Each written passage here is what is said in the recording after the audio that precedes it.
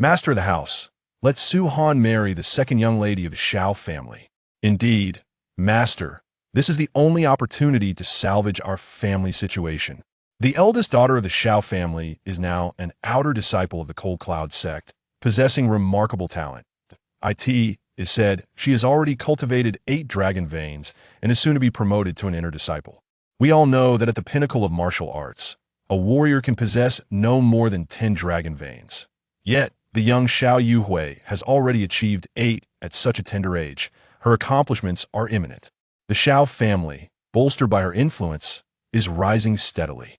If we can climb this high branch, the Su family will surely overcome this crisis. If Su Han can wed the second young lady of the Shao family, he will be our savior. On the Dragon Martial continent, within the Dongling Kingdom, in the distant mountains, lies the Su family. In the Grand Hall, a fervent debate ensued. Dozens of individuals stood within the hall. The voices raised were those of elderly men, all elders by their attire. The head of the table, a burly middle-aged man sat, furrowing his brow, casting occasional glances at a young man below, his eyes filled with helplessness and sighs. That young man was named Su Han. To be precise, this Su Han was not the same as the other Su Han. The Su Han of the Su family was merely an 18-year-old youth. Yet at this moment, Su Han had lived nearly 1 billion years, reigning supreme as the ancient dragon emperor in the sacred domain, commanding the world. In his previous incarnation, Su Han's prowess was unparalleled, yet he tragically fell into madness while striving to break free from the shackles of the heavenly Tao, aspiring to stand alongside heaven and earth, to endure as long as the stars. He had believed his soul would be extinguished, yet unexpectedly, he was reborn in the body of the Su family's Su Han. Upon realizing his cultivation had been lost, Su Han, after a brief moment of despondency, revitalized himself. What is cultivation? As long as he possessed life and the memories of his past, he believed that one day he would reach that pinnacle once more, perhaps even transcend it. At this moment, Su Han sat there, his eyes slightly closed, seemingly oblivious to the elders' fervent discussions. Behind him, a group of young men and women watched him with gleeful malice, their lips curling into mocking smiles. Not speaking now. Previously, with his genius status, he looked down upon us as if he were on high. Now, reduced to a useless state, he dares not utter a word. He deserves this fate. In the past, when we discuss cultivation, he would dismiss us completely. Now, he avoids us like the plague. Although their voices were hushed, the words reached Su Han's ears, resonating in the hearts of all present in the hall. Master, the second family head, Su Yunqing, stood once more, clasping his fists in respect. What we propose is for the sake of the family. We implore the master to consent. I second the words of the second family head. The third patriarch, Su Yunpeng, stood up and remarked, in truth, given the status of my Su family, the Shao family is hardly worthy of our attention. Yet for reasons unknown, the second miss of the Shao family, Xiao Yuran, insists on marrying only Su Han.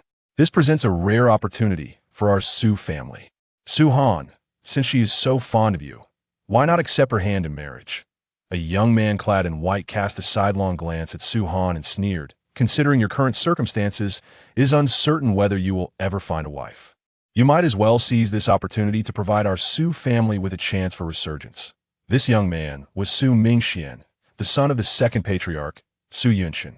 The head of the Su family, Su Han's father, Su Yunming, had 4 brothers. The first patriarch, Su Yunlai, the second patriarch, Su Yunshun, the third patriarch, Su Yunpeng, and, finally, the family head, Su Yunming. Although Su Yunming held real power as the patriarch, matters concerning the family's survival required consultation with others. When the previous patriarch bestowed the title upon Su Yunming, both Su Yunshun and Su Yunpeng harbored resentment, and have since opposed him at every turn. With the Shao family's forced marriage scheme, Su Yunxin and Su Yunpeng were eager to capitalize on the situation, ready to strike hard. Their reasoning was compelling, pertaining to the family's very existence. This was a point Su Yunming could not contest. Indeed, Su Han, although rumors suggest that Xiao Yuran is rather unattractive, a far cry from her sister, marrying her would still be a stroke of luck given the current standing. Of the Shao family, Su Mingwei, son of Su Yunpeng, chimed in, his words dripping with scorn. Throughout Yuanshan County, it was well known that the Shao family had a second miss named Shao Yuran, yet few beyond the Shao family had ever laid eyes on her. Over time, many began to speculate that Shao Yuran must be exceedingly ugly, unfit for public view. This gossip spread quickly across Yuanshan County, and the Shao family did not bother to refute it. It was evident that if the Shao family chose not to defend her, then Shao Yuran's appearance must indeed be quite dismal. Laughter erupted around them, predominantly from the younger generation of the Su family. As one of the four prominent families in Yuanshan County, the Su family boasted a population in the thousands, with the younger generation numbering in the hundreds. In the past, when Su Han was at the peak of his prowess, he commanded respect, compelling all to bow before him.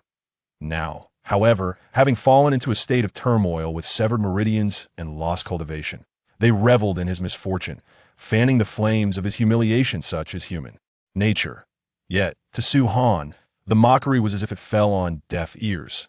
What did it matter if his meridians were severed? What did it matter if he had lost all cultivation? In fact, it aligned perfectly with his intentions. What worthless cultivation methods did this so-called Su family practice?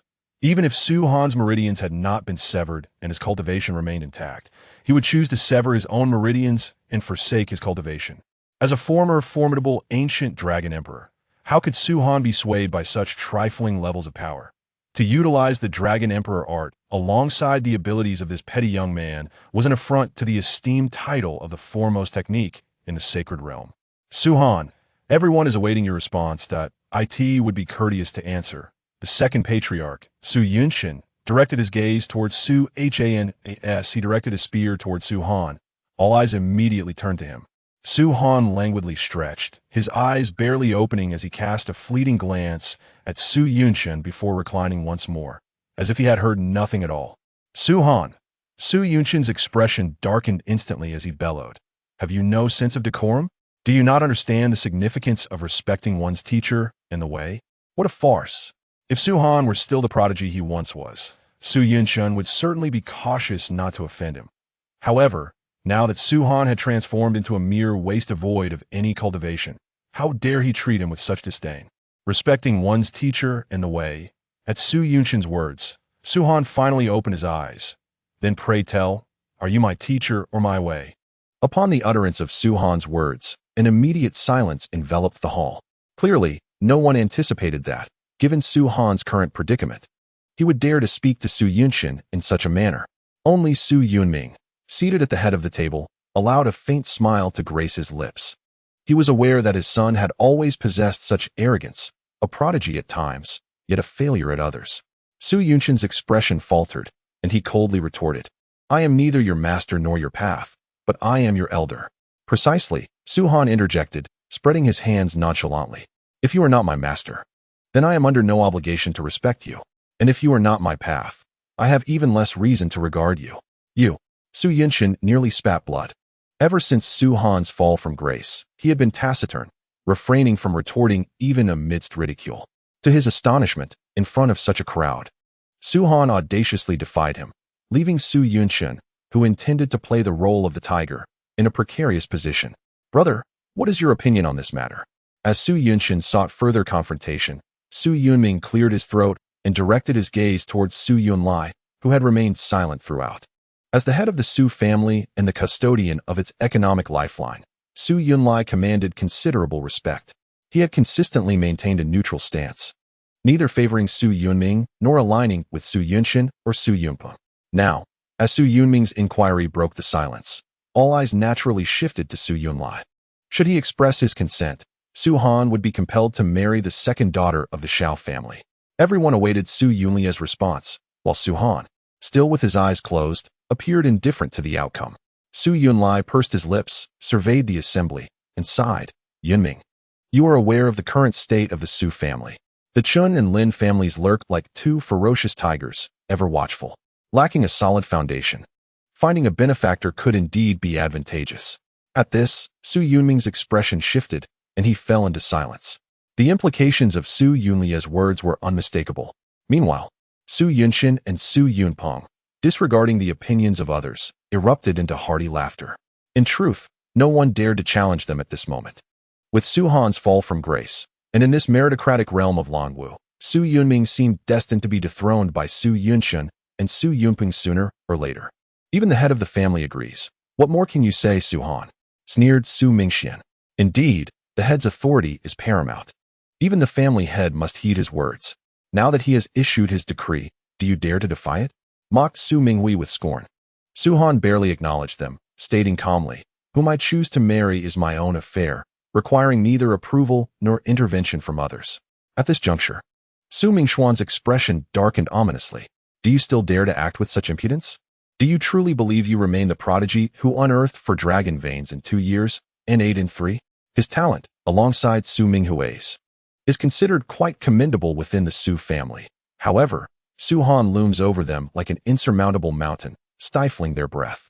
They have awaited this day for a considerable duration.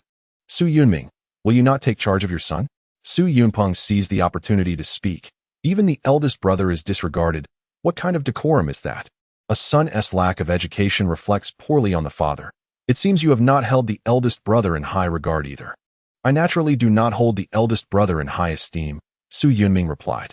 Upon hearing this, everyone was momentarily taken aback, their faces betraying incredulity. Even Su Yunlai furrowed his brow, pondering why, despite his neutrality, Su Yunming would not regard him with respect.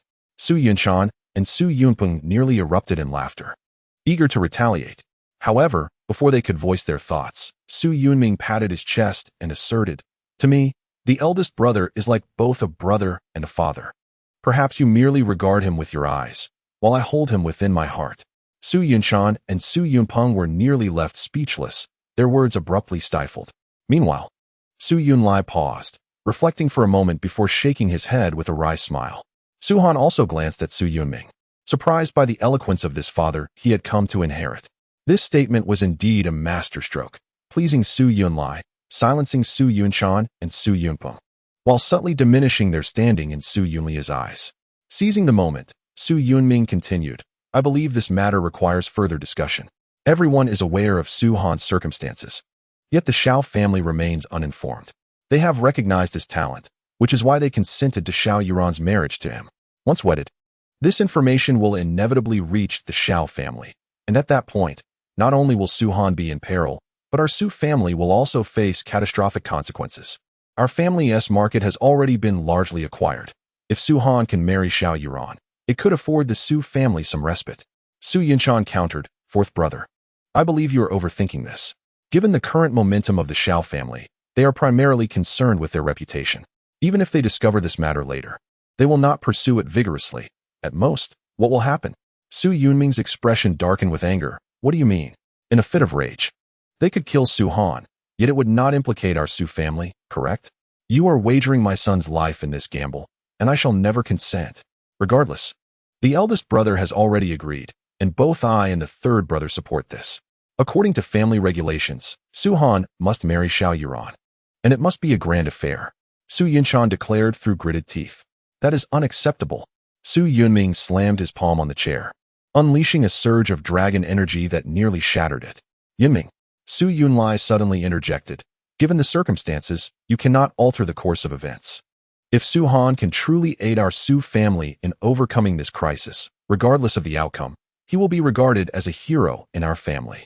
I firmly believe that even if the old master were not in seclusion, he would approve of this arrangement. Su Yunming's face flushed with rage, his heart ablaze with anger. Yet, Su Yunlai was not wrong. Despite being the head of the family, he could no longer influence this matter. It was settled. Noticing Su Yunming's silence, Su Yunqing revealed a triumphant expression. Settled?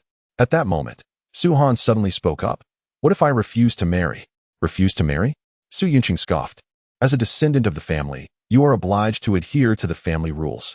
Should you choose not to marry, according to our clan's regulations, your limbs will be severed, and you will be cast out of the family, left to the wolves on Demon Mountain. Oh, there is another option, Su Yunqing continued, relishing the moment as he gazed at Su Han. The Xia family has set the wedding date for 6 months from now. If, within this period, you can achieve what Xia Yuhui did, entering the Cold Cloud sect as an inner disciple and opening 8 dragon veins, then you will be exempt from marrying Xia Yuran. This was utterly nonsensical. If Su Han could attain the same level as Xia Yuhui, would he still need to depend on the Xia family? Would he still be forced into marrying Xia Yuran? No one took this statement seriously, for Su-Han had already severed his meridians and lost all his cultivation. He was destined to become a reviled waste. Su Yunqing, do you not think your words are a bit excessive? Su Yunming's expression darkened. Excessive? The words were uttered as if they were a matter of course, but they did not originate from Su Yunqing. They came from Su-Han himself. Look, even your son agrees it is not excessive, and it is indeed the truth, is it not? Su Yunqing sneered. Others gazed at Su-Han in astonishment, wondering if he had finally come to terms with the situation. However, to their surprise, Su-Han waved his sleeve and turned to leave the hall. As his figure vanished, a few calm words drifted into the ears of the onlookers. 8 dragon veins. Inner disciple? Ha ha ha. How can a sparrow comprehend the ambitions of a swan? Su Yunqing. Su Yunpeng. Do you believe I, Su-Han, can never return to my former self? In my eyes, you are not my elders. When I ascend to the cold cloud sect and look down upon you, I will ensure you kneel and repent. Su-Han exited the hall and returned to his chamber. He was oblivious to what transpired afterward and had no desire to know. This was the second day since his rebirth in the Dragon Martial Continent, in the Su family. Ever since his rebirth, he had been coerced by Su Yunqing and others into discussing the marriage to Xia Yuran. Now, he finally had a moment to devote to cultivation. This little body is indeed quite frail, Su-Han murmured to himself. He could feel the severed meridians within. These were the meridians of a martial artist. Although they were broken, they did not hinder his physical form.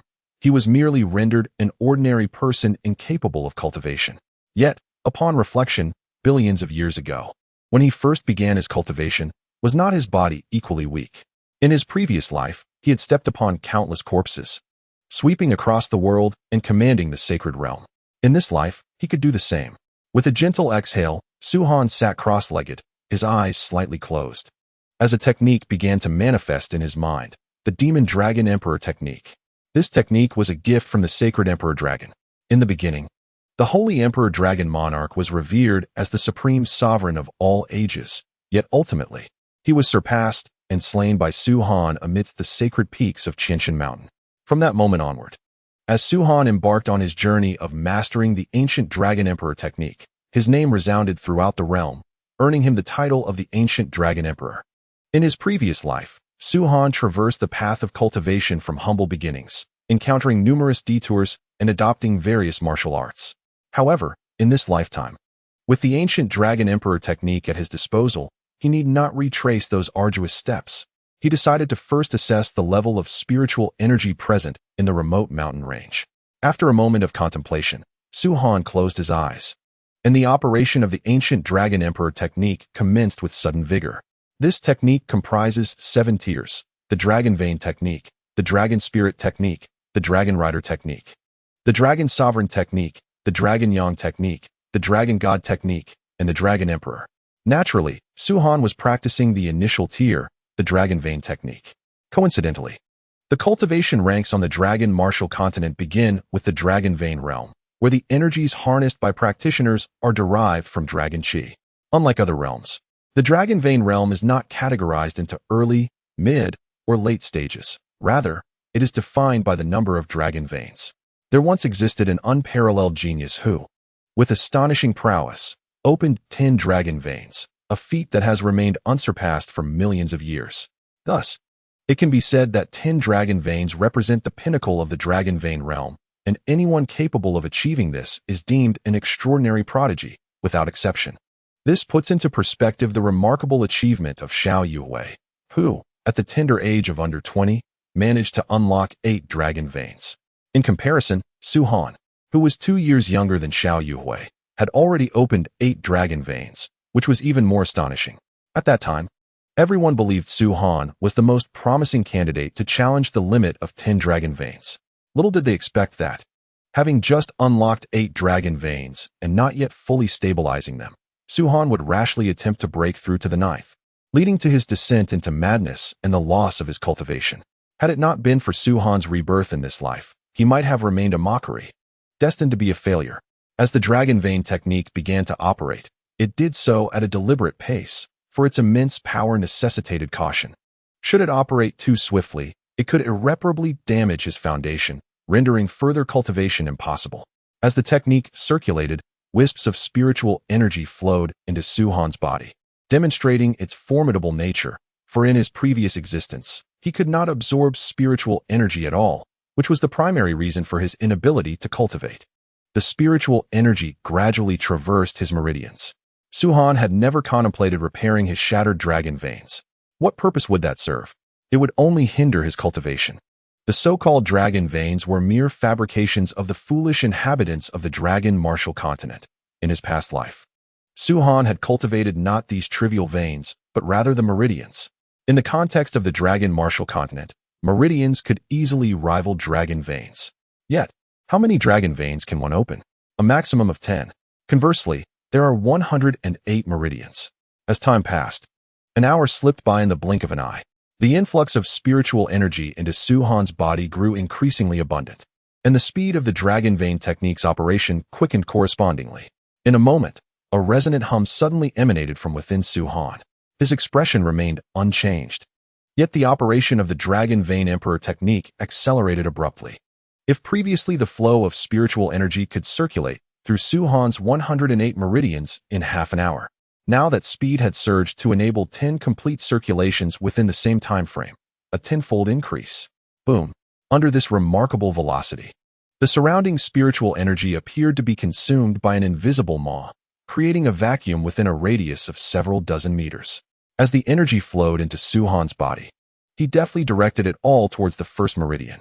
Whoosh!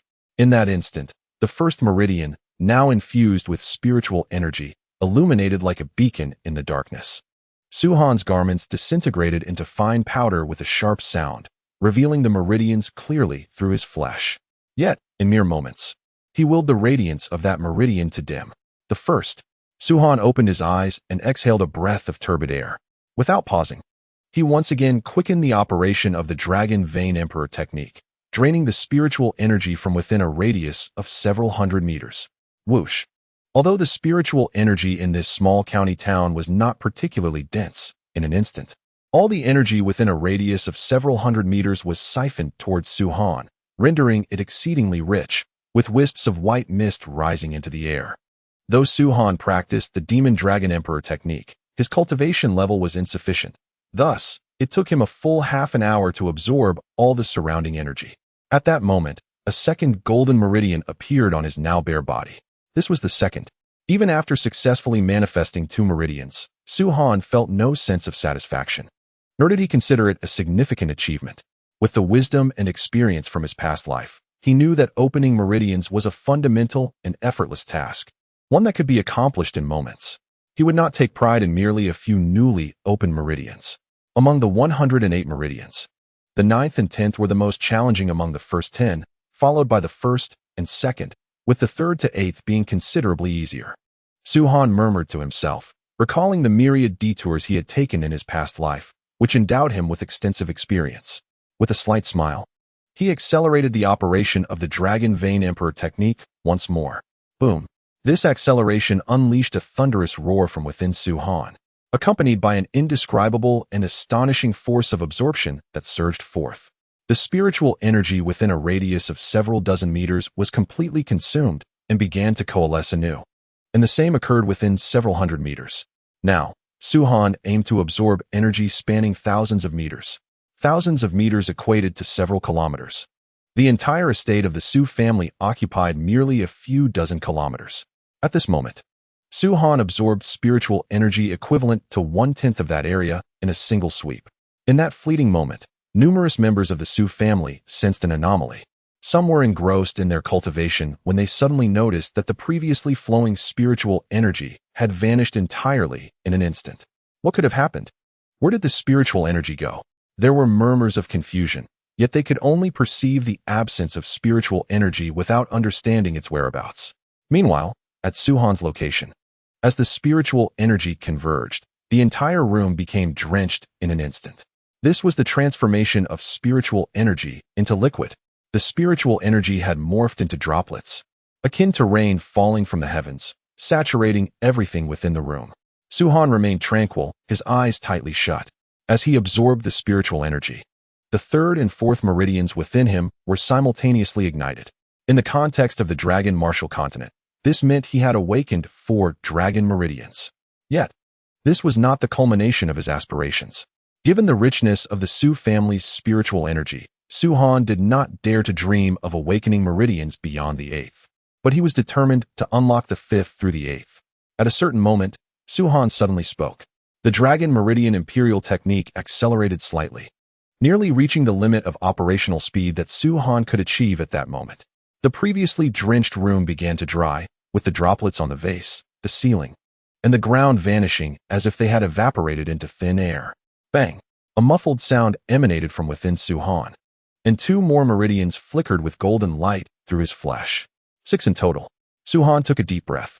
There remained a considerable amount of spiritual energy droplets in his room, and he did not let a single one escape, absorbing them all. As he opened the 7th meridian, golden light flickered at the 8th, but it was only half formed. The spiritual energy was insufficient. A frown creased Su-han's brow as he pondered briefly before suddenly extending his palm and striking his chest. With APU, he immediately spat out a mouthful of fresh blood. Before the blood could touch the ground, a devouring force ensnared it, and wisps of crimson mist enveloped him, re-entering his body. This blood mist was the residual spiritual energy that had remained within him from when he had previously awakened 8 dragon meridians. Although the dragon meridians had been severed and his cultivation lost, a substantial amount of spiritual energy still lingered within those meridians, which Su-han intended to utilize effectively. The remaining blood had turned entirely black, exuding a foul odor. Buzz! Another resonant sound emerged, and aided by the blood mist, the 8th meridian was finally unlocked. In the context of the Dragon Martial Continent, this signified that he had awakened 8 dragon meridians, leaving only 2 to reach the pinnacle of 10, thus earning the title of genius. Once hailed as a prodigy but unexpectedly reduced to a waste, I shall, in your name, reconstruct a golden body and help your name resound throughout the world.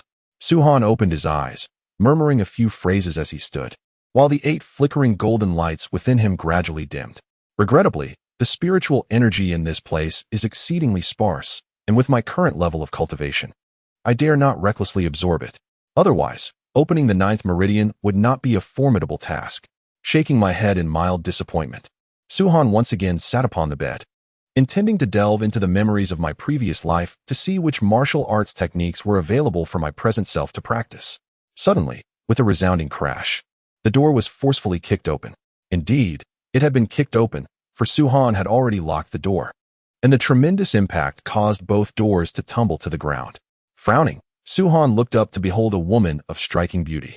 Her long purple hair cascaded down her back, her exquisite features appeared as if sculpted by divine hands, and her fair skin glimmered under the sunlight, reflecting a soft, ethereal glow. Her tall and slender figure exuded an alluring charm. However, the expression on her face was one of evident displeasure, seemingly filled with fury. "Are you Su?" she exclaimed reflexively, as if she had rehearsed her words. Yet before she could finish, she caught sight of Su-han sitting naked upon the bed. In that instant, nearly everything about Su-han, save for his back, was laid bare before her eyes. "Shameless!" the woman shrieked. Su-han paid no heed to her outburst, instead rising calmly to retrieve a garment from the wardrobe. Once clothed, he addressed her with indifference. "Who are you?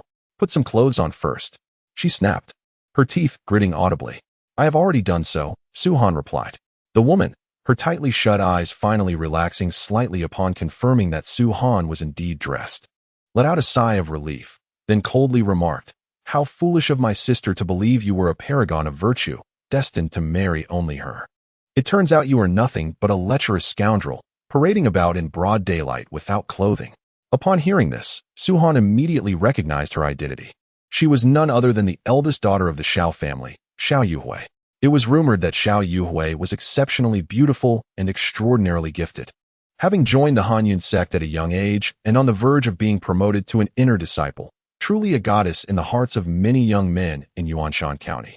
Pausing for a moment, Su-han retorted, "However, it appears that your reputation does not quite align with reality. To visit someone yet act so rudely as to kick open their door, and then to accuse them of shamelessness after witnessing their body. Perhaps many men in Yuanshan County may bend to your will, but I, Su-han, am not among them." "You." Xiao Yuhui's face flushed crimson, a mix of embarrassment and anger swirling within her. After all, this was to be her future brother-in-law. She held a deep affection for her younger sister, Xiao Yuran, had it not been for her insistence. How could the esteemed second daughter of the Xiao family condescend to marry a man like Su Han, who was currently embroiled in tumultuous circumstances? Thus, upon returning from the Hanyun sect and discovering Su Han's reluctance to wed Xiao Yuran, she had come in a fury, only to stumble upon the sight of Su Han unrobed. As the elder sister of Xiao Yuran, Xiao Yuhui could scarcely fathom that her sister had never even laid eyes on Su Han, while she had scrutinized him thoroughly from head to toe. A tumult of emotions surged within her. Had it been any other man, it would have been inconsequential, yet Su Han's status was entirely different. If Su Han were to truly wed Xiao Yuran in the future, their frequent encounters would undoubtedly lead to awkwardness. The more she pondered, the more her anger simmered, compelling her towards an impulse to explode. Am I mistaken? Su Han replied nonchalantly. He exhibited no fear of Xiao Yuhui. Both possessed the prowess of 8 dragon veins. Yet he wielded martial skills capable of overwhelming any adversary of equal rank. In terms of combat strength, Su Han could easily best Xiao Yuhui by a considerable margin. This so-called prodigy from Yuanshan was, in Su Han's eyes, utterly insignificant. Xiao Yuhui bit her silver teeth, remaining silent for a moment before ultimately swallowing her indignation. I did not come here to debate with you, but rather to inquire why you refused to marry my sister, she said coldly.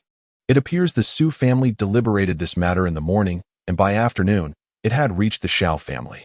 Such swiftness is indeed remarkable. Su Han retorted sarcastically.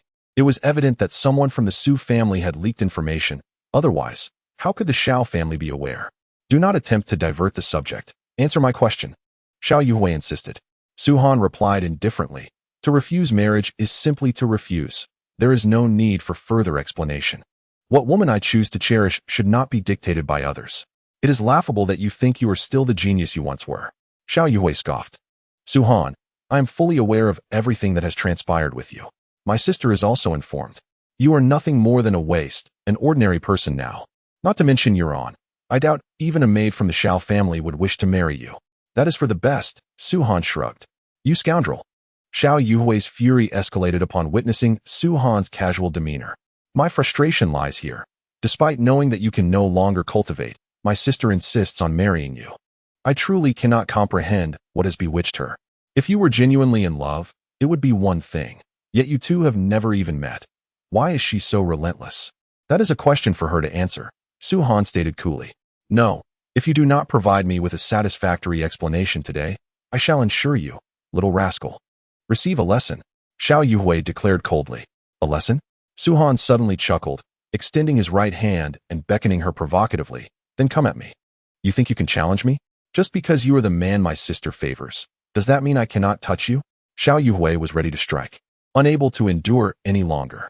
Had it been any other man, she would have already sent him flying with a slap. Yet Su Han continued to provoke her time and again. Wait. At that moment, the voice of Su Yunming echoed from a distance. Both Su Han and Xiao Yuhui turned to see a throng of figures rushing towards them, with the foremost being the 4 heads of the Su family. Dear niece Yuhui, your esteemed presence is a grand occasion. I beg you do not hold it against Uncle Su. Su Yunming hurried into the room, wiping away a bead of cold sweat. Xiao Yuhui's tense expression softened slightly as she spoke. It is my fault for not informing Uncle Su of my arrival. I seek his forgiveness. No. Su Yunming forced a smile in response. Su Han was somewhat surprised. It seemed that Xiao Yuhui was not the type of woman who was unreasonable and overbearing. What brings the niece of Yuhui here unexpectedly? Su Yunlai inquired. Xiao Yuhui replied directly. There's nothing much. I merely heard that Su Han is unwilling to marry my sister, and I came to inquire about the reasons behind his decision. Upon hearing this, the expressions of those present shifted dramatically. So, this was an interrogation. Particularly, Su Yunming and Su Yunlai were taken aback. Su Han's reluctance to marry Xiao Yuran was a matter that had only transpired that very morning. How could Xiao Yuhui have learned of it so swiftly? They exchanged glances and turned their attention to Su Yunshan and Su Yunpeng, who were both looking down, their faces devoid of emotion. Those 2 rascals, do they not think the Su family situation is dire enough? Su Yunming cursed inwardly, immediately deducing that it must be Su Yunshan and Su Yunpeng who had leaked the information. Once the Xiao family became aware, they would undoubtedly be furious and take action against Su Han, potentially implicating the Su family as well. At that point, Su Yunshan and Su Yunpeng would find every excuse to displace him from his position as head of the family. What will Honor say? Su Yunming asked cautiously, casting furtive glances at Su Han. However, Su Han seemed oblivious, responding calmly, I have stated that I do not wish to marry. I am free to make my own choices without needing anyone's direction. You brat. Su Yunshan and Su Yunpeng had been waiting for Su Han to say this. Su Yunshan immediately leapt forward, exclaiming, Su Han, it is your fortune that the second miss of the Shao family would consider marrying you. Do not be ungrateful. Do you not know your own situation? Stop being pretentious. No one will mock you, Su Mingxian added, stepping out from behind Su Yunshan, his tone dripping with sarcasm. Su Han cast a sidelong glance at Su Mingxian and walked deliberately towards him. Everyone assumed Su Han was headed to Su Yunming, as he was the only one who could provide assistance at that moment. To their astonishment, when Su Han reached Su Mingxuan's side, he paused slightly, extended his right hand, and with a resounding slap, struck Su Mingxian across the face. The sharp sound reverberated throughout the courtyard, leaving everyone in shock. Why you dare hit me? Su Mingxian exclaimed, clutching his reddened face, his eyes wide with disbelief. This waste of space had the audacity to strike him in front of so many witnesses? Indeed, I hit you. Su Han gazed steadily at Su Mingxian, calmly stating, You have repeatedly insulted me. If I do not teach you a lesson, you might think yourself invincible. What a joke. As the former demon dragon ancient emperor, who would not bow respectfully before me, although I may have lost my cultivation in this life, the pride of my past cannot be extinguished. You little cur, I would gladly end your life. Su Mingxian gritted his teeth, roaring as he charged directly at Su Han. Stop! Su Yunming called out from a distance, fearing for Su Han's safety, for in the eyes of all present, Su Han was merely a worthless being incapable of cultivation. Let him come, Su Han replied nonchalantly, extending a finger and provocatively waving it at Su Mingxian. This only fueled Su Mingxuan's rage, thinking to himself, You worthless fool. Do you believe you are still the same as before? Suddenly, Su Mingxuan's expression turned cold as a golden aura erupted from his palm, indicating the imminent rise of a dragon vein. Su Han, don't say I am bullying you. I shall only unleash one dragon vein. Su Mingxian scoffed. Fool. Su Han calmly retorted. Su Mingxian, now even more infuriated, aimed to humiliate Su Han, demonstrating that even with just one dragon vein, Su Han stood no chance against him. With the manifestation of the dragon vein, Su Mingxuan's speed increased slightly, and as he approached Su Han, he struck fiercely at Su Han's face. Is this the extent of your dragon vein's power? Su Han mocked, a smirk gracing his lips. In a sudden motion, he seized Su Mingxuan's arm and forcefully yanked him forward. Simultaneously, Su Han's left foot shot out like lightning, landing squarely on Su Mingxuan's ankle. Su Mingxian was sent flying, crashing to the ground with a resounding thud. This scene left everyone in the courtyard momentarily stunned. Previously, Su Han's slap could be excused as an unexpected action, but now, Su Mingxian had been prepared and initiated the attack, only to end up in such a humiliating position. To deal with me, you require a dragon vein.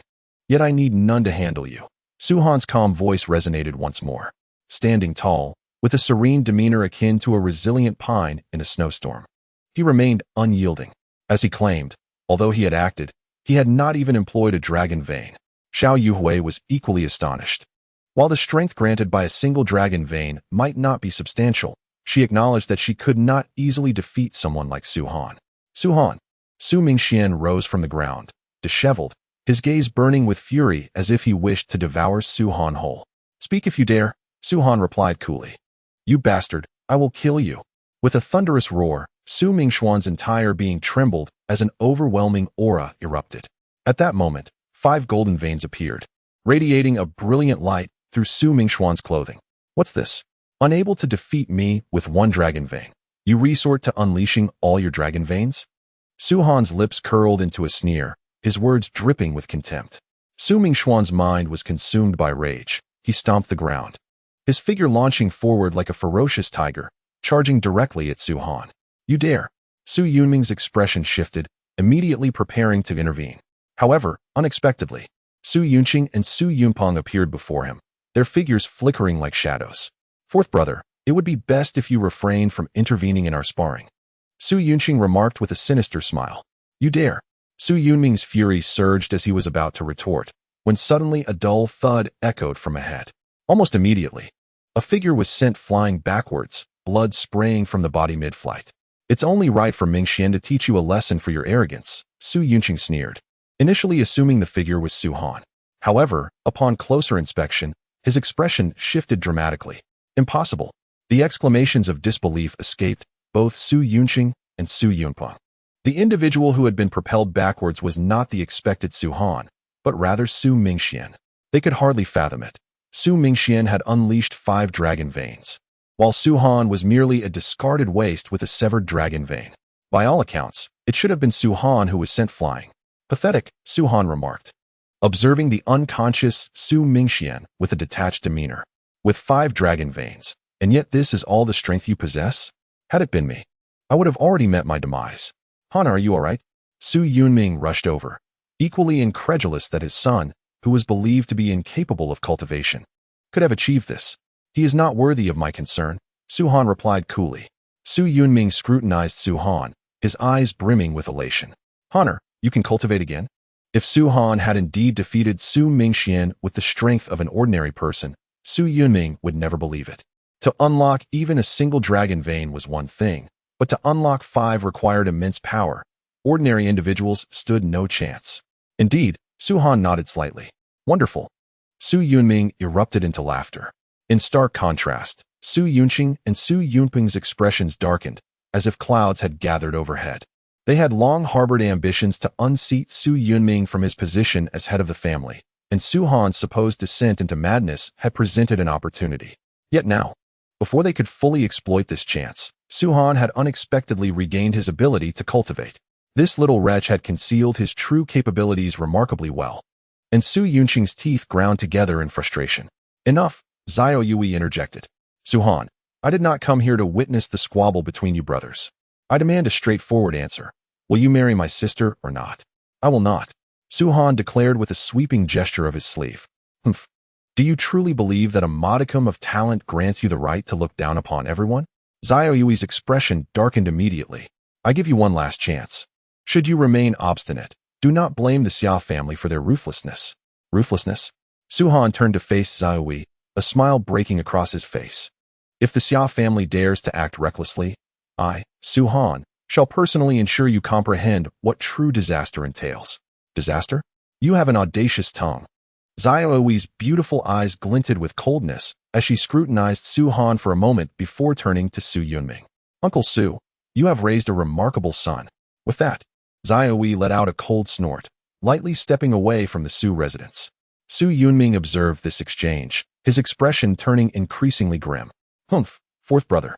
Your son truly brings honor to the Su family. Su Yunqing's eyes glimmered with cold light. After all, Su Han had just humiliated his son in front of so many people. At least he is better than your son, Su Yunming scoffed. You. Su Yunqing was instantly enraged. Yet he could not retaliate against Su Han, a junior. Furthermore, he had previously stated that the 2 juniors should spar, if blame were to be assigned. It could only fall upon his son's lack of skill. Everyone, please disperse, the family head, Su Yunlai, interjected. Humph. With a cold snort, Su Yunqing and Su Yunpeng waved their sleeves and departed with Su Mingxian and the others. After their departure, Su Yunlai turned to Su Han and asked, How many dragon veins have you opened now? 8, Su Han replied nonchalantly. Really? Su Yunlia's expression brightened with genuine delight. This was not mere pretense. Su Yunlai was neutral, wholly devoted to the Su family, never leaning towards Su Yunming or Su Yunqing's factions. Indeed, Su Han nodded slightly. Haha. The heavens truly favor our Su family, Su Yunlai exclaimed with a hearty laugh. Though you have reached the same number as in your prime, you can now cultivate anew. With your talent, as long as you remain patient, you genuinely have the potential to reach 10 dragon veins. 10. Su Han raised an eyebrow but did not respond. 10 dragon veins represented the pinnacle achievable within the dragon martial continent. Yet, Su Han's ambition soared higher, aspiring to open all 108 meridians. Su Han, whatever you need, just let me know. Before the annual disciple recruitment of the Hanyin sect, let us see if we can enhance your strength further, Su Yunlai urged excitedly. If you manage to open another dragon vein, you might become one of the top disciples of the Hanyin sect. The 4 great families of Yuanshan County held absolute dominance in the region. However, they looked up to the Hanyin sect within the dragon martial continent. Sects were legendary entities and the greatest powers. Sects were categorized into 9-tier, 8-tier, 7-tier, and 1st-tier sects, with 9-tier being the lowest and 1st-tier the highest. There were also the legendary super sects, such as the Gathering Spirit Sect, Giant Island, and Beastmaster Pavilion. The Hanyun sect belonged to the 9-tier category. Yet even such a sect was a colossal force in a small place like Yuanshan County. The greatest aspiration of the young disciples in Yuanshan County was to join the Hanyun sect, for its resources far surpassed those of the 4 great families. Should Su Han manage to become a part of the Hanyun sect, even as just an inner disciple like Xiao Yuhui, the Su family status would be immediately secured. After all, thus far, only Xiao Yuhui from the Xiao family had become an inner disciple of the Hanyun sect, which had significantly elevated the Xiao family standing, subtly placing them at the forefront of the 4 great families. Su Han, you must join the Hanyun sect. If you truly achieve this, I will publicly apologize to everyone in the Su family for previously pressuring you to marry Xiao Yuran. Su Yunlai declared earnestly. Su Han glanced at him and smiled faintly. I will do my best. He bore no significant animosity towards Su Yunlai, for Su Yunlai was inherently good-natured, wholly dedicated to the family. However, Su Yunshan and Su Yunpeng were quite different. These two possessed deep cunning and a venomous nature. In their quest to undermine Su Yunming, the head of the family, they were willing to resort to unscrupulous means. Very well, I shall allocate an additional 3 years' worth of spiritual resources from the family for you, which is the utmost authority I can exercise, Su Yunlai declared before turning to leave. Su Han, originally a prodigy upon whom the Su family had pinned all their hopes, tragically fell into obsession. Now that he was able to cultivate once more, Su Yunlai was determined to nurture him to the best of his abilities. On that very day, Su Yunlai delivered a parcel to Su Han, which, surprisingly, did not even contain a storage ring. Glancing at the large parcel before him, Su Han shook his head in resignation. In his previous life, storage rings had been trivial to him, easily obtainable in large quantities. However, in the Dragon Martial continent, storage rings were exceedingly rare, with the most basic ones commanding prices upwards of 10 million gold coins. Within the parcel lay spirit mist grass, demon cloud roots, low-grade spirit stones, and pulse protection liquid. Su Han slapped his forehead. Well, there's no comparing this to my past life. I suppose I shall make do with these items for now. Clearly, these items were highly coveted by the young scions of the Su family, yet to Su Han, they seemed insignificant. Nevertheless, he had no choice. Given the current circumstances, he could only make do.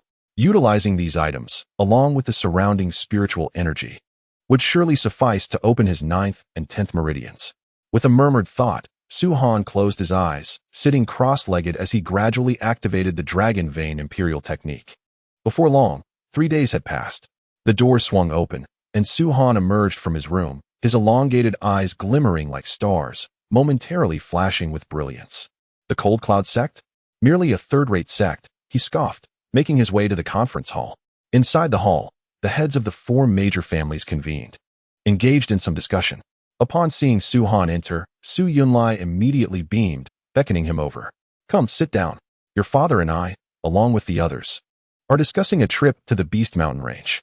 The Beast Mountain Range? Su Ye's eyes brightened as he took a seat beside Su Yunming. Hunter, how has your cultivation been progressing?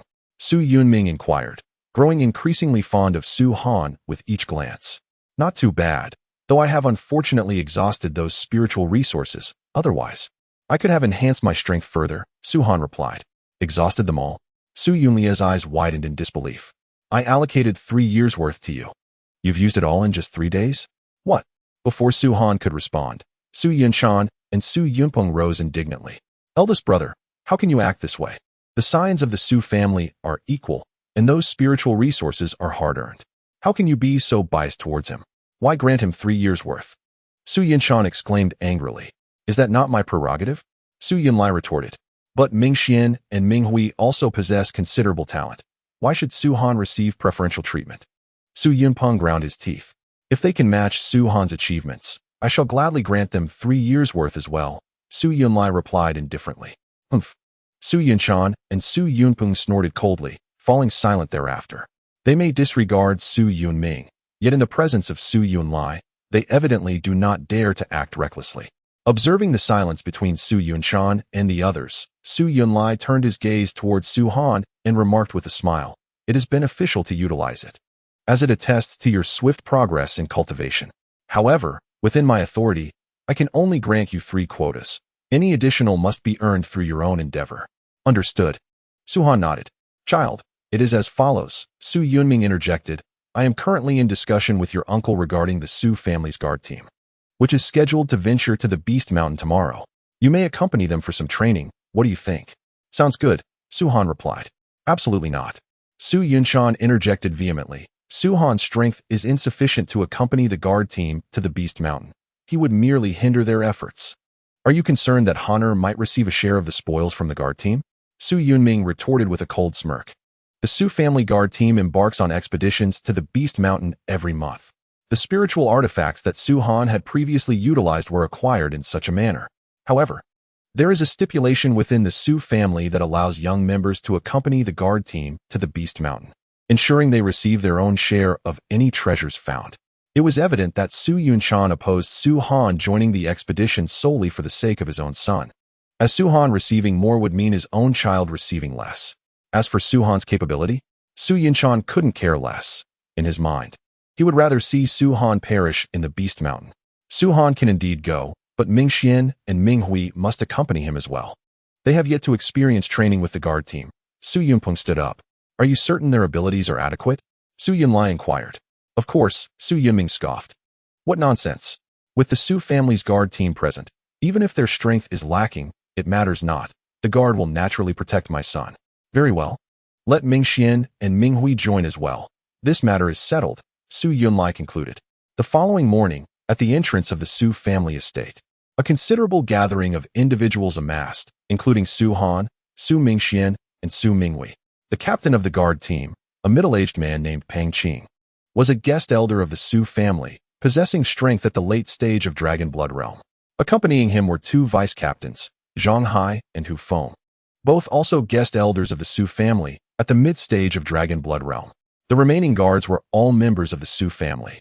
At the initial stage of Dragon Blood Realm, beyond the Dragon Vein Realm lies the Dragon Blood Realm. The power of the Dragon Blood Realm is contingent upon the number of dragon veins one opens during the Dragon Vein Realm.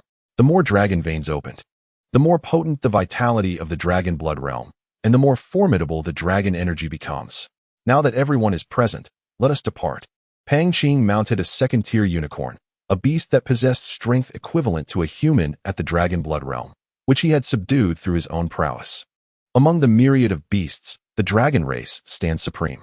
It is said that the first cultivators to emerge from the dragon race continent studied the blood of dragons to delineate the realms, and some even tamed divine dragons, becoming dragon knights.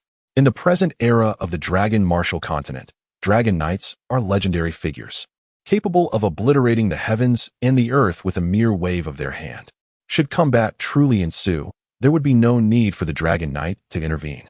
That divine dragon alone could sweep away all adversaries. Humph, Su-han, do not dare perish within the Beast Mountain range. Su Mingxian cast a scornful glance at Su-han before joining the escort team. Su Minghui further mocked. You are a prodigy, the genius of the Su family. If you were to perish in the Beast Mountain range, it would bring utter disgrace upon your father. Have you both eaten something foul this morning? Why do you speak so unpleasantly? Su-han remarked, his gaze fixed ahead, his tone indifferent. The escort members overheard the exchange, stifling laughter.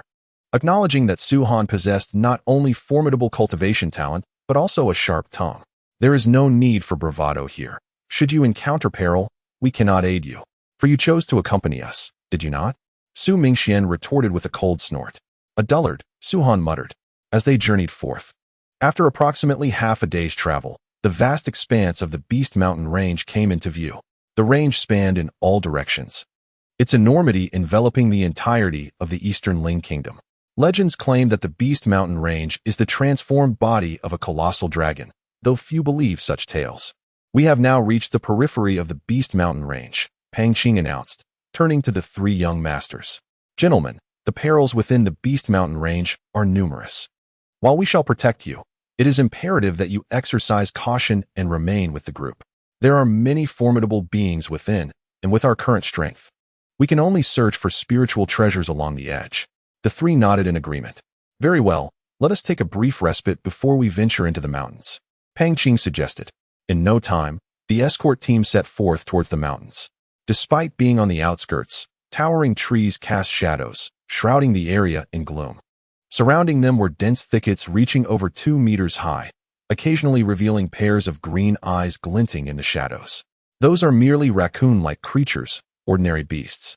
There is no need for concern, Peng Qing stated. Spirit mistgrass. A voice filled with excitement suddenly rang out.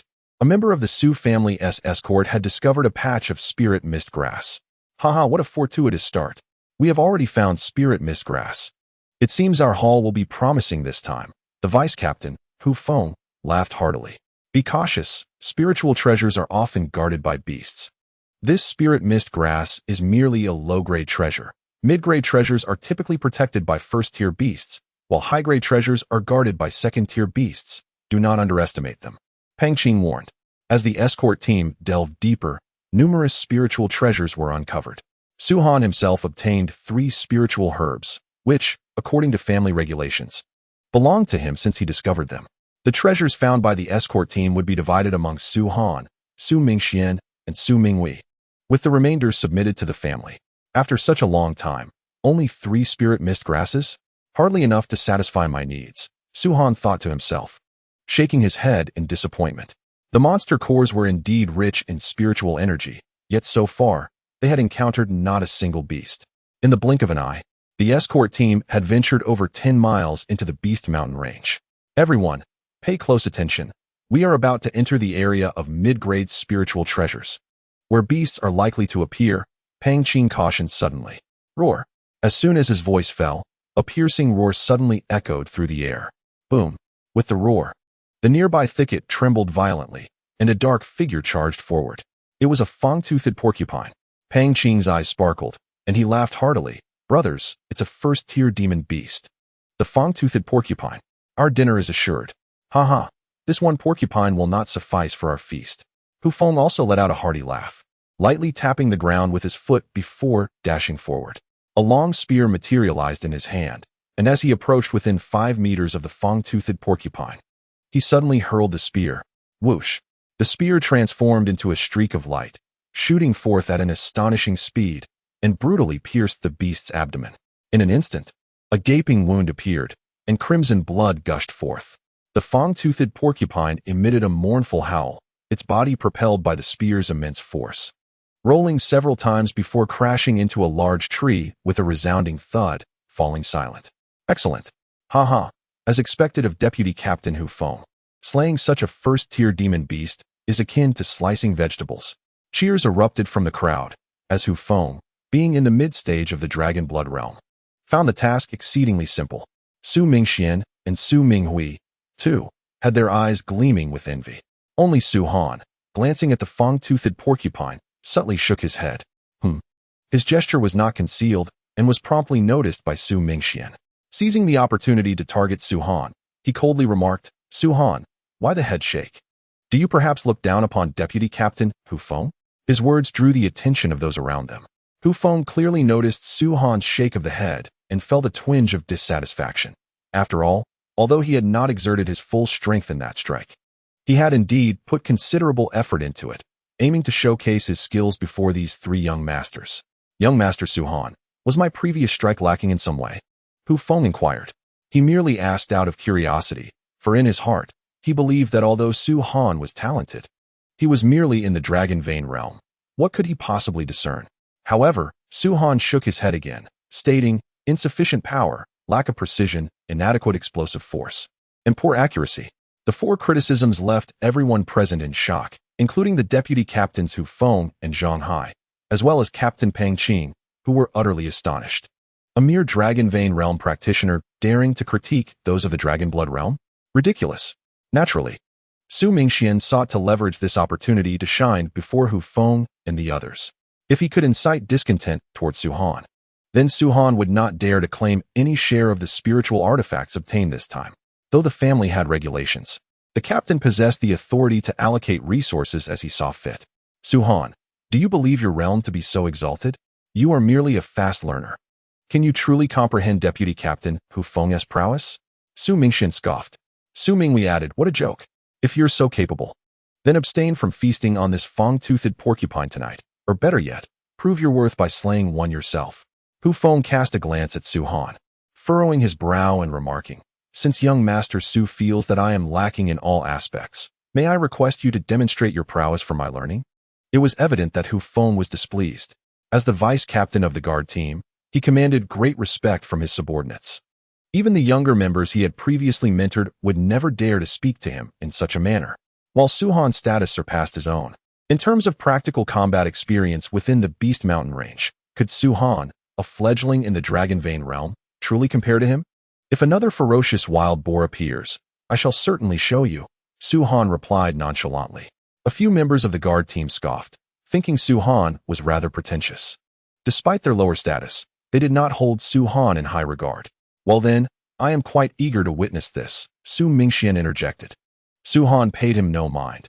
He regarded him as a mere insignificant insect, and engaging in a debate with someone of Su Mingxian's caliber would only serve to diminish his own dignity. "Let us deal with this wild boar swiftly and continue onward. Surely, there are intermediate spiritual treasures it guards ahead," Pang Qing suggested, casting a glance at Su Han. Before long, the meat of the ferocious wild boar was sliced away, and the group pressed forward. Not long after, a low growl echoed through the air. "Another one? Huh. It seems this wild boar is rather defiant towards young Master Su." "Perfect. Let us see Su Han's skills as the vice captain has described him so poorly," a guard remarked. Upon hearing the growl, a wave of murmurs spread among the members of the guard team. "Su Han, are you not quite formidable? Another wild boar has appeared. Do not embarrass yourself now," Su Mingxian shouted. Hu Feng also turned to Su Han, urging, "We implore you, young Master Su, to take action." "Allow me to borrow your spear," Su Han replied calmly. Hu Feng was taken aback but soon relinquished his spear, which Su Han deftly grasped. "Watch closely," Su Han instructed. Hu Feng frowned inwardly, thinking, "If you cannot manage it, simply admit it. We are not in a position to force you, so why pretend?" Suddenly, a violent rustling erupted from the thicket, followed by the emergence of a massive wild boar into view. "Everyone, be cautious. Wild boars are solitary creatures, and to encounter two in succession is rather peculiar," Pang Qing cautioned loudly. As soon as he finished speaking, the wild boar charged forward, its hefty form barreling towards the group. Everyone instinctively stepped back, seemingly granting Su Han an opportunity to act. Standing tall with the spear in hand, Su Han remained unperturbed as the wild boar charged towards him. 30 meters, 20 meters, 10 meters. "Young Master Su, it is time to act. Why are you still standing still? Surely you are not paralyzed with fear?" As the wild boar closed the distance to just 5 meters, Hu Feng and the others grew anxious. If Su Han were to be struck down, they would share in the blame. Yet at that moment, Su Han's eyes sharpened, and his robes billowed as 6 beams of light emanated from his form. The light before them represented the meridians, and was also what the Dragon Martial continent referred to as the Dragon Vein. Alarmed, Hu Feng immediately exclaimed, "Young Master Su, this boar with tusks possesses tremendous impact, and its hide is tough and thick. The mere strength of 6 dragon veins cannot inflict harm upon it." Seemingly unfazed, Su Han's gaze flickered as he abruptly raised his spear and hurled it forth. Whoosh! In that moment, the spear transformed into a bolt of lightning, leaving the onlookers unable to discern its path. Even Hu Feng and Pang Qing could only perceive a shadowy silhouette darting away. This shadow traversed the void, piercing directly toward the tusked boar, only to brush past it and, with a resounding clang, embed itself into the ground. "Protect young Master Su." Pang Qing's heart raced as he shouted. Hu Feng and Zhang Hai instinctively prepared to intervene. "No need." However, Su Han's calm voice echoed back. At such a critical juncture, he still feigned indifference. Hu Feng inwardly cursed. Zhang Hai thought to himself, "Is it really unnecessary? At this proximity, should we not act, the boar will surely trample him." Whoosh whoosh. 2 figures unleashed the power of the dragon blood realm, leaping swiftly to stand before Su Han. Yet, just as they were about to strike, their expressions shifted dramatically. The tusked boar continued its advance, albeit with diminished force, ultimately collapsing onto the ground, rolling several times before coming to rest at Su Han's feet. What? Had it already succumbed? Hu Feng and Zhang Hai, closest to the beast, immediately sensed the absence of its life force. How could this be possible? Pang Qing's eyes widened in disbelief as he murmured, "I distinctly saw that spear graze past the tusked boar." What you perceived as a near miss was merely the spear's incredible speed, Su Han explained coolly. In reality, the spear lingered within the bore for a brief moment. But your reactions were too slow to notice. Is it truly dead? Pang Qing turned to Hu Feng, still unable to accept the reality. Hu Feng swallowed hard, nodding with difficulty. Indeed, it is dead. Now do you comprehend why I spoke of your inadequacies? Su Han directed his words at Hu Feng. The latter's face flushed with embarrassment. He had previously felt indignant, considering Su Han to be a level below himself. Why should he be the subject of critique? Yet, in this moment, he found himself thoroughly convinced. I understand. Hu Feng spoke solemnly as he regarded the corpse of the tusked boar. He observed that while the creature bore no visible wounds, blood streamed profusely from its mouth. It was evident that the spear had penetrated directly through its maw, obliterating its internal organs before exiting through the rear. The sheer velocity had led them to believe the spear had merely grazed the beast. Insufficient strength, lack of targeting, inadequate explosive force, and poor accuracy. Hu Feng had come to a profound realization. Had he exerted his full power against the tusked boar, he might have achieved a similar feat as Su Han, but that was merely a possibility. Yet Su Han had accomplished this at merely the dragon vein realm. Moreover, it is not the pinnacle of 10 dragon veins, but merely 6. Is young Master Su Han truly that formidable? I once thought he was merely posturing. Yet his strength is astonishing. Could it be that he has unleashed the dragon technique? No, that is implausible. Employing the dragon technique would manifest waves of energy that we could easily perceive. After a moment of silence, the entire guard team erupted with a cacophony of awe. Incredible. Typically, among beings of the same rank, demonic beasts possess a considerable advantage over humans. Logically, it is exceedingly challenging for one at the dragon vein realm to slay a first-tier demonic beast unless they command over 9 dragon veins and employ the dragon technique. Yet, Su Han has effortlessly vanquished a first-tier beast with the mere invocation of 6 dragon veins. Have you fallen silent now? Su Han turned to Su Mingxian and Su Mingwei, casually remarking, 2 useless fools. You.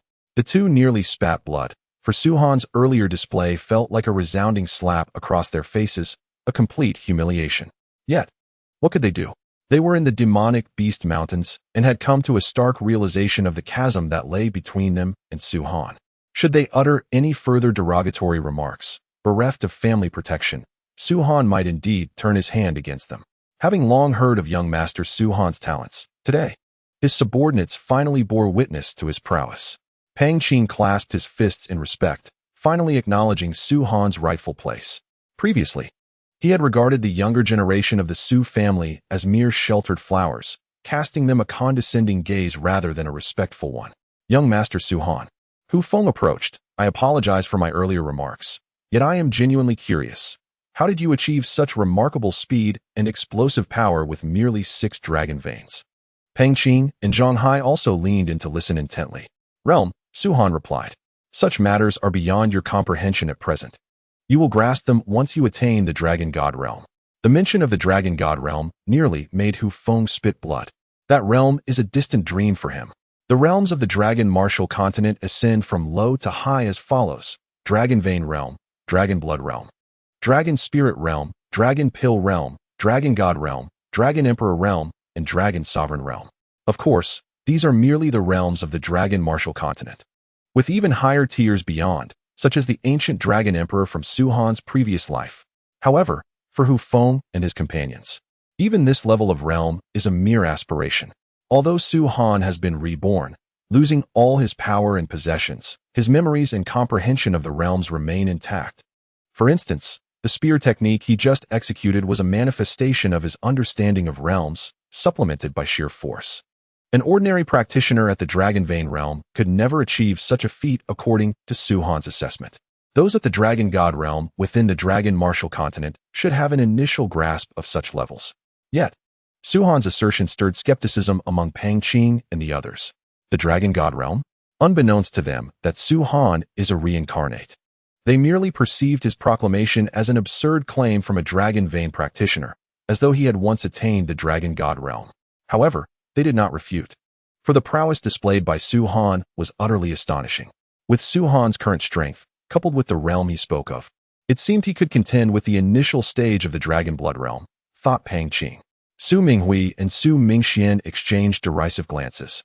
secretly mocking him for boasting about reaching the dragon god realm while merely being in the dragon vein realm. Suddenly, the ground began to tremble. Everyone lifted their heads to gaze into the distance, where a massive cloud of dust surged forth, resembling a mushroom cloud. This is bad. Pang Qing's expression shifted. It is known that within the Beast Mountain range, towering trees and dense underbrush abound, and the ground is carpeted with grass. Typically, stepping upon it would not raise dust. Yet at this moment, the distant horizon was shrouded in dust. What did this signify? It indicated that a horde of ferocious beasts was charging towards them. Retreat! Retreat! Pang Qing bellowed. The faces of the crowd turned ashen, clearly aware of the imminent peril. This was their first encounter in the Beast Mountain range, and they were faced with such a crisis. Su Han sighed inwardly, hastening to follow the others in their retreat. However, their speed lagged far behind that of the encroaching dust cloud. Roar! Before their eyes, countless colossal forms galloped towards them, ferocious boars, a multitude of them. Good heavens! There must be hundreds. Not to mention the one-eyed giant lizards, fiery red steeds, and the white-skinned demon pythons. How could there be so many first-tier beasts? The crowd observed with clarity as a wave of beasts surged forth like a tsunami, overwhelming and relentless. Wait, there are also second-tier beasts. Yes, the silver moon green wolves and the earthly song bears. How could even the top-tier three-tailed demon monkeys emerge? Run, flee. The expressions of the crowd drastically altered.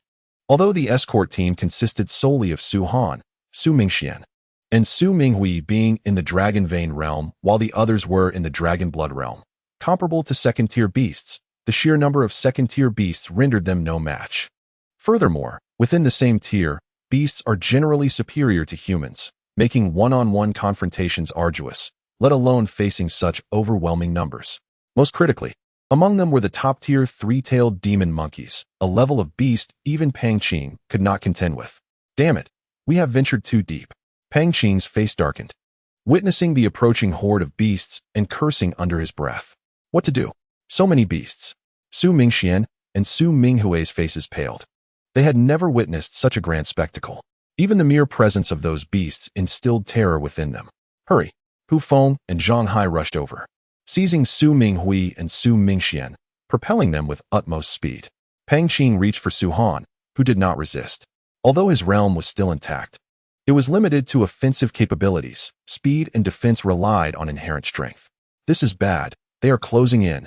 After a brief escape, Pang Qing's expression changed once more.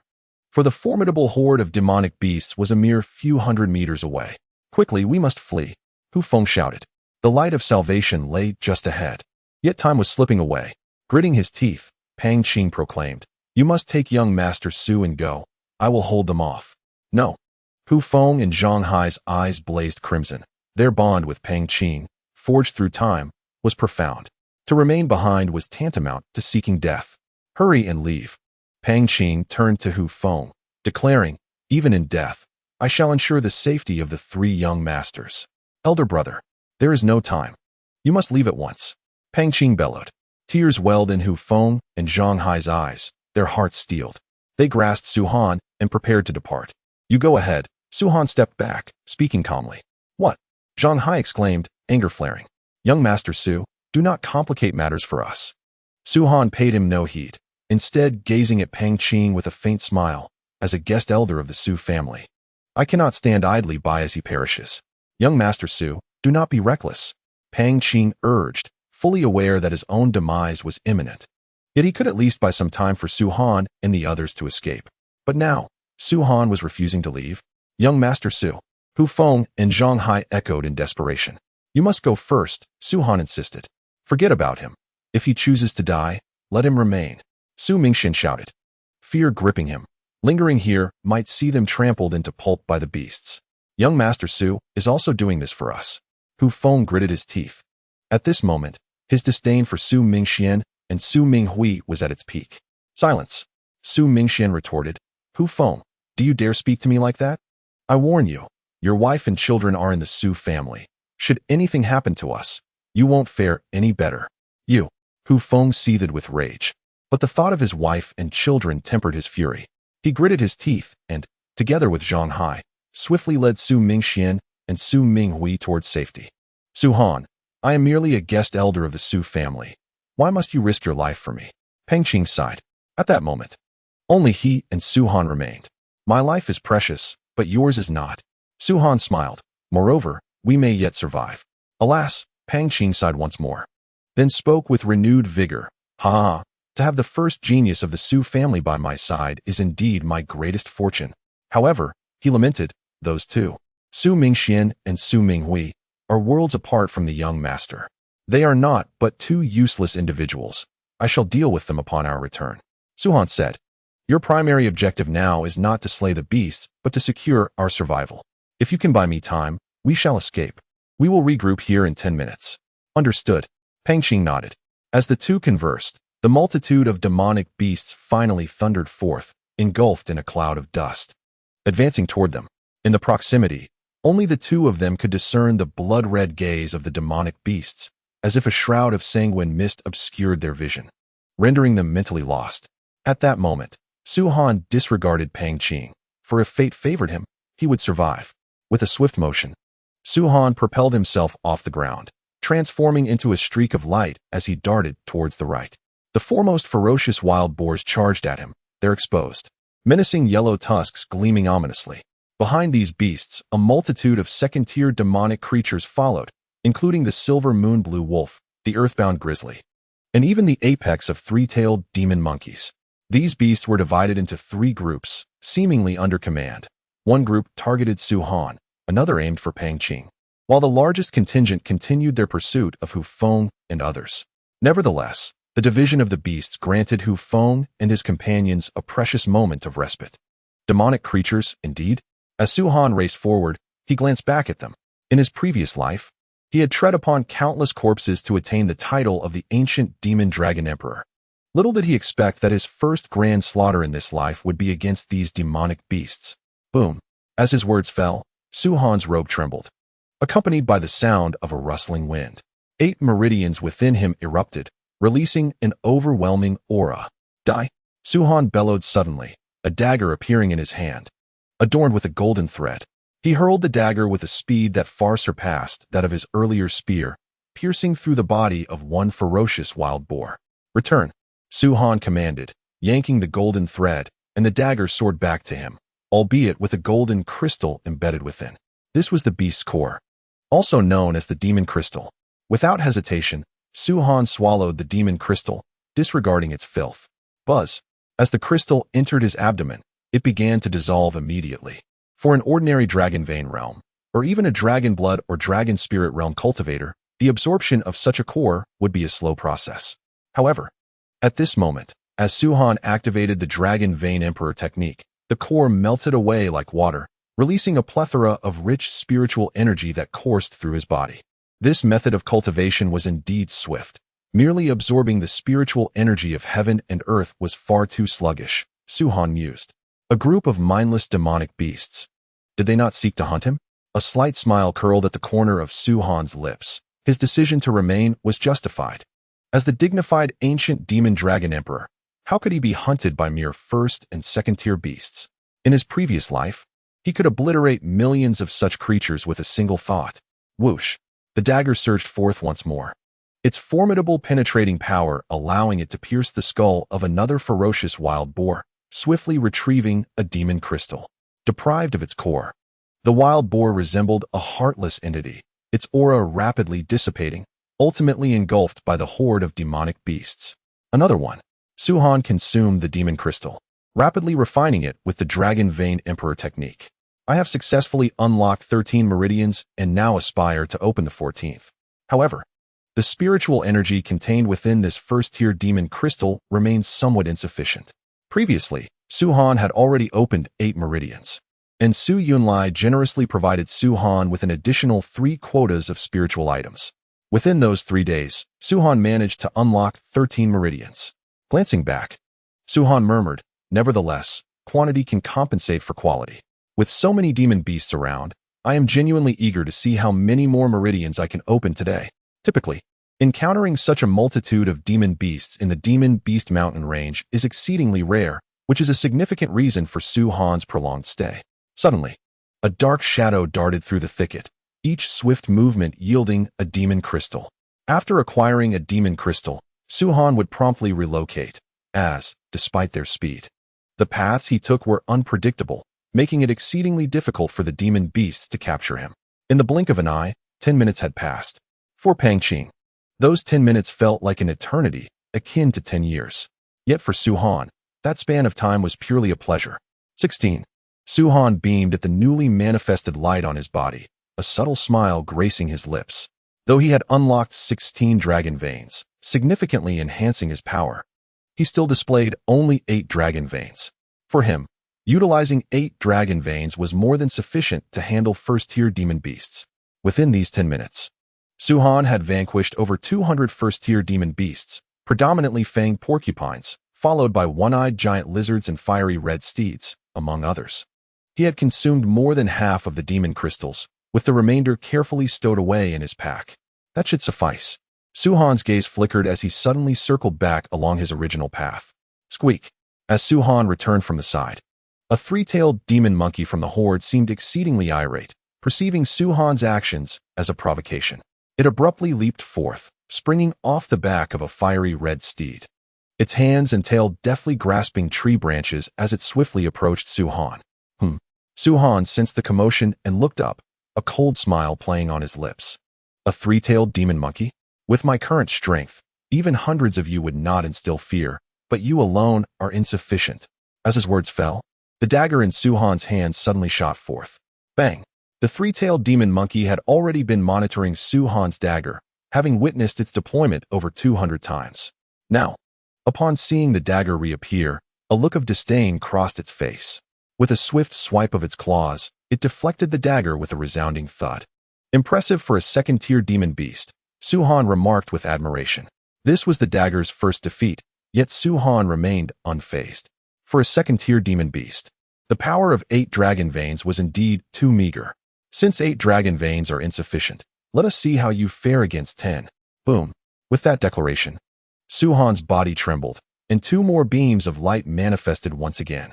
With the emergence of this light, Su-Han's strength surged dramatically, enhancing his speed, power, and attack potency comprehensively. Whoosh! The dagger shot forth once more, but this time, it moved several times faster, accompanied by a faint whistling sound. The sharp, icy glint made the three-tailed demon monkey's fur bristle in alarm as it screeched in panic. Rather than confronting the dagger head-on, the three-tailed demon monkey nimbly evaded this attack. Afraid? Su-Han glanced at the three-tailed demon monkey and shook his head slightly. Unfortunately, you cannot escape. As Su-Han spoke, the dagger altered its trajectory and accelerated to an extreme speed, appearing directly in front of the three-tailed demon monkey as it attempted to dodge. Seeing this, the demon monkey abruptly halted, intending to flee backwards. However, at that moment, a golden line flashed into its sight, drawing closer, leaving no time for it to react. Swoosh! The line sliced through the monkey's head, blood gushing forth as its lifeless body plummeted from the tree. After all, it was merely a demon beast, lacking in intellect. Su-Han reflected as he gazed at the demon crystal in his hand. Although demon beasts possess formidable strength, their lack of intelligence is a significant drawback. Had the three-tailed demon monkey been human, it would undoubtedly have evaded Su-Han's lethal strike with ease. The first second-tier demon crystal. And it is from the top-tier three-tailed demon monkey among second-tier beasts. I wonder if the spiritual energy contained within is sufficient to awaken my 17th meridian? Without further ado, Su-Han swallowed the demon crystal whole. Boom. In that instant, the crystal dissolved, unleashing a torrent of violent spiritual energy surging through Su-Han's body, even accelerating the operation of the Dragon Vein Imperial technique. Ha ha ha, truly worthy of a second-tier demon crystal. Su-Han laughed heartily as a significant amount of impurities were expelled from his 17th meridian by the rushing energy. Moments later, his aura abruptly intensified. The 17th meridian had indeed been opened. I wonder how Pang Qing is faring now. He hasn't perished, has he? Su-Han hastened toward the location from which he had previously fled. Upon arriving, he found no trace of Pang Qing, only a scene of devastation left by the trampling of demon beasts. Has he truly died? Su-Han furrowed his brow. Whoosh! Just then, from the distant thicket, a figure suddenly sprang forth, pursued by a horde of demon beasts. Pang Qing? Su-Han stared in disbelief at Pang Qing, not because he was alive, but due to the fact that he bore not a single injury. Ha ha ha, young Master Su-han. I, Pang, have miraculously survived. Pang Qing exclaimed joyfully. It is best to be alive, Su-han nodded. Pang Qing then scrutinized Su-han, surprised to see that he, too, appeared unscathed. How could he have emerged unscathed from such a relentless pursuit of demon beasts? Young Master Su-han's strength is likely far greater than I had imagined. Pang Qing mused inwardly. You wait here and do not wander off, Su-han instructed before opening his pack. Whoosh. In an instant, colorful crystal cores erupted with radiant light. Pang Qing's eyes widened in astonishment. Are these all demon crystals? Indeed, Su-han affirmed. What the hell? Pang Qing swallowed hard, contemplating the sheer quantity of demon crystals before him.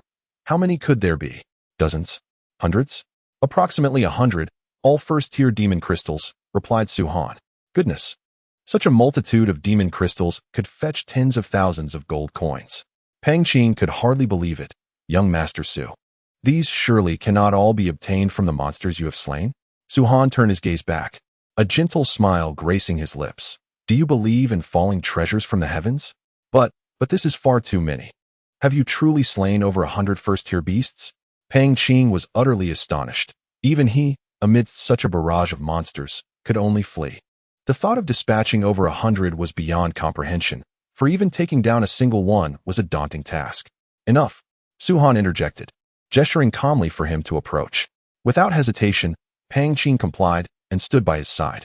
Young Master Su, if we manage to escape this time, I shall reveal to you a monumental secret, Pang Qing suddenly declared.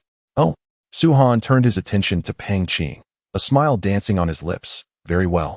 Consider it my reward for saving you. Indeed, Pang Qing nodded vigorously. Suddenly, the ground trembled as an overwhelming number of beasts closed in.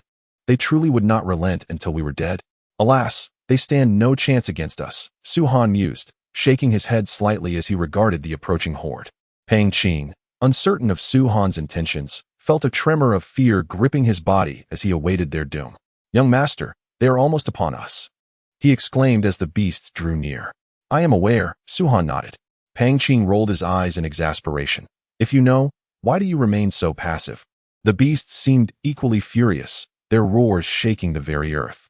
From all directions, they converged upon the two, surrounding them within a mere 10-meter radius. Pang Qing's eyes widened in fear. He began to regret standing beside Su-han. If trampled by these beasts, a gruesome fate awaited him. At that moment, Su-han's previously half-closed eyes snapped wide open, a glint of cold light igniting within them. He swiftly bent down, his robes billowing, and struck the ground forcefully with both hands. With that singular blow, a circular radiance erupted from the earth, centered around them. As the beasts charged forward, they collided violently with this luminous barrier. A torrential spray of blood erupted, resembling a crimson deluge, yet not a single drop touched the two men. Pang Qing stood agape. He witnessed clearly that upon impact, the radiant barrier manifested numerous sharp spikes, akin to daggers, piercing through the bodies of the beasts.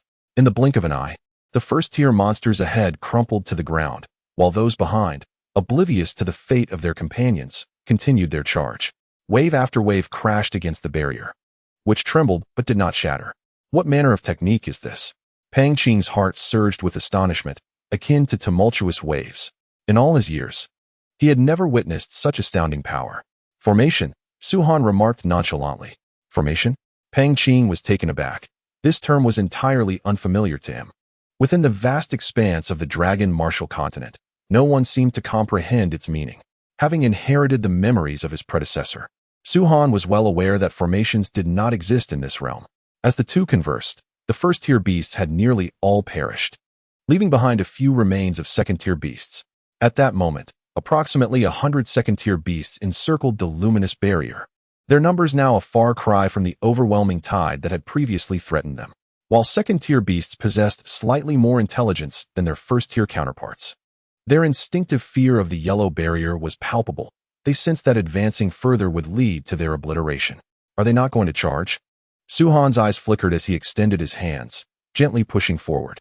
With a resonant hum, the yellow barrier began to shift at his behest. Pang Qing felt as though he, along with the very ground beneath them, was in motion. No matter the distance the barrier traversed, they remained at its center. As it advanced, the second-tier beasts emitted piercing cries, their terror evident as the crimson in their eyes dimmed. Before long, these creatures dispersed in a frenzy, vanishing from sight. Have we truly survived? Pang Qing murmured to himself. Unless you wish for death, Su-Han replied with a smile. Gazing at the mountain of corpses surrounding them, Pang Qing struggled to grasp the reality of their escape. It is fortunate they fled. Otherwise, our reserve of beast crystals would have been exhausted. And this formation could not have endured, Su-Han explained. The 101st tier beast crystals they had previously gathered were intended for this very purpose. Now, he observed that these crystals had lost their luster, reduced to mere fragments of hard stone. There had been rumors that the young lady of the Shao family had come to seek retribution. We had deemed it mere bravado. Yet now I am convinced of your prowess, Pang Qing exclaimed, addressing Su-Han with newfound respect.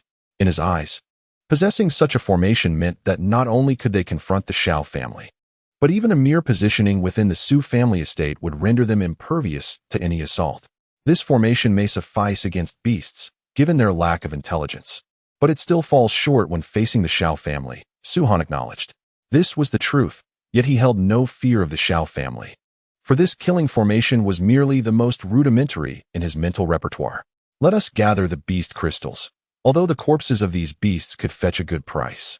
We cannot carry them away. Haha, very well. Pang Qing laughed heartily, eagerly producing a dagger from his waist to begin dissecting the remains of the beasts.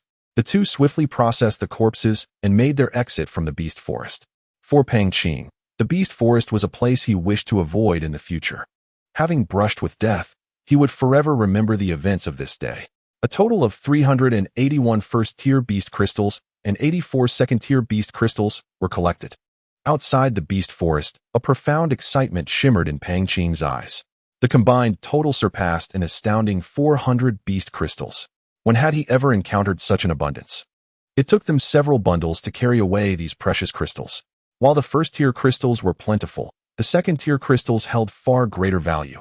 In terms of worth, these 84 second-tier crystals were immensely more precious. Su-Han remarked, indeed. Pang Qing nodded in agreement. The value of second-tier crystals was several times that of first-tier ones. A single first-tier crystal was worth approximately 300 to 500 gold coins, whereas a second-tier crystal ranged from 1,500 to 2,000 gold coins. Take these. Su-Han tossed two bundles to Pang Qing, one filled with first-tier crystals and the other with second-tier ones. This is far too much. Pang Qing quickly protested, noting that the first bundle contained around 50 or 60 first-tier crystals, while the second held about 20 second-tier crystals. He had hardly exerted himself this time, as Su-Han had single-handedly vanquished all the beasts, and one could even argue that Su-Han had saved his life. Though he was indeed tempted by the crystals, he still felt a sense of propriety. Take it. You deserve it. You assisted me in dispatching a batch of beasts, Su-Han insisted. Moreover, I offer you these crystals to garner your support within your family. I am merely a humble guest of the family, the captain of the guard. My voice carries little weight, Pang Qing replied with a wry smile. You belong to the lineage of my uncle, Su Yunlai. Your words still hold considerable influence. Su-Han said with a gentle smile. By the way, I mentioned that if I survived this ordeal, I would reveal a monumental secret. Pang Qing suddenly recalled. Su-Han found his earnestness somewhat amusing. In his previous life as the ancient emperor of the demon dragon, he had encountered countless wonders. He could hardly fathom what this so-called monumental secret might be. Go on, Su-Han encouraged. Young Master Su, do you know why I have been relentlessly pursued by so many beasts yet remain unscathed? Pang Qing queried. Su-Han shook his head. Because I discovered a cavern. Pang Qing exclaimed. The cavern is vast yet exceedingly concealed. I stumbled upon it accidentally, hidden beneath a thicket. Oh, Su-Han inquired. What lies within that cavern? I cannot say for certain, but after I fell inside, the beasts merely surrounded the cavern's entrance, not daring to descend. Before long, they all retreated. Had it not been for our rendezvous here, I would have waited until they completely dispersed before emerging, Pang Qing explained. Is this truly the monumental secret? Su-Han teased, particularly emphasizing the words monumental secret. Pang Qing grew anxious. The cavern is not the crux of the matter. The key point is that in the darkness, I glimpsed a flash of green light, and at that moment, my cultivation inexplicably surged from the late stage of the dragon blood realm to its pinnacle. Su-Han finally took notice. A mere flash of green light had propelled Pang Qing to the pinnacle of the dragon blood realm. Are you certain that your cultivation increased solely because of that green light? It is known that many individuals unleash their potential during battles, often leading to breakthroughs. Perhaps you belong to this category, Su-han remarked. Absolutely not. Pang Qing clarified, I am acutely aware of the reasons behind my breakthrough. Otherwise, I would not proclaim it to be a monumental secret. All right, I understand. This matter should remain between us. Su-han nodded. In his previous life, he presided over the sacred realm, viewing all matters with a sense of detachment.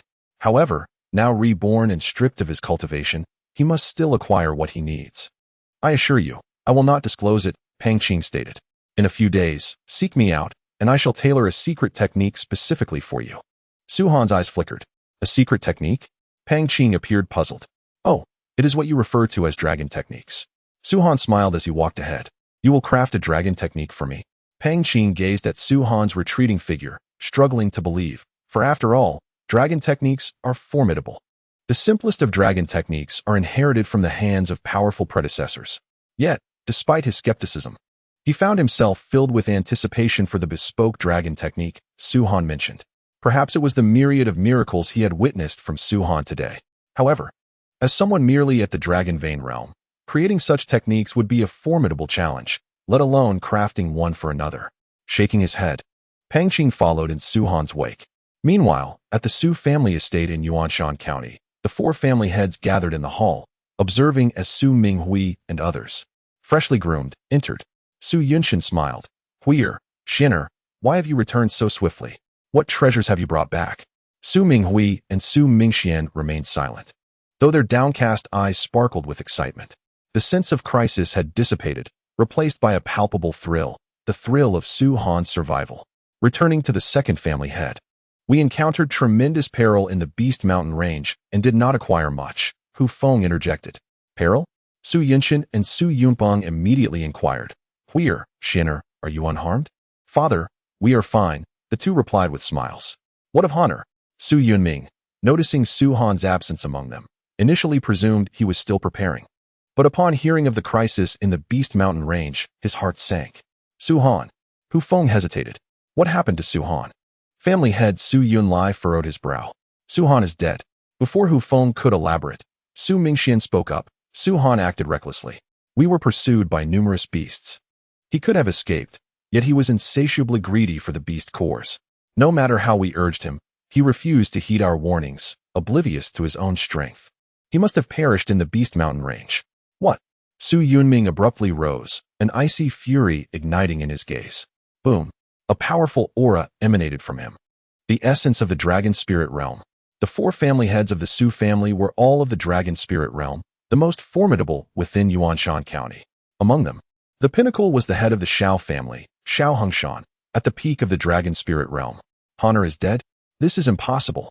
Su Yunming emanated an aura akin to surging waves, imposing immense pressure upon Su Mingxian and the others. He was indeed deceased. However, Su Mingxian remained undaunted, for his father was present. He continued, the beasts that pursued us numbered at least in the thousands, including numerous second-tier beasts, even the pinnacle of second-tier beasts. The three-tailed monkey, the captain of the guard, Pang Qing, perished there. You should abandon any hope, fourth uncle.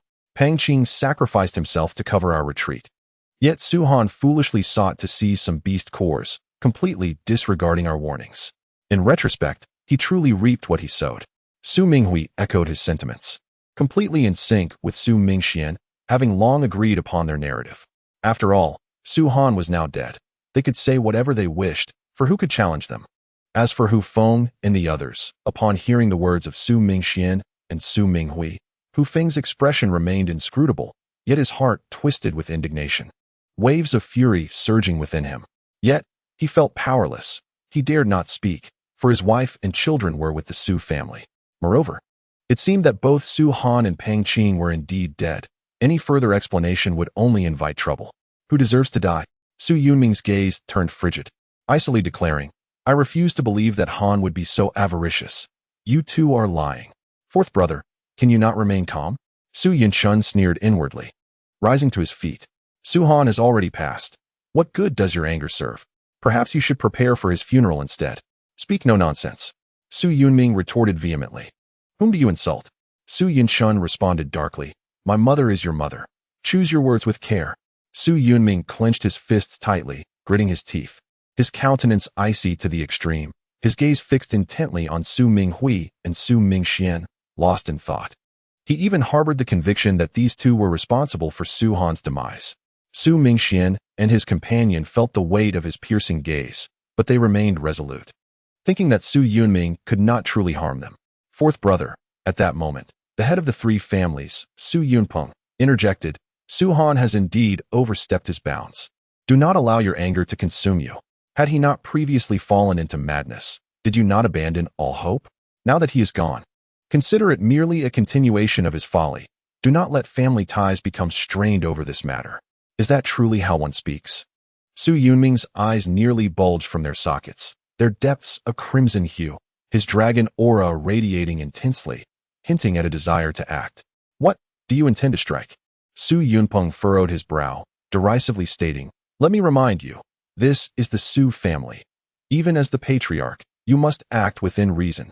Suddenly, Su Yunming erupted into laughter. You two wretches, ever since I ascended as patriarch, you have conspired against me, seeking to usurp my position. Very well. If you wish to be the patriarch, I shall relinquish the title to you, but whether you can bear it is a matter of your fate. As his words fell, Su Yunming's body trembled, poised to strike. Fourth brother, Su Yunlai stood, commanding, calm yourself. Calm.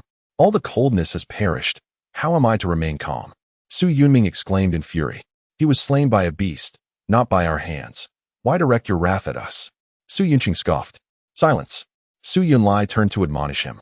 Su Yunqing merely rolled his eyes and chose not to retort further. Ah, such a grand display. A faint voice suddenly resonated from outside the hall. The tone was somewhat familiar, prompting everyone to turn their gazes, whereupon they beheld two figures approaching from the distance. Hana? Su Yunming's heart leaped with joy upon spotting Su Han, his figure darting forward to stand before him. Hana, is it truly you? Are you unharmed? Why would I be? Su Han glanced at Su Mingxian and the others, piecing together some information, and replied, is there someone wishing for my misfortune? Ha ha ha, indeed. Some not only wish for your misfortune, but even for your demise. Su Yunming laughed heartily. At his words, Su Mingxian and his companion felt a weight in their hearts. Their expressions soured upon realizing that Su Han, who they believed to be dead, had somehow survived the onslaught of so many beasts. Su Yunqing and Su Yunpeng exchanged glances, seemingly questioning, wasn't Su Han supposed to be dead? How has he returned? In that moment, Su Han had already entered the hall. Honor, during your absence, Su Mingxian and Su Minghui claimed that you, in your impulsiveness, greedily sought to acquire some beast cores amidst the assault and thus perished in the Beast Mountain. Is there any truth to this? Su Yunming, brimming with vigor, resumed his seat. As the saying goes, like father, like son, Su Yunming, well acquainted with Su Yunqing and Su Yunpeng, understood the nature of their offspring. Oh, Su Han regarded Su Mingxian and his companion with a light chuckle. Is that what they said? Indeed, Su Yunming affirmed with a nod. Su Yunlai, sensing that something was amiss, looked at Su Han and inquired, Honor, what truly transpired? Before Su Han could respond, Pang Qing interjected appropriately. Initially, we were besieged by beasts and seeing no hope of escape. My subordinates and I resolved to remain behind as a rearguard. Young Master Su Han, perceiving that I would undoubtedly perish alone, chose to stay with me. I had intended for Hu Feng and Zhang Hai to escort young Master Su Han away, but Master Mingxian and Master Minghui threatened them with their families, compelling Hu Feng and Zhang Hai to depart and leaving young Master Su Han behind. You lie? Su Mingxuan's heart raced, and he retorted immediately. It was clearly Su Han's greed that led him to his own demise, and now you seek to shift blame upon us? Who truly seeks to shift blame remains to be seen. Pang Qing scoffed, now firmly aligned with Su Han. Su Yunlia's countenance darkened as he turned to Hu Feng, asking, Hu Feng, is there any truth to this matter? Hu Feng hesitated, but the intense gazes of Su Mingxian and Su Minghui bore down on him. Ultimately, he sighed and remained silent. Speak the truth, and I shall ensure the safety of your family, Su Yunlai urged once more. Upon hearing this, Hu Feng felt a tremendous weight lift from his heart. He immediately responded, Indeed, when Brother Pang Qing held the rear, we were filled with despair. We originally intended to withdraw with the three young masters, but Ming Xian and Ming Hui compelled us to stay, leading to young Master Su Han remaining in the Beast Mountain range. Thankfully, he survived. Rascal. Su Yunlai slammed his hand down on the chair, shattering it instantly. Uncle, do not heed their fabrications. They are all lying. Su Mingxian attempted to defend himself. I might believe one person's lie, but when everyone speaks falsely, do you think I will still trust you? Do you take me for a fool? Anger was evident on Su Yunlai's face. Uncle, you did not witness the events in the Beast Mountain range. You are relying solely on their words. Bang. Before Su Mingxian could finish, a muffled sound erupted, and he was sent flying, blood gushing from his mouth. Su Minghui was startled, but before he could react, a figure appeared before him, grasped his neck, and hurled him away with great force. In an instant, both were grievously injured. It was only at this moment that the crowd began to grasp the situation. Hunter. Su Yunming's eyes widened. Su Han calmly clapped his hands and remarked, why utter so much nonsense? Let us resolve this directly. Impudent. Su Yunshin bellowed, charging towards Su Han. To dare strike against our kin under our very noses, you have gone too far. Get lost. Su Yunming also took action, coldly striking Su Yunshin's fist with his own. Bang. The dragon energy dispersed, sending ripples of force outward, causing Pang Qing and others to retreat several steps.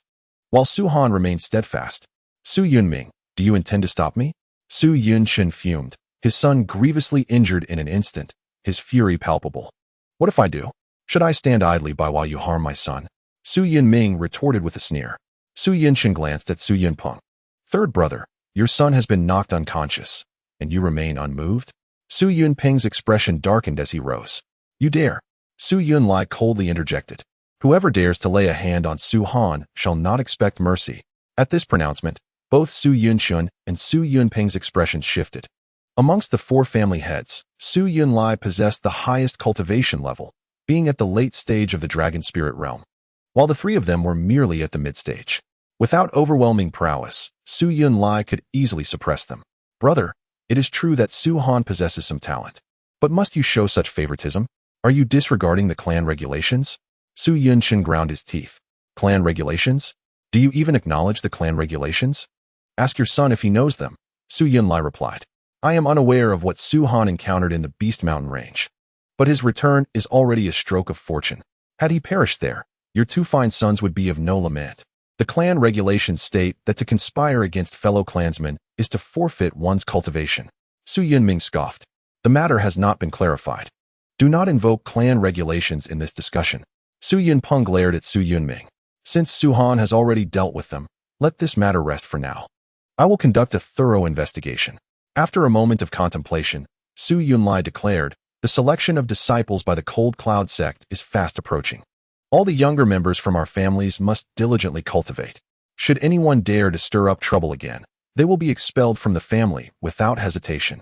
With his words echoing in the air, Su Yunlai waved his sleeve and exited the hall. Let us return as well, suggested Su Yunming. Su Yunshin shrugged, visibly irritated by the latter's demeanor. This matter is far from resolved, Su Han remarked, casting a glance at Su Yunshin. Far from resolved? What do you intend to do? Eliminate Mingxian and Minghui? Su Yunshin scoffed. Do you truly believe I lack the courage? Su Han replied calmly. Then go ahead and try.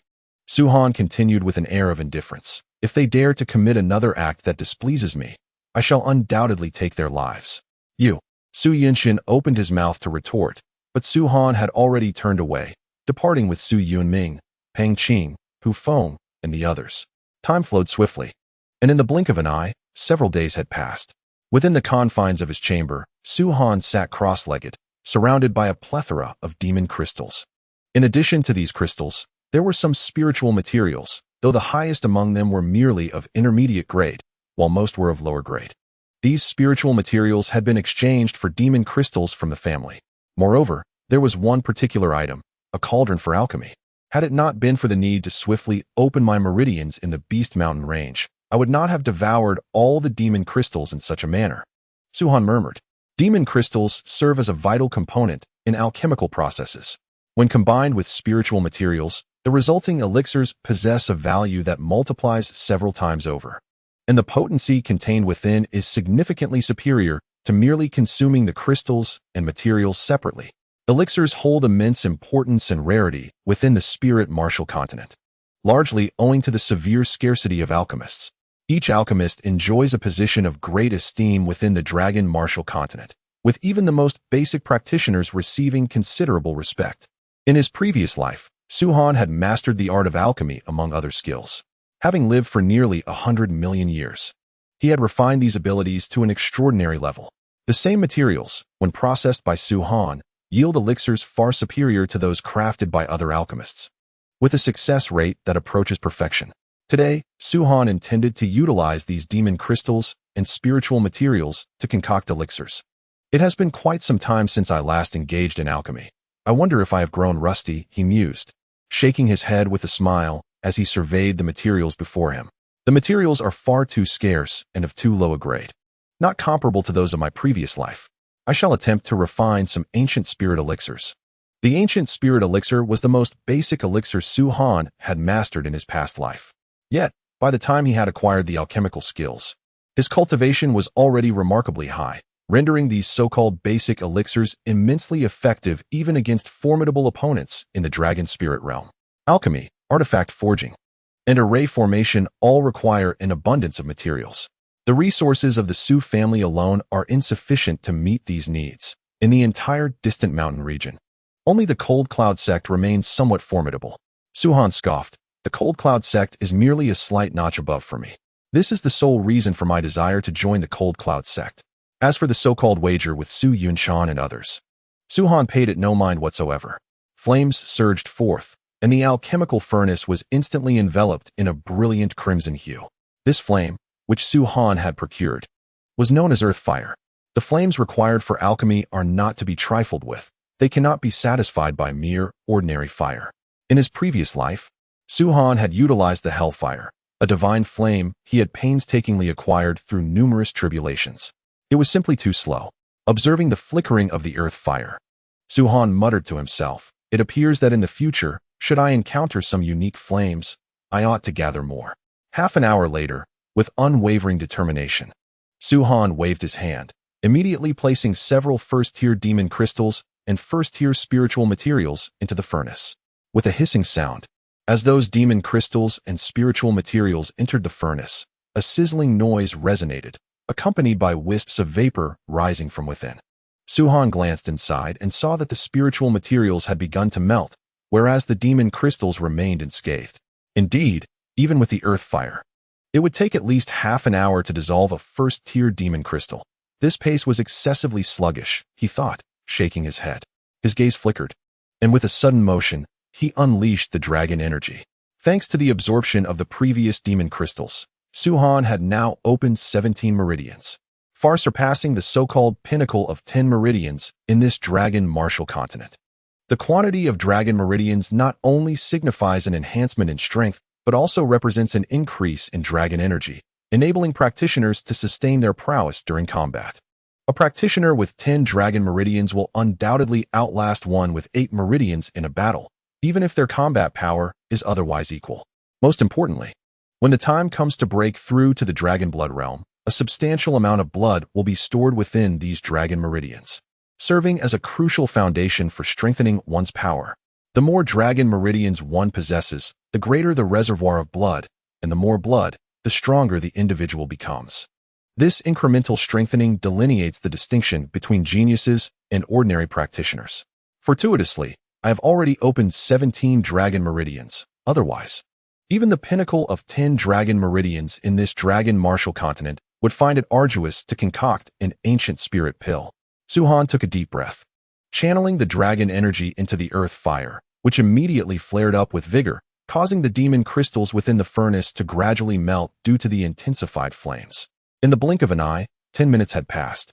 Suhan's dragon energy flowed ceaselessly into the earth fire, and the demon crystals and spiritual materials had entirely transformed into spiritual liquid. Now was the most critical moment for pill concoction. "Congeal," Suhan suddenly bellowed, directing his thoughts as the solutions began to amalgamate swiftly. This phase profoundly tests the alchemist's mental acuity.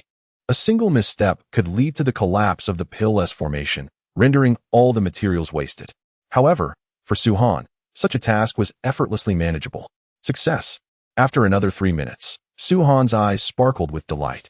He lifted the lid of the furnace, and a rich aroma of pills wafted out, invigorating him with a sense of refreshing delight upon merely inhaling it. 10 ancient spirit pills lay before Su-Han, who smirked and remarked, "Indeed, I have become somewhat unaccustomed. In my prime, the quantity of these pills would have easily doubled." After a moment of contemplation, Su-Han stored away the 10 ancient spirit pills and resumed his alchemical pursuits. A full day passed, and it was only by evening that Su-Han emerged from his chamber, carrying a large parcel. Within it were over a dozen jade vials, each containing at least 10 ancient spirit pills. These elixirs could significantly enhance my strength in the short term. However, consuming them all would make it challenging to procure further alchemical materials. After pondering for a moment, Su-Han made his way to Su Yunming's room. "Hana, what brings you here?" Su Yunming was engrossed in an ancient text when he noticed Su-Han's arrival, and a smile broke across his face. "You young rascal, it has been quite some time since you last visited me." With Su-Han's mother having passed away due to illness, only he and Su Yunming remained.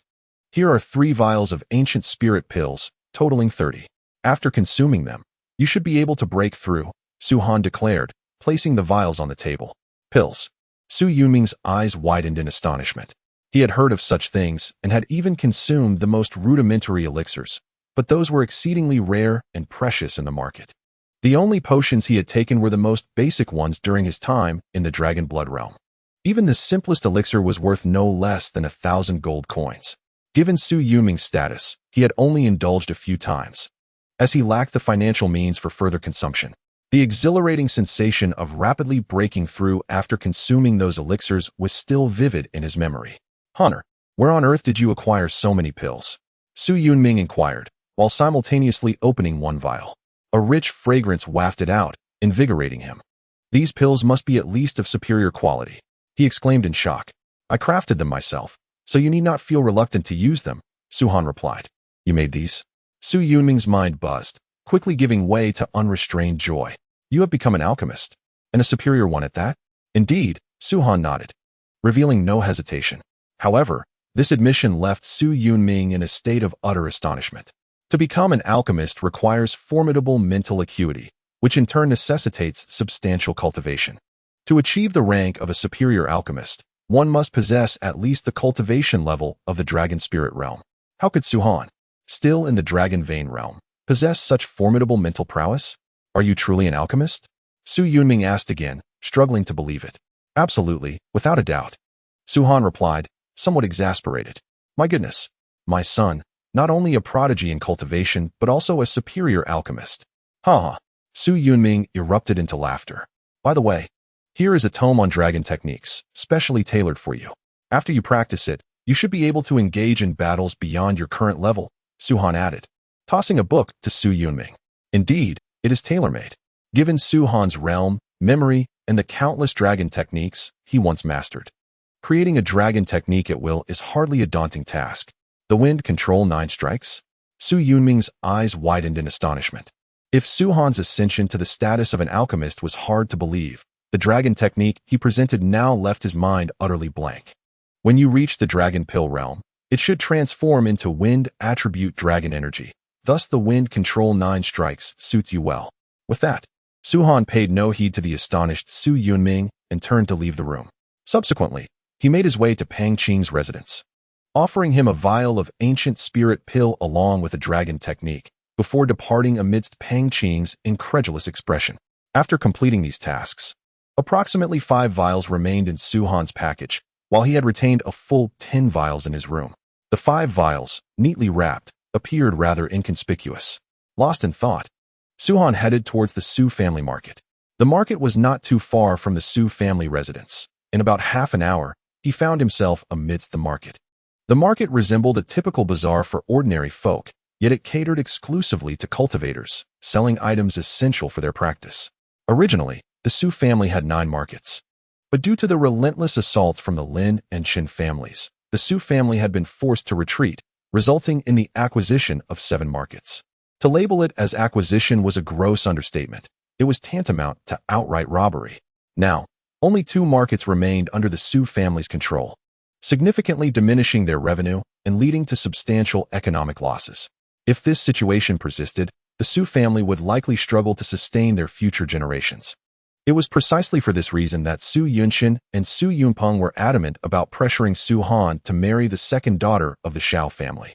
The Shao family now wielded considerable influence, and if the Su family could ally with them, the Lin and Qin families would undoubtedly temper their aggression.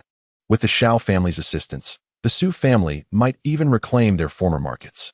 As Su Han entered the market, he noticed that the once crowded stalls had dwindled significantly, with many vendors flocking to the markets of the other three prominent families, where customers were more abundant.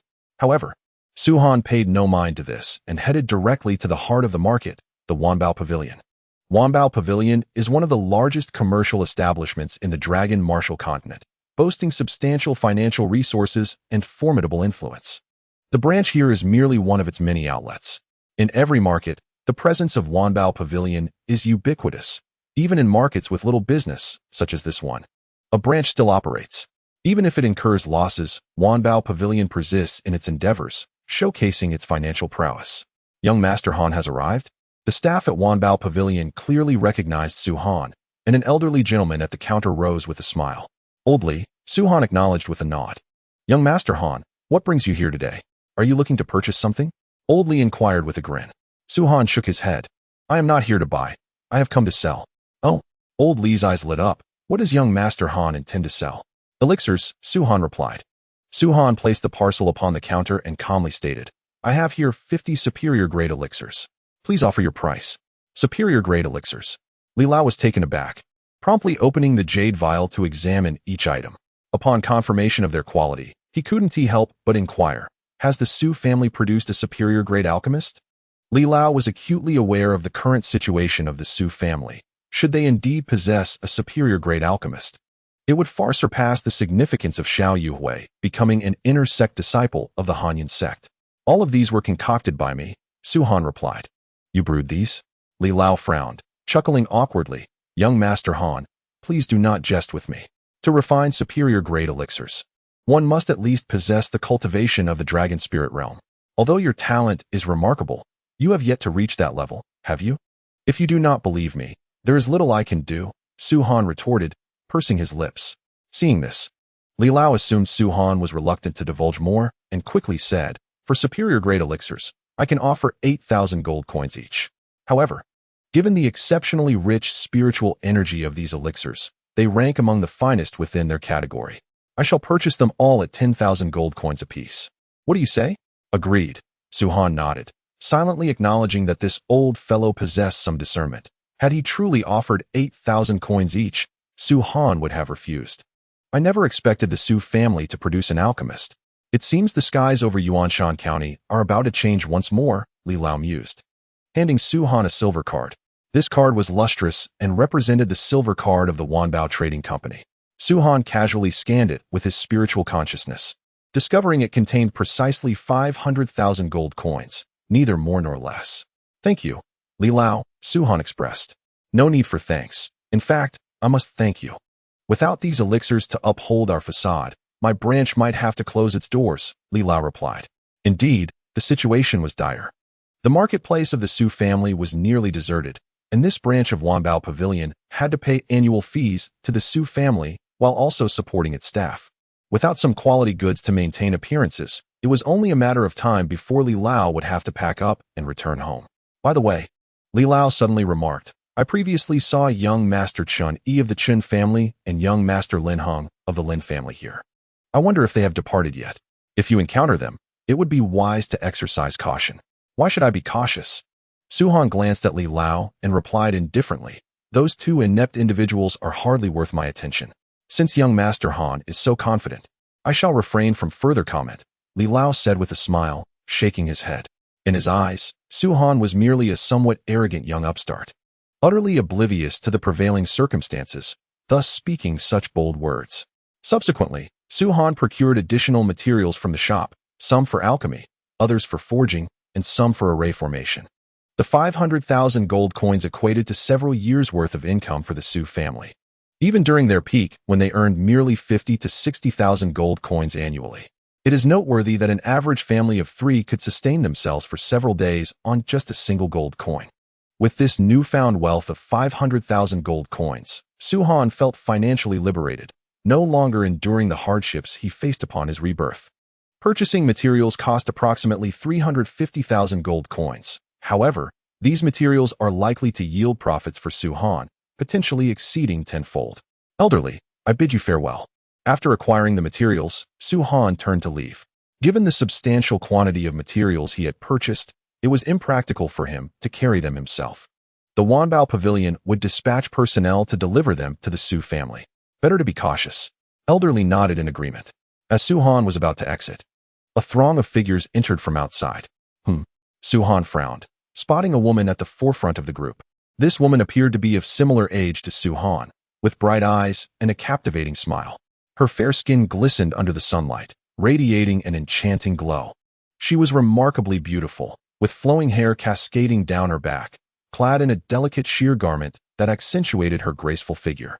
Flanking her were two young men, both wearing obsequious smiles, seemingly eager to flatter her. Chenyi, Lin Heng. What a twist of fate. A smile crept onto Su-han's lips. Yet, why did this woman seem so familiar? As he scrutinized her, Su-han's brow furrowed, a sense of recognition dawning upon him. After delving into the memories of his past life, he finally recalled her. It was indeed she. At that moment, the woman raised her head, her beautiful eyes locking onto Su-han's. It's you? She exclaimed, her previously impatient expression transforming into a radiant smile, leaving Chenyi and Lin Heng momentarily dumbfounded.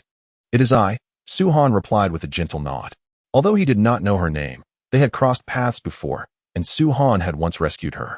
Specifically, it was the Su-han from the Su family who had saved her. In his memories, she had accidentally fallen into a river while he was practicing nearby, and he had rescued her. They had exchanged few words before he departed, and he had not anticipated encountering her again here.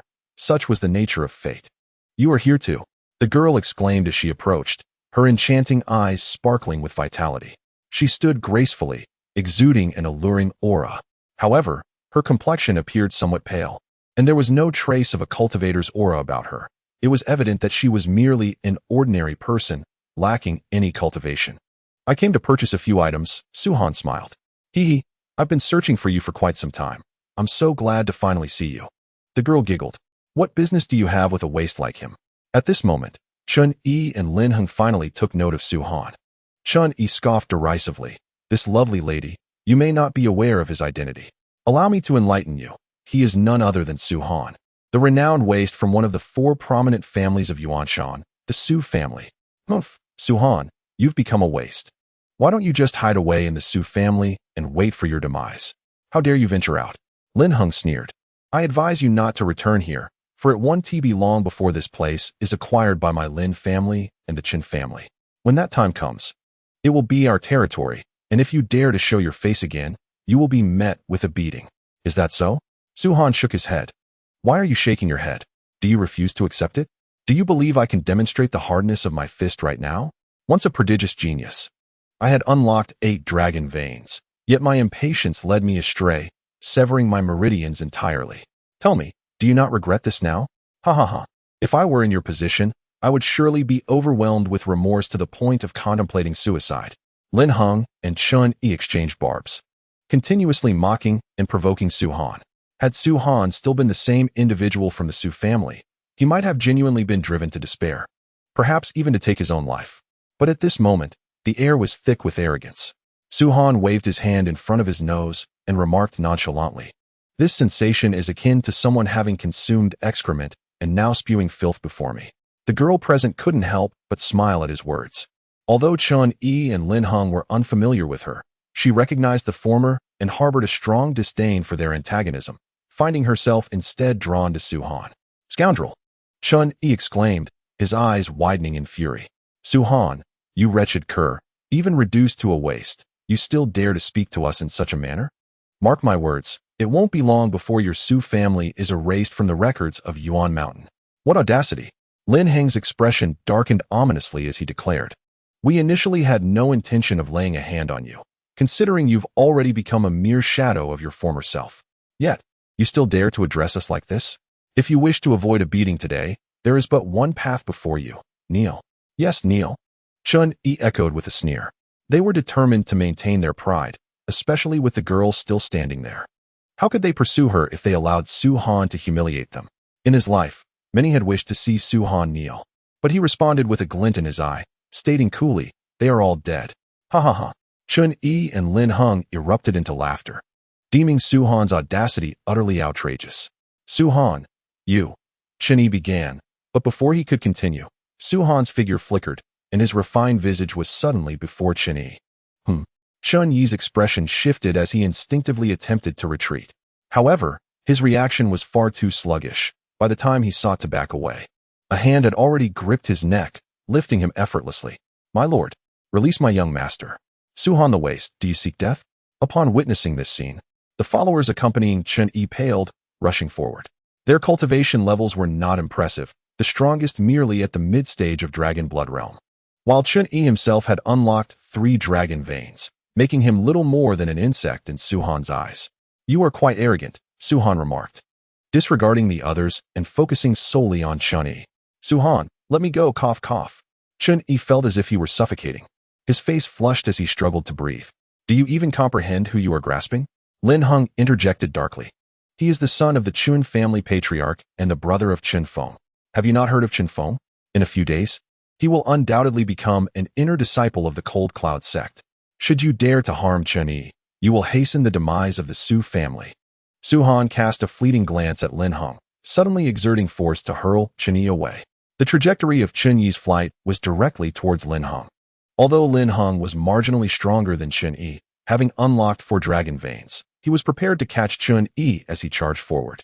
However, the moment he grasped Chun-Yi, his expression shifted dramatically and excruciating pain surged through his arms. Crack! Only then did the sharp sound of a fracture resonate from Lin Heng's arm. "Ah!" Lin Heng's anguished wails echoed, as if he were capable of shattering the very foundations of Wanbao Pavilion. Possessing a talent considered mediocre within the Lin family, yet being the son of the family head, he often relied on his status to act with arrogance. How could he have ever endured such torment? My arm, my arm," Lin Heng lamented, drenched in cold sweat. "Su Han, you dare to break my arm? I will ensure your demise."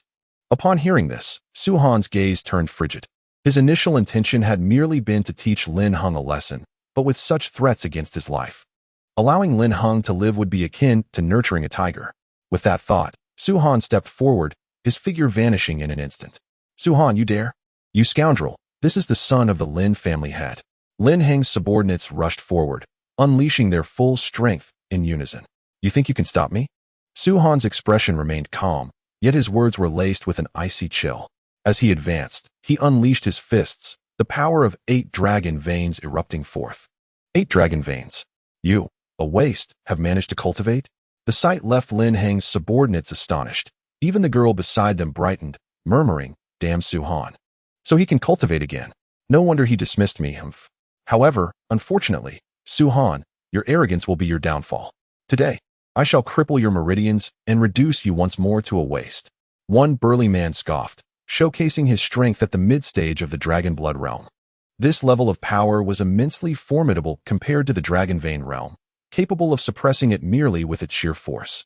Yet, he was now facing Su Han, the once mighty ancient Dragon Emperor. "Begone!"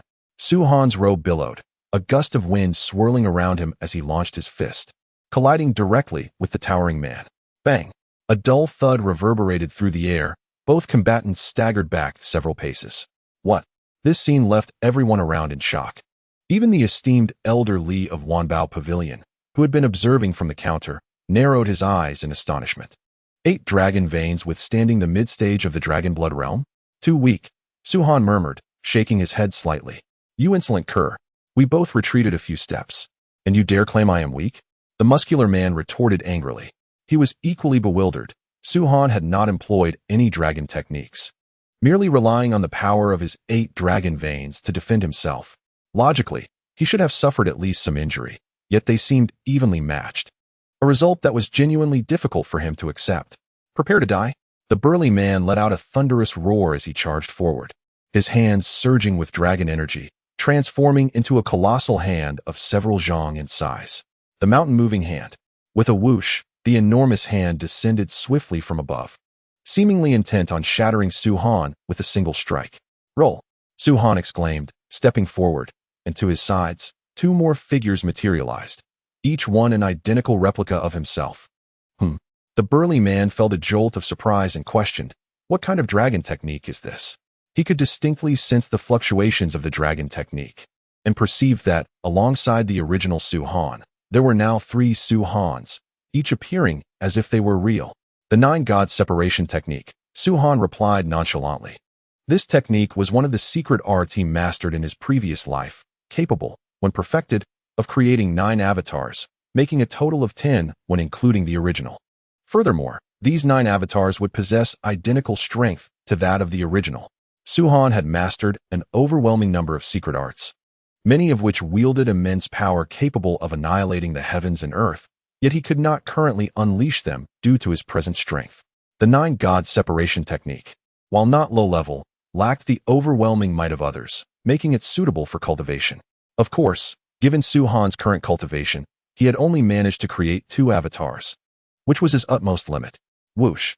The 2 avatars darted forward, brushing past the burly man, who was preoccupied with executing the so-called mountain-moving hand, unable to impede their advance. Simultaneously, Su-Han's original form's gaze flickered, a smirk playing at the corners of his mouth, as a dazzling light erupted from his fist. This radiance roared forth, instantly morphing into a towering white tiger, which sank its teeth into the burly man's mountain-moving hand. Crack! The sound of shattering echoed as the hand crumbled, and the white tiger's bite bore down on the burly man's palm, inflicting a savage wound that made his right hand recoil in agony. Intense pain radiated from his arm, turning the burly man's face pale in an instant. What dragon technique is this? He howled, disbelief etched across his features. The separation technique alone was astonishing enough, conjuring 2 identical avatars that shared the strength of the original. In the midst of battle, it equated to a 3-on-1 scenario, truly invincible among equals. Yet now, Su-Han had unleashed yet another dragon technique. Moreover, one that surpassed the dragon blood realm with the power of the dragon vein realm. The 5 Saints continuous strike technique, Su-Han replied in an unwavering tone. His answer left the burly man even more astounded.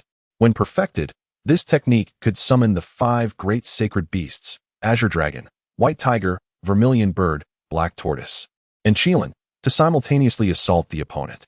In his previous life, Su-Han had dedicated countless years to mastering this technique, extracting the souls of these 5 sacred beasts and merging them into the 5 Saints' continuous strike technique. The power he wielded back then could indeed be deemed unparalleled. While he may not possess the same overwhelming strength in this life, Su-Han believed that merely summoning the White Tiger would suffice to sweep through the dragon blood realm. You are mistaken. This is not the Su family's dragon technique. The Su family possesses no such formidable skills, Chun-Yi proclaimed loudly from a distance. The Su family? Su-Han glanced at Chun-Yi with disdain, scoffing. Those dragon techniques from the Su family are of no significance to me. What do the dragon techniques of the dragon martial continent mean to me? At that moment, a sudden sound of blood splattering pierced the air. Lin Heng lay on the ground, his eyes wide open, a straight gash across his neck as if carved by a sharp blade, blood gushing forth in torrents. Young master, Su-Han, you seek death.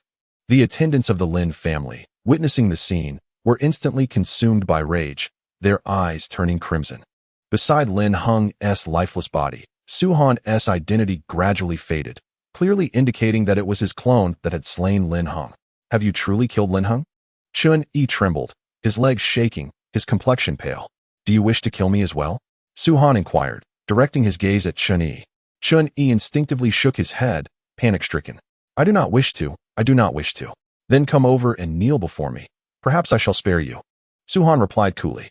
Tit for tat. Previously, Chun-Yi and Lin Heng had sought to compel him to kneel before them. Now that Lin Heng was dead, there was no longer a need for such submission. Su-Han, Chun-Yi is the young master of my family, the son of the Qin family head. How could he kneel before you? An attendant scoffed. Su-Han raised a finger, pointing at Chun-Yi, and said softly, if he does not kneel today, he shall not leave this place. You speak boldly. An elder, with graying hair and well past his 60th year, interjected. Though his cultivation was only at the mid-stage of dragon blood realm, Su-Han ignored him and smiled at Chun-Yi. Will you kneel or not? Chun-Yi trembled violently, feeling as though Su-Han's smile emanated from the depths of the abyss, chilling him to the bone. Until now, he had not feared Su-Han, for he had numerous attendants to protect him, including those of mid-stage Dragon Blood Realm, who could easily overpower Su-Han of the Dragon Vein Realm. Yet, gazing at Lin Heng's corpse, fear gripped Chen Yi's heart. Su-Han had slain Lin Heng before those of mid-stage Dragon Blood Realm. Surely, killing him would not pose a challenge. I shall grant you one more chance, kneel or not. Su-Han pressed on. If you wish for my young master to kneel, you must first pass through me. The elder retorted coldly. Su-Han's expression turned icy in an instant. You seek death, then let me deal with you first. Whoosh. As the words fell, Su-Han surged forth. Simultaneously, 3 figures materialized, emanating an overwhelming aura, harnessing the power of 8 dragon veins, and charged at the elder. Back away.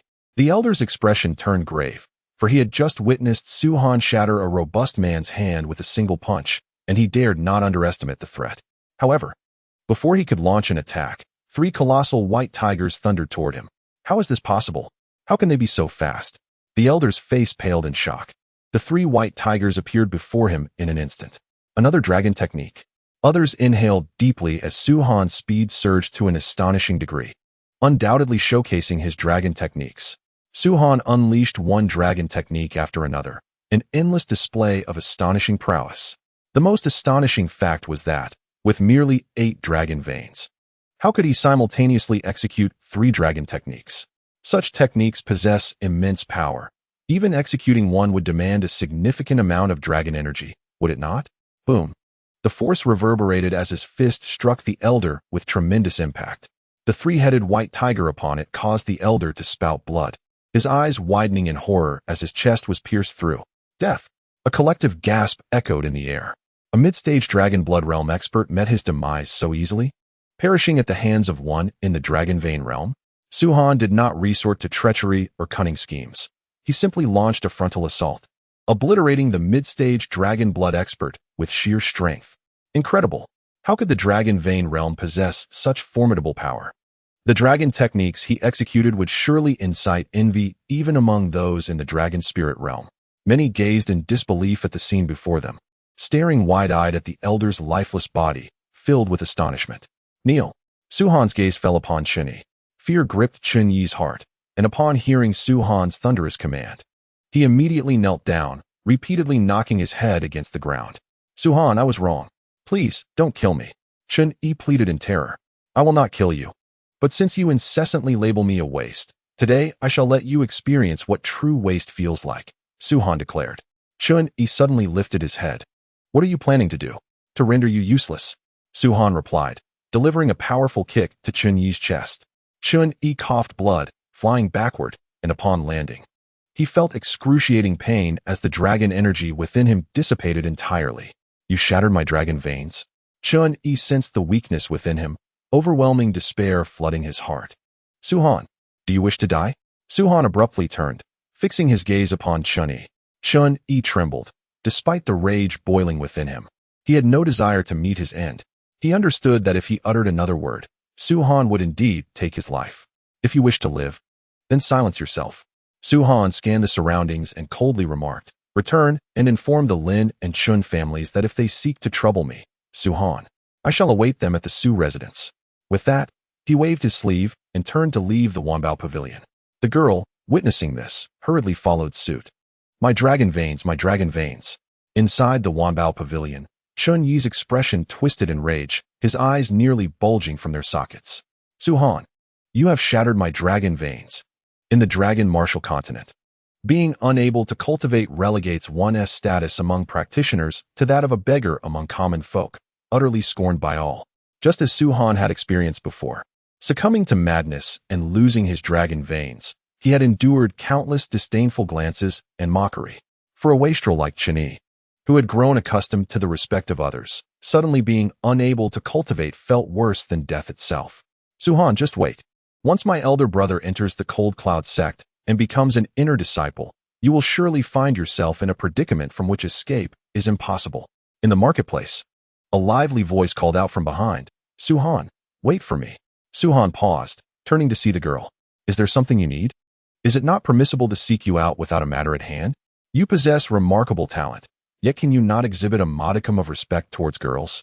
I have pursued you for quite some time. She replied playfully. Why are you pursuing me? Suhan gently shook his head. I saved you back then, but truly, I do not require your gratitude. I wish to marry you, she declared suddenly. Suhan was taken aback. What did you say? I said I wish to marry you. The girl's eyes sparkled mischievously. Humph, you haven't even asked for my name yet. Suhan glanced at her, shaking his head slightly as he continued walking.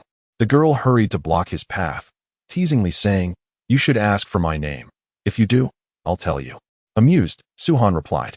Why should I ask for your name? Because I want to tell you. She tilted her head innocently. Very well, what is your name? Suhan conceded. Hee hee. The girl laughed, her face assuming an air of mystery. Guess what my name is? Guess your name? No thanks. Suhan was not inclined to engage in frivolous banter. Time was of the essence, and he had a plethora of materials awaiting his alchemical and crafting endeavors. You are truly lacking in humor, she pouted. All right. Seeing your impatience, I shall tell you. I am Xiao Yuran. Xiao Yuran. Suhan was momentarily stunned. He had found her somewhat charming. Yet he never anticipated that she was indeed Xiao Yuran. Isn't she rather unattractive? Suhan instinctively remarked. You are the one who is unattractive, Xiao Yuran retorted playfully. Feeling somewhat embarrassed, Suhan realized that commenting on her looks in front of her was indeed inappropriate. It appeared that the rumors circulating in the world were false. The second young lady of the Xiao family was, in fact, quite beautiful. Quite lovely, indeed, Suhan mused aloud. So, will you marry me? Suhan nearly choked at her forthrightness. It was his first encounter with such a direct young lady. Your directness is somewhat overwhelming, he remarked. What do you mean? I am simply this straightforward, she replied with a playful huff. My sister returned home in a fit, lamenting your refusal to marry me. I had been planning to visit your home soon, and now, unexpectedly, I encounter you here. Is this not fate? Fate, indeed. Suhan rolled his eyes. We have merely exchanged glances, and our interactions have been minimal. Wouldn't it be a tad hasty to discuss marriage? To be frank, if Xiao Yuran possessed a disposition akin to Xiao Yuhui, Suhan would not have engaged with her at all. He was the type who responded with equal firmness to adversity. However, with Xiao Yuran's current demeanor, he found it difficult to utter outright refusal. I am resolute. I like you, and I shall marry you. Xiao Yuran's face radiated determination. Suhan displayed a hint of exasperation. You like me? Just because I saved you once? Indeed. Xiao Yuran tilted her head thoughtfully, then added, It might be due to my rescue, but it could also be love at first sight. If it's the latter, even if you hadn't saved me, I would still have developed feelings for you. That sounds rather genuine, Suhan muttered. What I say is the truth, humph. We shall discuss this later. Suhan waved his hand dismissively. He had no desire to engage in romantic entanglements so soon after his rebirth. Hey, little Suhan. In terms of age, you're 2 years younger than my sister and 1 year younger than me. You ought to address me as sister. Xiao Yuran exclaimed anxiously as Suhan attempted to leave. Very well, my dear sister Xiao Yuran. Please hurry home and do not obstruct my path any longer. Suhan replied. But now that you are so formidable, there must be many girls who like you. If I don't seize this opportunity, you might not marry me. Xiao Yuran insisted, her voice sweet and pleading. Suhan was utterly taken aback by Xiao Yuran's naivety. Could she be any more innocent? She spoke her mind without restraint. My decision to marry you has no relation to my prowess. Suhan shook his head. How could that be? I cannot cultivate, and you will undoubtedly become more powerful, creating a greater chasm between us. Xiao Yuran lamented, her large eyes glistening with unshed tears. Is she truly crying? Suhan thought, observing her pitiful expression. He found himself utterly convinced. If Xiao Yuran were as domineering as Xiao Yuhui, insisting he marry her, he would have flatly refused. However, Xiao Yuran's demeanor was entirely different. Gazing at her tear-streaked face, Suhan felt an inexplicable guilt, as if he were the one in the wrong. I will help you cultivate, Suhan suddenly declared. Xiao Yuran was taken aback, then shook her head vigorously. I am inherently unable to cultivate. I lack a dragon vein, and am regarded as a waste.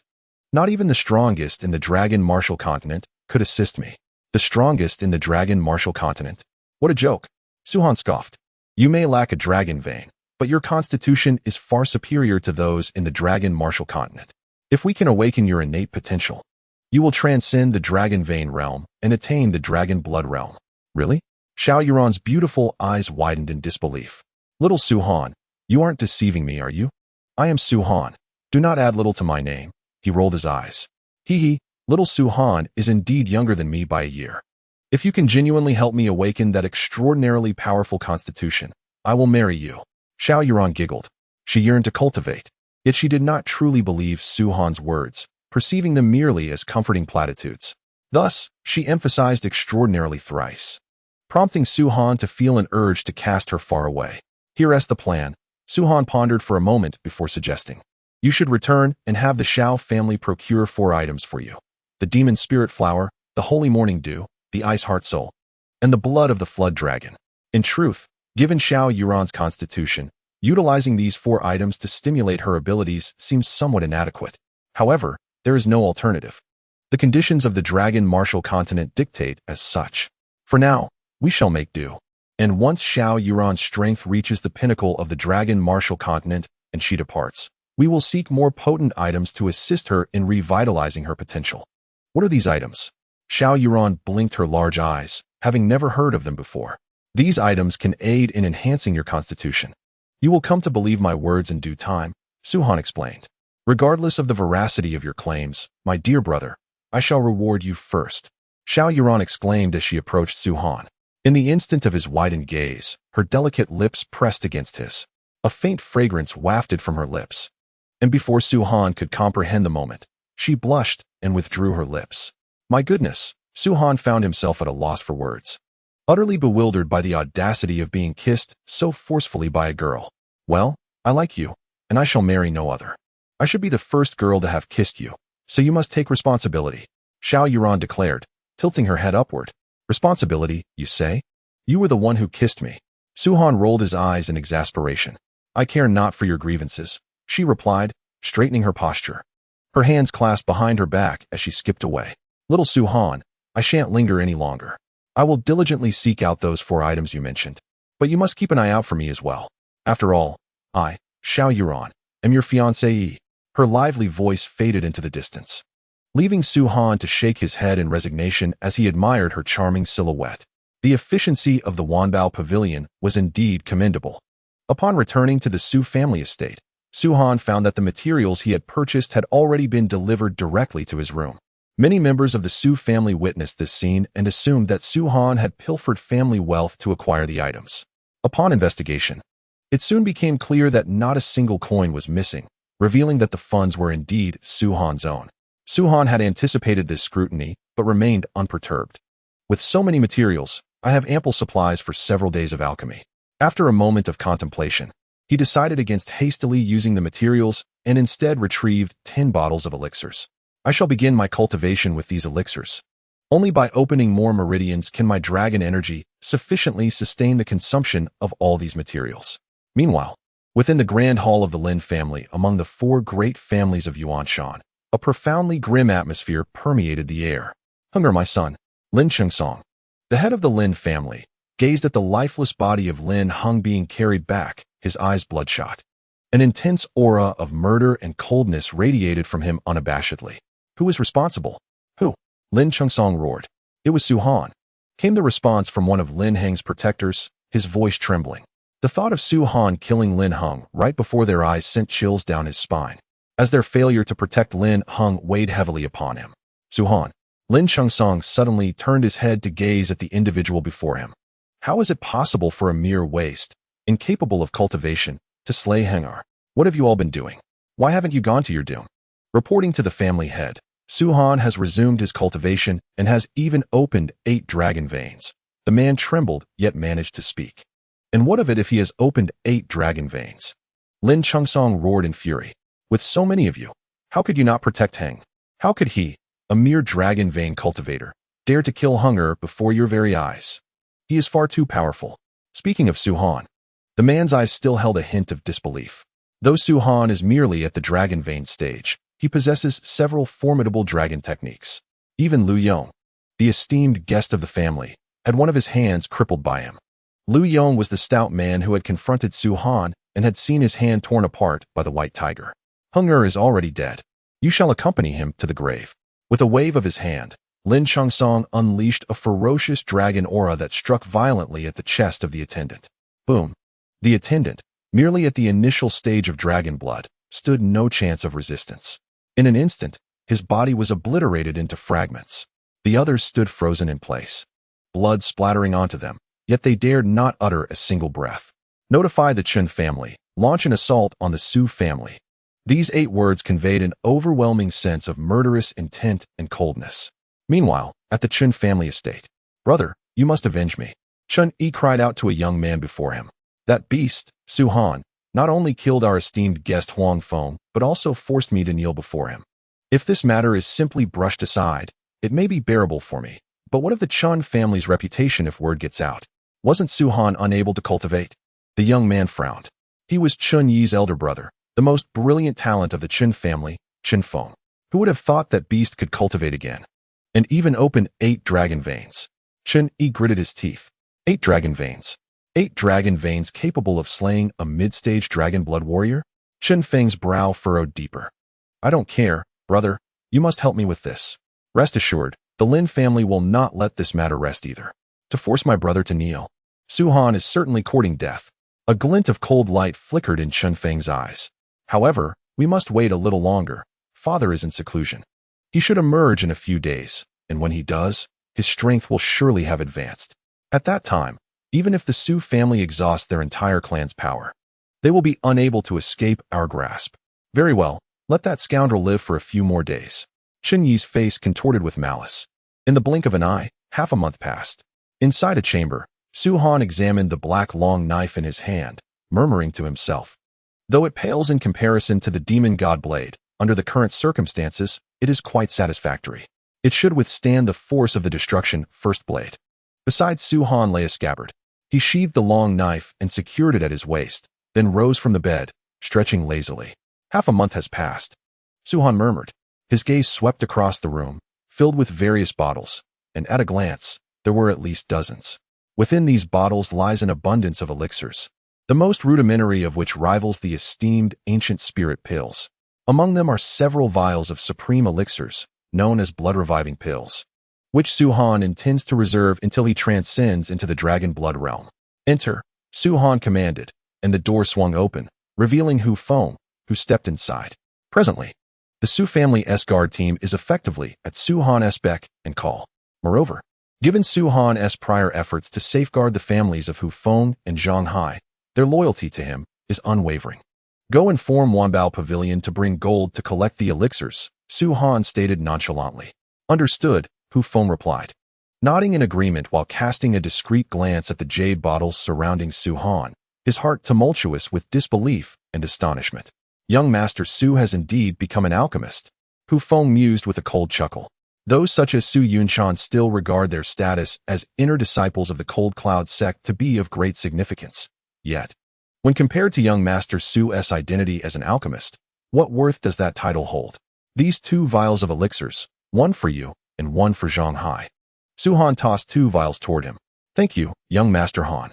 Hu Feng's heart soared with joy. This is an elixir. Despite his years of cultivation, he had never experienced the taste of a pill before. A mere basic elixir commands a price exceeding 1,000 gold coins. And after a year serving in the Su family guard, he had only amassed 100 gold coins. How could he ever afford such luxuries?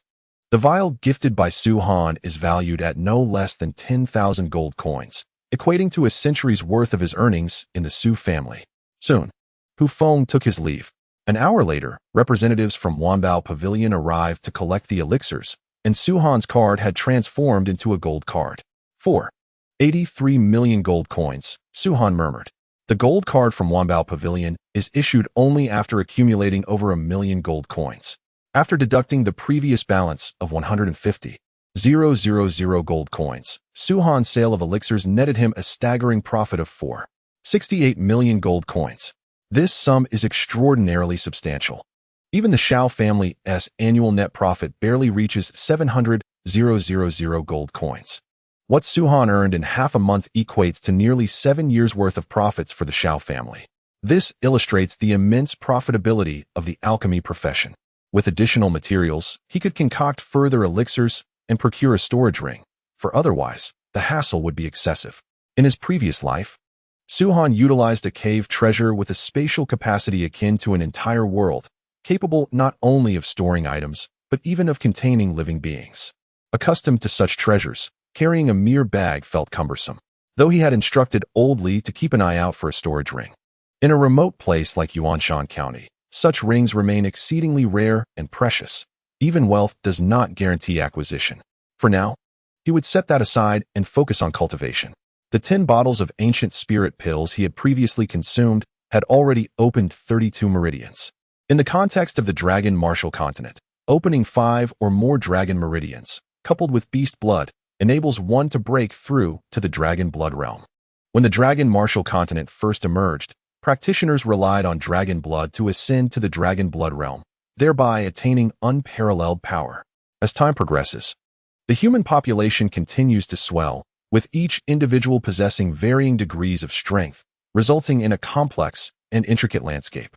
Additionally, the formidable dragons of the Dragon Martial Continent pose a terrifying challenge. Acquiring dragon blood is exceedingly arduous.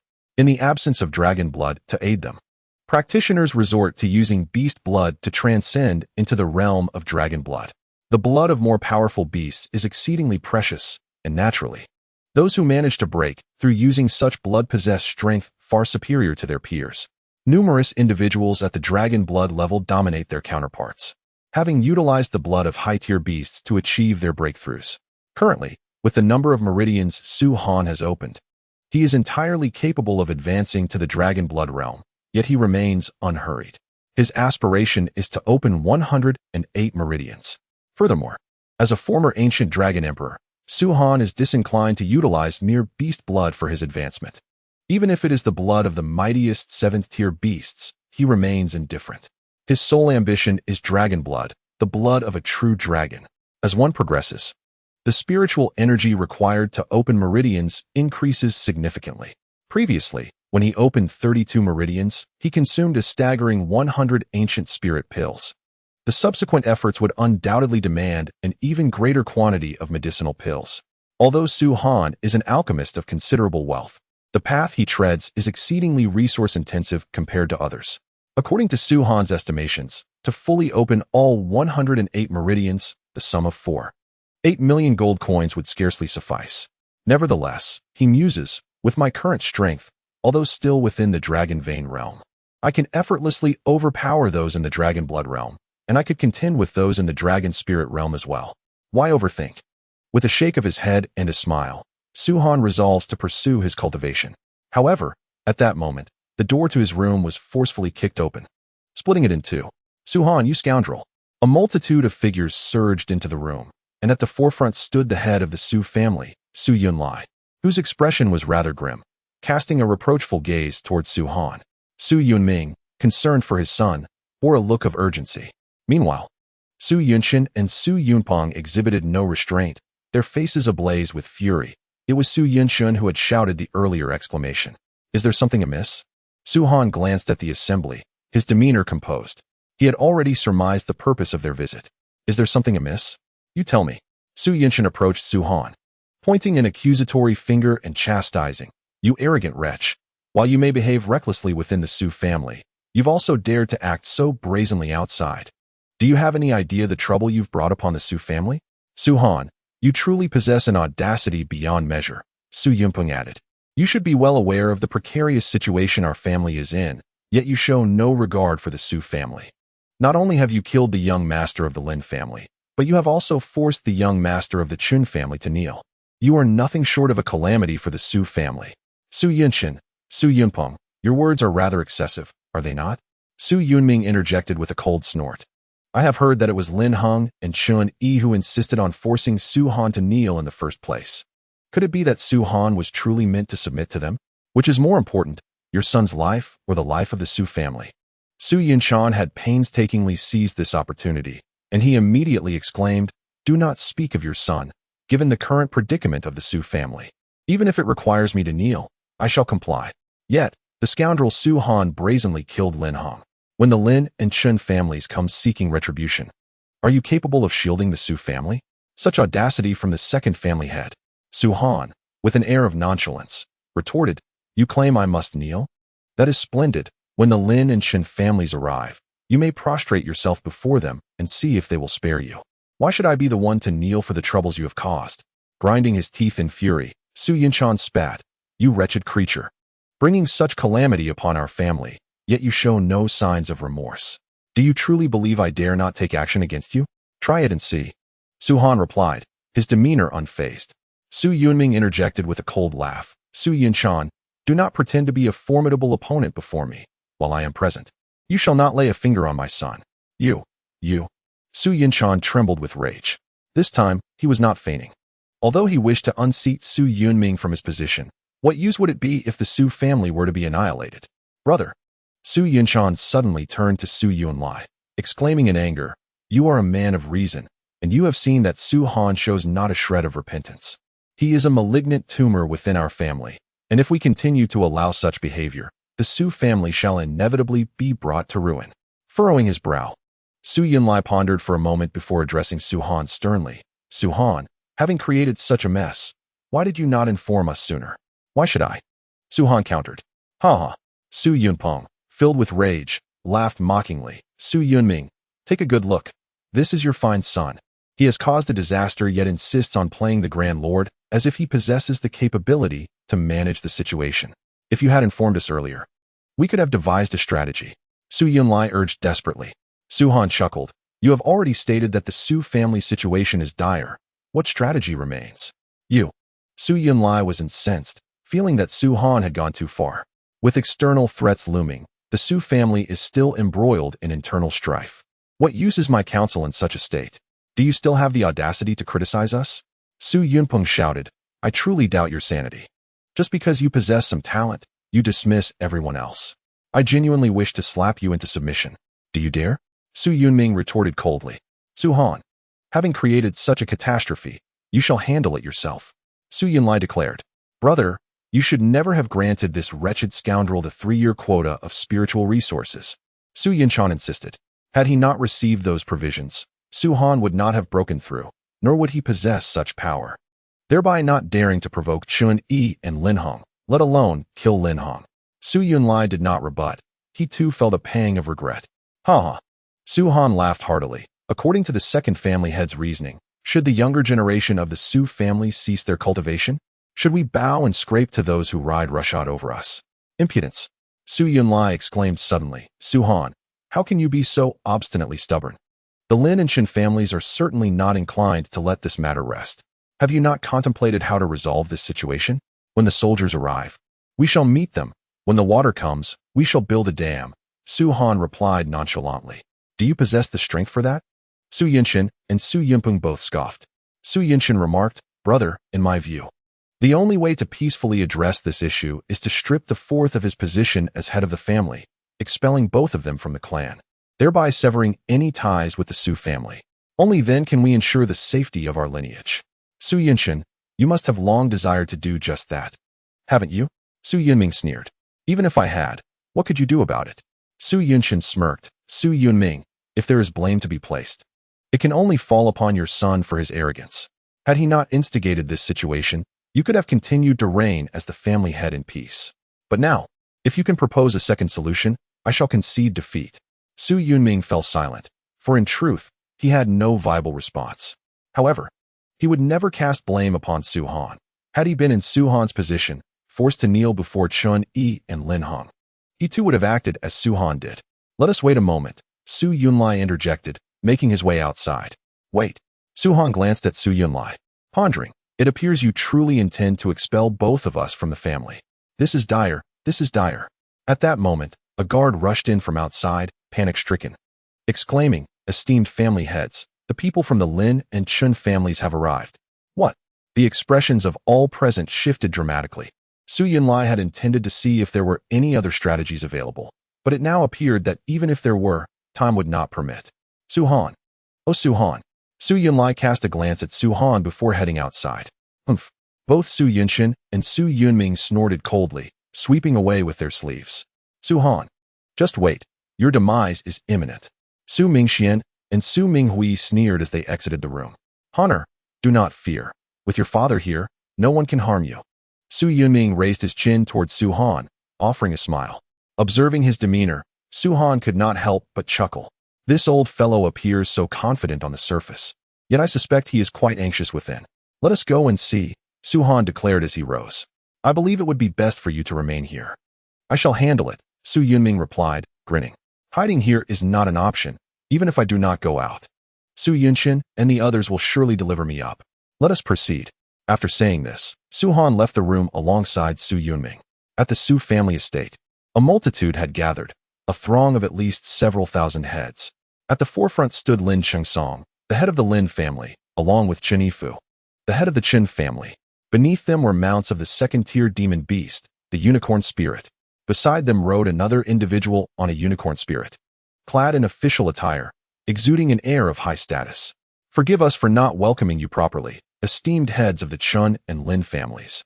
Su Yunlai and the others stepped out from the estate. You insolent fools! Lin Chengsong erupted in a tirade.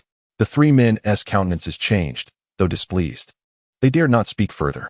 The two prominent families have completely encircled the Su family, indicating that they are not inclined to relent.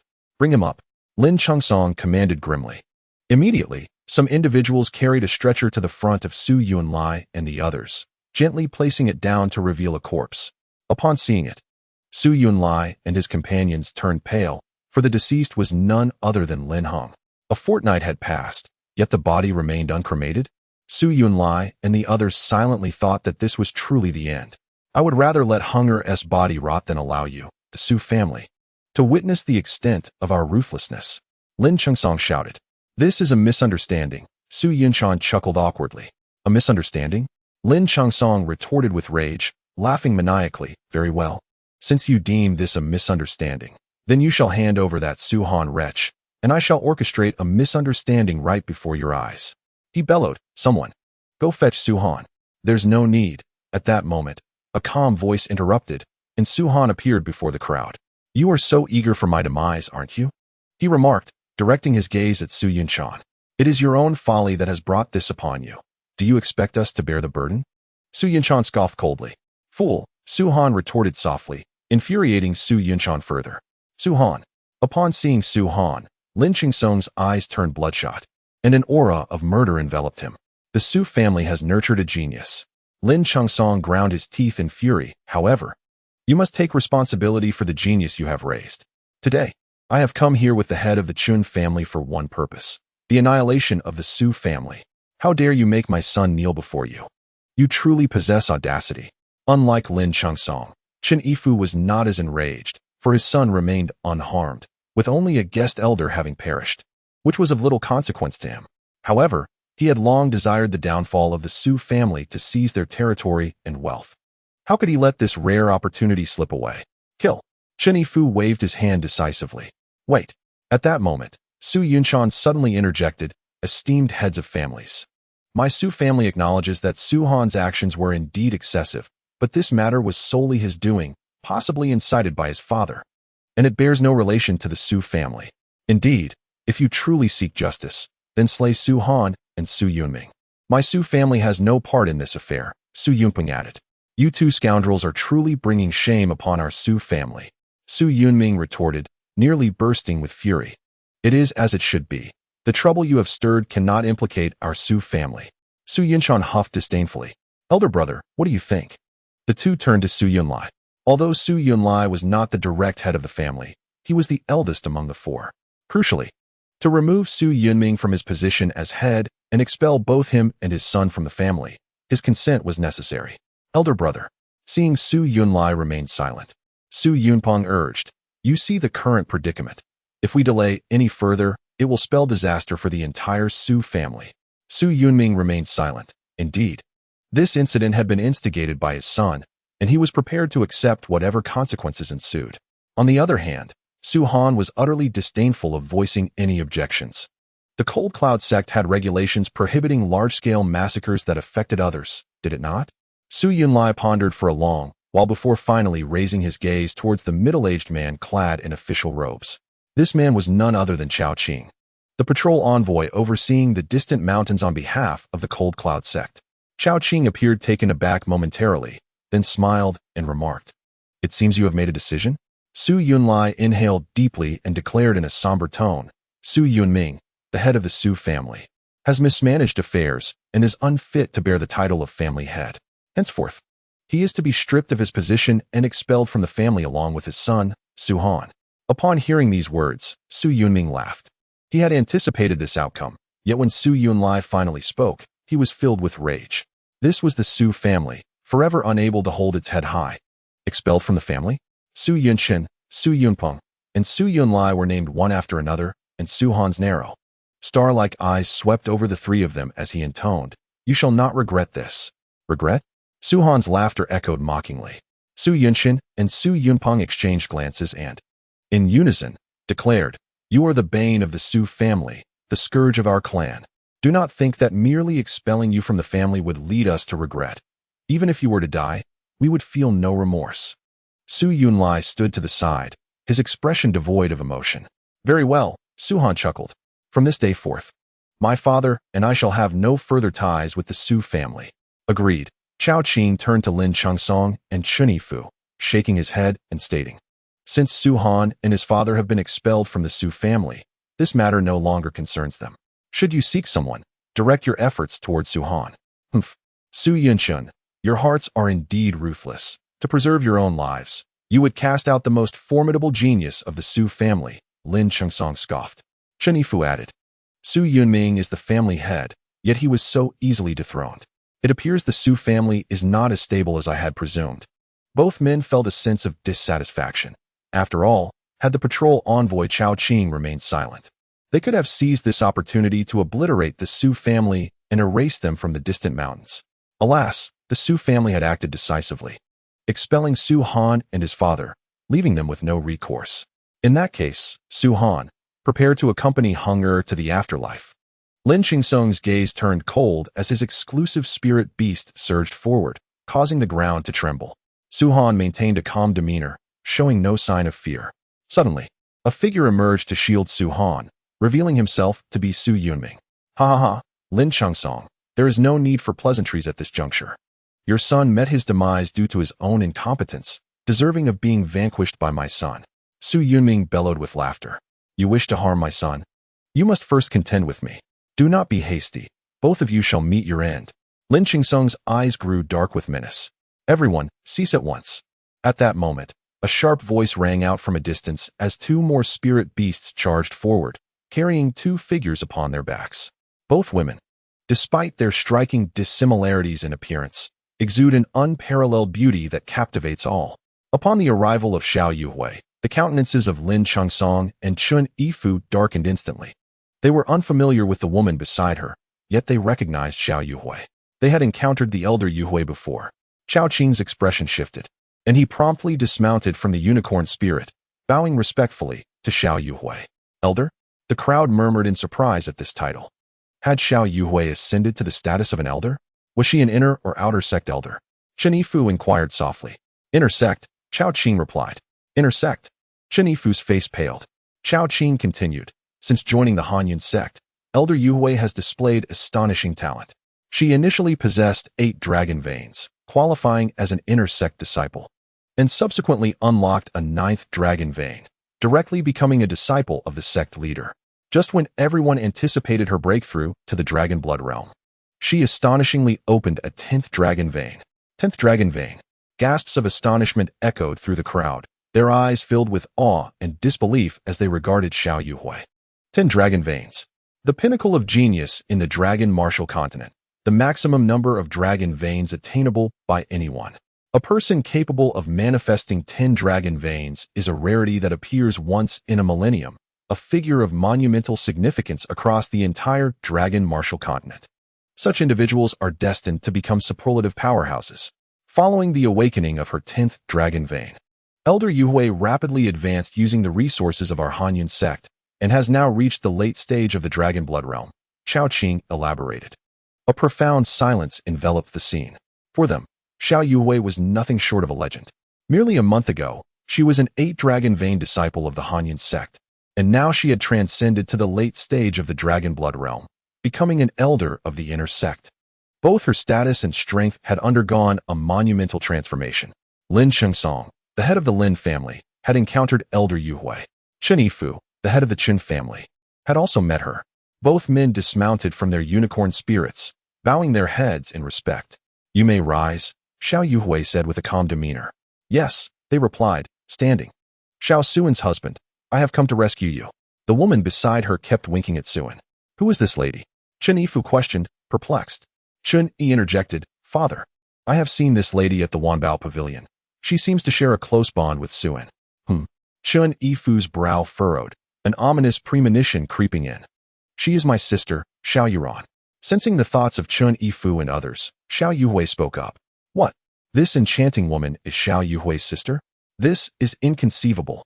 It is said that the second miss of the Xiao family is exceedingly unattractive and does not dare to show herself in public, regardless of her looks. Since this woman is Xiao Yuhui's sister and refers to Suen as her husband, does that not imply that Suen is indeed Xiao Yuhui's brother-in-law? A flurry of murmurs erupted among the crowd.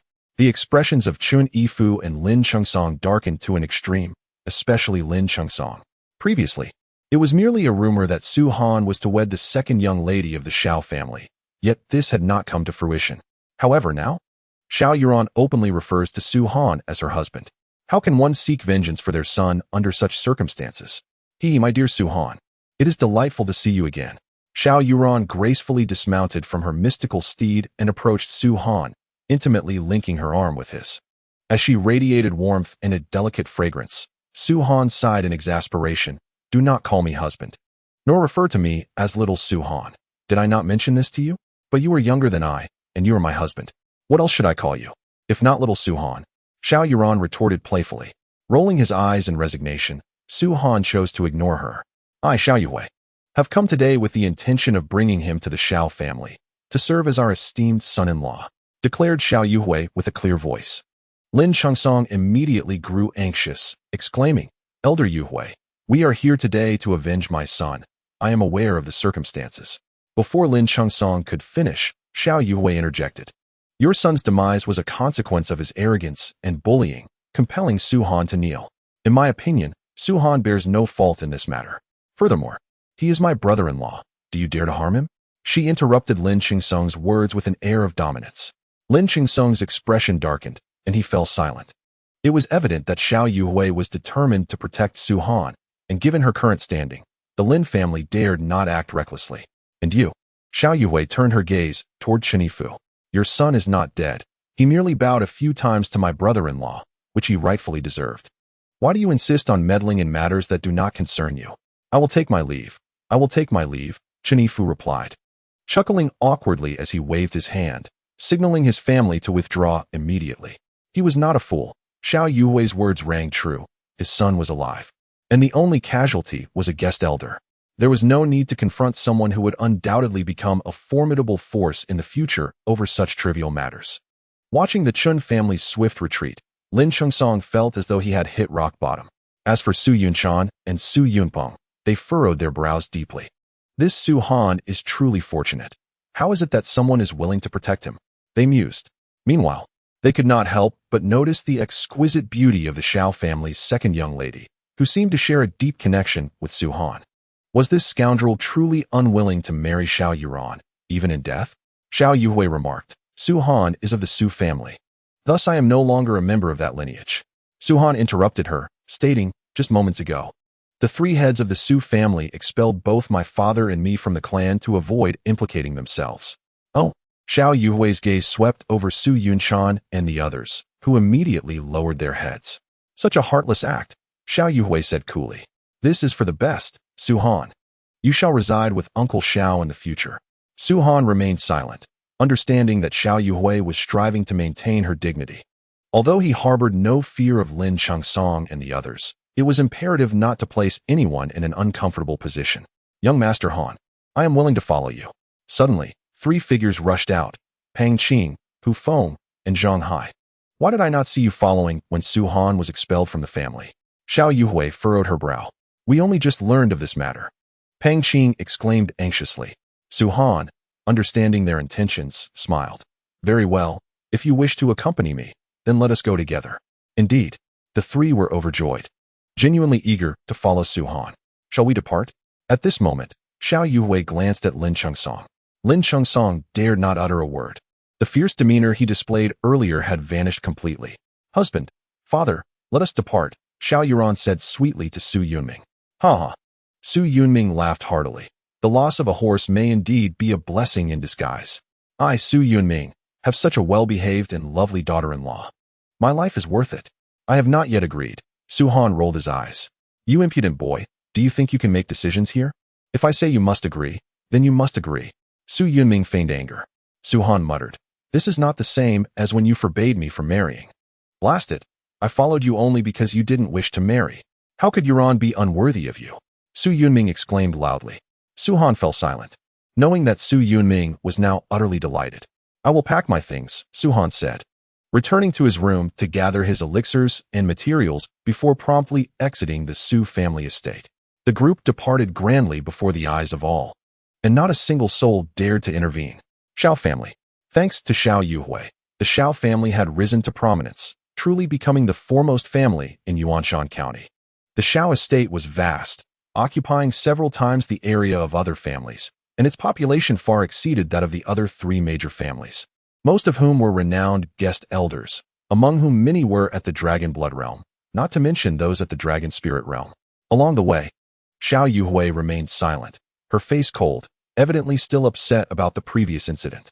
She intervened to save Su Han solely due to her sister's connection, having no direct ties to him. In contrast, Xiao Yuran chattered incessantly, her delightful demeanor and occasional humorous quips endearing her to Su Yunming, the proud father-in-law. Su Han also held a favorable view of her, yet having lived nearly 100 million years, his mindset was mature. He could not yet claim any affection for Xiao Yuhui. Upon reaching the Xiao estate, the guards at the entrance immediately saluted. Greetings, Miss, second Miss. Xiao Yuhui nodded and proceeded on her way. Xiao Yuran cheerfully exclaimed, Father, little Su Han, I have prepared rooms for you. Please take some time to rest. What about us? Peng Qing inquired. You are also guest elders of the Xiao family.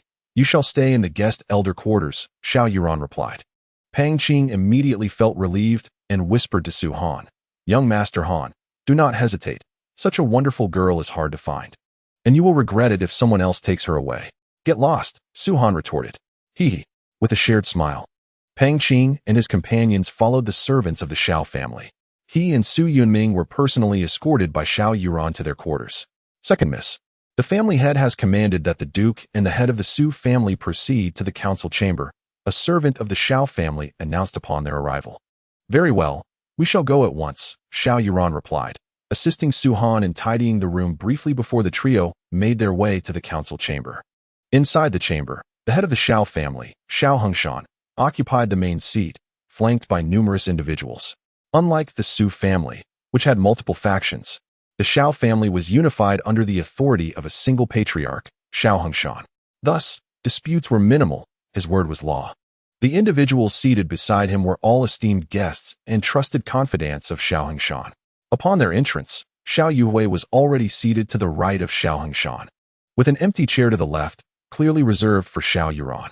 Father, Xiao Yuran addressed him sweetly. Xiao Hengshan responded, a rare smile breaking his stern facade as he beckoned. Second Miss, come sit beside me. Yes, Xiao Yuran nodded gently and approached. Su Han maintained a calm demeanor, while Su Yunming's expression darkened. Since entering, he had surveyed the surroundings and noted the conspicuous absence of seats for himself and Su Han. Alas, we are but guests under another's roof, Su Yunming lamented inwardly. The Xiao family evidently intended to assert their dominance over the father-son duo. After all, Su Yunming had once been the head of the Su family, yet here he was without even a place to sit. Impudent. Suddenly, an elderly man slammed his hand on the chair, startling both men. What is the matter? Su Yunming frowned. You dare enter the presence of the head of the Xiao family without offering your respects? The old man scolded. Xiao Hengshan remained impassive, seemingly oblivious to the confrontation. You are bold. Just as Su Han was about to respond, Xiao Yuran rose defiantly. Su Han is my husband, and Su Yunming is my father-in-law. How dare you speak to them in such a manner? The elder was taken aback, pondering how oblivious she was to the unspoken dynamics at play. Could she not discern that this was her father's directive? Su Han looked at Xiao Yuran in surprise, his admiration for her growing significantly. This little girl is quite endearing, he mused inwardly. Yuran, sit down, Xiao Yuhui interjected. You are not yet wed to Su Han. He is not your husband. But, Xiao Yuran began to protest, but Xiao Yuhui's expression hardened. But what? If I command you to sit, you shall sit. Do you not heed your sister's words? Oh, Xiao Yuran huffed, taking her seat with a pout. She had resolved that Su Han was her destined husband, and could not tolerate anyone reprimanding him. So you are Su Han? The elder scrutinized him, a derisive smile forming on his lips. You do not appear particularly remarkable. How could the second miss possibly be enamored with you? I have heard whispers of your prior potential, yet you fell into madness, severing your dragon vein. Though you have since recovered, I am aware that a broken dragon vein, once mended, lacks the vigor of its original form. In other words, although you have restored the previous 8 dragon veins, the forthcoming cultivation will be exceedingly arduous. It is even possible that you may remain trapped in the dragon vein realm for a lifetime. The old man spoke no falsehood. Many individuals have experienced the severance of their dragon veins, enduring countless hardships to restore them, yet they remained forever stagnated in the dragon vein realm, unable to progress further. Relatively speaking, they remain as good as useless. Merely possessing the dragon vein realm and expecting to marry the second young lady of the Shao family? What a dream. Family head, I oppose this union. The dragon vein realm is nothing but a mark of failure. What qualifications does he possess to win the favor of the second young lady? Others echoed similar sentiments, while Xiao Hongshan, seated at the head, remained silent. What are you all doing? Xiao Yuran exclaimed in frustration, adding, I am willing to marry Su Han. I simply like him. On what grounds do you oppose this? This young girl is far too naive. Su Han inwardly shook his head, easily discerning that these individuals were not genuinely opposed. They merely wished to show their prospective son-in-law a semblance of authority. Someone come here. Xiao Yuhui beckoned, saying, the second young lady is unwell. Please escort her to rest. Yes. Instantly, someone stepped forward. I am not unwell. Do not touch me. Xiao Yuran struggled, yet was still taken away. Su Han. Xiao Yuhui narrowed her beautiful eyes, fixing her gaze upon Su Han, and slowly remarked, I recall during our time at the Su family, you promised to make the Shao family understand what calamity truly meant. Upon hearing this, all eyes turned to Su Han, a wave of oppressive aura from the dragon spirit realm emanating towards him. However, Su Han remained utterly unfazed, his expression as calm as water, seemingly impervious to the pressure. What is the matter? Are you afraid to speak? Xiao Yue pressed on. Su Han raised his gaze, stating evenly, after standing for so long, is there no one to offer my father a seat? Xiao Yue frowned, but remained silent. The elder who had spoken earlier interjected, Humph, a phoenix fallen into the water is no better than a chicken. Do you still think this is the Su family? Then how about I procure a seat for my father? Su Han replied coolly, one superior grade elixir for my father's seat. The crowd was taken aback, clearly not expecting Su Han to make such a proclamation. Just for a seat, to offer a superior grade elixir? It was utterly absurd. The elder retorted, do you think superior grade elixirs grow on trees? Given your current situation, you would be lucky to possess even a single inferior grade elixir. 2. Su Han replied calmly, do not speak carelessly. You, 5. Before the elder could finish, Su Han interrupted him. Su Han, be cautious with your words. Those are superior grade. 10. You cannot possibly produce such a quantity. 20. Su Han continued, his demeanor unruffled, causing the hearts of all present to skip a beat. Superior grade elixirs are valued at no less than 8,000 gold coins each. 20 amounts to a staggering sum of 160,000 gold coins. Someone prepare the seats. Xiao Hongshan finally spoke, waving his hand, and immediately, 2 seats were placed behind Su Han and Su Yunming. The other seat is a gift, Xiao Hongshan declared. No need. The Shao family allows me to stand, so I shall stand. Su Han stated. Xiao Yuhui, seeing his indifferent demeanor, became infuriated. She truly could not fathom where Su Han derived his confidence. Humph, since you have offered 20 superior grade pills for a seat, now that the seat is here, do not go back on your word. The elder snorted coldly. Su Han retrieved 2 jade vials from his waist and tossed them forth, which the elder caught. The elder furrowed his brow and cast a skeptical glance at Su Han before promptly opening the vials. Instantly, a rich aroma of elixirs wafted from the bottles, reaching not only him, but the entire assembly in the conference hall. Are these truly superior grade pills? 20 superior grade pills are worth at least 16,000 gold coins. Where did this lad acquire such an abundance of pills? Could it be that he raided the Su family treasury before leaving? Whispers of astonishment rippled through the crowd as they gazed incredulously at Su Han. Where did you procure these elixirs? Xiao Yuhui inquired. Does it concern you? Su Han retorted. You.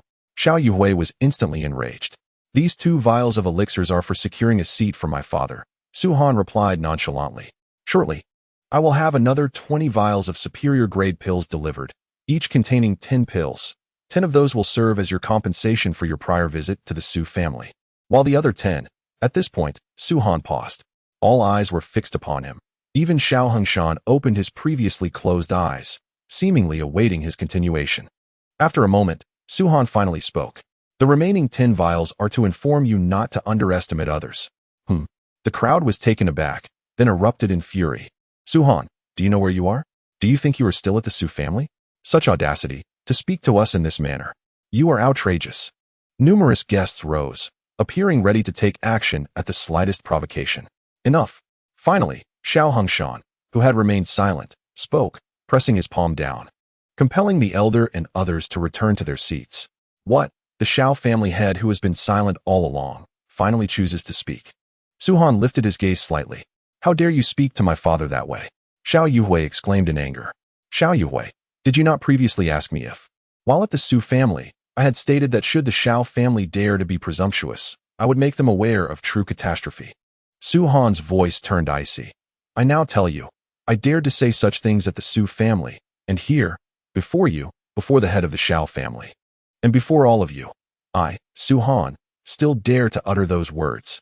Youngster, such arrogance at your tender age is ill-advised. Xiao Hongshan fixed his gaze on Su-Han. Arrogance. Ha ha. Su-Han erupted in laughter, and in that moment, an astonishing radiance erupted from him. Dragon veins? 11 dragon veins? Good heavens, how is this possible? Staring at the 11 brilliantly glowing dragon veins on Su-Han, everyone widened their eyes, enveloped in shock. On the dragon martial continent, 10 dragon veins signify the pinnacle. Yet, there have been legends that beyond 10 dragon veins, others have emerged with even greater numbers. Yet, this is merely a legend, unverified. For the 10 dragon veins are destined to signify the emergence of formidable power in the future. Beyond that, how much stronger could one possibly become? Today, however, Su-Han has unveiled before their very eyes that the 10 dragon veins are not the pinnacle. Impossible, this cannot be. Everyone shook their heads, even rubbing their eyes, believing they were hallucinating. Even Su Yunming stared in disbelief, his mouth agape. He was aware that Su-Han had restored and opened 8 dragon veins. Yet he had never heard Su-Han claim that he had shattered the norm and opened 11 dragon veins. Xiao Yuhui rose to her feet, exclaiming, Are these all dragon veins? What do you think? Su-Han retorted. Xiao Yuhui fell silent. Having opened 10 dragon veins, her prestige within the Hanyun sect was at its zenith. Even the sect master had personally acknowledged her as a direct disciple. The pride within Xiao Yuhui was unfathomable to ordinary individuals. She simply could not fathom that Su-Han could be the legendary figure who transcended limits. Noticing her silence, Su-Han smiled nonchalantly and turned to the elder. Did you not say that upon my recovery, I would be stuck at the Dragon Vein realm? The elder's lips twitched violently. Su-Han was slapping his face. Stuck at the Dragon Vein realm? This individual had literally surpassed limits, manifesting 11 dragon veins. What did this signify? It indicated that as long as Su-Han did not perish or encounter unforeseen circumstances, his future achievements would surpass even those of Xiao Yuhui. Su-Han, Xiao Hongshan inhaled deeply and said, Your talent is indeed remarkable. I cannot help but admire it. However, your arrogance is excessive. The derogatory remarks you just made cannot be erased merely by these 11 dragon veins. Is that so? Su-Han's gaze flickered, and another astonishing radiance erupted from him. Another one? 12 dragon veins. Am I dreaming? Upon the emergence of the 12th dragon vein, everyone's hearts jolted once more. Yet, before they could regain their composure, the 13th dragon vein manifested from Su-Han. The elder was utterly astonished, and the guests present were equally shocked. Is that enough? Su-Han narrowed his eyes at Xiao Hongshan and said coolly, If not, just watch. Boom, boom, boom. One after another, dragon veins erupted from Su-Han. Beams of light causing all present to squint against the brilliance. The dazzling golden light rendered them nearly unable to open their eyes. In that moment, Su-Han resembled a divine being bathed in golden radiance, akin to a blade unsheathed with a thunderous roar, radiating brilliance. 20 dragon veins. I cannot believe this is real. How could one possibly manifest 20 dragon veins? This is double the maximum number. The assembly hall echoed with gasps of astonishment. They simply could not quell their excitement. 11 dragon veins were astonishing enough, and now Su-Han had consecutively revealed 20. Who knows if he possesses even more? Head of the Shao family, given my 20 dragon veins, do you believe I am qualified to marry Xiao Yuan? Su-Han turned to Xiao Hongshan, then cast a glance at Xiao Yuhui, and said, given my 20 dragon veins, do you believe that my previous statements were excessive? As his words fell, Su-Han's gaze swept over everyone present. With my 20 dragon veins, do you think my father and I are unworthy of sitting here? Each word he uttered pierced the heart, captivating all who listened. The elder and others fell silent, no longer daring to utter even a single word. 20 dragon veins. If Su-Han were to reveal these 20 dragon veins, not only would a mere ninth-rate sect like the Hanyun sect covet him, but even the super sects of the Dragon Martial Continent would vie for him as their disciple, wouldn't they? If he truly became a disciple of those super sects, what would it mean to wipe out a mere Shao family? Amidst the oppressive atmosphere, the booming laughter of Su Yunming erupted. My son, ha ha. At this moment, Su Yunming found himself at a loss for words to describe his emotions. Ever since Su-Han's revival, he had been a source of constant surprises. He had directly restored 8 dragon veins, become an alchemist, and crushed those in the mid-stage of the dragon blood realm with the might of his dragon veins. Now, the Shao family, which had intended to suppress him and his father, was instead left in shock as Su-Han unleashed the power of 20 dragon veins. Su-Han was his son, and the feeling was akin to being Su-Han himself. The pride and elation were beyond description. Is that enough, Shao family head? Su-Han again looked up at Xiao Hongshan. Enough, enough, Xiao Hongshan replied with a wry smile, unable to maintain his previously lofty demeanor. The Su family is blind. Su Yunshan and Su Yunpeng are 2 fools for expelling such a prodigious talent from their clan. If they knew you possessed 20 dragon veins, they would surely regret it immensely, Xiao Hongshan sighed. I believe you have those 20 bottles of elixirs, but you need not offer them to me. With your talents, you will undoubtedly require those potions more. I apologize for the prior incident, he added. The others remained silent, understanding that Xiao Hongshan's words signified a true concession. What of the head of the Shao family? What of reaching the pinnacle of the dragon spirit realm? Even if he broke through to the Dragon Dan realm, what would it matter? Su-Han stood there, embodying the essence of a true dragon god, a dragon emperor, or even a dragon sovereign. No need. I shall provide you the elixirs as a courtesy, Su-Han replied calmly, for they are all concocted by me. As long as I have the materials, I can produce as many of these elixirs as I desire. You concocted these yourself? You are an alchemist? The astonishment rippled through the crowd. These are high-grade elixirs. You have become a high-grade alchemist? 20 dragon veins, and an alchemist. Are you pulling our leg? Another wave of shock ensued, though they understood that to become a high-grade alchemist, one must possess the cultivation of the dragon spirit realm. Su-Han had already shattered one rule. What would it matter if he broke another? From this day forth, Su-Han shall receive treatment on par with mine within the Shao family. Xiao Hongshan finished speaking and rose to leave the council chamber, feeling utterly embarrassed to remain there any longer. Thank you, Master Xiao, came Su-Han's teasing voice, causing Xiao Hongshan's lips to twitch violently, nearly making him stumble and fall. From that day forth, Su-Han took up residence in the Shao family. Regarding the matter of the 20 meridians, Su-Han had advised the elder and others to keep it confidential. They understood the gravity of the situation. Should anything go awry, they could not bear the consequences. In the blink of an eye, a month had passed. During this time, Su-Han remained in his chamber, diligently cultivating with various elixirs. For others in the Dragon Vein realm, refining a single high-grade elixir could take several days, and even with their Dragon Vein strength, they might struggle to refine such high-quality elixirs. However, for Su-Han, within this month, he had devoured and refined hundreds of ancient spirit elixirs.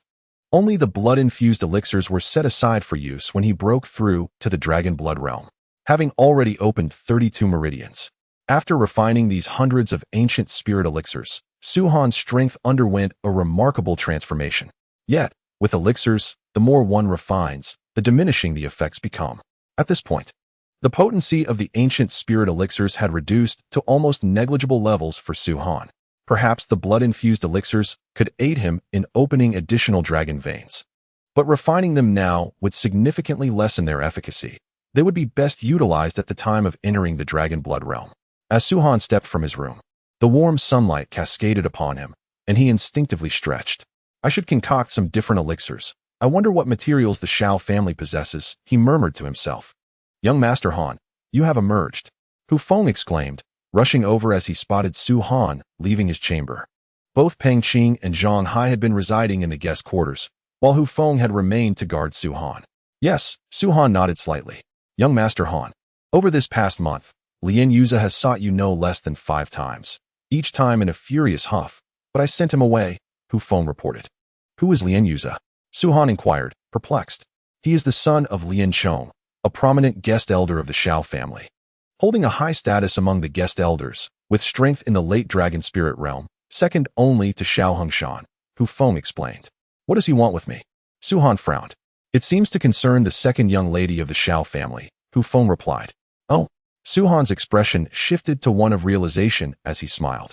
Indeed, Shao Yuran is extraordinarily beautiful and possesses a lively and innocent character, making her quite endearing. However, he shouldn't come seeking you. If Lien Yuza has the capability, he should pursue the second young lady himself. Why involve you? Hu Feng scoffed. Perhaps he intends to intimidate me. Su Han lightly shook his head and instructed. You should focus on your cultivation. I will visit the Shao family's warehouse to gather some materials. Understood, Hu Feng responded. Stop right there. Just as Su Han was about to head to the warehouse, a cold voice suddenly rang out. Su Han paused mid-step and turned to observe several individuals approaching from a distance. At the forefront was a young man clad in a blue robe, possessing a passable appearance. However, his somewhat sharp visage bore an unmistakable gloom. Young Master Han, that is Lien Yuza, Hu Feng whispered. Su Han merely nodded and continued on his way, disregarding the young man entirely. I command you to halt. Lien Yuza, incensed by Su Han's apparent indifference, stepped directly into his path. Are you deaf? When I say stop, do you not hear me? He sneered coldly. Su Han lifted his gaze slightly. Are you addressing me? Who else would I be speaking to? Are you attempting to play the role of a mighty wolf here? Lien Yuza's eyes glinted with malice. I have not provoked you, have I? Su Han furrowed his brow. You may not have, but you have entangled yourself with those you ought not to, Lien Yuza retorted. Oh, and whom have I provoked? Pray, enlighten me. Su Han replied with an intrigued expression. Shao Yuran, Lien Yuza declared sharply. Su Han, I trust you will recognize your place. You reside in my Shao family's home. Partake of our provisions, and your very life was spared by my family. Do you not consider what qualifications you possess to warrant such favors from the Shao family? Although Shao Yuran may lack the talents of a true heiress, she is still beyond your reach. You should abandon any such aspirations. I recall your surname is Lien. Is it not? Su Han inquired suddenly. Lien Yuza countered. Indeed, I am Lien. What of it? Then why do you speak so incessantly of the Shao family? Do you not feel any shame? You speak as if you were genuinely a member of the Shao household. Su Han shrugged dismissively. Impudent. Lien Yuza scoffed. Do you dare to speak to me in such a manner? Do you dare to speak to my husband in such a way? At that moment, Shao Yuran's lively voice pierced the tension.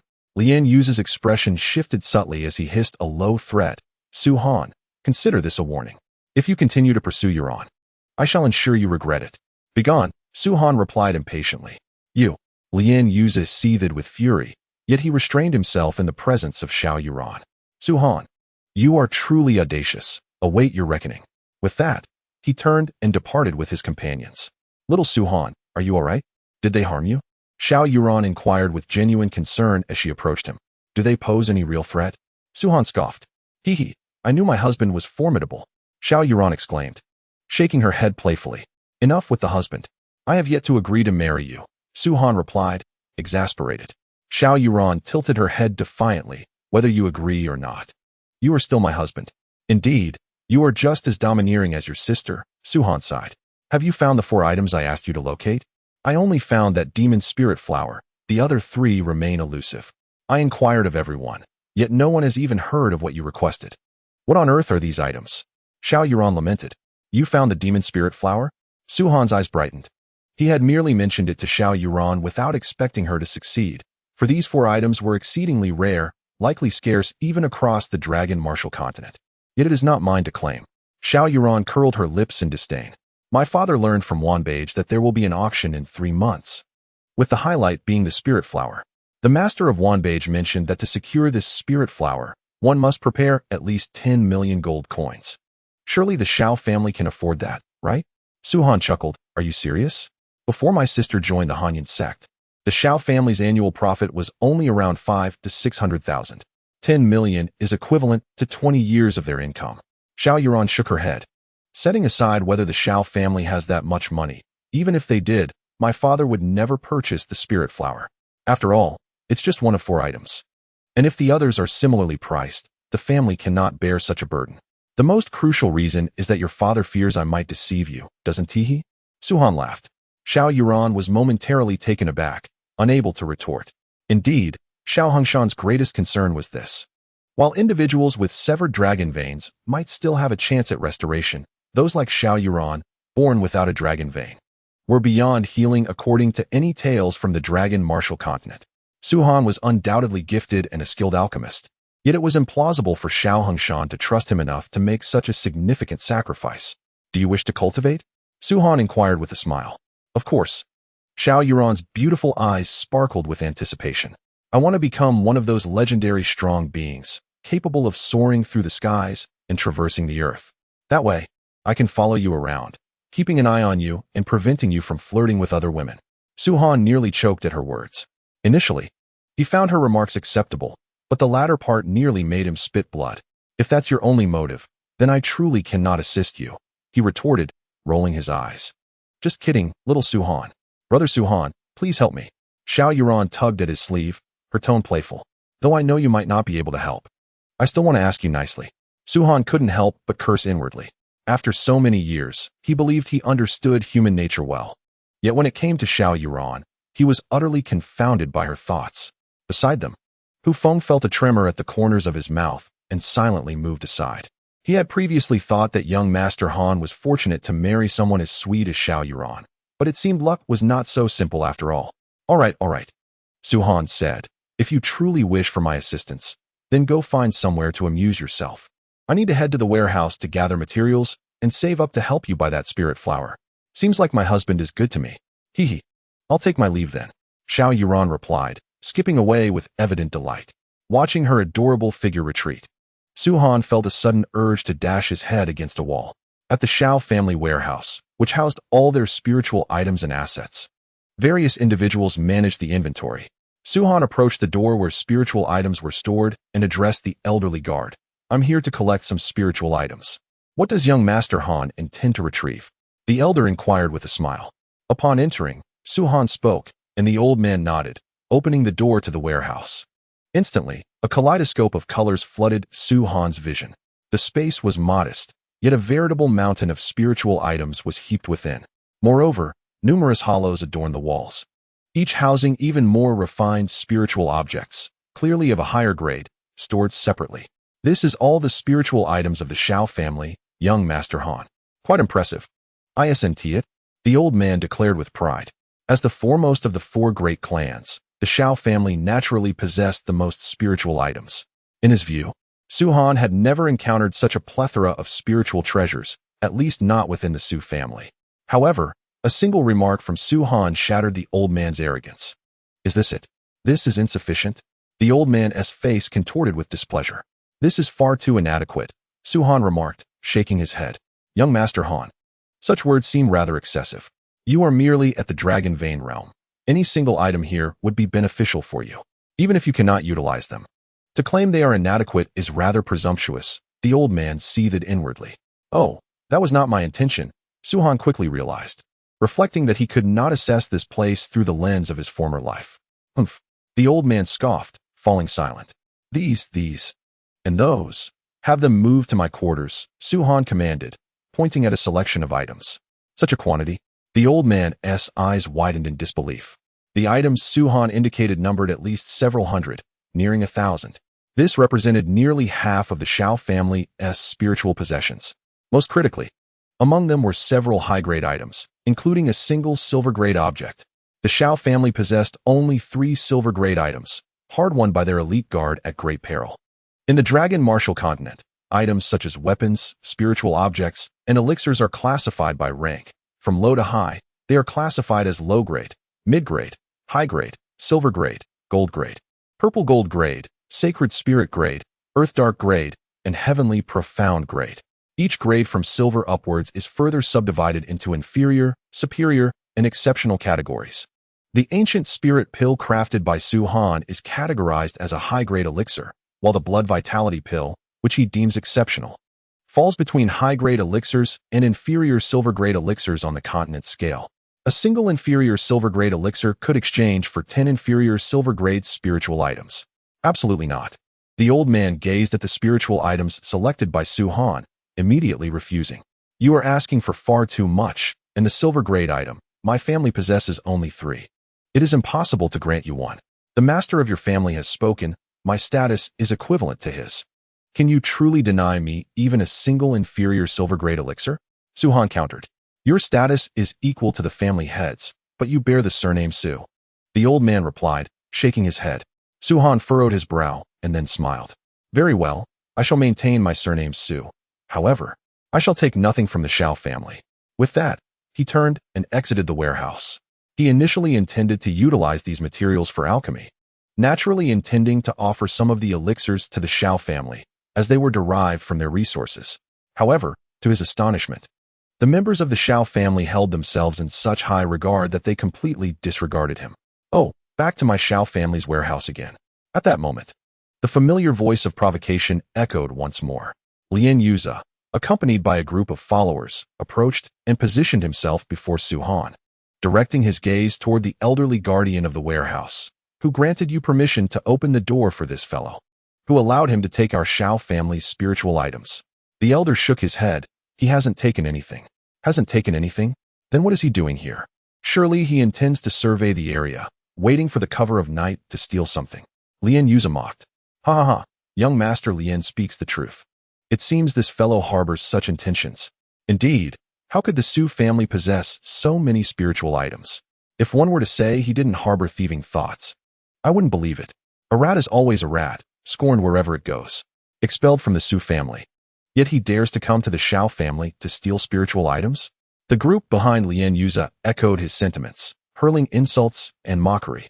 To be honest, I am not in a pleasant mood right now, Su Han remarked, raising his gaze to meet Lien Yuza and his entourage. A fleeting glimmer of coldness flashing in his eyes. You'd best leave me be. Audacious. Insolent. How dare you speak to our young master in such a manner? It seems you have a death wish. The moment Su Han's words fell, Lien Yuza's followers erupted in fury, encircling Su Han. Su Han, you certainly have a lofty opinion of yourself, thinking this is still the Su family? Lien Yuza leisurely approached Su Han, locking eyes with him. A mocking smile gracing his lips. What will you do if I refuse to leave? Dare to confront me? Go ahead, try. He was certain Su Han would not dare to act, considering they were within the Shao family's domain. And his father was the most formidable guest elder of the Shao family, a figure revered above all others, even by Shao Hongshan. I shall offer you one last chance. Leave now, Su Han replied indifferently. Ha ha ha, you grant me a chance? After a hearty laugh, Lien Yuza's tone shifted to one of menace. Su Han, I would rather give you an opportunity to crawl between my legs, and in return, you must never disturb Shao Yuran again. If you do this today, I shall spare you. Slap. As soon as the words left his mouth, Su Han abruptly raised his hand, delivering a resounding slap to Lien Yuza's face. Lien Yuza stood momentarily stunned. You dare to strike me? After a brief pause, Lien Yuza finally regained his composure. You worthless fool. How dare you hit me? Su Han snorted coldly. Without further ado, he seized Lien Yuza by the neck and hurled him into the void. Lien Yuza's form was abruptly cast several meters into the air. Su Han then planted his foot firmly on the ground, his figure twisting in midair.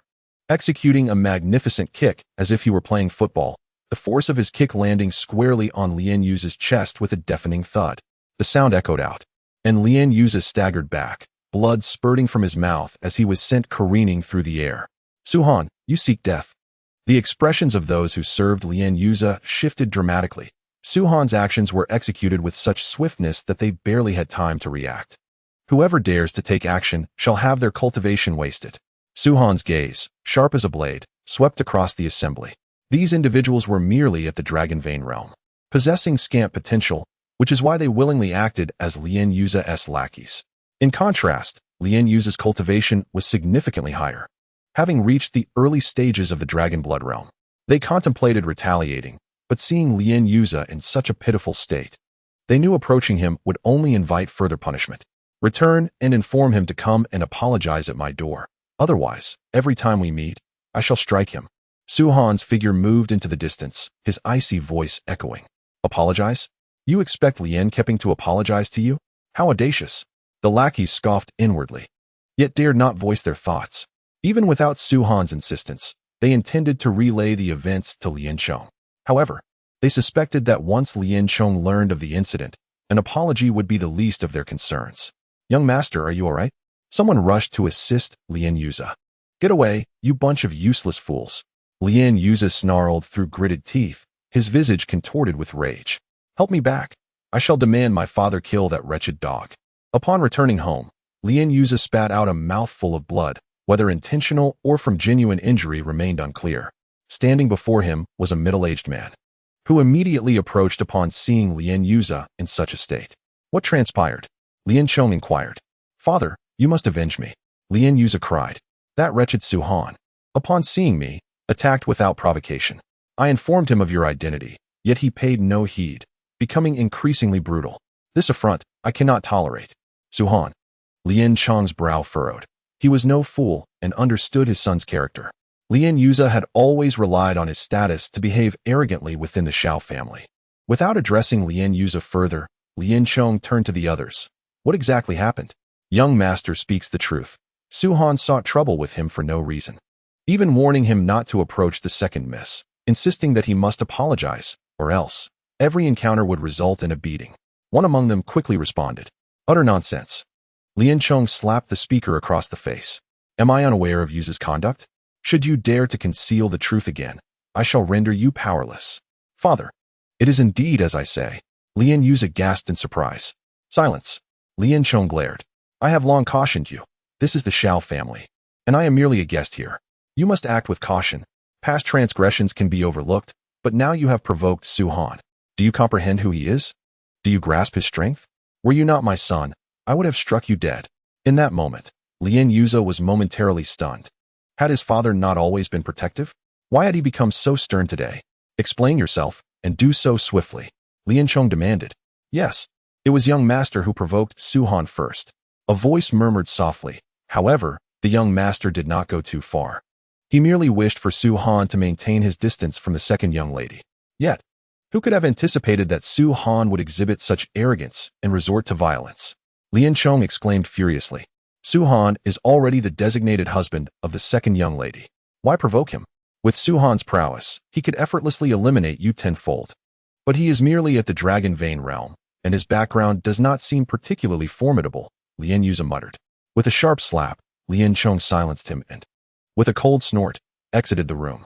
He had witnessed Su-han unleash the power of 20 dragon veins in the living room. In terms of strength, although Su-han was only at the Dragon Vein realm, his 20 dragon veins could easily overpower someone like Lien Yuza. And even a mid-stage dragon blood realm guardian from the Qin family had been vanquished by Su-han in direct confrontation. As for his background, indeed, at present, Su-han appeared to lack any significant backing, seemingly relying solely on the Su family. Yet, Lien Chong understood that if Su-han so desired, he could attract at least a 7th-tier sect to support him. At that point, not only would a mere guest elder like himself be powerless, but even the entire Shao family or the Hanyan sect would dare not act with impunity. At Su-han's doorstep, Lien Chong stood with 5 large packages. Many passers-by glanced at this scene, puzzled. What was the guest elder doing here? It seemed the packages contained spiritual items. Lien Chong's expression appeared rather grim. As the most powerful guest elder of the Shao family, he was well known, and everyone was curious about his presence at Su-han's door. Then, taking a deep breath, Lien Chong finally spoke. "Young Master Su-han, this unfilial son has unwittingly offended you, and thus, I, Lien, have come to offer my sincerest apologies. I hope you can find it in your heart to forgive him." The crowd erupted in astonished murmurs. "What? Did I hear correctly? The guest elder is here to apologize to Su-han? What transpired? I heard that Lien Yuza seemed to have had a conflict with Su-han and was subsequently beaten. Is such a trivial matter worthy of this? Given the status and strength of the guest elder, one would expect him to come seeking trouble rather than offering apologies. After all, Su-han is merely a useless individual seeking refuge in our Shao family. Why would the guest elder be so fearful?" However, Lien Chong remained unfazed by the surrounding chatter. While he valued his reputation, it was contingent upon the identity of the counterpart. Someone like Su Han was not deserving of such concern, with Xiao Yuhui having opened 10 dragon veins, and thus becoming an inner elder of the Hanyun sect. Su Han's 20 dragon veins foretold his future as an extraordinary powerhouse. If this matter was not addressed now, and Su Han harbored resentment later, both Lien Chong and his son Lien Yuza would indeed face dire consequences. I implore you, young Master Su Han, to step forth for a moment, Lien Chong continued. The door creaked open, revealing a figure clad in white, Su Han himself. Guest Elder Lien, it is a pleasure to see you, Su Han greeted with a faint smile. Lien Chong's lips twitched slightly. My son inadvertently offended you. I hope you might show magnanimity and spare him this once. Ah, Su Han remarked. I initially thought that Lien Keqing had come to trouble me. Considering the pompous and overbearing nature of young Master Lien, I presumed his father would not be much different.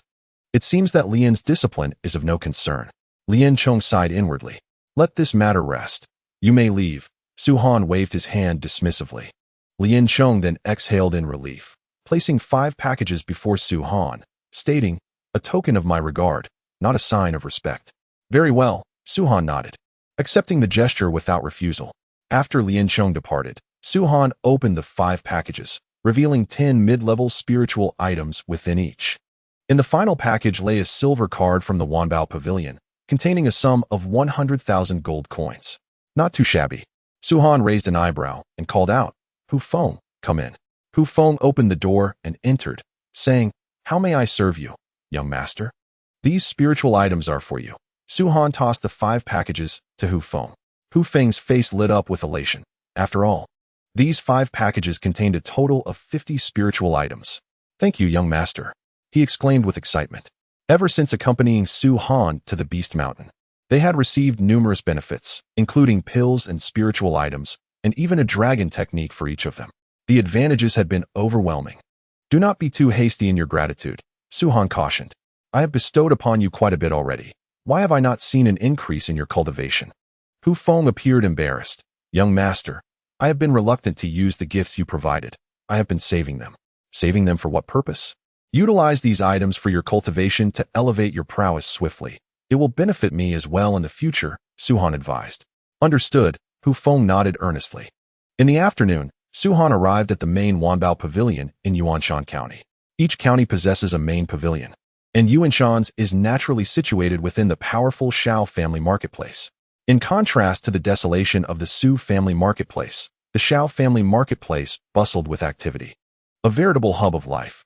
However, this level of activity had not always been the case. The influx of people had surged recently. From a distance, it appeared as though a sea of heads flooded the marketplace. It seems that the influence of the Hanyun sect in these surrounding counties is indeed formidable. Su Han mused inwardly. The marketplace's crowd was undoubtedly drawn by the Hanyun sect's annual recruitment of disciples.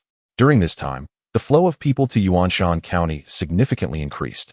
As the Hanyun sect was located within its borders, a considerable fortune for the region.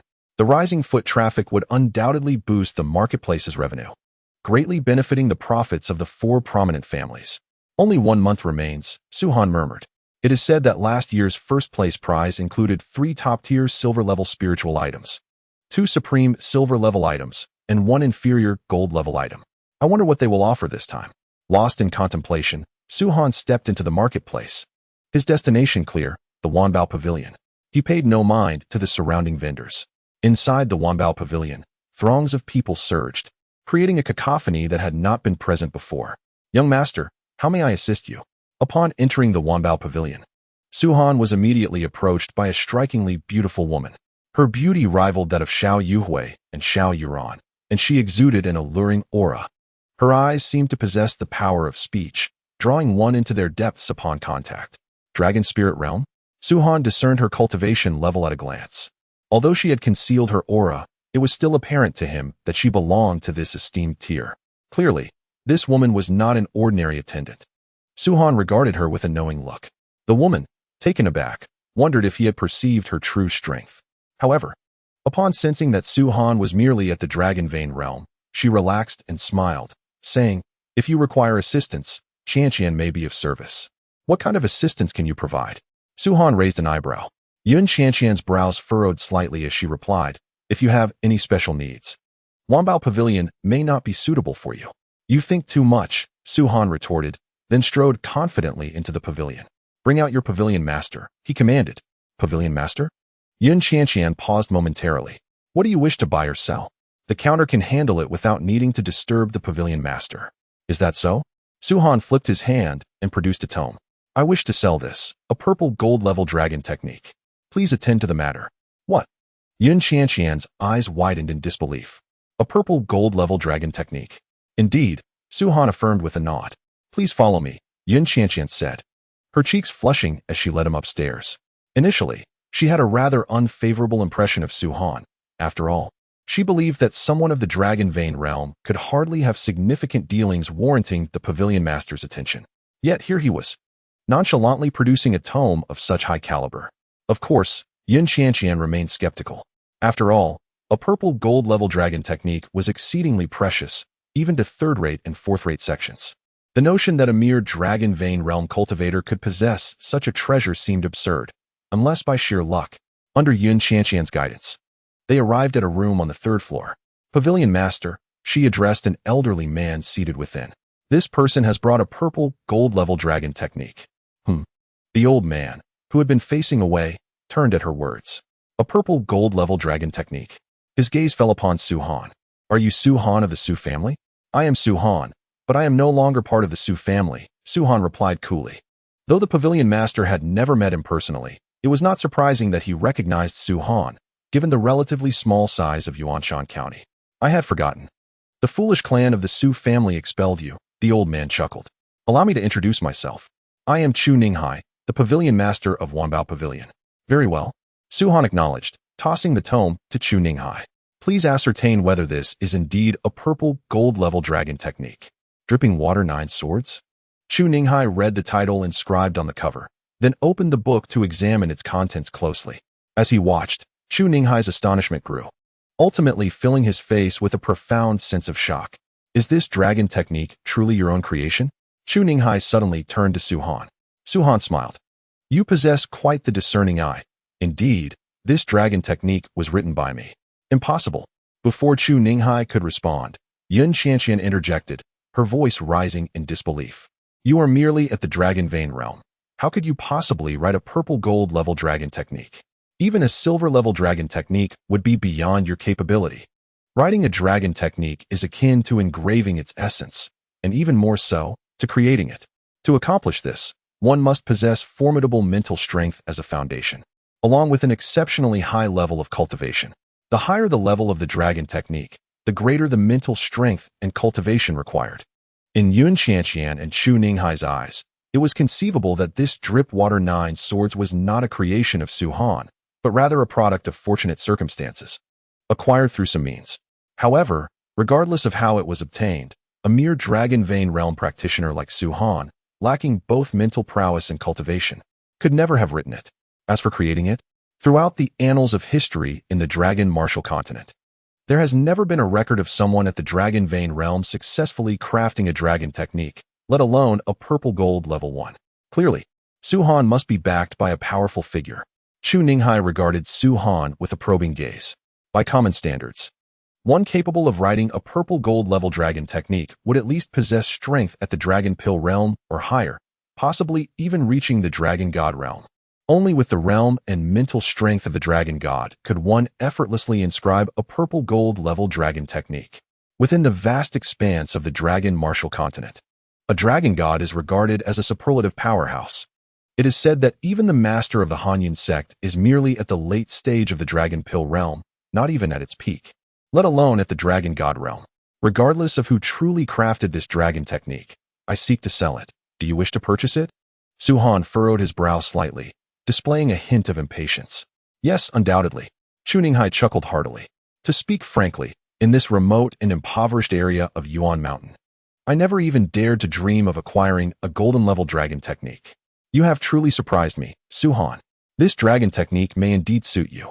Su-Han cast a glance at Yun Qianqian. The latter appeared taken aback, her eyes reflecting an aura of mystery as she regarded Su-Han. Su-Han's seemingly casual remark caused both Chu Ninghai and Yun Qianqian's hearts to skip a beat. It was evident that Su Han had discerned the essence of Yun Qianqian's practice techniques, and even her cultivation level. What price does young Master Su propose for this dragon technique? Chu Ninghai inquired. Su Han pondered briefly before replying.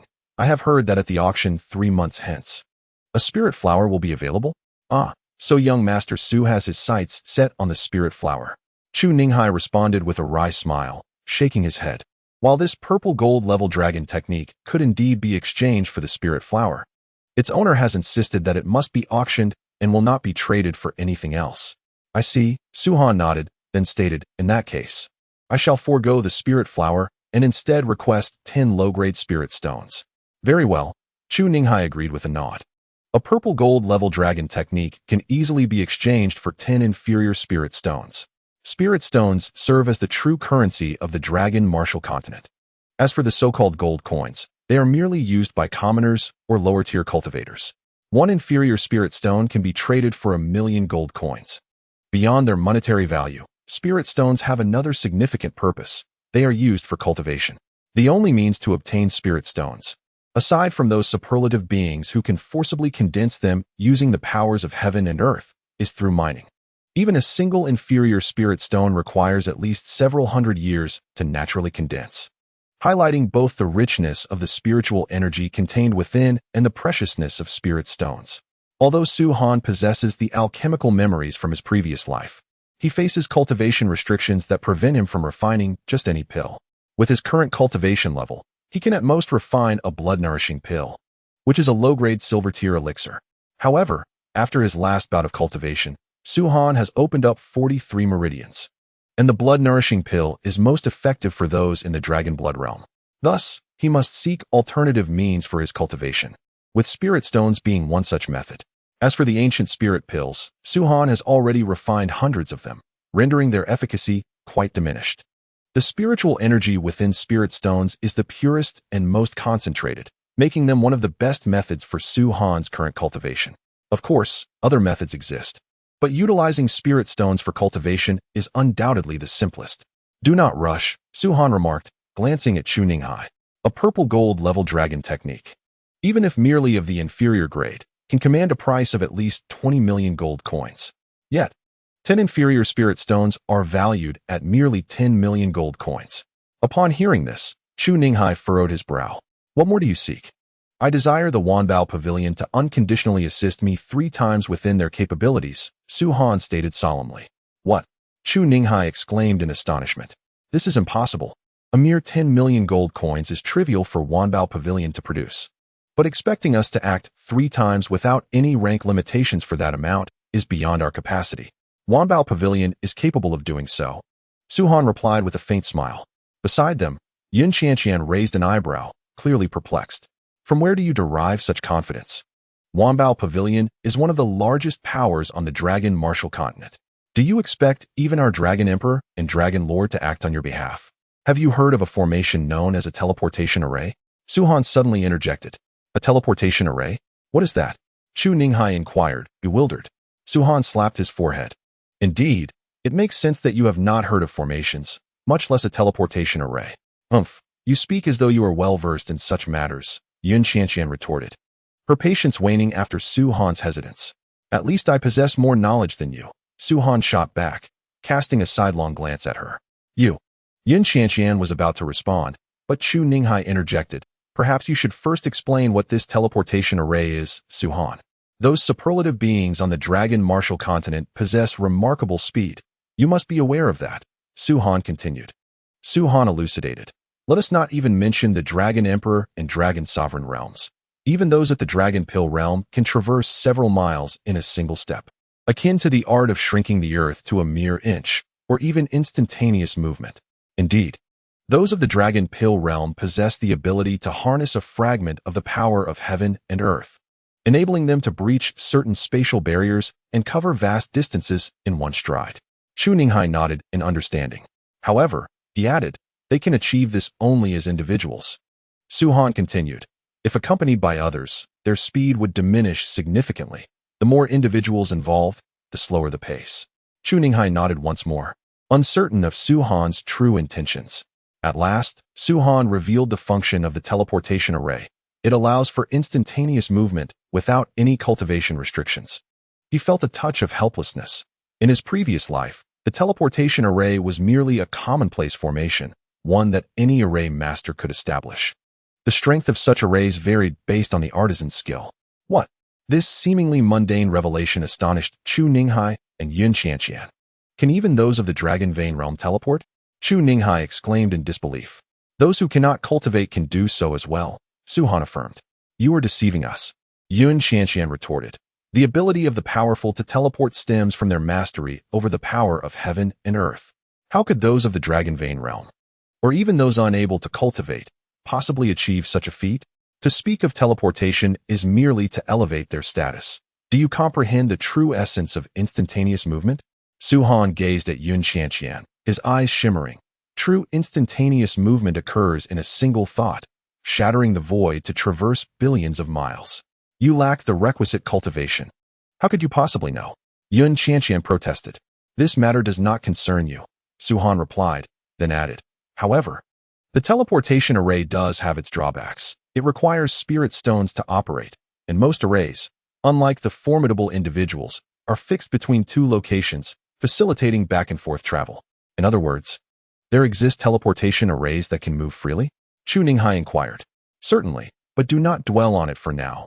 The materials needed for such arrays are exorbitant, and even the Wanbao Pavilion would feel the pinch, Su Han remarked nonchalantly. Yun Qianqian tilted her head. Do you comprehend the vast financial resources of the Wanbao Pavilion? On the Dragon Martial continent, there is nothing we cannot afford. Then you truly are remarkable, Su Han replied with a feigned admiration. It was clear he did not mean it sincerely. The wealth of the Wanbao Pavilion? In Su Han's previous life, merely one of his possessions could rival the entire wealth of the Dragon Martial continent, let alone the meager resources of the Wanbao Pavilion. How about this? Su Han proposed. I will exchange the purple gold-level dragon technique for 20 inferior spirit stones. With that, he rose, seemingly awaiting Chu Ninghai to procure the spirit stones before departing. Do not be hasty, Chu Ninghai exclaimed, sensing urgency.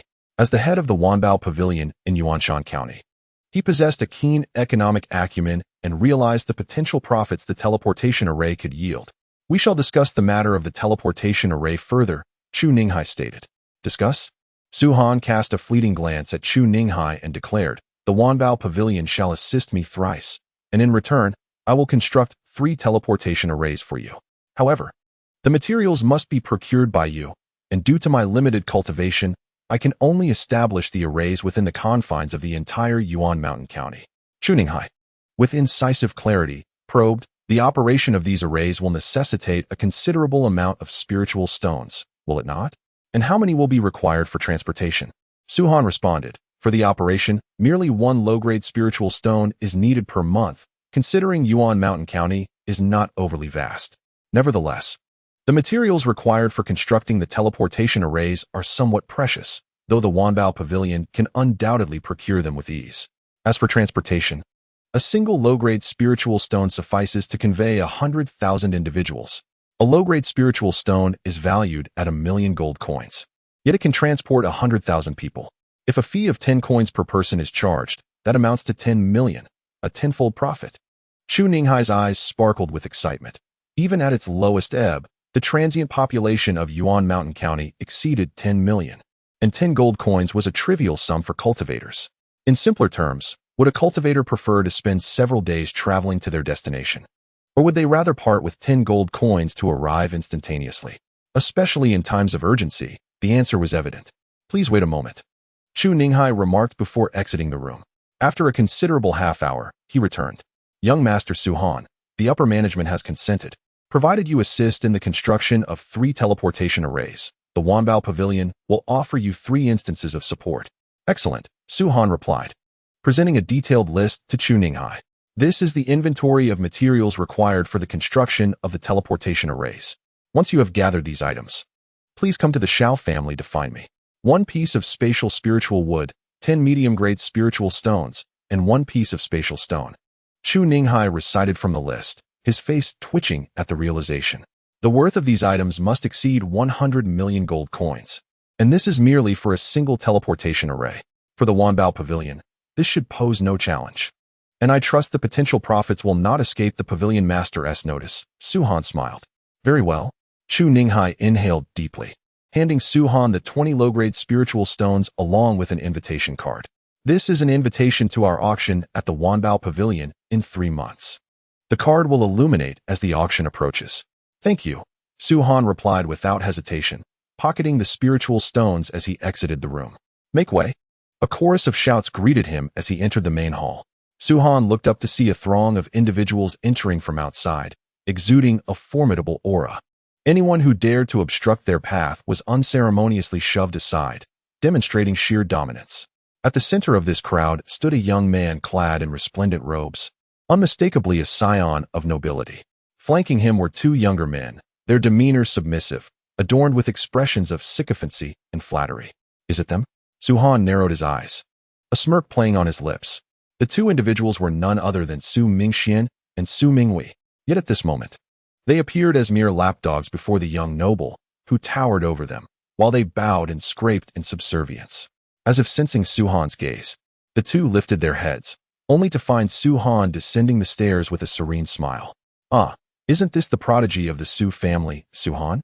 Exclaimed Su Mingxian at the sight of him. Su Minghui added with a mocking tone, the genius of the Su family? He is no longer one of them, is he? I hear some individuals are squatting under the roof of the Xiao family, facing obstacles at every turn. It seems rather unfortunate. Ha ha. Does he still believe he belongs to the Su family? He is merely a son-in-law. Does the Xiao family even regard him? Indeed. Had it not been for the Xiao family's second young lady insisting on marrying him, this waste would have been long since eliminated by the head of the Lin family. His grave overgrown with grass by now. Their words were laced with ridicule and derision. They understood that Su-han was no longer the useless person he once was. Their remarks were simply for their own amusement. As for the thought of Su-han retaliating against them, with that young man backing them, what was there to fear? Their voices echoed loudly, drawing the attention of everyone in the hall, all eyes turning towards Su-han. He had slain the young master of the Lin family and forced the young master of the Chun family to kneel, almost leading to the annihilation of the Su family at the hands of both clans. Ultimately, Su-han had been expelled from the family, and with the Xiao family intervening, he narrowly escaped disaster. The size of Yuanshan County was limited. Many were aware of the incident, discussing it as an amusing topic over tea. Is this really Su-han? Some murmured, intrigued. But he is merely at the Dragon Vein stage. I heard he even defeated someone at the Dragon Blood stage. Defeated? This young man actually killed someone in the mid-Dragon Blood stage in a direct confrontation. Individuals from other counties began to voice their thoughts. Their curiosity piqued as they scrutinized Su-han. Amidst the multitude of gazes, Su-han maintained his composure, steadily making his way toward the hall's exit, seemingly oblivious to Su Minghui and Su Mingxian. Witnessing this, an ominous shadow crossed Su Mingxuan's eyes as he whispered to the young man, young Master Liang. This is the waste I mentioned, Su-han. He is the one who has captured the heart of the most beautiful woman in Yuanshan County. Indeed. Su Minghui chimed in eagerly. I simply cannot fathom what merits Su-han possesses. Why would the second young lady of the Xiao family take a liking to him? In my view, he pales in comparison to young Master Liang. Only you are worthy of her. Their words dripped with embellishment, for in their recent interactions, they had discerned the young man's greatest vice, his fondness for women. Lacking any other rationale to incite enmity towards Su-han, they resorted to invoking the name of Xiao Yuran. As anticipated, upon hearing their words, young Master Liang's eyes sparkled with interest as he inquired, is this Xiao Yuran truly as beautiful as you say? Absolutely, Su Mingxian exclaimed, slapping his thigh, his face alight with adoration. Young Master Liang, you cannot imagine. It was once rumored that Xiao Yuran was quite ugly, and we believed it without question. Yet, she is indeed breathtaking, akin to a celestial being. It is no exaggeration to say that to share a night with such a woman would be a stroke of immense fortune. Alas, were it not for my own inadequacies, I would truly wish to propose to Xiao Yuran. Su Minghui sighed and shook his head beside him. Their words stirred a sense of intrigue within Liang Xiaowei. He is the son of the Liang family in Yunyang County, a family of notable standing, though not the highest. Nevertheless, they are a prominent family in the county, far superior to the 4 great families of Yuanshan, and even the Xiao family must treat them with respect. Liang Xiaowei, of similar age to Su Mingxian and his companions, has had his fair share of romantic encounters. His visit to Yuanshan County serves two purposes. First, to explore the possibility of joining the Hanyun sect, and second, to indulge in the pursuit of beauty. While he may restrain himself in Yunyang County, he feels emboldened in this smaller locale. Young master, with your standing, a mere word from you would surely compel Su Han to hand over Xiao Yuan. Su Minghui continued to incite. Dare he refuse? Liang Xiaohui's eyes narrowed as he called out to Su Han, who was about to exit the hall. Halt. However, Su Han appeared oblivious, continuing his steady stride. You insolent wretch, did you not hear my command? Liang Xiaohui waved his hand, and immediately, two middle-aged men stepped forth to block Su Han's path. Young master commands you to stop. Have you no ears? One of them said. At this moment, Liang Xiaohui approached, flanked by Su Mingxian and his companion. I am Liang Xiaohui, son of the head of the Liang family in Yunyang County. You must have heard of me, he boasted, looking down upon Su Han. I have not, Su Han replied, shaking his head. While others might have heard of Liang Xiaohui, renowned as a notorious scion from the county, Su Han was indeed unfamiliar with him. Preposterous. Su Mingxian interjected sharply. Su Han, how can you not recognize young Master Liang's name? Have you lost your senses? Young Master is well known, even in Yunyang County. Do you truly believe that your modest talent places you above all others? Let me enlighten you. There are always those greater than oneself, and Liang Xiaohui is not someone you can afford to offend. Apologize at once. Liang Xiaohui relished Su Mingxuan's words, crossing his arms and awaiting Su Han's contrition. Su Han glanced at him, then turned his gaze to Su Mingxian and his companion, suddenly smiling. What is so amusing? Su Mingxian frowned. Like father, like son, the Su family truly breeds talents. Su Han remarked coolly as he attempted to leave. Yet, the two middle-aged men obstructed his path, their demeanor frosty. Who would have thought that such arrogance could arise in this small Yuanshan County? I have truly witnessed something remarkable, Liang Xiaohui sneered. Seize him and continue until he acknowledges his mistake. Yes, the two men prepared to act. At the Xiao family market, guarded by the Wanbao Pavilion, no violence is permitted. Just then, a voice resonated from the third floor of the Wanbao Pavilion, that of the pavilion master. Upon hearing this, the two men halted. Liang Xiaohui furrowed his brow slightly before saying, Very well, I shall let him off this once. He may leave. He dares not disregard the distant mountains. Yet he cannot afford to underestimate the Wanbao Pavilion. Should he offend the Wanbao Pavilion, even a myriad of the Liang family would not suffice to pay the price. As for the Xiao family, young Master Han, the head of the family has instructed that upon your return, you are to visit the conference hall. The guard, upon seeing Su Han's return, spoke up. I understand. Su Han nodded, first returning to his room to set down the spirit stones, and then proceeded towards the conference hall. He paid no heed to Liang Xiaohui and the others. Had it not been for the bustling marketplace, he would have acted first. Upon arriving at the conference hall, he found numerous individuals already seated. Su Yunming occupied a position directly below Xiao Hengshan, notably close to the front, indicating the courtesy Xiao Hengshan now extended towards Su Han and his son. This was a position once held by the first guest elder of the Xiao family, Lin Chong. Young Master Han has returned? Haha, we were just waiting for you. Please take a seat. The members of the Xiao family greeted Su Han with smiles, their words tinged with a hint of flattery. It would be foolish to offend Su Han at this moment. Su Han, come, sit beside me. Xiao Hengshan beckoned with a smile. Next to him were two seats, one occupied by the expressionless Xiao Yuhui, the other naturally reserved for Su Han. As for Xiao Yuan, she was unable to cultivate and typically did not attend family meetings. Without hesitation, Su Han took his place. The purpose of gathering you all today is not for anything particular, but to instruct you to inform your subordinates that the annual disciple recruitment of the Hanyun sect is about to commence. The influx of people from Yuanshan County has significantly increased this year, with many arriving from other counties, and according to my investigations, even from the prefectural city. Xiao Hengshan stated. We understand the head's intentions, Lin Chong responded. We will ensure that our subordinates act with caution during this period. Indeed, Xiao Hengshan nodded, then continued. According to our intelligence, among those arriving, there are 4 factions that we must not offend. The others remained quietly attentive as Xiao Hengshan elaborated. These 4 factions are the Lung family from Nanxing Prefecture, the Hu family from Huang'an Prefecture, the Yang family from Minghai Prefecture, and the Liang family from Yunyang Prefecture. At this point, Xiao Hengshan paused, and then added, the Lung, Hu, and Yang families are all prominent families within their respective prefectures, wielding considerable power that far surpasses that of Yuanshan County. As for the Liang family, while they are not particularly formidable within Yunyang Prefecture, they do have a member serving as an inner elder in the Hanyun sect, so it is advisable to avoid provoking them. We understand, the others replied in unison. Such matters were not unfamiliar to them, as the annual disciple recruitment of the Hanyun sect had always been a part of Yuanshan County's routine. This meeting was primarily intended for Su-han's benefit. Despite his talent, Su-han's overly proud disposition made it difficult for Xiao Hongshan to address him directly. Thus, he devised this approach. Very well, since you all understand, please relay the message and ensure that your people do not provoke those I have already offended.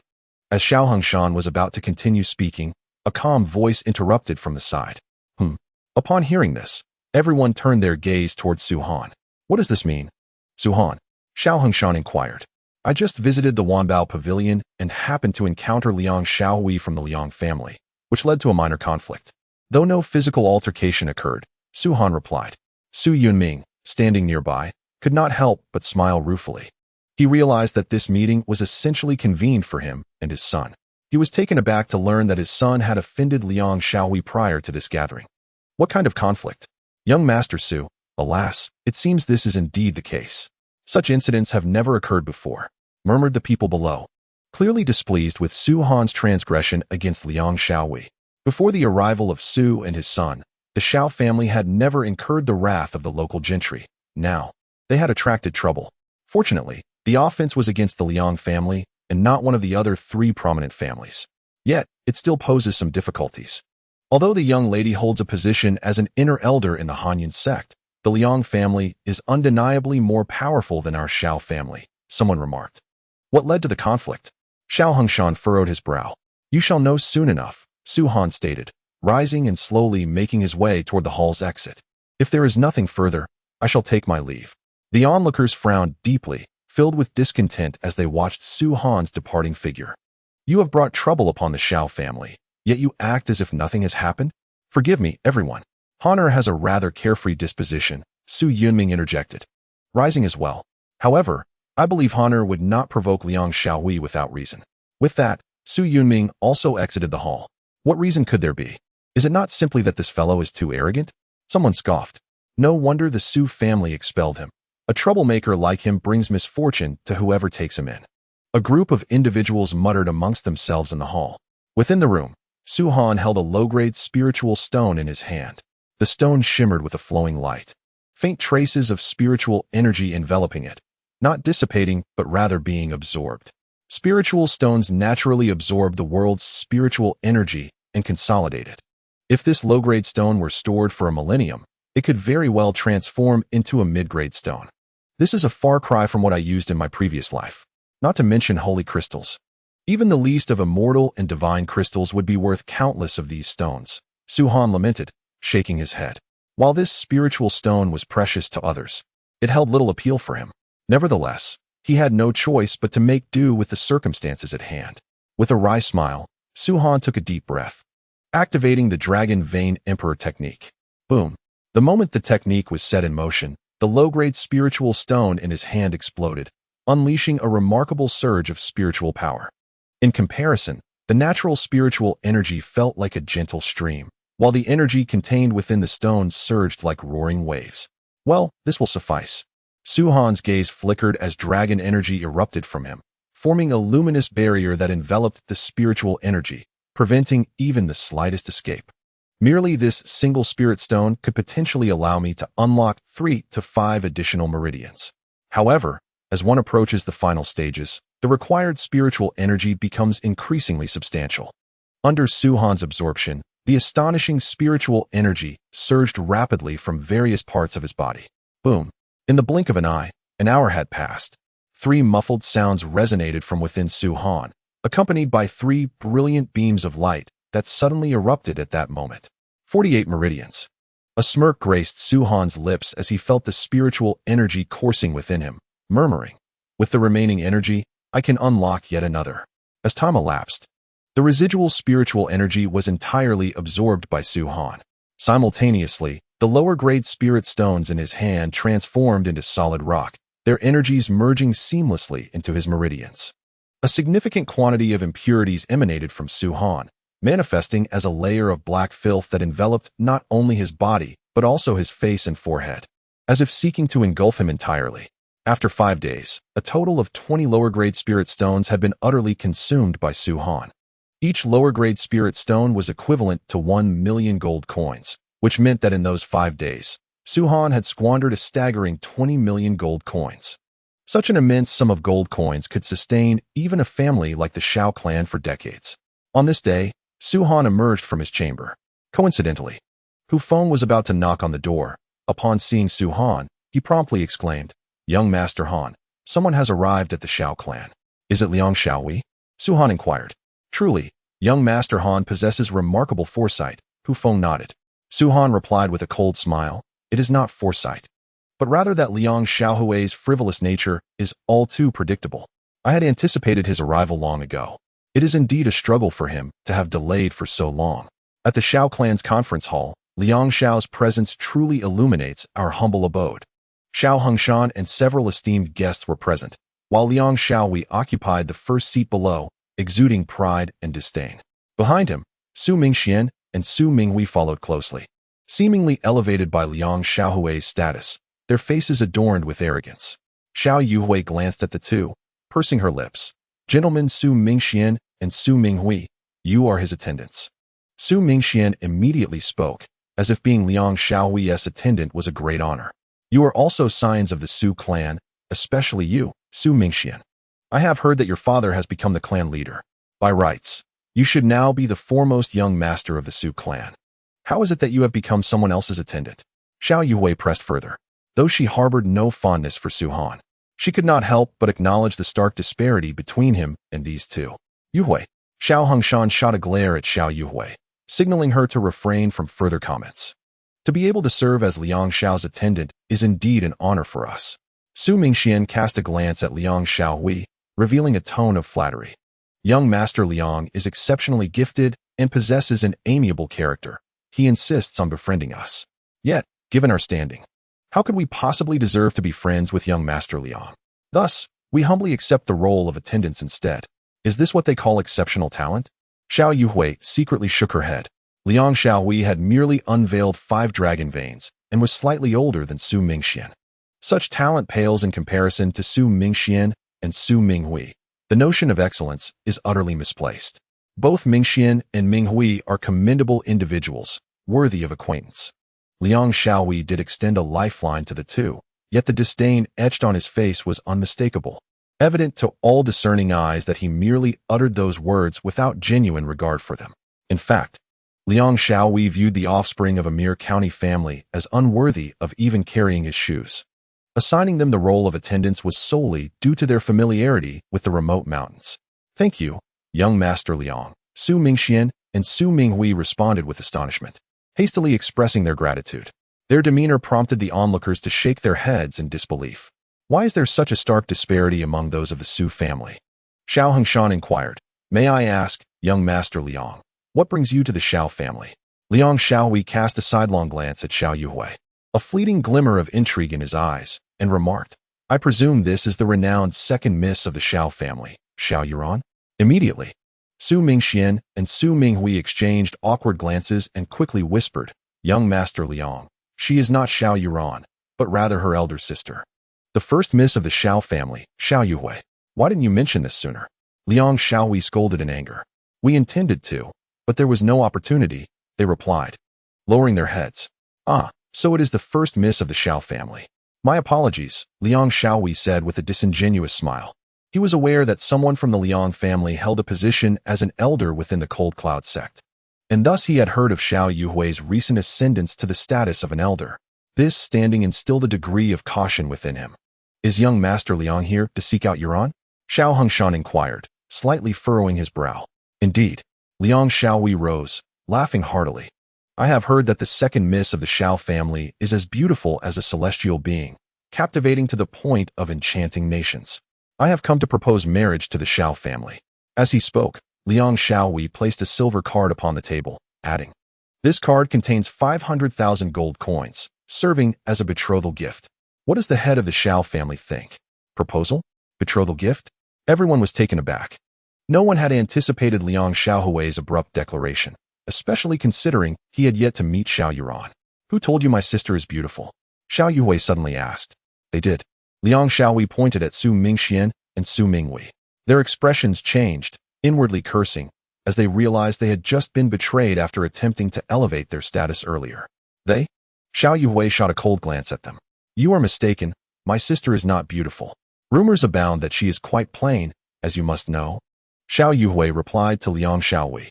Liang Xiaohui chuckled. I have heard such rumors as well. However, they are merely fabrications. The second miss of the Xiao family is a beauty beyond compare, and those who claim otherwise are merely spouting nonsense. Though my sister is not unattractive, she has yet to reach the age for courtship, so I believe it is best to dismiss the matter of marriage proposals altogether, remarked Xiao Yuhui. At this moment, she alone possessed the authority to speak. In Liang Xiaohui's heart, it seemed that only she held significance, given her position as an elder of the Cold Cloud sect. As for Xiao Hongshan, despite being the head of the Xiao family, Liang Xiaohui remained indifferent. Was it a matter of insufficient betrothal gifts? Liang Xiaohui smirked coldly and produced a silver card. This card holds 500,000 gold coins. Combined with the previous amount, it totals 1 million. Is this sufficient? Xiao Yuhui frowned. This is not a matter of wealth. You may keep your silver card. The Xiao family does not lack for money. Just as Liang Xiaohui was about to respond, he noticed two figures approaching from outside the hall. One was Su Han, and the other was Xiao Yuran, whom Su Han encountered on his way here. How beautiful! Such a pure and delicate aura is indeed rare. How I wish to indulge in it. Upon seeing Xiao Yuran, Liang Xiaohui was momentarily taken aback, his sharp eyes igniting with an unprecedented brilliance. He instantly recognized her as Xiao Yuhui's sister, the second young lady of the Xiao family, Xiao Yuran. The two siblings bore a resemblance, yet their temperaments diverged greatly. Xiao Yuhui exuded an air of dominance, regal and commanding, while Xiao Yuran possessed a captivating charm, evoking a desire in anyone to cradle her gently and cherish her. One cannot say one is more beautiful than the other. Rather, their essences differ, with Xiao Yuran's being notably more enchanting. Is this indeed the second young lady of the Xiao family? Liang Xiaohui's heart raced. He had encountered many women, yet none possessed the allure and grace of Xiao Yuran. Even Su Mingxian and Su Minghui, standing behind him, gazed with bright eyes, thinking how fortunate the Xiao family was to have such beauty. Liang Xiao, Su Minghui suddenly whispered. I sense no aura of a cultivator from Xiao Yuran. She appears to be merely an ordinary person. An ordinary person? Hearing this, Liang Xiaohui also attuned himself to Xiao Yuran's presence and confirmed her to be just that, an ordinary individual. Ha ha ha, fortune smiles upon me. Liang Xiaohui's heart swelled with glee. He had initially thought it would be troublesome to win Xiao Yuran's affection, but now it seemed trivial, just an ordinary woman. Would the Xiao family oppose him for the sake of an ordinary person? In the Dragon Martial Continent, lacking the ability to cultivate rendered one a waste, as evidenced by Su Han's earlier predicament. In Liang Xiaohui's view, even if Xiao Yuran were the biological daughter of Xiao Hongshan, she held little value. In this world, strength spoke louder than lineage. As long as Xiao Hongshan was not a fool, he would not clash with him over an ordinary woman. With this in mind, Liang Xiaohui stood up and approached Xiao Yuran, adopting a gentlemanly demeanor. I am Liang Xiaohui, son of the Liang family, the head of Yunyang County. Xiao Yuran lifted her gaze to Liang Xiaohui, but she soon disregarded him entirely and strode towards Xiao Hongshan and Xiao Yuhui. Liang Xiaohui's brow furrowed deeply. How dare a mere woman, incapable of cultivation, ignore him? What infuriated him further was that as Su Han brushed past him, he nonchalantly uttered two words, brain dead. Audacious. It was one thing for Xiao Yuran to act thus, as Liang Xiaohui intended to take her into his embrace. But for Su Han to insult him in such a manner? Stop right there. Liang Xiaohui whirled around and exclaimed, What are you? To speak to me in such a way? Su Han paused momentarily but did not halt his stride, casting back two more words as he walked. Intellectually impaired, Liang Xiaohui nearly spat blood. Su Han had uttered a mere 2 phrases, 4 words in total, yet the condescending air he exuded, as though he were looking down upon an ant, was utterly intolerable for Liang Xiaohui. Throughout his life, he had treated others in this manner. Who dared to address him thus? Su Han, you are utterly insufferable. Noticing Liang Xiaohui's darkening expression, Su Mingxian and Su Minghui recognized their opportunity to perform.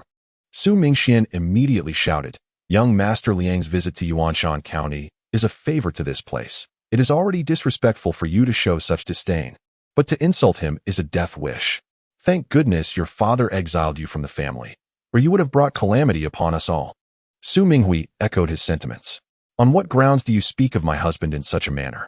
Xiao Yuran glared at the two, her voice sharp. "You should reflect on your own character before criticizing my husband." "Enough." Su Han waved his hand dismissively, replying coolly, "They are but two dogs, not worthy of your ire." "Humph." Xiao Yuran huffed softly and fell silent. "Two dogs? Su Han, I perceive your envy and jealousy." Su Mingxian retorted, "Very well, even if we are dogs. You are unworthy of being a hound of the Su family, hence your expulsion." Rest assured, Su Han turned his gaze upon Su Mingxian, suddenly smiling. "The Su family will soon cease to exist." "What did you say?" Both of them erupted with fury. "Su Han, you have quite the audacity. You intend to annihilate the Su family? I did not come here to witness your petty squabbles." Liang Xiaohui, having lost patience, produced a gold card. "Head of the Xiao family, this card contains 1 million gold coins. Combined with the previous million, it totals 2 million. This should suffice as a betrothal gift. Should it not?" This sum represented a significant portion of Liang Xiaohui's savings, as 1 million was his entire fortune, while the other million was bestowed upon him by the Liang family patriarch to be utilized within Yuanshan County. Liang Xiaohui was now laying forth this wealth, which was indeed a considerable sum for the small clans of Yuanshan County. After all, even the premier family of Yuanshan County, the Xiao family, could not amass a profit of 1 million in a year. In my opinion, the second young lady is but an ordinary person. I hope the head of the Xiao family will deliberate carefully. Liang Xiaohui spoke again, his words laced with menace. He refrained from speaking until the matter was raised, prompting Xiao Yuhui, who had been seated, to rise abruptly, her beautiful eyes radiating an overwhelming chill. "What of my sister's inability to cultivate? Are you threatening us?" Xiao Yuhui stated coldly. Liang Xiaohui was taken aback by her intense reaction and quickly replied, "This is not a threat. Merely, one should understand the status of a non-cultivator in the Dragon Martial Continent. If she were to marry me, perhaps I could assist her in finding a means to cultivate. For the influence of the Liang family far exceeds that of the Xiao family. Begone." Xiao Yuhui waved her delicate hand, her countenance frosty. Liang Xiaohui frowned. "Xiao Yuhui, while you may be an elder of the Cold Cloud sect, my Liang family has elders within the inner hall as well. Setting aside the Cold Cloud sect, do you believe the Xiao family can compare with the Liang family? Considering you are the son of the Liang family head, I shall afford you one more opportunity. Leave at once." Xiao Yuhui reiterated. "Miss, do think carefully. This is the young master of the Liang family from Yunyang County." Su Mingxian sneered. "Though the Xiao family is the foremost family in Yuanshan County, they cannot afford to offend the Liang family. In my opinion, it would be wise for the young lady to promptly apologize to the young master Liang," Su Minghui added. Observing Xiao Yuhui's fluctuating expression, Liang Xiaohui smirked inwardly, standing there as if awaiting her apology. Meanwhile, Xiao Hongshan and the numerous guest elders wore grim expressions.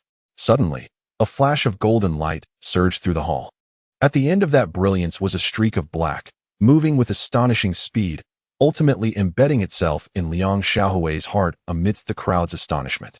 With a splatter of blood, Liang Xiaohui's eyes widened, disbelief flooding his gaze. Alongside that disbelief was a profound sense of despair and terror. No, no. Liang Xiaohui clutched his chest, where a golden thread connected to a black dagger, now deeply embedded in his heart. He struggled to speak, but his breath grew increasingly labored, as if something was lodged in his throat, rendering him mute. In the final moments of his life, Liang Xiaohui fell to the ground, eyes wide open, unable to comprehend why Su Han dared to act against him, nor why someone from such a minor family in Yuanshan County would have the audacity to kill him. With a flick of his hand, Su Han retracted the golden thread, the blood upon the dagger vibrating slightly before vanishing. This dagger was a weapon meticulously forged by Su Han, crafted from superior materials, ranking among the upper echelon of silver-grade weapons. Such a weapon was exceedingly precious in Yuanshan County. Yet, in that moment, no one paid heed to the dagger. All eyes were fixated on Su Han, filled with incredulity. Even Xiao Yuhui was no exception. You killed him?" At last, someone broke the silence, and the hall erupted into a cacophony. This was the young master of the Liang family from Yunyang County. Liang Xiaohui met his demise within the Xiao family, and once this incident becomes known, it will spell doom for us. Although the eldest young lady holds the esteemed position of an elder in the Cold Cloud sect, the Liang family also has its roots there, and they are far more powerful than our Xiao family. What shall we do? A chorus of anxious voices filled the room, and none dared to lay blame on Su Han. They were simply at a loss for what to do. Su Han. At that moment, Xiao Yuhui spoke up. You have acted with such decisiveness. After all, this is still within the Su family. If you intend to take a life, could you not at least inform us in advance? How would that change anything? Su Han cast a detached glance at Xiao Yuhui and replied, if a man like Liang Xiaohui is not dealt with, it would only give the impression that we fear him, and he would only become more emboldened. But he is still the young master of the Liang family. By killing him, you are inviting calamity upon the Xiao family. Xiao Yuhui exclaimed urgently. What would you have me do? Should I, like the Su family, be driven out once more along with my father? Su Han replied calmly. No. Xiao Yuran rushed over, taking hold of Su Han's arm. Little Su Han is my husband, and I will not allow anyone to cast him out. I never said I would expel him. Xiao Yuhui pursed her lips, inhaled deeply, and said, Su Han's actions were not without justification. Liang Xiaohui has already gone too far, and it is only right to eliminate him. It was merely executed a bit hastily, lacking consideration. I do not believe his actions were hasty. Liang Xiaohui is a lecherous scoundrel. And if little Su Han could bring him down, that is a testament to his capabilities. Xiao Yuran's expression radiated pride. She held a blind admiration for Su Han. First, let us contain the news. Xiao Hongshan spoke in a grave tone. Everyone nodded in agreement. The Cold Cloud sect would soon recruit disciples, and any delay would be advantageous. Furthermore, with Su Han's prodigious talent, he would undoubtedly attract the attention of the Cold Cloud sect if he were to join their ranks. Even if the Liang family discovered it was Su Han who acted, what could they do? Su Mingxian and Su Minghui stood there, mouths agape. And upon hearing Xiao Hongshan's words, they hurriedly tiptoed toward the hall's exit. But at that moment, a figure suddenly appeared before them. Su Han, what do you intend to do? The two of them turned pale. They had fully realized that if Su Han dared to kill Liang Xiaohui, would he care about them? What do you think? Su Han regarded the two with an even demeanor. Do you recall what I once said while I was in the Su family? Their hearts raced, and they quickly retreated. Su Mingxian turned to Xiao Hongshan and implored, Family head Xiao, we were also coerced by Liang Xiaohui. We had no other choice. Surely you understand the might of the Liang family. How could we dare defy his orders? Xiao Hongshan merely rolled his eyes, as if he had not heard them. Witnessing this, Su Mingxian turned to Xiao Yuhui and said, Young lady, I swear, I will never let this matter slip. Should I reveal even a whisper, may heaven strike me down. Xiao Yuhui shook her head, as if deaf to his pleas.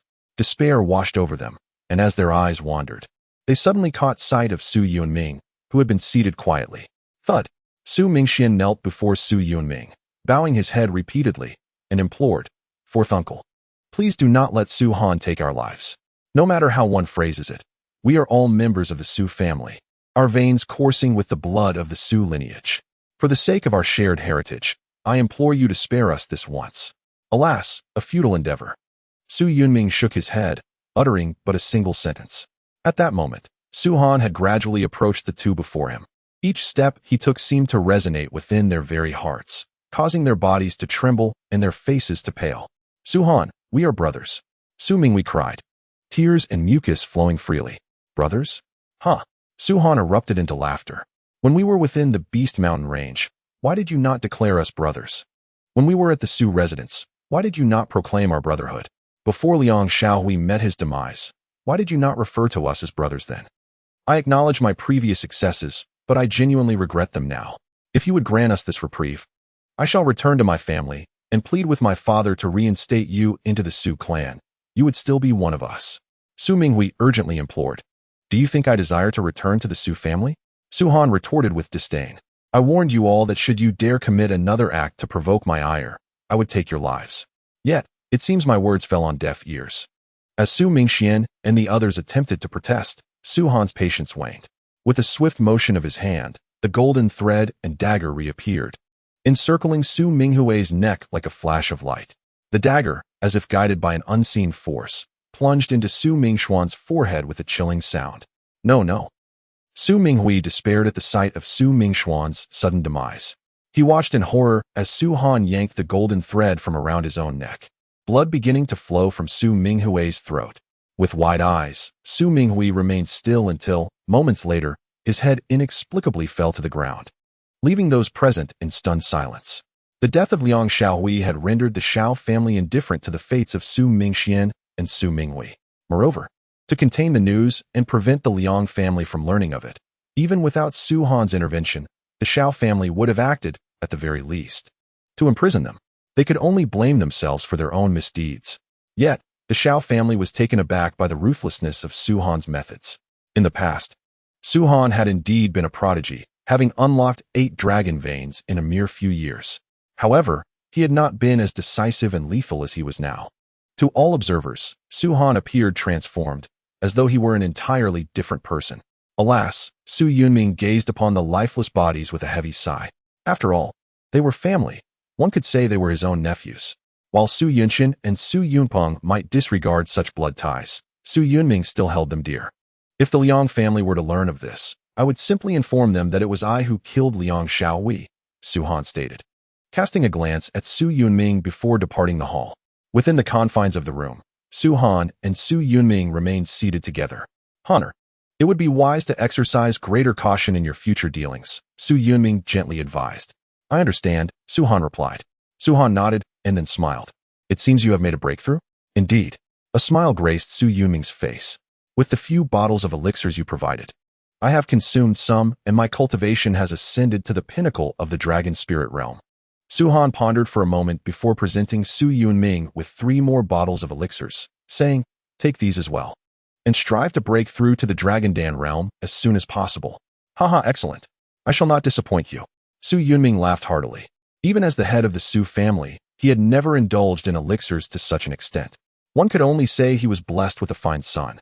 Yet for Su Han, this father, whom he had acquired almost effortlessly, stirred some emotions within him, but having been reborn, he found it difficult to fully accept.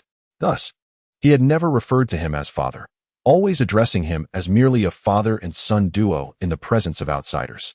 Su Yunming seemed to sense this, but he felt that Su Han was his son regardless of the title, making it inconsequential. There is another matter, Su Han said after a moment of silence. I intend to establish a sect. Establish a sect? Su Yunming's eyes widened in astonishment. Honor, you must be jesting. Creating a sect is far more challenging than even founding a family. I am not jesting, Su Han replied calmly. In truth, founding a family is more arduous than establishing a sect, as a family requires time to nurture descendants, whereas a sect merely needs individuals to join. That may sound simple. Su Yunming shook his head with a wry smile. But why would others wish to join your sect? First, they seek the protection of a sect. Second, they desire the resources it offers. Third, they yearn for its guidance. I do not mean to discourage you, but we possess none of these elements. Even a low-tier sect would be unattainable for a place like Yuanshan County. To create a sect, one must first have abundant resources, then formidable strength, and finally, a high level of cultivation. Anyone wishing to join a sect does so for these 3 reasons. Lacking them, who would be inclined to join yours? If it were truly that simple, anyone could establish a sect. Su Yunming shook his head once more. These are not your concerns, Su Han asserted. What other sects can provide their disciples, I can offer as well, perhaps even more. And with what would you provide? Su Yunming furrowed his brow. He believed in his son, yet he was unable to accept that Su Han, even in the Dragon Vein realm, harbored such aspirations. Surely, anyone capable of founding a sect must possess a cultivation level of Dragon Dan realm or higher. The Dragon Martial continent has existed for countless years, with numerous sects. Yet how many have been established and endured through the ages to the present day? In my opinion, you should postpone this endeavor. Besides, are you not planning to join the Cold Cloud sect? Su Yunming remarked. I have my own plans regarding this matter, Su Han replied. In his previous life, Su Han had founded the largest sect in the entire Holy Domain, the Godslaying Pavilion. To join the Godslaying Pavilion, one must undergo rigorous selection and endure countless hardships for a mere glimmer of possibility.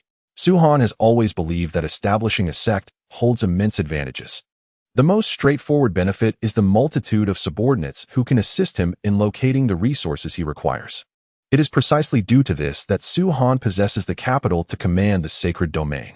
In the blink of an eye, 20 days have passed, leaving only 10 days until the Han Yun sect begins recruiting disciples.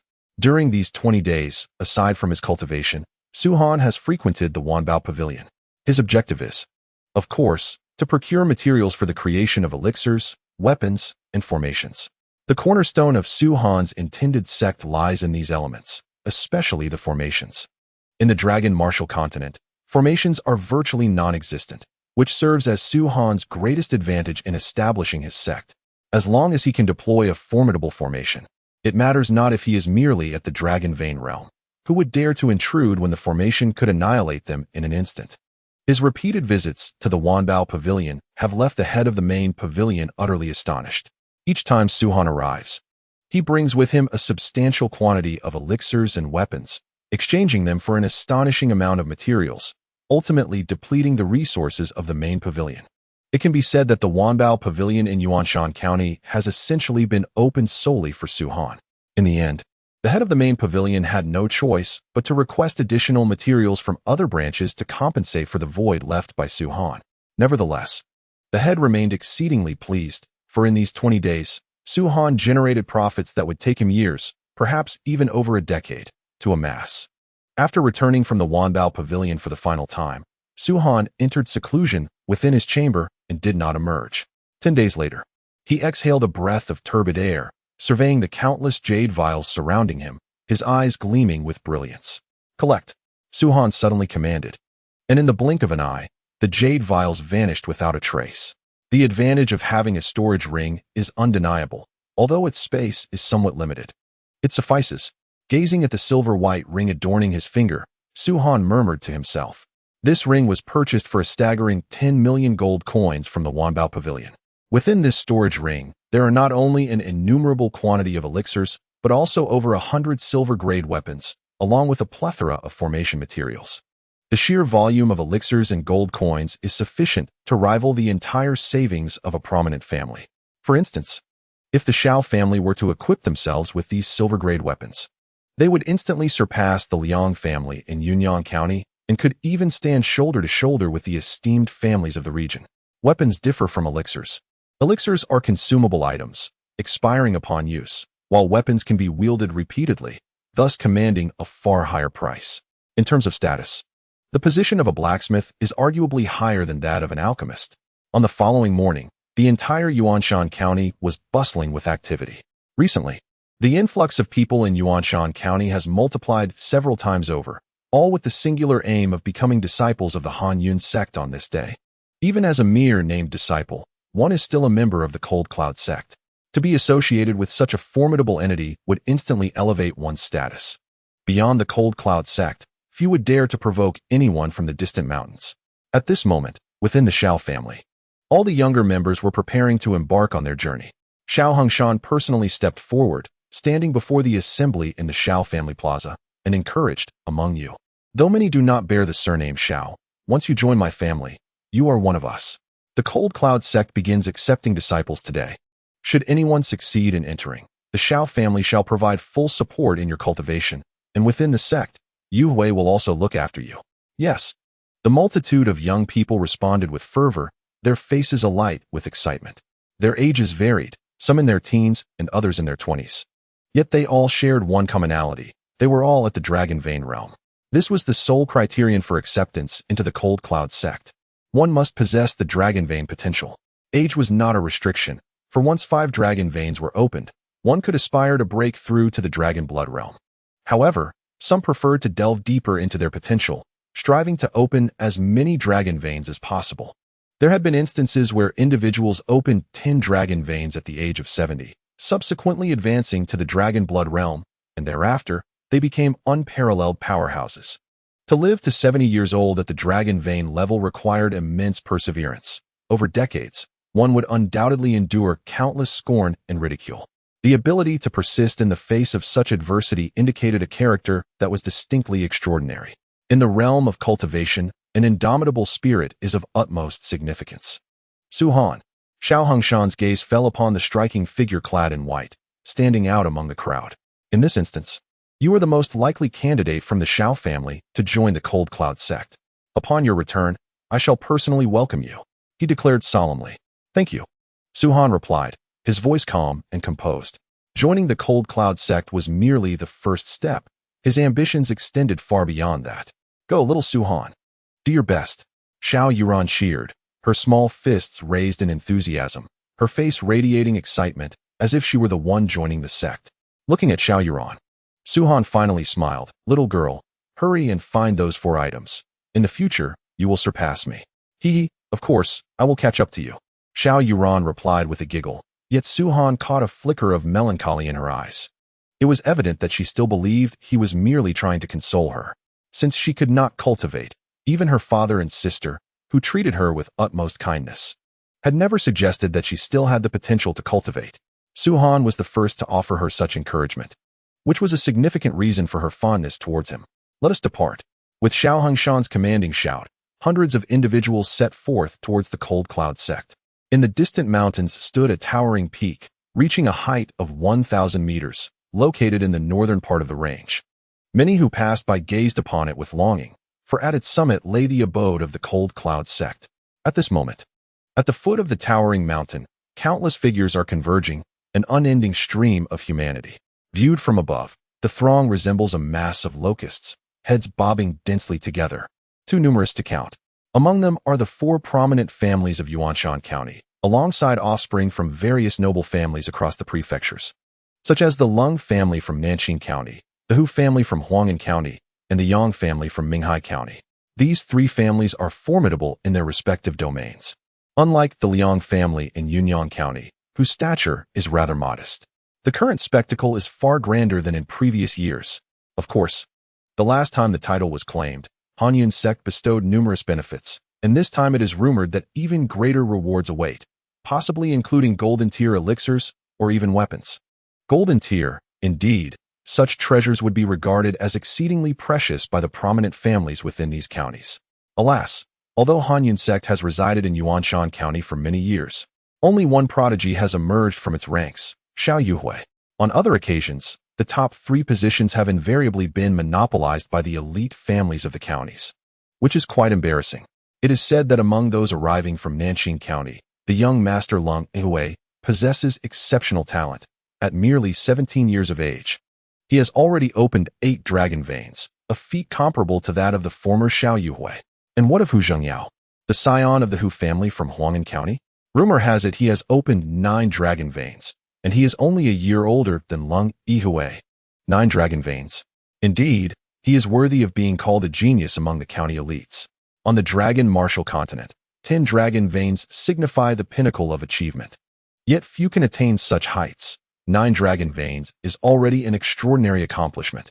Whispers of speculation fill the air as the crowd debates who will claim the top honor this time.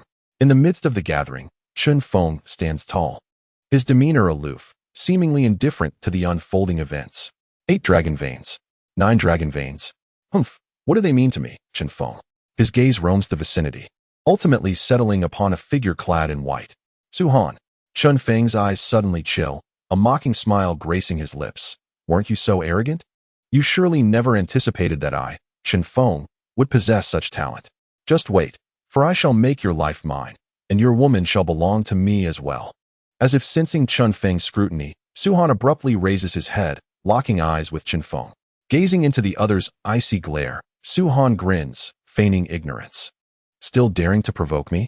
Chun Feng's brow arches, his lips move silently, yet he articulates a few words. You are doomed. Suhan, however, pays no heed to him. Such exchanges are trivial, mere squabbles unworthy of his stature. Look, that is Suhan.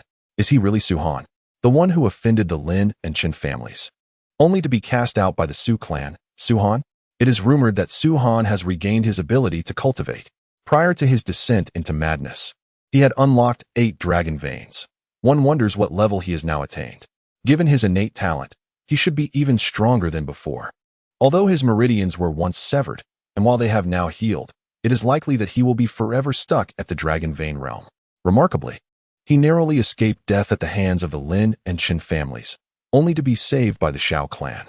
It is said that the notoriously unattractive second miss of the Shao family possesses extraordinary beauty, yet for reasons unknown, she has taken a liking to him.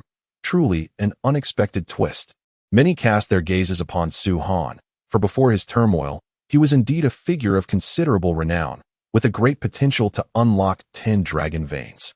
Many once regarded him as a rival, yet now they look upon him with disdain, for he is no longer the Su Han he once was. Amidst the murmurs of the crowd, a sudden humming resonated from the mountains, followed by a piercing cry that echoed across the sky. A colossal figure emerged into view, the Azure Feather Snow Hawk. It was indeed a fourth-tier magical beast, the Azure Feather Snow Hawk. Gasps of astonishment erupted from the onlookers, their eyes wide with shock. The enormous Azure Feather Snow Hawk unfurled its wings, spanning several meters, casting a vast shadow over the ground below. Its fierce and terrifying aura sent ripples of unease through the crowd, prompting silent admiration for the Han Yun sect, capable of subduing even such a rebellious beast. Upon the back of the Azure Feather Snow Hawk stood several figures, among them an elderly man with graying hair, accompanied by 2 men and 2 women. It was Xiao Yuhui. It is said that Xiao Yuhui has unlocked 10 meridians, rising to the rank of an elder within the inner sanctum of the Han Yun sect. Truly, comparisons to her can be disheartening. 10 meridians surely indicate that Xiao Yuhui is destined to become a formidable powerhouse. As the crowd gazed at one of the women standing behind the elderly man, they could not help but exclaim in awe. Not only is Xiao Yuhui extraordinarily gifted, but she is also strikingly beautiful, a goddess in the hearts of countless men. To marry such a woman, even if one's cultivation is lacking, would surely grant one a place of respect across the dragon martial continent. Standing behind Xiao Yuhui was another woman, flanked by 2 young men. One of the men, youthful and clad in white, exuded an ethereal charm that caused many girls to swoon. His gaze remained fixed upon Xiao Yuhui, almost never wavering. Yuhui, you are from the distant mountains and are somewhat familiar with those below. Who do you think among them will emerge as the top disciple this time? The young man inquired with a smile. Xiao Yuhui did not respond directly, her gaze settling on a figure in white below. Following her line of sight, the young man finally focused on Su Han. Is it him? He asked, furrowing his brow. What is his name? Su Han, Xiao Yuhui replied coolly, and then added, he is my brother-in-law. Upon hearing that Su Han is Xiao Yuhui's brother-in-law, a smile returned to the man's face. The person you have chosen must surely be exceptional. However, I have heard that among this cohort of disciples, there are several dark horses. Your brother-in-law may not necessarily secure the first position this time. He will undoubtedly claim it. Xiao Yuhui replied calmly, her words imbued with an unwavering conviction. It was not merely her faith in Su Han, but rather the undeniable presence of 20 dragon veins that compelled her belief. I shall observe closely. The man inhaled deeply, a shadow flickering in the depths of his gaze. He sensed that although Xiao Yuhui regarded Su Han with an unremarkable demeanor, there was an undercurrent of peculiar emotion that he found intolerable. Xiao Yuhui was already designated as his future wife.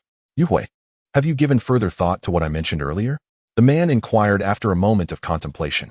Xiao Yuhui paused, then gently shook her head. By you. We have only known each other for a few months. It seems premature to discuss marriage. Let us set that aside for the time being. Yuhui, my background extends beyond just the Han Yun sect. With your talent, should you marry me, I assure you my family will spare no effort in nurturing your potential. Achieving the Dragon Emperor realm would be well within reach. Bai Yu implored, a sense of urgency in his tone. I am aware of your lineage. You hail from one of the 3 prominent families of Wang'an Prefecture, possessing a heritage that surpasses that of the Han Yun sect. However, matters of the heart cannot be resolved so simply, Xiao Yuhui reiterated, shaking her head once more. Very well, take your time to consider it, Bai Yu conceded, a hint of resignation in his voice. As their conversation unfolded, the Qingyu Shuiying descended to the ground. With a powerful flap of its wings, dust swirled around, prompting many to step back, creating a vacuum of space within a radius of several meters around the majestic creature. I am Pingyuzi, the chief intersect elder of the Han Yun sect, the elder announced. His voice, calm yet resonant, reverberated through the air, leaving the younger generation in awe. Greetings, esteemed elder. Many bowed in response. Pingyuzi paid them little mind and continued. This time, as in previous years, the selection of disciples will consist of 3 trials. The first trial, opening the dragon vein. The second trial, merging with beast blood. The third trial, testing dragon power. Among these 3 trials, securing first place in any 2 will designate one as the top disciple of this selection. Naturally, if the first place differs across all 3 trials. The 3rd trial will be the final determinant, and the one who achieves first in that trial will be crowned the top disciple. The crowd nodded in understanding. The rules of the Hanyan sect had always been thus. They knew that the first 2 trials assessed talent and willpower, while the 3rd evaluated true strength. This time, our Hanyan sect has prepared 3 low-grade golden spiritual items, 2 mid-grade golden spiritual items, 1 high-grade golden spiritual item, and 100 low-grade spiritual stones for the first place. Ping Yuzi announced further. A wave of excitement rippled through the crowd at his words. Good heavens, so many? The mention of 3 low-grade golden items, 2 mid-grade golden items, and 1 high-grade item, each being of the golden grade, stirred awe. Even a single item could enable one to open another dragon vein. There are still spiritual stones. A full 100 low-grade spiritual stones, which equates to a staggering 100 million gold coins. Truly, the Cold Cloud sect is immensely wealthy. Merely those 100 low-grade spiritual stones could sustain the 4 prominent families of Yuanshan for decades. No one anticipated that the rewards this time would be so bountiful. It is worth noting that the first place in the last event only received a low-grade golden spiritual item, while the rest were mere silver-grade. The reason for such generous rewards this time. Ping Yuzi paused for a moment, smiled gently, and continued. It is because our Cold Cloud sect has produced an extraordinary genius. And moreover, our sect leader has transcended to the dragon god realm. What? Everyone was utterly astounded. They disregarded the mention of the unparalleled genius. What truly shocked them was the news about the sect leader. The dragon god realm. Although the Cold Cloud sect holds a prestigious position in Yuanshan, it is, after all, merely a 9th-rate sect. However, the situation has changed. The sect leader's breakthrough into the dragon god realm signifies that the Cold Cloud sect will soon ascend to an 8th-rate sect. Should one seize this opportunity to join the Cold Cloud sect, they could very well become a disciple of an 8th-rate sect in the future. Though it is merely a distinction of 1 rank, the differences in identity, status, and treatment are profoundly significant. In an instant, many individuals were eager and restless. This was precisely the scene Ping Yuzi wished to witness. Otherwise, what purpose would his words serve? Very well. Observing that the crowd could hardly contain their excitement, Ping Yuzi chuckled. Those who wish to join the Cold Cloud sect should follow me. The rest may remain here and wait. Little Su-Han, strive to make your wife proud. Xiao Yuran's big eyes sparkled with anticipation. Su-Han felt somewhat helpless. It seemed he could not escape from this little girl. Hunter, your father awaits you, Su Yunming added with a smile. Su-Han, Xiao Hongshan approached, his expression laden with significance. Whether you marry Yuran or not is of no concern to my Xiao family, nor can we interfere. Our previous rescue was not intended to force you into marrying her. However, this opportunity to join the Cold Cloud sect is indeed remarkable. If you can secure first place in this competition, the Cold Cloud sect will surely nurture you wholeheartedly, allowing your potential to be further unveiled. Little Su-Han is my husband. He will marry me, Xiao Yuran murmured, her expression tinged with grievance. Seeing her demeanor, Su-Han couldn't help but chuckle. Little girl, once you gather those 4 items and become a practitioner, if you still wish to marry me, then come and speak of it again, shall we? Even if I ascend to the Dragon Emperor realm, I will still marry you, Xiao Yuran declared, her small fists clenched. Meanwhile, in another part of the crowd, the Su family appeared anxious. Where could Ming Xian and Ming Hui have gone? Why have they not returned? The competition is about to commence, Su Yunxin exclaimed urgently. Su Yunpeng's face darkened. Those 2 rascals, causing trouble at such a critical moment. I shall see how to deal with them. Standing aside, Su Yunlai glanced at them and then at Su-Han, dressed in white not far away, his heart swirling with complex emotions. Was my initial decision truly the right one? Su Yunlai pondered in silence. Father, although Su-Han has departed from the family, you still have me. Even if I fail to secure the first position, I assure you I will not bring shame upon you. A young man suddenly spoke. Good. Upon gazing at him, Su Yunlia's face broke into a smile. Minkai, though we lack the bond of blood, we share the sentiments of father and son. Do your utmost, and regardless of the outcome, I shall host a banquet to welcome your return. Indeed, the young man nodded. His name was Su Minkai, the son of Su Yunlai, more precisely, his adopted son. Throughout his life, Su Yunlai had neither wife nor progeny. Su Minkai was a fortunate soul he had rescued a month prior and subsequently took in as his own. Before joining the Su family, Su Minkai had only unlocked 5 dragon veins, but with the assistance of the Su family's resources, he managed to unlock 3 more within a single month, which delighted Su Yunlai immensely. The only concern was that Su Mingkai was somewhat older, nearing 30 years of age. However, the Cold Cloud sect valued not age, but potential and willpower. Su Yunlai held high hopes for Su Mingkai. In terms of potential, he surpassed both Su Minghui and Su Mingxian by a considerable margin. Let us depart. At that moment, the voice of Ping Yuzi echoed. Su Yunqing and Su Yunping's expressions shifted dramatically. The former exclaimed, "Are you all a bunch of useless fools? After such a lengthy investigation, you still cannot ascertain the whereabouts of the 2 young masters? Reporting to the Patriarch, we have just received word that half a month ago, the 2 young masters were seen accompanying the young master of the Liang family to the Shao family and have since disappeared," one of the guards reported. Su Yunping's face paled. They vanished half a month ago? Surely the Shao family would not dare to. Su Yunqing coldly interrupted. If it were merely Mingxian and Minghui, it would be one matter, but Liang Xiaohui is among them. The Shao family wouldn't dare to act against him, not even with 100 lives. Indeed, Liang Xiaohui has yet to appear. They have likely been unaware of their whereabouts for 3 months. It is unfortunate they have missed this opportunity to join the Cold Cloud sect. Su Yunpeng gritted his teeth in frustration. They spoke with utmost certainty. Yet little did they know both Liang Xiaohui and Su Mingxian now lay in eternal slumber. A multitude of figures followed Ping Yuzi, all from the younger generation.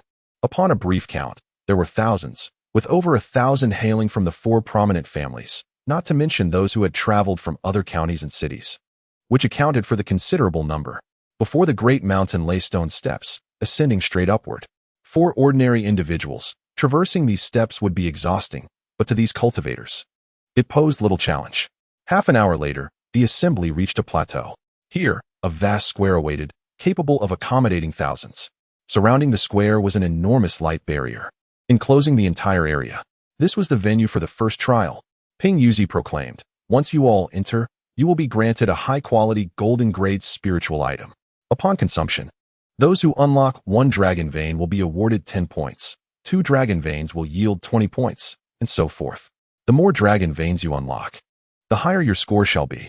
The evaluation is only relevant in this round. It becomes meaningless in the subsequent rounds. The highest scorer is, of course, the champion of this stage." Naturally, the golden grade spirit items mentioned by Ping Yuzi are illusory, not genuine. Otherwise, with thousands of individuals each possessing a superior golden grade spirit item, not even the Han Yun sect could withstand such a burden, let alone the lesser sections. As numerous figures entered the square, a sudden hum resonated above, and a multitude of spirit items descended from the heavens. This phenomenon was not a result of any formation. Rather, it was a powerful condensation of dragon energy capable of disturbing one's mental faculties. Su Han observed the floating spirit items and mused. It appears that the Han Yun sect possesses some unique treasures. Otherwise, even a dragon god-level being would not wield such formidable dragon power. At that moment, a cold voice echoed. 8 dragon veins. You possess considerable potential. Do not disappoint me. Su Han furrowed his brow and turned to see Chun Feng seated cross-legged, holding a spirit item, a mocking smile adorning his face. Are you implying that you have unlocked more than 8 dragon veins? Su Han replied nonchalantly. Chun Feng scoffed, disregarding Su Han's inquiry, and swallowed the spirit item in one gulp. Su Han could easily discern the implication behind Chun Feng's words. On the Dragon Martial continent, the maximum number of dragon veins one could unlock was 10, if he had indeed unlocked 8. Then Chun Feng's assertion of great potential implied that his own potential was significantly limited. Why was this so? It was evident. Chun Feng had surpassed 8 dragon veins. You have only 1 day. Ping Yuzi, noticing that some individuals seemed bewildered, admonished them. Instantly, everyone settled into a cross-legged position, consuming the spirit items. Their eyes closed as they dedicated themselves to cultivation. The spirit items were mere illusions, and the dragon veins they unlocked would likewise dissipate upon leaving the square. Yet, amidst the thousands who had seated themselves, one individual remained standing, clutching the illusory golden-grade spirit item in silence. Are you not going to cultivate? Ping Yuzi's brow furrowed. Su Han gently shook his head. This spirit item bears no significance for me. Do you think I am unaware of its lack of utility for you? Ping Yuzi retorted, displeased. It may be useless to anyone, but this is a rule of the Han Yun sect. This assessment measures your potential. Even if you cannot unlock a single dragon vein, at the very least, the Hanyan sect can evaluate you. But how can we assess you if you refuse to partake? Then let the assessment reflect that I cannot unlock a single dragon vein, Suhan declared. Discarding the spirit item from his hand, he spoke the truth. Given his current number of dragon veins, even if this were indeed a superior golden grade spirit item, he would likely not be able to unlock any dragon veins. The only things of value to him were spirit stones and elixirs. Are you mocking me? Ping Yuzi fumed. If you refuse to consume it, why enter this place? I am merely adhering to the rules of the Hanyan sect, Suhan replied coolly. You. Though Ping Yuzi was furious, he found himself at a loss for words. The rules of the Cold Cloud sect stipulate that even if one does not achieve anything in the first round, they cannot be deprived of their right to participate in the second and third rounds. Otherwise, in a fit of anger, Ping Yuzi might directly revoke Suhan's qualification to join the Cold Cloud sect. Ignoring Ping Yuzi, Suhan seated himself cross-legged and tossed a pill into his mouth. This pill was an ancient spirit pill. Although it was of little use to Suhan at this stage, every little bit counts, and time should not be wasted. With the current number of dragon veins he possessed, his speed of absorbing the ancient spirit pill was remarkably swift. The pill would dissolve within moments of entering his body and be rapidly absorbed. After absorbing one, Suhan would consume another. In this manner, he continued to ingest pill after pill. Ping Yuzi stood there, his gaze fixed on Suhan, who occasionally tossed something into his mouth, prompting curiosity. What are you eating? Ping Yuzi could no longer suppress his inquiry. Suhan paused, looked up with a smile, and replied, pills. Pills. Ping Yuzi scoffed. That's sheer nonsense. Do you possess such a multitude of pills? Moreover, even if they were indeed pills, you cannot possibly refine them that quickly. Suhan merely shook his head and continued consuming the pills without responding. This nearly caused Ping Yuzi to spit out a mouthful of old blood in frustration. As the chief elder of the inner sect of the Cold Cloud sect, his status was far more esteemed than that of Xiao Yuhui and others. It was rare for anyone, even those disciples of the Cold Cloud sect, to not show him the utmost respect. Yet, Suhan blatantly disregarded him. What is your name? Ping Yuzi asked, suppressing his anger. Suhan, he replied, glancing up. He considered himself quite courteous. After all, with his past identity, why should he care about others' opinions? If anyone dares to defy me, they shall face the consequences. I have heard of you. Ping Yuzi continued. You were quite renowned in the distant mountains, though you later fell into madness. However, I believe that since you can cultivate anew, there is a chance for you to reach the pinnacle. Yet, with your current neglect of self, it is truly not the mindset of a cultivator. If this continues, you will not pass the second round. Am I neglecting myself? Suhan was taken aback. Is this not neglecting yourself? Ping Yuzi spoke earnestly. You clearly have an opportunity to showcase your potential to the sect, yet you choose to do nothing. Do you think that with your arrogance, you can simply join the Cold Cloud sect? That someone would take you on as an apprentice? I will definitely join the Cold Cloud sect, but becoming someone else's disciple is out of the question. They cannot teach me anything, Suhan replied, shaking his head. Upon hearing this, the previously contained ire of Ping Yuzi flared anew. You are utterly unreasonable, he huffed, choosing to ignore Suhan henceforth. Suhan paid him no mind, continuing to consume the pills while feeling the meridians that had already been opened within him.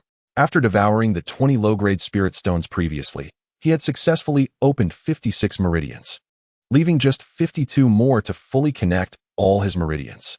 The 10 dragon veins represent the pinnacle of the dragon martial continent, while the 108 meridians signify Suhan's ultimate limit. The human body comprises merely 108 meridians.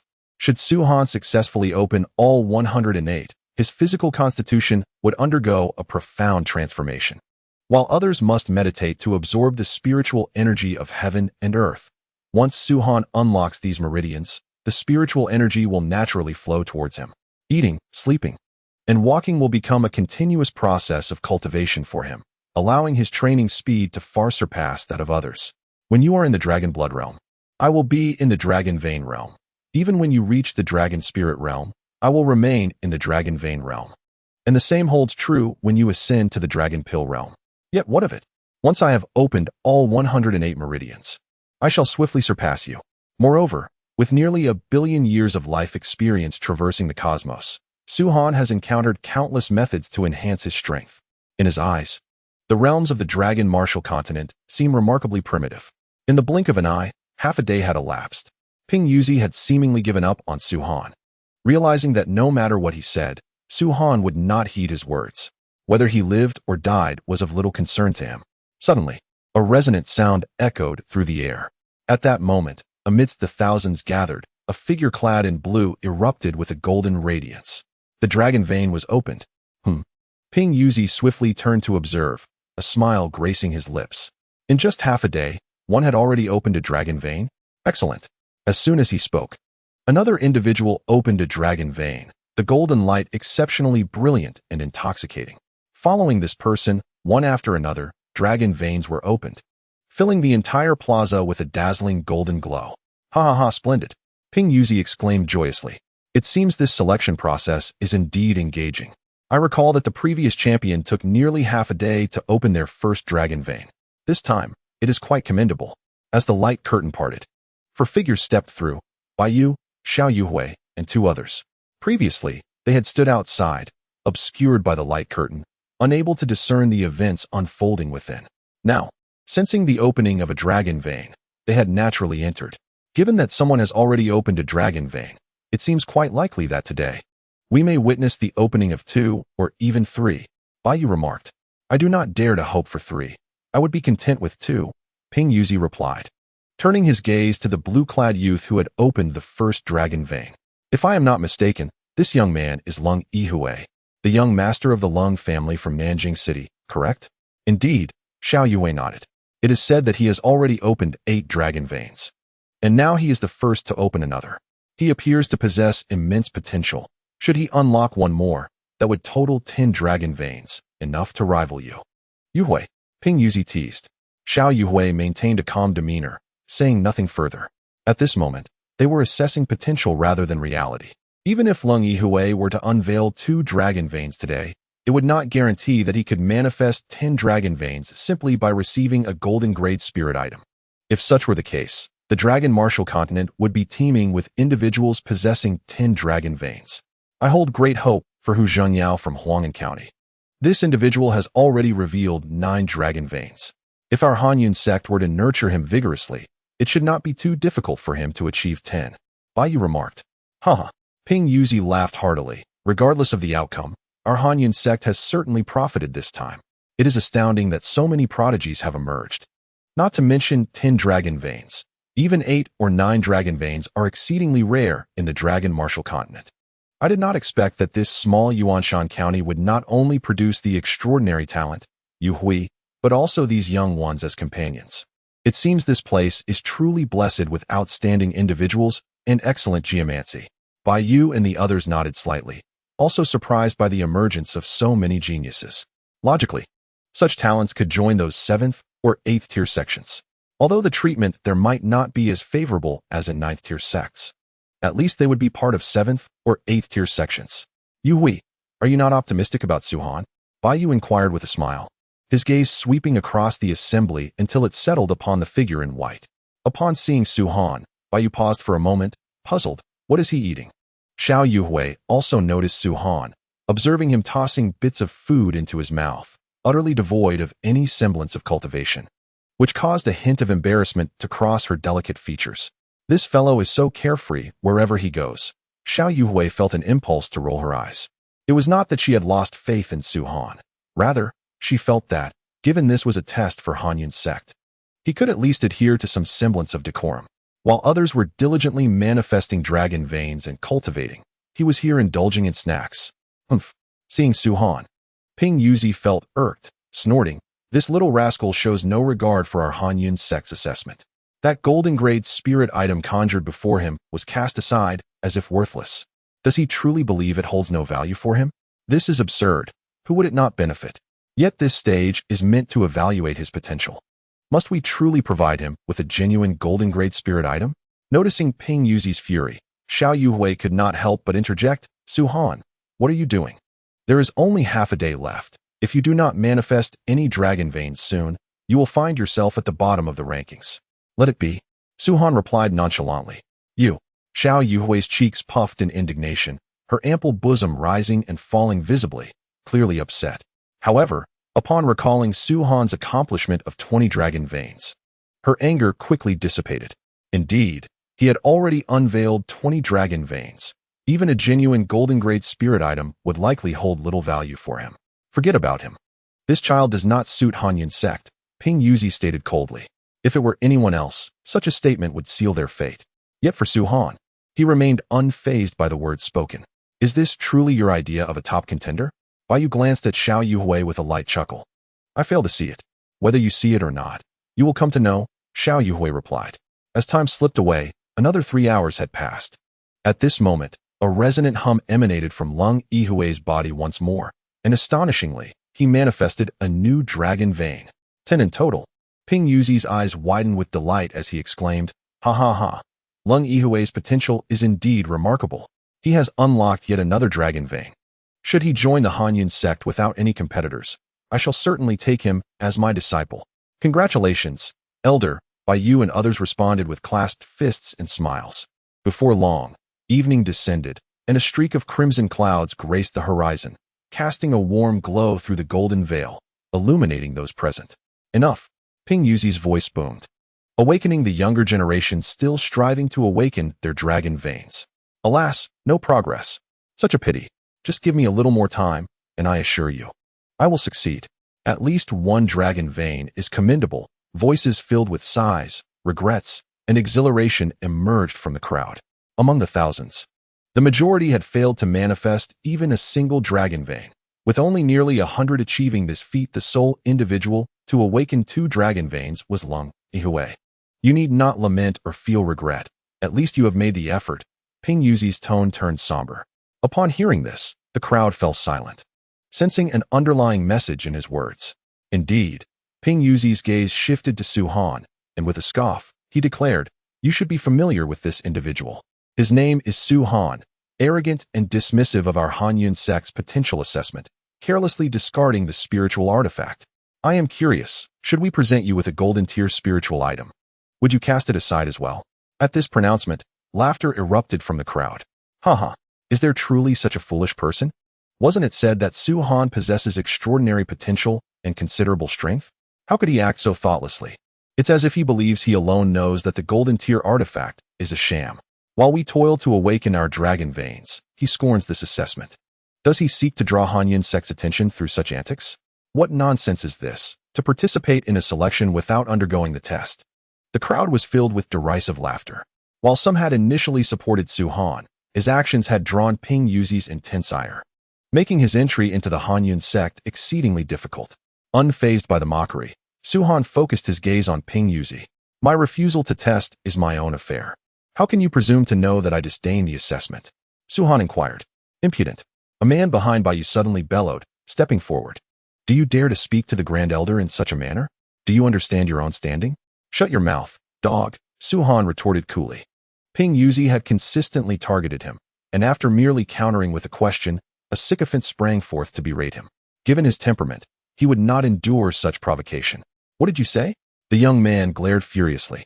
This individual is also an elder of the Cold Cloud sect, known as Li Qing.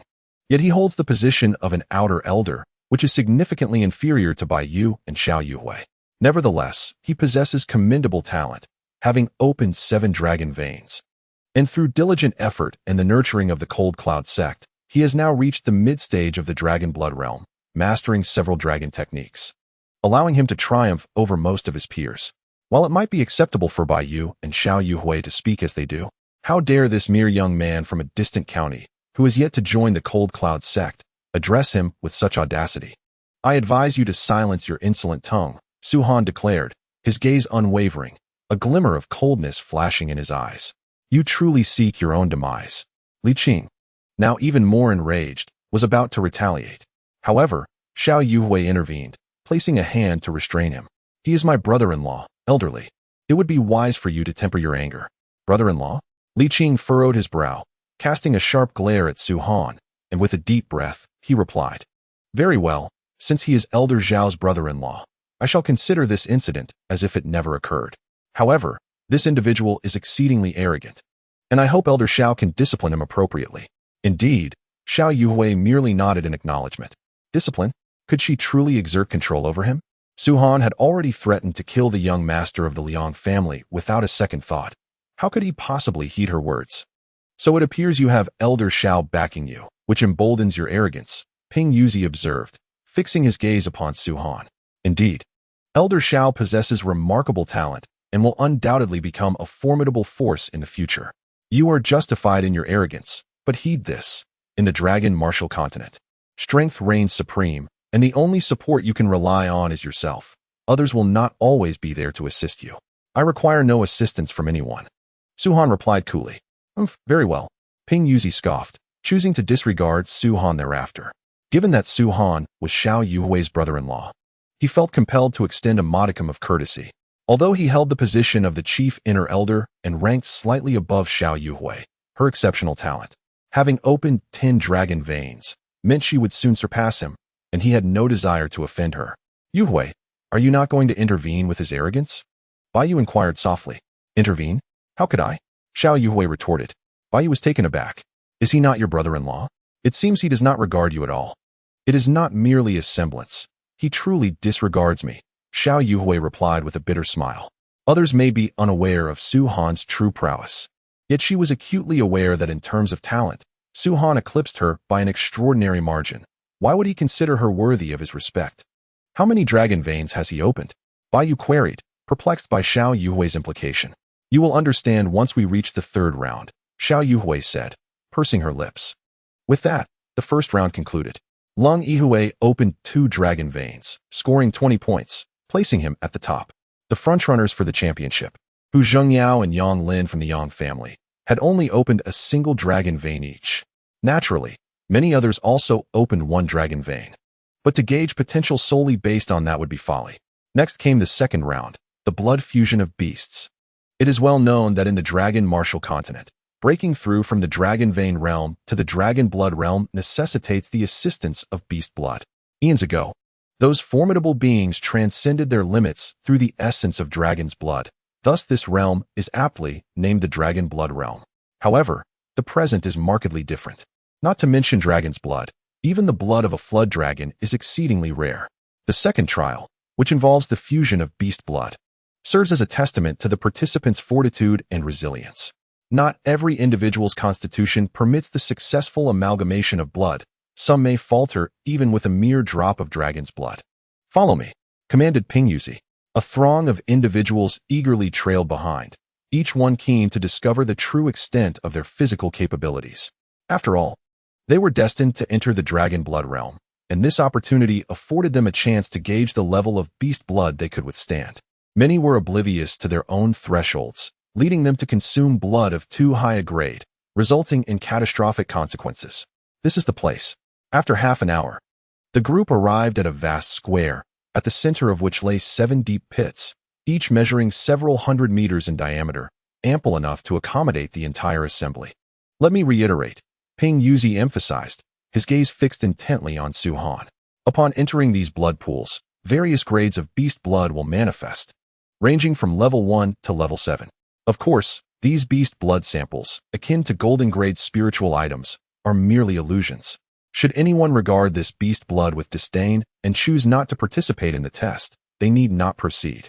His words were evidently aimed at Su Han, and as they echoed in the air, a multitude of mocking glances were cast in Su Han's direction. Su Han, Xiao Yuhui approached, contemplating her words. The first trial can be overlooked, but for the second, you ought to take part. After all, we cannot afford to bring dishonor to the Cold Cloud sect. Su Han remained silent. I believe he fears his constitution may not suffice, and thus hesitates to test himself, someone scoffed. Huh, a coward indeed. It seems the rumors were exaggerated.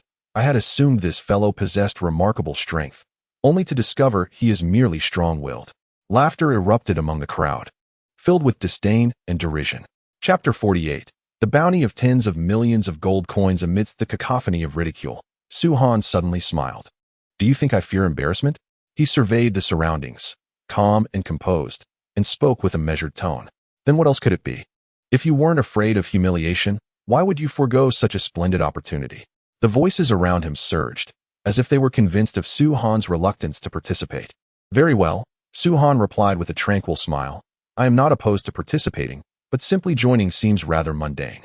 Why not introduce a wager? A wager? Most of the crowd furrowed their brows, while Ping Yuzi and his companions were momentarily taken aback. What kind of wager? Bai Yu inquired. Should anyone prove stronger than I shall concede, Su Han declared. If I lose, I will grant each of you 10,000 gold coins. Conversely, if you lose, each of you shall owe me 10,000 gold coins. What say you? Ha ha ha. Does he truly believe he can rival us? Thousands in number, all by himself. Such arrogance is astounding. How can we possibly be outdone by a single individual? Not to mention, even the esteemed cold young master could easily defeat him. Everyone cast mocking glances at Su Han, having never encountered such audacious pride before. 10,000 gold coins each, amounting to several tens of millions. Can you afford it? Chun Feng stepped forward. That is my concern. The question is, do you dare? Su Han replied calmly. Chun Feng smirked. What if you cannot produce it? If I cannot? My head is yours, Su Han stated. Su Han. Xiao Yuhui exclaimed anxiously in a hushed tone. That is an astronomical sum. Moreover, the second round tests physical strength, not potential. While your potential is indeed remarkable, your physique may not be equally impressive. No worries, Su Han replied confidently. In his past life, he was the ancient dragon emperor, dismissing ordinary dragon blood, let alone this mere beast blood. Very well. Chun Feng chuckled. I accept your wager. Do not forget your words. Is it merely 10,000 gold coins? I shall join as well. Su Han, do not weep poverty when the time comes.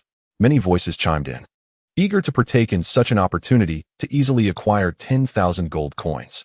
If it were only a competition against a few individuals, Su Han's confidence might indeed lead to victory. But against thousands, could he truly prevail? Certainly, not everyone was willing to wager. As 10,000 gold coins is no trivial sum, sufficient to sustain an ordinary family for a lifetime. If anyone is unwilling to bet, step aside, Su Han proclaimed loudly. In the crowd, some hesitated. They were not scions of affluent families, and 10,000 gold coins represented a significant amount. You should wager with him, if you truly lose. I shall cover the cost. Hearing this, those who had intended to withdraw paused and returned. The Grand Elder is indeed wealthy. Su Han glanced at Ping Yuzi. Humph. Ping Yuzi snorted. Even for me, parting with millions in gold is painful. However, I have but one stipulation, should you lose. You must kneel at the foot of the Cold Cloud sect for 3 days, confessing your faults. The Grand Elder Xiao Yuhui was about to interject. Yet, Ping Yuzi waved his hand. Elder Xiao, do not interfere. This youth holds us in such contempt. If we do not discipline him, he may bring calamity upon us in the future. Ha ha ha. Su Han suddenly burst into laughter. Your name is Ping Yuzi, correct? A wager is not out of the question. Should I lose, I will indeed kneel at the foot of the Cold Cloud sect for 3 days, as you say. But if you lose, how about 2 million gold coins? Ping Yuzi's expression turned icy, his teeth clenched. 2 million gold coins, nearly his entire fortune. For Su Han, a mere few tens of millions was easily attainable, as he was both an alchemist and a blacksmith. Yet for Ping Yuzi, 2 million gold coins represented his entire wealth. Are you not wealthy? Why the hesitation now? Su Han remarked, noticing Ping Yuzi's silence. Ping Yuzi seethed with resentment, his teeth gnashing in frustration. In a fit of anger, he declared, Very well, I shall accept your challenge. Let us commence. Su Han turned and strode purposefully towards the blood pool, observing his retreating figure. Bai Yu shook his head, remarking, Your brother-in-law is far too arrogant. Xiao Yuhui's gaze flickered, though she remained silent. Humph. I am curious to see how he can possibly rival thousands. Li Qing scoffed from behind. As Su Han advanced, the throng of thousands followed suit towards the blood pool. You all understand that by merging with first-level beast blood, one can condense a star at the center of the brow. With second-level beast blood, 2 stars can be formed. And so forth, Ping Yuzi addressed the crowd. Once the stars are condensed, you may proceed to the next tier of the blood pool, withdrawing only when you can no longer endure. We comprehend. Many voices chimed in, their expressions brimming with excitement, secretly reveling in the prospect of earning 10,000 gold coins merely for participating in a selection event.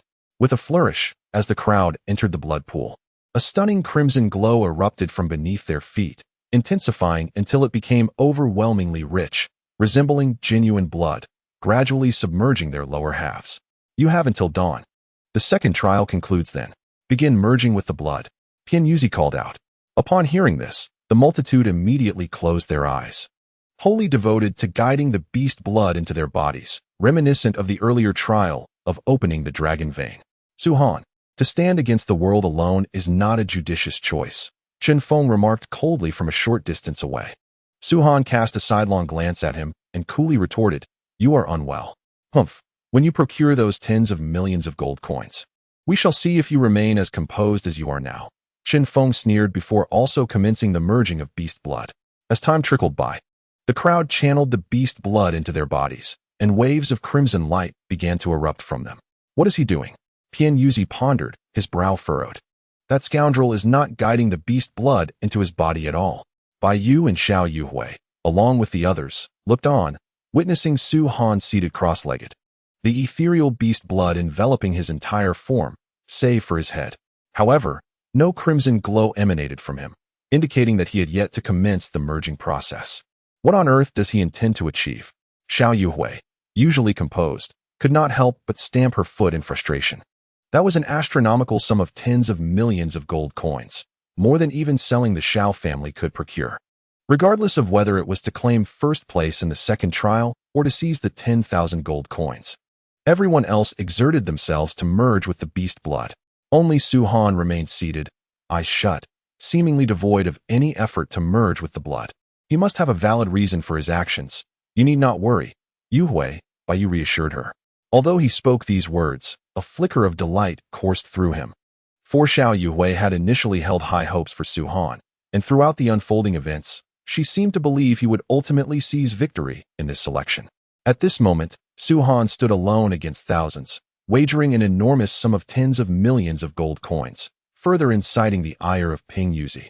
Yet, he appeared to treat the situation as a mere jest, completely disregarding its gravity. Bai Yu, who harbored feelings for Xiao Yuhui and secretly regarded her as his own, offered a few casual words of comfort upon witnessing her anxious demeanor. In his eyes, Su Han was merely putting on a brave front. Little did he know that his own words were strikingly accurate. Su Han's audacity stemmed from a rationale that justified his actions. As time passed, merely an hour had elapsed when a brilliant red light suddenly erupted from the center of someone's brow. This crimson radiance swiftly coalesced, ultimately revealing a star at the very center of their forehead. With the appearance of this star, the individual opened their eyes, rose, and leaped into the second-tier beast blood pool. "Ha ha, it's once again Lung Yihui." Ping Yuzi had long considered Lung Yihui his disciple, and upon witnessing him as the first to condense a star, he burst into hearty laughter. "I indeed did not misjudge him. He has completely fused with the first-tier beast blood in just an hour. With his physique, it is evident he can assimilate blood of at least the fourth tier." Bai Yu remarked, "Elder, this young man possesses immense potential for awakening a dragon vein, and I never expected his physique to be so formidable." While the dragon vein is one of the most crucial talents, physique holds great significance as well. With such a powerful constitution, even if he does not surpass Yuhui, he will undoubtedly become a formidable presence above the dragon pill realm in the future. "We must extend our congratulations to you, Elder." Ping Yuzi shook his head with a smile. "Congratulations are premature. The stronger the talent he displays, the more individuals will wish to claim him as their disciple. Above me, there are still numerous Elder sect members. If they wish to take him as their apprentice, I have no recourse. Ultimately, it depends on his choice. Should he select you as his master, others will have no grounds for objection." Indeed, Ping Yuzi nodded in agreement, and it was precisely for this reason that he had confidence in accepting Lung Yihui as his disciple. As Lung Yihui entered the second-tier blood pool, Hu Zhengyao, Yang Lin, and others similarly condensed stars and followed him into the pool. The talents of these three were closely matched. The speed of their beast blood fusion was inconsequential compared to the tier of blood they could assimilate. The fourth to enter the second-tier blood pool was Chen Feng. As he rose, his gaze fell upon Su Han, a sneer playing at the corners of his mouth. "After all this time, you still haven't begun to fuse? Su Han, are you afraid to merge, or simply unwilling?" Regardless of your hesitation or reluctance, the gap between us has rapidly widened. Not only do I not regard you as a competitor, but I also hold no concern for Lung Yihui and the others. Following Chun Feng's ascent, a multitude of figures entered the second-tier blood pool. Among these thousands, the lowest had awakened at least 5 dragon veins, placing them in the upper echelons of the Longwu continent. Thus, they were certain to step into the dragon blood realm, which was one of the prerequisites for disciples accepted by the Hanyan sect. For those who had not even awakened 5 dragon veins, what hope was there of merging beast blood? Once 5 dragon veins are opened, one can at least amalgamate with first-grade beast blood. The last individual to enter the second-grade blood pool arrived after 2 hours. One could also consider him the second to last, as there remained one other in the first-grade blood pool, Su-han. Up until this moment, Su-han had yet to commence the process of guiding the beast blood into his body. Ping Yuzi had ceased to concern himself with him. Whatever thoughts occupied Su-han's mind were of no consequence to him, as long as one among the thousands present could emerge victorious. As time progressed, at the 3rd hour, Lung Yihue entered the 3rd-grade blood pool. By the 7th hour, another individual stepped into the 4th-grade blood pool. However, this person surprised Ping Yuzi and the others. For it was not Lung Yihue, but Hu Zhengyao. Following Hu Zhengyao, Yang Lin swiftly followed suit into the 4th-grade blood pool, thus placing Lung Yihue in 3rd position. Just when everyone anticipated that Lung Yihue would be the 3rd to enter the 4th-grade blood pool, an unexpected contender emerged, Chen Feng. Chen Feng emerged from the 3rd-grade blood pool and, with a single leap, bypassed the 4th-grade blood pool entirely, directly entering the 5th-grade blood pool. What? He has audaciously entered the 5th-grade blood pool? Such arrogance.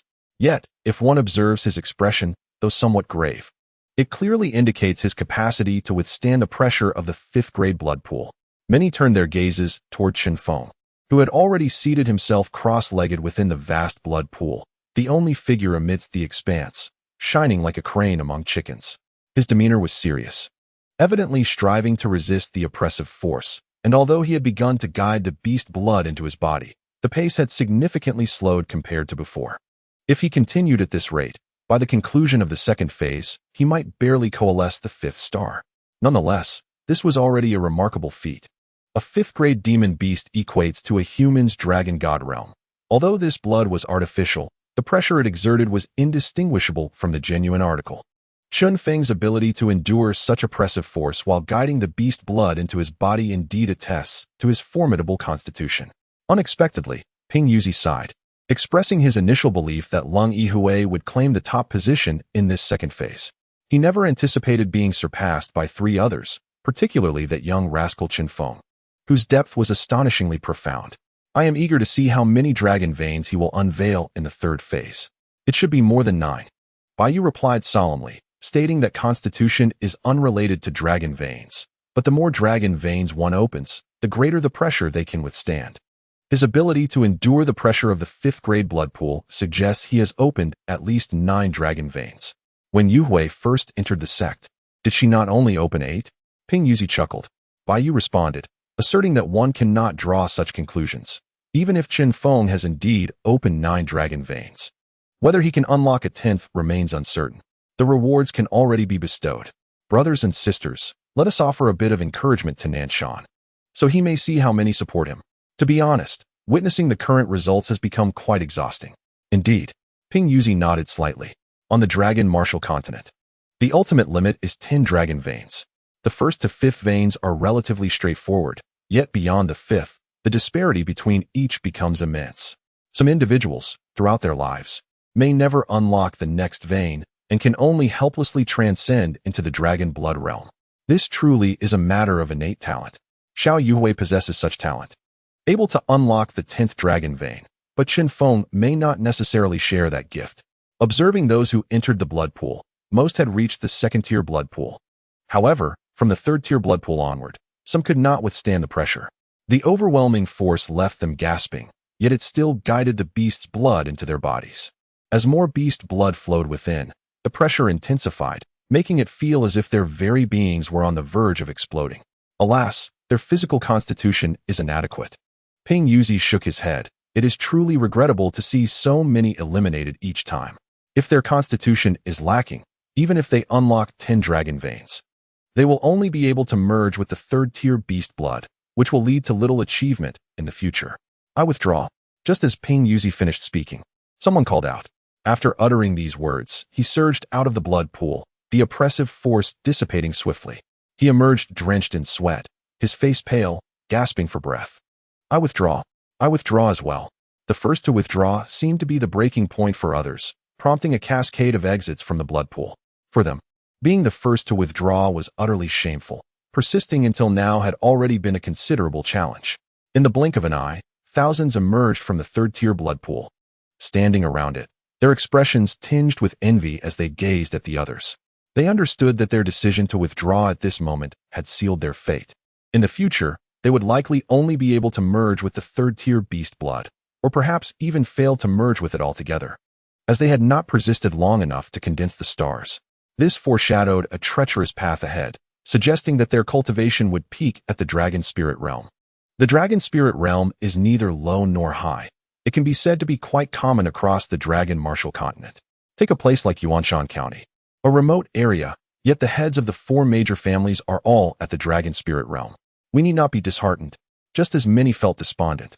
Someone suddenly spotted Su-Han, still in the first-tier blood pool, and laughed. Although our future cultivation is limited, there is still someone beneath us, is there not? Upon hearing this, numerous gazes fell upon Su-Han. Haha, that is true. Why be discouraged? Some who consider themselves geniuses are merely worthless. Not only do they lack such capabilities, but in the end, they also incur losses of tens of millions of gold coins. Compared to this fellow who cannot even merge with the first-tier beast blood, we are indeed formidable. Mocking words escaped their lips, revealing their awareness that their future cultivation would be limited. An inexplicable anger simmered within them, and they directed this ire entirely towards Su-Han. Just then, Ping Yuzi suddenly exclaimed, "The second round has not yet concluded. What are you shouting about here? Your physical constitution and potential are not your greatest obstacles. The true impediment lies within your hearts." Upon hearing Ping Yuzi's words, the crowd promptly fell silent, pondering why he, who had previously expressed disdain for Su-Han, was now defending him. Could it be that he looked down upon them due to their inferior physiques? After all, they had not disgraced themselves. If Su-Han failed to fuse with first-tier beast blood by the end, it would still be a victory for them. At that moment, Su-Han, whose eyes had been tightly shut, suddenly opened them and gazed at Ping Yuzi. This old man did not seem as antagonistic as he had presumed. In truth, Ping Yuzi was not targeting Su-Han specifically. Rather, he held a strong aversion to those lacking ambition. He would exhibit the same attitude toward anyone in Su-Han's position.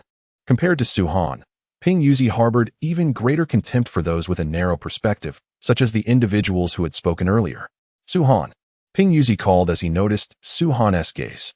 "I must inform you that only 5 hours remain until the end of the second round. To fuse with first-tier beast blood, you will likely need at least 1 hour. Second-tier beast blood requires 3 hours, and third-tier beast blood demands even more time. If you continue to delay like this, you may end up losing everything. If I were to begin fusing now, according to your estimation, wouldn't I suffer the same fate?" Su-Han remarked with a light chuckle, glancing at Chen Feng.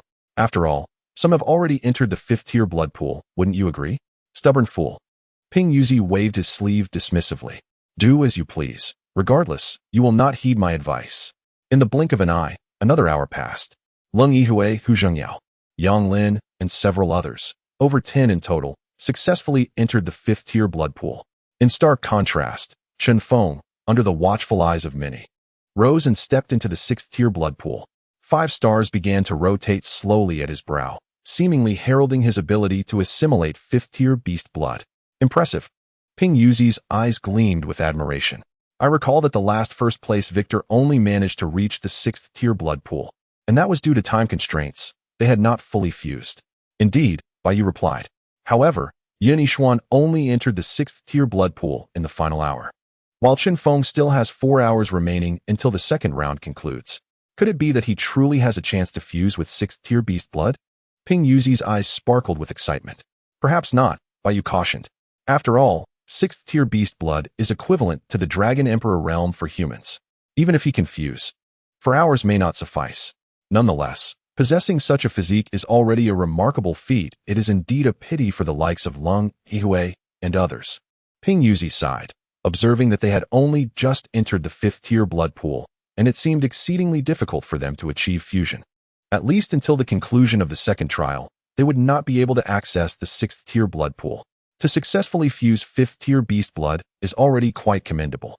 I, too, only managed 5th-tier beast blood at that time, Li Qing remarked, casting a glance at Su-Han, sneering. At least he has left that fellow in the dust.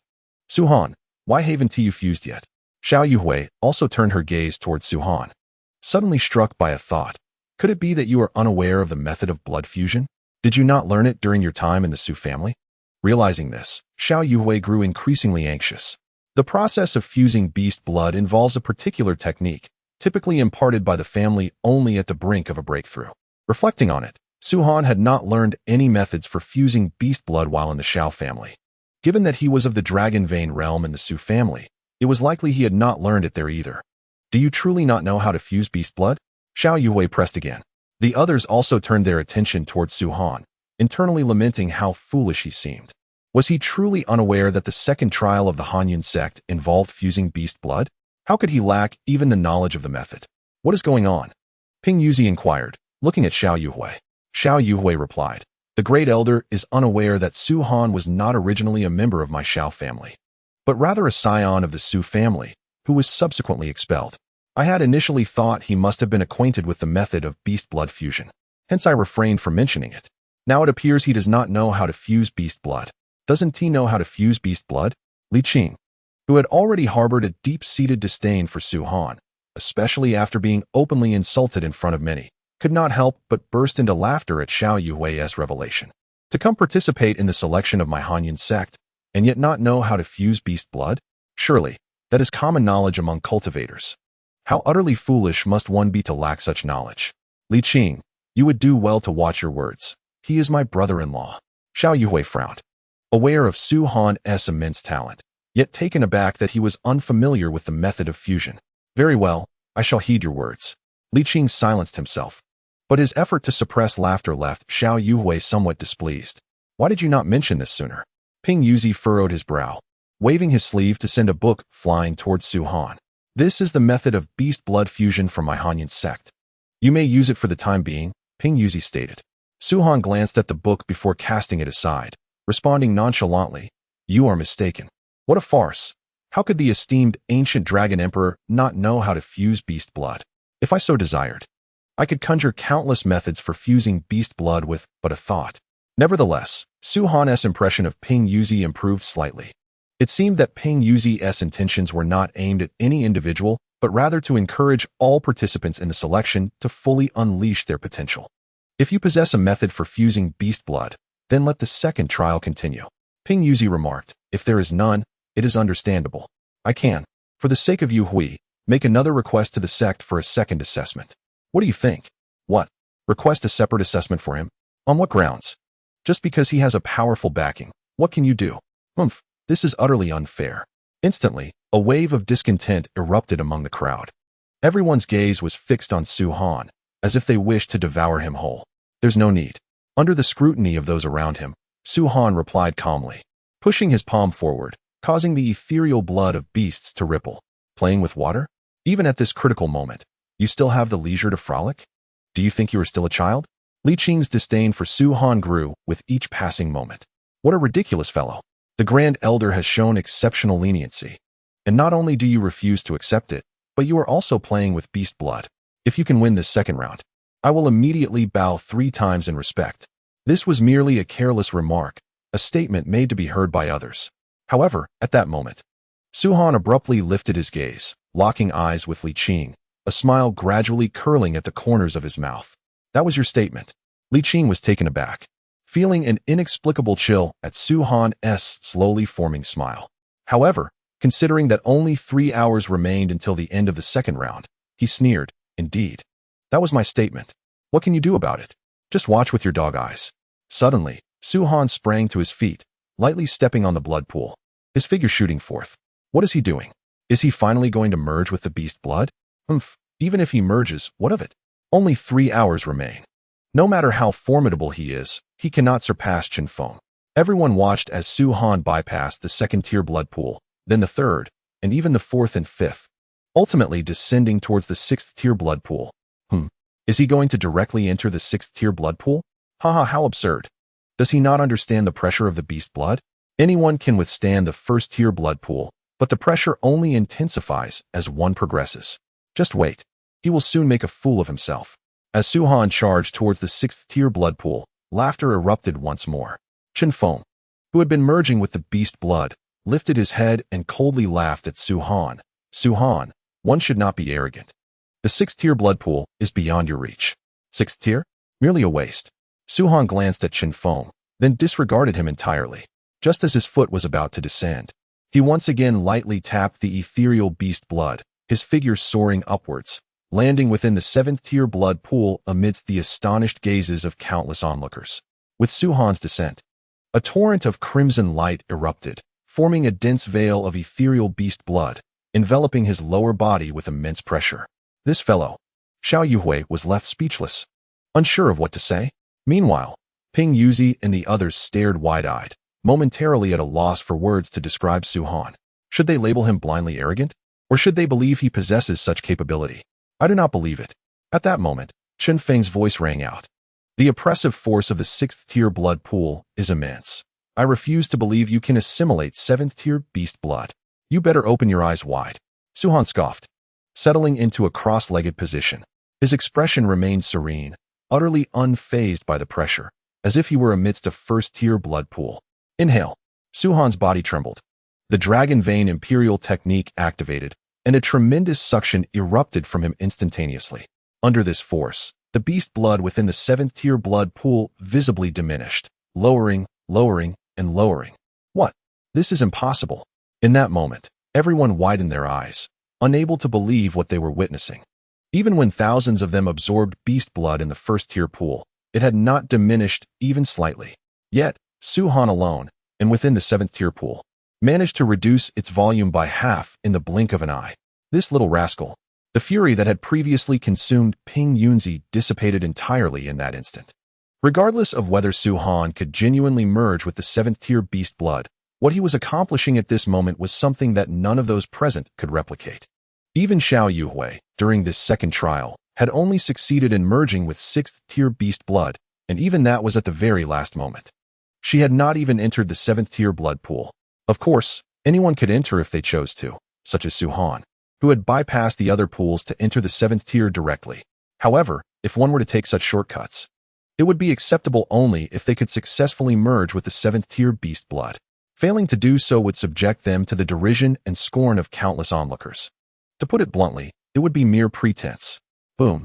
Just as the crowd was reeling in astonishment, a brilliant red radiance suddenly erupted from Su-Han. This was evidently the guiding light for the beast blood entering his body. However, as he was channeling the 7th-tier beast blood, the intensity of the red glow was astonishing. Akin to the twilight glow on the horizon, illuminating not just the eyes, but also the hearts of all present. Impossible, impossible. This cannot be happening.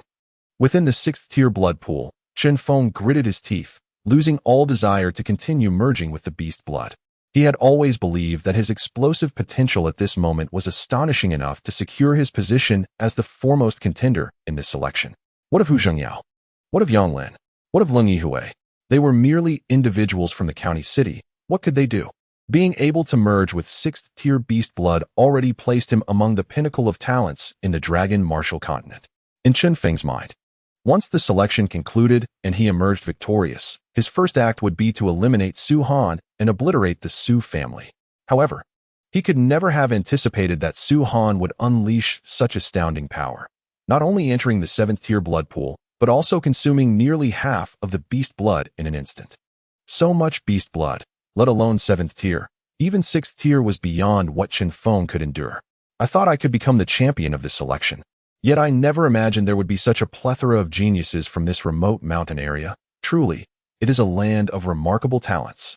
Within the 5th-tier blood pool, Lung Yihui took a deep breath, gazing at Su-Han, who was enveloped in the 7th-tier blood pool, his eyes filled with admiration.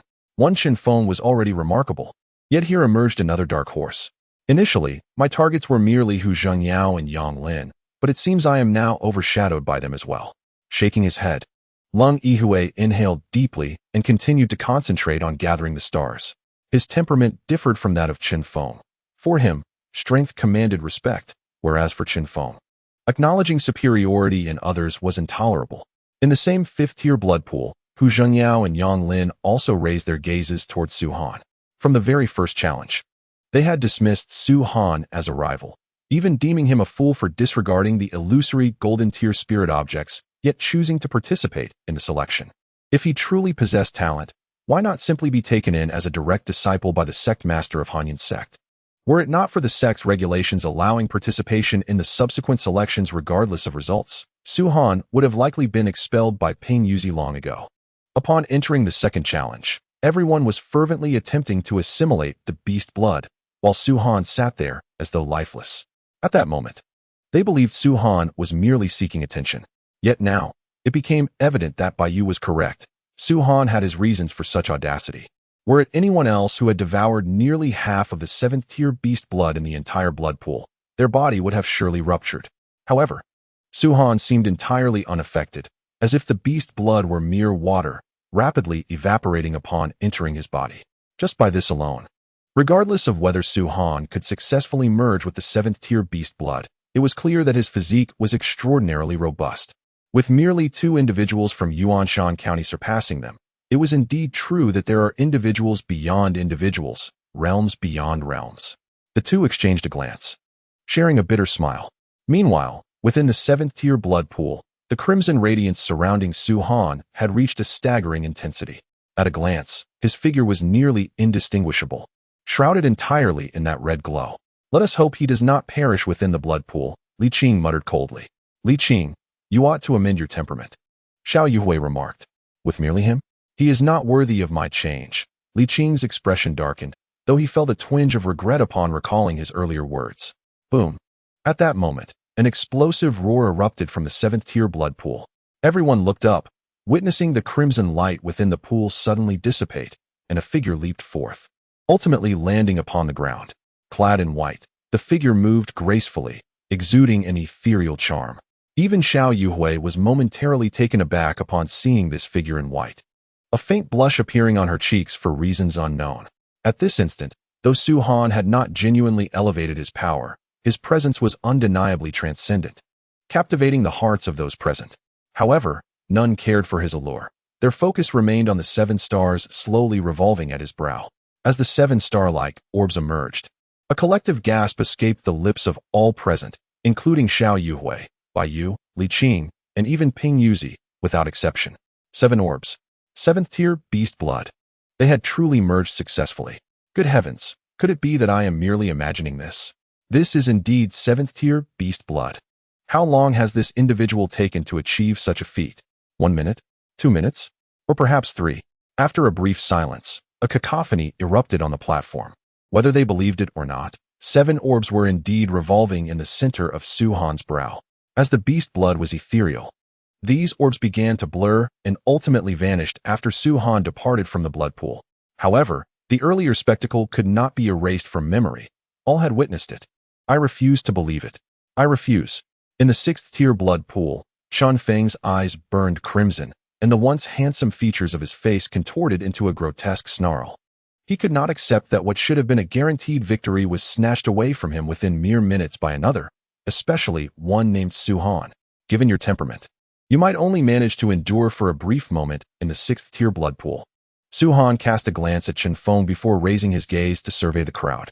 Under his piercing stare, everyone felt as though they were being sliced by a sharp blade, hastily bowing their heads to avoid meeting his eyes. Yet, Su Han paid them no mind. His gaze ultimately settled on Li Qing, who stood behind Xiao Yuhui and Bai Yu, his expression exceedingly grim. As Su Han's eyes fell upon him, Li Qing's flesh twitched, and he promptly muttered, "Esteemed guests, I am unwell and must take my leave." With that, he turned to depart. A subtle smirk graced Xiao Yuhui's lips, for she was well aware that Li Qing's ailment was merely a pretext, a consequence of his earlier remarks. Meanwhile, Bai Yu and Ping Yuzi remained rooted, staring at the vanishing 7 orbs in Su Han's brow, rendered speechless. "Li Elder, do not leave just yet." Su Han's voice rang out with authority as he swiftly maneuvered to position himself in front of Li Qing, blocking his path. "You have yet to fulfill your promise." With a sharp gaze, Su Han resembled a sword drawn from its sheath, emanating an astonishing aura. "Kneel and bow." Upon hearing this, the crowd finally reacted.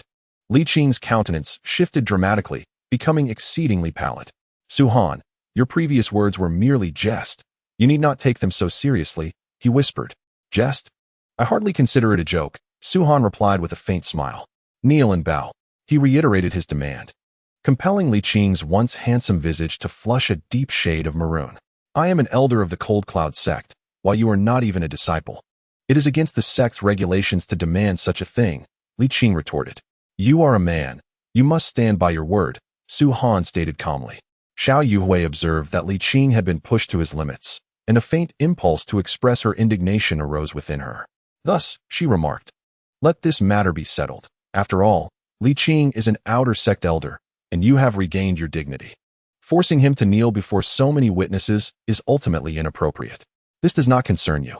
Before Xiao Yuhui could finish her words, Su Han raised a finger, gently shaking it as he uttered a few words. "You need not concern yourself." Hearing this, Xiao Yuhui let out a quiet sigh, revealing a look of resignation. She knew well that Su Han would not heed her words. Not just her, but given Su Han's nature, it was likely he would ignore anyone's counsel. "Greetings. I am Bai Yu, an inner sect elder of the Hanyan sect and a friend of Yuhui. I have long wished to make your acquaintance since learning that you are Yuhui's brother-in-law, and I am glad to finally have this opportunity." Bai Yu stepped forward, his smile warm and inviting. "Why not let this matter pass over, for the sake of my standing? After all, if it were to escalate to an irretrievable state, it would serve no one well, don't you agree? Do you have feelings for Xiao Yuhui?" Su Han inquired suddenly. Bai Yu was taken aback, pondering how Su Han had deduced such a thing. Meanwhile, Xiao Yuhui rolled her eyes, thinking to herself that Su Han had picked the wrong moment to bring this up. "Since you have affections for Xiao Yuhui, pursue her as you wish, but do not meddle in my affairs," Su Han continued. "With so many witnesses present, some of whom may join the Hanyan sect, if Li Qing were to kneel before you, how would that reflect on the sect? He is an outer sect elder. How could he kneel to a disciple?" Bai Yu countered. "Since he acknowledges that Li Qing is an outer sect elder, why then utter such nonsensical remarks earlier? If I were to lose, must I obediently hand over tens of millions of gold coins to them? Am I only permitted to fulfill my promises upon losing? While they evade there should I emerge victorious?" Su Han scoffed. Upon hearing the mention of gold coins, the corner of Ping Yuzi's mouth twitched violently. He had been in a state of shock until Su Han's words jolted him back to reality, suddenly reminding him that he owed Su Han 20 million gold coins. Not only that, but Ping Yuzi had previously stated that he would cover the bets for those who wagered against Su Han, should they lose. Now Su Han, with overwhelming strength, had turned the tables on them, leaving Ping Yuzi feeling an urge to vomit blood. 20 million gold coins. That was the entirety of his fortune. Even if he were to assist others, it would not suffice. "Su Han," Ping Yuzi took a deep breath and said, "Your physique is indeed formidable. Merging a significant portion of 7th-tier beast blood in mere minutes is unprecedented. I hold great admiration for this feat once we enter the Hanyan sect. I shall certainly inform the sect master and others of this matter.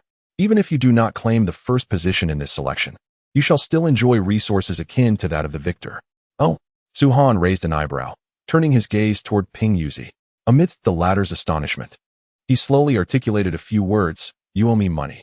Upon hearing this, Ping Yuzi nearly spewed blood in response. "Are you obsessed with money?" He silently cursed. He spoke at length, ostensibly to curry favor with Su Han, yet to his surprise, Su Han remained entirely unmoved, immediately demanding payment. "And you all?"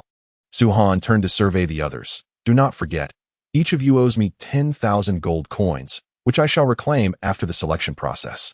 "What a miser." "Humph, it is merely 10,000 gold coins. What is the rush?" Damn it, this rascal actually triumphed, and we, thousands in number, could not match him alone. Those who felt the weight of Su Han's gaze, though bowing their heads in silence, cursed him 1,000 times in their hearts. Except for Hu Zhengyao and Yang Lin, who hailed from the county city, parting with 10,000 gold coins was indeed a painful endeavor. "What is happening? Do you truly intend to renege on your promise?" Su Han then turned to Li Qing. "Do you truly wish to force me to kneel before you?" Li Qing gritted his teeth. "How about this? I will give you 3 million gold coins, 1 million for each bow." "No need. I am not lacking in funds," Su Han replied nonchalantly. "If you are not lacking, then so be it." Li Qing's eyes blazed with fury. "You expect me to bow? Perhaps in your next life. If you refuse to bow, I shall break your legs," Su Han suddenly declared. Li Qing was taken aback, then burst into laughter. "Ha ha ha, break my legs? Since becoming an elder of the Cold Cloud sect, I have yet to meet someone as arrogant as you. Today, I shall witness how you intend to do so." Everyone turned their attention, thinking that Su Han was exceedingly audacious. After all, Li Qing was an outer sect elder, and how dare Su Han speak so boldly? Moreover, Li Qing's cultivation was in the late dragon blood realm, on the verge of reaching its pinnacle. having spent several years in the Cold Cloud sect while mastering numerous dragon techniques, placing him on a different level than the ordinary late Dragon Blood Realm practitioners from remote mountains. In their eyes, Su Han's gaze turned icy, and without further ado, he charged directly at Li Qing. His nature demanded retribution. Previously, Li Qing had relentlessly mocked him, nearly resorting to physical confrontation. If he were to let Li Qing off the hook, the Su Han of his past life would not deserve the title of the ancient demon dragon. With a roar, as Su Han surged forward, his fists surged with energy, manifesting a white tiger above him, accompanied by a thunderous roar aimed at Li Qing. "Get lost," Li Qing sneered. Having previously extended a courtesy to Su Han, seeking to settle matters with gold, only to find Su Han grossly ungrateful. "You, a mere Dragon Pulse Realm practitioner, dare to strike at me?" Li Qing scoffed, unleashing his own fist, a formidable aura erupting from him, red light blazing forth, clearly tapping into the power of the Dragon Blood Realm. "Today, I shall show you what it means that there are always greater beings beyond mere mortals." With a thunderous collision, their fists met. Su Han staggered, the white tiger dissipating into nothingness, while he himself took several steps back. In stark contrast, Li Qing remained unmoved, his body radiating a brilliant red glow. "With your meager strength, you think you can compel me to kneel? Do you believe you are worthy?" Li Qing's face was rife with derision, and now that the mask of civility had been torn away, he saw no reason to hold back any longer. What was the rush? Su Han smiled lightly. He had merely showcased the prowess of 8 dragon veins, combined with the 5 Saints consecutive strike technique, clashing against Li Qing. Although he had retreated several steps, which could be seen as being at a disadvantage, it was quite remarkable that he sustained no injuries with the strength of 8 dragon veins in the late stage of the Dragon Blood Realm. "My methods are numerous. I merely fear that you cannot withstand them." The smile on Su Han's face grew increasingly pronounced as he waved his hand, causing the ground of the platform beneath to tremble violently. Upon witnessing this scene, everyone furrowed their brows, particularly the selectors still standing on the platform, who immediately retreated, bewildered as to what was occurring. "Rise." At a certain moment, Su Han suddenly spoke, flipping his palm upward, and the massive stones comprising the platform flew into the air with a resounding boom. "What?" Ping Yuzi and the others were utterly astonished, as they beheld the enormous stones within a 30-meter radius of Su Han all soaring into the void. "Condense." Su Han spoke again, and the stones seemed to possess an attractive force, rushing towards a single point. In the blink of an eye, 2 colossal figures appeared before the crowd. Those who witnessed this spectacle could not help but swallow hard, involuntarily gasping in astonishment. The 2 gigantic forms, entirely composed of massive stones, stood 15 meters tall, their movement causing the ground to quake incessantly. Originally, there were still 3 hours remaining in the examination of this second round, with Chun Feng and others striving to merge with the beast blood in the blood pool. However, at that moment, as the stones were summoned by Su Han, the blood pool erupted with a thunderous bang, and all figures within it scrambled out in a state of utter disarray. "Su Han, what do you intend to do?" Ping Yuzi shouted. "It would be one thing to take action, but you have even destroyed the platform?" "I wish to break his dog leg." Su Han snorted coldly, his fingers lightly tapping, and the 2 immense figures immediately obeyed, charging towards Li Qing. They were wholly composed of stone, and their towering height caused the platform to tremble with every step they took. Li Qing's complexion changed dramatically. The overwhelming pressure emanating from the 2 figures caused instability within his vital energy. Moreover, the sheer visual impact rendered him devoid of the confidence to engage in battle. "What kind of dragon technique is this?" Li Qing exclaimed as he retreated. "Dragon technique? Do you believe this to be a dragon technique?" Su Han replied with a mild smile. "I can tell you, this is not a dragon technique. It is magic, earth magic, and indeed, the simplest form of earth magic." "Magic?" Upon hearing this term, everyone displayed expressions of confusion. They had never encountered anything known as magic before. Magic was something Su Han had stumbled upon during his time on a high-end planet. Having lived for billions of years, boredom led him to learn a few things. However, the more he studied, the more he realized the astonishing power of magic. In the Holy Realm, there had once been a 7th-tier mage god who, with unparalleled strength, had slain several ancient emperors, shocking the entirety of the Holy Realm. At that moment, the divine being, filled with wrath, intended to annihilate the descendants of the ancient emperors. Ultimately, it was Su Han who intervened, bringing the matter to resolution. The inhabitants of the Dragon Martial continent sought the spiritual essence of the heavens and earth, while magic required the elemental forces of the cosmos. These two realms were inherently at odds. Without the proper guiding methods, one would hardly perceive the magical elements. Presently, Suhan was merely conjuring the most rudimentary of spells, the rock giant. However, the realms where magic thrived were high-tier worlds, and here on the Dragon Martial continent, it was akin to a forsaken planet. Even a basic spell wielded enough power to enable him, in the Dragon Vein realm, to vanquish all in the Dragon Blood realm. The most formidable form of magic was the forbidden spell. Suhan had witnessed the devastating might of such spells firsthand. Even the lowest tier forbidden magic could obliterate the entire Dragon Martial continent in an instant. Your perspective is woefully limited, Suhan remarked, shaking his head. Boom. At that moment, the two rock giants, with astonishing strides, caught up to Li Qing. Li Qing had exerted every ounce of strength, reaching the zenith of his speed, unleashing the full power of his late-stage Dragon Blood realm. Yet he was still far outpaced by the rock giants, towering at 15 meters. Each step of the rock giants spanned several meters, making their speed unsurprising. Thud! As they closed in on Li Qing, one of the rock giants swung a mighty fist downwards. Li Qing's expression changed dramatically as he swiftly employed the Lightfoot technique, narrowly evading the rock giant's attack. The Lightfoot technique, a mid-tier silver-level dragon skill, enhanced the user's speed. Crack! As Li Qing dodged, the rock giant's fist struck the ground, shattering the massive boulders beneath, creating a colossal pit that captured the attention of all present. Hiss! Witnessing the gaping chasm, everyone gasped in disbelief.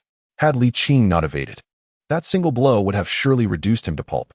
Suhan, Li Qing shouted as he fled, we bear no great enmity. There is no need for you to pursue my total destruction. If you kneel and beg for mercy, I might spare you this once. Suhan stood unmoved, a faint smile playing on his lips. Alternatively, you could offer me 10 million gold coins. 3 million is simply insufficient. What do you think? I have no money. Li Qing nearly spat blood in frustration. Where could he possibly procure 10 million gold coins? After years of serving as the chief inner elder at the Cold Cloud sect, he had only amassed 20 million coins. Then there's nothing to be done. Suhan shrugged, and the two rock giants lunged forward once more. Do you see? Magic has emerged. Haha, this book is full of surprises. I urge you to cast a few recommendation votes and add it to your collection. Boom. As the fists of the rock giants fell repeatedly, the sound reverberated, and numerous cracks appeared on the platform, resembling a spider's web intricately woven. Wherever the rock giants tread, immense pits emerged, each several meters deep, a testament to their overwhelming strength. In comparison to the two colossal rock giants, Li Qing appeared as a feeble ant, exerting every ounce of his strength while his visage shifted dramatically as he desperately fled. During this tumultuous escape, Li Qing attempted to unleash an aggressive dragon technique. Yet it merely stirred a cloud of dust upon striking the giants, inflicting not a trace of harm. How astonishingly powerful they are. Suhan is merely at the Dragon Vein realm. How could he possibly wield such formidable dragon techniques? Did you not hear him? This is not a dragon technique. It is magic. Everyone stood in stunned silence. Li Qing, an elder of the outer sect of the Cold Cloud sect, was an exalted figure in their eyes. Even after joining the sect, they would still respectfully address him as elderly upon encountering him. Yet, in this very moment, this esteemed elderly was akin to a drowning dog, relentlessly battered by the two summoned rock giants, facing imminent death at any misstep. There were rumors that Suhan had slain a mid-stage Dragon Blood realm opponent. I was skeptical before, but now I believe. Someone murmured, Elder, save me. Li Qing's desperate cries echoed from a distance, his dragon energy nearly depleted, while the two rock giants showed no signs of ceasing their assault. If this continued, he would inevitably be worn down to his demise by Suhan. As the chief elder of the Cold Cloud sect, Ping Yuzi could not simply stand by and allow Li Qing to be slaughtered. Suhan, cease at once. As he spoke, Ping Yuzi rushed forward. Suhan suddenly turned, pointing at Ping Yuzi and bellowing, Silence. This matter does not concern you. Do not meddle. Taken aback, Ping Yuzi's anger flared. I am the chief inner sect elder of the Cold Cloud sect. It is one thing for you to disregard Li Qing. But how dare you speak to me in such a manner? Although Suhan had the capability to slay a mid-stage Dragon Blood realm opponent and had relentlessly pursued Li Qing, he was still merely at the Dragon Vein realm. While Ping Yuzi had already ascended to the dragon spirit realm, how could he possibly fear Su Han? If you do not cease, do not blame me for my ruthlessness. Ping Yuzi scoffed. Just you? Su Han smiled calmly, and with a wave of his hand, the ground suddenly collapsed, conjuring two more enormous rock giants. Let us first deal with these two giants. Begone. As he faced the oncoming punch from the rock giant, Ping Yuzi unleashed the full power of his dragon spirit realm cultivation. He was eager to ascertain the true strength of these giants. Boom. In an instant, as they clashed, Ping Yuzi unleashed two powerful punches, causing the giants to stagger back several steps from the impact. Conversely, Ping Yuzi's face flushed slightly as he too was forced to retreat from the force of the exchange. What? Witnessing this spectacle, everyone was left astounded. They had anticipated Ping Yuzi's intervention, for he was the chief intersect elder of the Cold Cloud sect and a formidable presence in the late dragon spirit realm. They had hoped he would obliterate the rock giant with a single punch, yet the scene before them plunged them into disbelief. A being of the Dragon Pulse realm could actually contend on equal footing with a late-stage Dragon Spirit realm warrior? Bai Yu and Xiao Yuhui gasped in astonishment, their eyes narrowing in disbelief. Yuhui, your brother-in-law is rather formidable, Bai Yu remarked gravely. Xiao Yuhui, at that moment, was rendered speechless, her astonishment surpassing the limits of verbal expression. It was already astonishing enough for one in the Dragon Pulse realm to slay a Dragon Blood realm adversary, though somewhat acceptable. However, to leap over 2 tiers and engage evenly with a late-stage Dragon Spirit realm warrior? What manner of creature is this? This is simply monstrous. I shall grant you one more chance. Su Han's voice echoed, addressing Li Qing. Choose between your life or 10 million gold coins.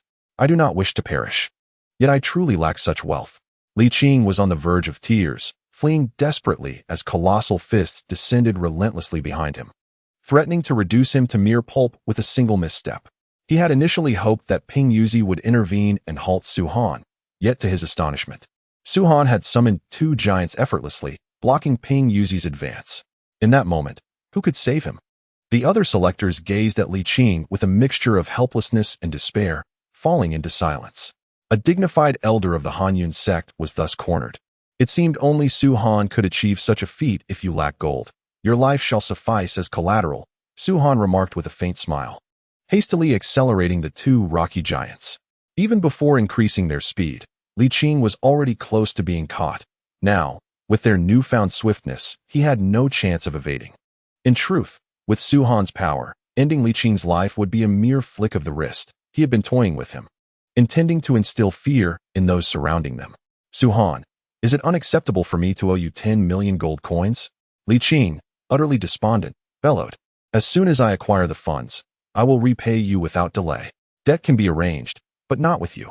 Su Han shook his head. Boom. The rocky giant's fist, imbued with incredible pressure, descended upon Li Qing. His pupils constricted, his complexion paling, as an overwhelming sense of helplessness surged within him. Just then, a figure suddenly appeared beside Li Qing, clad in green robes and appearing to be in his 50s or 60s. The figure unleashed a punch that collided directly with the rocky giant. Bang! The tremendous force from their fists sent shockwaves through the air, stirring up a cloud of dust and propelling Li Qing away. Crack! At that moment, a crisp sound resonated as cracks began to appear on the rocky giant's fist, ultimately culminating in a resounding explosion, shattering it into fragments. Su Han furrowed his brow, turning to the middle-aged man. Dragon Pill Realm?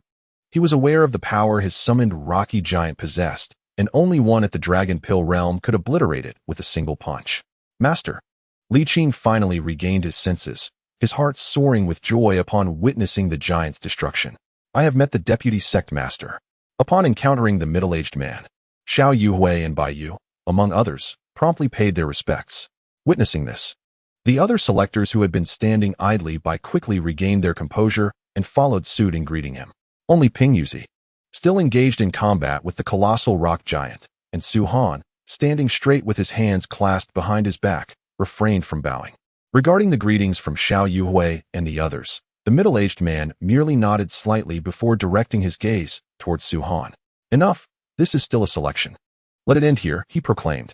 Su Han understood the identity of this individual, who was none other than Yuning Nan, the vice master of the Hanyun sect. After a moment of contemplation, Su Han waved his hand, causing the remaining 3 rock giants to abruptly halt, followed by a resounding crash as they shattered into fragments. Ping Yuzi, momentarily taken aback, approached with a somber expression and bowed to Yuning Nan, saying, "I pay my respects to the Vice Master." Yuning Nan, however, chose to ignore him and smiled at Su Han, inquiring, "Do you claim this is magic?" "Indeed," Su Han affirmed. "Quite intriguing. Our sect has never encountered the term magic before," Yuning Nan remarked with a smile. Despite the commotion Su Han had caused, his demeanor suggested no animosity towards Su Han. "Are you his master?" Su Han asked, pointing at Li Qing. His question left the assembly in stunned silence. Su Han's character was perplexing. He disregarded Li Qing, an outer sect elder, and showed no regard for Ping Yuzi, the chief inner sect elder. Now, in the presence of the vice master of the Hanyun sect, a figure of immense authority, he displayed not an ounce of reverence, maintaining an air of superiority. To everyone's astonishment, Yuning Nan showed no sign of anger at Su Han's tone. "Very well," Su Han continued. "Your disciple owes me 10 million gold coins. Kindly settle his debt." "When did I ever owe you 10 million gold coins?" Li Qing retorted angrily. "Excuse me?" Su Han's brow furrowed. "Just moments ago, you claimed to owe me 10 million gold coins. Now you wish to renege. Is that it? Do you truly believe that with someone shielding you, I cannot eliminate you?" "Enough." Li Qing attempted to respond, but was interrupted by Yuning Nan, who declared, "I will cover his debt." As the words left his mouth, Yuning Nan waved his hand, and a gold card promptly fell into Su Han's possession. Su Han placed the card into his storage ring, finally revealing a hint of a smile. "That clears our accounts." "Scoundrel!" Li Qing seethed, his teeth nearly grinding to dust in frustration. He could not fathom why Yuning Nan would so readily provide Su Han with 10 million gold coins. Such an amount was staggering. Shouldn't he have reacted with fury and sought to eliminate Su Han instead? "Are you here for the selection, seeking to join the Hanyun sect?" Yuning Nan inquired further. However, Su Han paid him no mind, and instead turned his attention to Ping Yuzi. "Your wager stands at 20 million gold coins, and considering theirs, let us tally it at 30 million. You mentioned you would cover their debts. I shall be lenient and propose 50 million. What say you?" Ping Yuzi nearly spat out a mouthful of blood, his aged visage turning the color of liver. Where on earth did he acquire such a sum? Yet, having boasted before about challenging these selectors to wager against Su Han, he found himself unable to retract his words. "Hand over the money." Su Han extended his hand. "Su Han." Xiao Yuhui approached him, tugging at his sleeve, seemingly attempting to dissuade him. After all, she understood that Ping Yuzi simply did not possess such funds. "Oh right." Su Han feigned ignorance of Xiao Yuhui's intentions, chuckling, "You are my esteemed sister-in-law. Once I acquire the money, I shall certainly show you some filial piety, rest assured." "Go to hell." Xiao Yuhui gritted her teeth, wishing she could bite a piece of flesh from Su Han. This scoundrel was clearly intent on dragging her down with him. "What is the matter?" Noticing Ping Yuzi silent, and with his head bowed, Su Han impatiently remarked, "The esteemed Grand Elder of the Cold Cloud sect cannot possibly lack even this trivial sum. Can he?" At these words, Ping Yuzi's flesh twitched violently. This trivial sum? Good heavens! Not to mention 50 million gold coins. Even gathering 50 million cabbages would require an extensive period. How could he refer to this as merely a small amount? Seeing Ping Yuzi still silent, Su Han's expression darkened. "I do not currently possess that much money, but I shall owe it to you for now. I will repay you when I have it." Ping Yuzi spoke in a low tone, feeling so embarrassed he wished to find a crack in the ground to hide in. "I will stake my own wager. No need for the Grand Elder." Chen Feng emerged from the 6th-tier blood pool, tossing a silver card to Su Han. "I will contribute as well. What is a mere 10,000 gold coins? Here you go." Following suit, the likes of Lung Yihui and Hu Zhengyao also threw silver cards towards Su Han. Su Han was unafraid of Ping Yuzi, but they could not afford to be indifferent. Should Ping Yuzi develop a poor impression of them over such a paltry sum, it would lead to unwarranted grievances within the Cold Cloud sect. Soon, Su Han had collected over 100 silver cards, each containing 10,000 gold coins. However, in relation to the thousands of participants, a mere million or so gold coins was still insufficient. Still 48. 73 million to go, Su Han counted meticulously. "Could you not refrain from speaking so much?" Xiao Yuhui's cheeks flushed with embarrassment. If this continued, Su Han would surely become the target of everyone's disdain. "Why should I say less? He owes me money." Su Han replied. "He is the Grand Elder of the inner sect, And did he not previously offer a method for refining beast blood to your cold cloud sect? Could you not take a step back? Xiao Yuhui suggested. I have my own method for refining beast blood. Since he has chosen to bet against me, he must be ready to face the possibility of losing. Su Han took a deep breath, speaking solemnly. You expect me to forfeit this money? Why should I? They chose to wager with me. Do you not understand? It is because they looked down upon me. Upon hearing this, Xiao Yuhui pressed her crimson lips together, ultimately choosing not to speak further. For Su Han was indeed correct. The reason anyone engaged in a wager with him was precisely due to their disdain for him. All the previous ridicule directed at Su Han had been absorbed by Xiao Yuhui. If Su Han did not possess such capabilities at this moment, he would likely have thousands pursuing him for debts. From beginning to end, Su Han had committed no wrongdoing. I concede, I misjudged the situation. Here is the 20 million gold coins for you. The remainder I shall repay later. Ping Yuzi tossed a golden card to Su Han and promptly turned to leave. Although the third round had yet to commence, he felt utterly ashamed to remain any longer. Make sure you calculate the remaining 28,730,000 clearly. Do not forget, Su Han called out loudly. Ping Yuzi stumbled, nearly falling to the ground. Is this sufficient now? Yuning Nan, who had been observing from a distance, shook his head and said with resignation, since you are also here to participate in the selection, let us begin the third round. All right. Su Han laughed heartily, his gaze sweeping across the gathered crowd as he proclaimed, in the third round, the stakes are 1 to 10. If I win, you owe me 10,000 gold coins. If I lose, I owe you 100,000 gold coins. Who's willing to play? As soon as Su Han's words fell, countless eyes rolled in disdain. Another gamble? Are you serious? They were all too familiar with Su Han's bravado, regardless of how many dragon veins he had opened. They were no longer willing to wager against him. I'll take that bet. Suddenly, a voice broke through the crowd, and it was none other than Qin Feng. As he spoke, numerous gazes turned towards him. You wish to bet against me? Su Han asked with keen interest. What are the terms? The same as I just mentioned? No, Qin Feng replied coldly. If I lose, I will avoid you from now on. If you lose, you must also steer clear of me. Where does this guy get such confidence? Why, you murmured. The dragon veins Qin Feng has opened will certainly not be fewer than mine. Perhaps even more, Xiao Yuhui remarked. Observing Qin Feng, he is indeed a genius of the Qin family, yet no one knows the extent of his dragon veins. The crucial point is that Su Han has already demonstrated formidable strength, and for Qin Feng to dare to bet against him speaks volumes of his confidence. Indeed, Su Han previously employed magic, an art we have never encountered. However, the third round tests dragon force, how many dragon veins one can open, without the use of dragon techniques or any form of magic. It is likely this is why Qin Feng feels emboldened to challenge Su Han, Bai Yu added. Xiao Yuhui chose not to speak further, silently mourning for Qin Feng. Others might be unaware, but she knew that Su Han had opened no less than 20 dragon veins.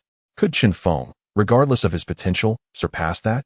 You seem quite confident, Su Han remarked with a slight smile. But this wager seems rather trivial. Do you dare to raise the stakes? Qin Feng's heart raced, his brow furrowing. What do you propose? If I lose, I forfeit my life. If you lose, the Qin family will be disqualified from Yuan Mountain. Su Han's voice was low, yet each word struck deeply in Qin Feng's heart. The surrounding crowd erupted into a clamor. Su Han's wager was undeniably substantial, for it involved life itself. Without absolute confidence, would he dare to make such a statement? Qin Feng's expression was dark and uncertain, with such a significant wager at stake. He truly hesitated to take charge. Hesitant, are we? Su Han scoffed dismissively. If you lack the courage, then let us proceed with the gold coins instead. The detour you suggest offers no tangible benefits. I challenge you. Qin Feng clenched his jaw. Should I lose, the Qin family shall be disowned. If you lose, you shall forfeit your head. Very well. Su Han's gaze flickered. The location for the third challenge was almost at the mountain's summit, a platform devoid of any blood pools, replaced instead by two massive stone pillars. Surrounding these pillars were flickering lights, and above, a spectral screen hovered. Upon their arrival, Su Han and his companions found many others already present. At the center stood a middle-aged man, appearing to be in his 40s, yet emanating an astonishing aura of power. Surrounding him were a dozen or so elders from the Cold Cloud sect, genuine elders, far surpassing the so-called chief intersect elder, Bai Yuzi, in stature. In terms of cultivation, these elders were all at least at the Dragon Pill realm. We have come to pay our respects to the sect master and esteemed elders. Xiao Yuhui and the others immediately bowed upon their arrival, for the middle-aged man was none other than Ling Qinghai, the sect master of Cold Cloud Sect, who had just recently ascended to the Dragon God realm. Within 100,000 miles, Ling Qinghai was an absolute sovereign. The aspirants felt as though they were suffocating in his presence, overwhelmed by admiration, reverence, and adulation that surged from their hearts. I have just broken through and found myself with some leisure time, so I thought I would observe you all. Do not overthink it, simply showcase your abilities.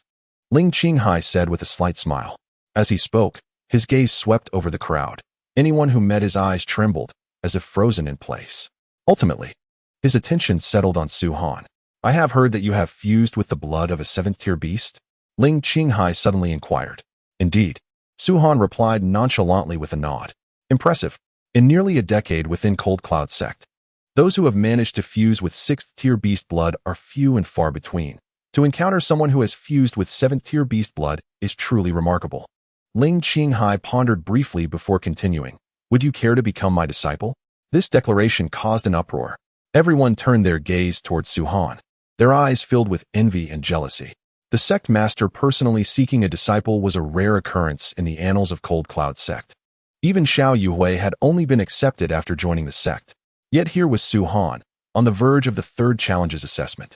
Being offered discipleship before the trial had even commenced. Did this not imply that regardless of how many dragon veins Su Han might unveil, or where he might rank in the 3rd challenge, he was destined to be sheltered beneath the formidable wings of the Cold Cloud Sect's master? Most crucially, Ling Qinghai's current strength was that of the Dragon God realm. Among the crowd, Chen Feng's fists were clenched tightly, his face flushed, a tide of resentment swelling within him. In his eyes, everything stemmed from Su Han. If Su Han did not exist this time, he would have been the one to become Ling Qinghai's disciple. Just wait. Once I defeat you in the 3rd trial, you shall offer your head on a platter, and that coveted position of the sect master's disciple will be mine. Chen Feng seethed with anger within. Su Han, what are you hesitating for? Hurry up and agree. Xiao Yuhui tugged at Su Han's sleeve, whispering, this is a tremendous opportunity. If you become the sect master's disciple, the resources you receive will rival those from a 7th or even 6th-tier sect. Furthermore, the sect master has already transcended to the Dragon God realm, possessing profound mastery in his domain. If you agree, even if the Liang family learns that Liang Xiaohui was slain by you, they would not dare to act against you. After pondering for a moment, Su Han shook his head and said, I merely wish to join the Hanyun sect as a guest elder, not as a disciple. If the sect master seeks disciples, he should choose someone else. What? He actually rejected it? Unbelievable. Has he lost his mind? This is the sect master. Such a rare opportunity, and he dares to refuse, while still harboring thoughts of becoming a mere guest elder of the Hanyun sect. Truly, the height of arrogance. All gazes turned towards Su Han, filled with disbelief. How could he turn down such a splendid opportunity? A disciple of the sect master, a disciple from the Dragon God realm. If he accepted, would he not stride confidently across this territory of 100,000 miles? Who would dare to provoke him? Not only the candidates, but even the vice sect master Yun Yingnan and the elders were momentarily stunned. Who among those attending the selection did not wish to join the Hanyun sect? To find a powerful master? The sect master of Hanyun sect was undoubtedly the most sought-after figure to become a disciple. But Su Han had actually declined. Why refuse? Ling Qinghai had not anticipated that Su Han would reject him. He merely inquired casually, believing Su Han would be eager to accept. Do you think our sect lacks the ability to guide you? Ling Qinghai pressed on. This was his first experience of having a disciple turn him down. It is not that you lack the ability to teach me, Su Han replied calmly, lifting his head, but rather that in this dragon martial continent, no one possesses the qualification to instruct me. Impudent. Bold. What an arrogant junior, merely at the dragon vein level, unable to recognize the sect master's goodwill, yet daring to utter such brazen words. As soon as Su Han's words fell, the elders immediately looked up, a heavy pressure emanating from them that bore down on Su Han. Had it been anyone else, this oppressive force would have rendered them breathless, trembling, and kneeling. Yet Su Han stood tall and unyielding, his expression unchanged, calmly gazing at these figures. While others mock my madness, I smile at their inability to see through it. In his previous life, Su Han was the sovereign of the sacred realm, the ancient dragon emperor. Although he had been reborn, and lost his cultivation. He returned with memories intact. Any single technique or secret art from his mind could shake the very foundations of the dragon martial continent. Who could possibly teach him? If he so desired, even Ling Qinghai would be pleading to be his disciple. Ling Qinghai gazed at Su Han for a moment before suddenly chuckling. Since you are unwilling to become my disciple, I shall not impose. Let us commence the assessment of the third round. Humph. The elders scoffed, evidently believing Su Han to be quite ungrateful.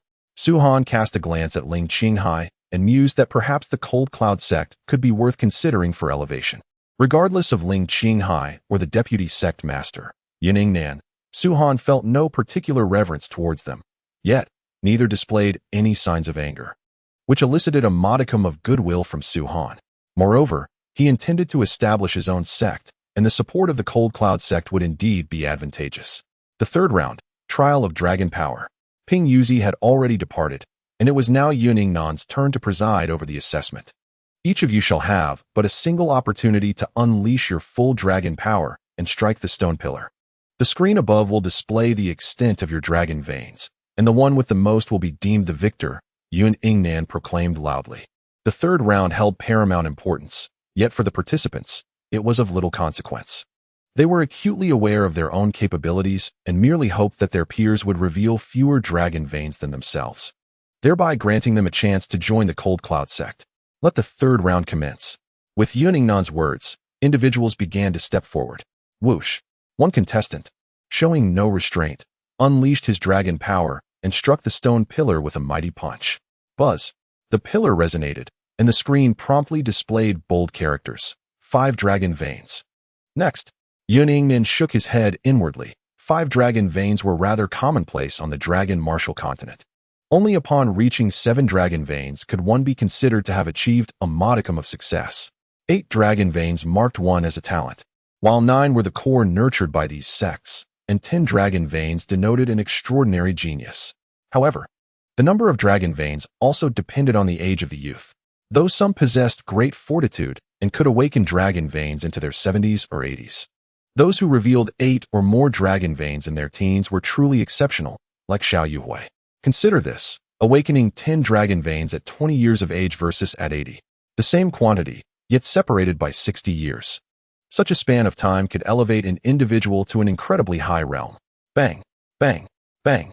As one figure after another struck the stone pillar, it resonated with a series of vibrations, and various numbers of dragon veins appeared on the screen. 5 dragon veins. 5 dragon veins. 5 dragon veins.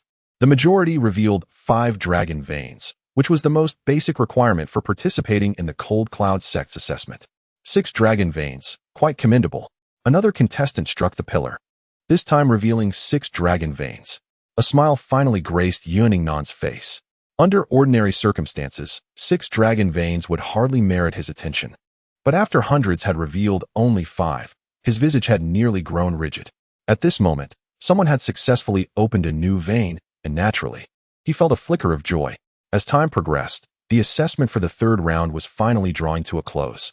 Only one person had opened 8 dragon veins, and that was Lung Yihui. Of course, Hu Zhengyao, Yang Lin, and others had yet to undergo their tests. In the blink of an eye, only a little over 10 individuals remained untested. These remaining 10 were the Cr. Mi de la Cr. Mi. Yuningnan smiled slightly and said, Hu Zhengyao, you may go first. Your father is a friend of mine. Do not bring me shame. Hu Zhengyao's expression turned serious as he nodded. With a thunderous roar, he struck the stone pillar with a powerful fist. The pillar trembled immediately, and 4 large characters appeared on the screen above, 9 dragon veins. Haha, quite impressive. Yuningnan laughed heartily, adding, if you wish, you may become my disciple. Greetings, master. Hu Zhengyao's face lit up with joy. In truth, his father's connection with Yuningnan was merely superficial and had not yet developed into a genuine friendship. Yuningnan's willingness to accept him as a disciple was solely based on recognizing his potential. Following Yuningnan, Yang Lin also completed his test, achieving the same result, 9 dragon veins. This one is mine. An elder stepped forward, clearly pleased with Yang Lin's performance. Yang Lin exhaled in relief. The elders held a high status within the Hanyun sect, ranking just below the sect leader and the deputy sect leader. Becoming a disciple of an elder was indeed a remarkable opportunity. Greetings, master. Yang Lin promptly prepared to bow in respect. With 9 dragon veins, he could easily join the 7th or 6th tier, or even higher-ranking sections. However, such an option would not afford him the privileges available within the Hanyan sect. Moreover, joining the Hanyan sect now would likely lead to future advancement, as the sect would promote him to higher-tier sects later on. The wisdom of preferring to be the head of a chicken rather than the tail of a phoenix was clearly understood by all. However, just as Yang Lin was about to pledge himself, Su Han, who had been standing silently, suddenly spoke up. "What is it?" The elder furrowed his brow, glancing at Su Han. Previously, Su Han's refusal to heed the sect leader had left a poor impression on the elders. Yang Lin was momentarily taken aback. Turning to Su Han, "Yang Lin, would you consider becoming my disciple?" Su Han's words unfolded slowly amidst the astonished gazes of all present. "What did you say?" Yang Lin stood frozen, unable to comprehend. Did Su Han truly wish to take him as a disciple? If such a statement had come from the sect leader himself, Yang Lin would have been equally stunned, for that was the leader of the Hanyan sect, a formidable figure of the Dragon God realm, an absolute sovereign within a radius of 100,000 miles. Yet, Yang Lin was now at a loss for words. A mere individual of the Dragon Vein realm wished to take him as a disciple? The third round of assessments had not even commenced, and he was unaware of how many Dragon Veins Su Han had opened. Not only Yang Lin, but everyone present, including Xiao Yuhui, Bai Yu, Deputy Sect Leader Yuning Nan, Sect Leader Ling Qinghai, and all the elders, stood in complete astonishment. Particularly the elder who wished to accept Yang Lin as his disciple stood there in utter bewilderment, as if struck by lightning. Did I hear that correctly? Su Han intends to take Yang Lin as his disciple? Ha ha ha. This is too amusing. Do not speak to me. Allow me a moment to recover. I am laughing so hard my stomach aches. The Dragon Vein realm. To accept a disciple from the Dragon Vein realm? Following a brief silence, a cacophony erupted across the entire square. The elder finally reacted at this moment, exclaiming, "This is indeed the most ludicrous joke I have ever heard. You, a mere Dragon Vein realm cultivator, dare to vie with me for a disciple? Even if I were not to take Yang Lin as my disciple, you lack the qualifications and strength to mentor him. Su Han, are you jesting with me?" Xiao Yuhui could not help but interject. Bai Yu wore a broad smile.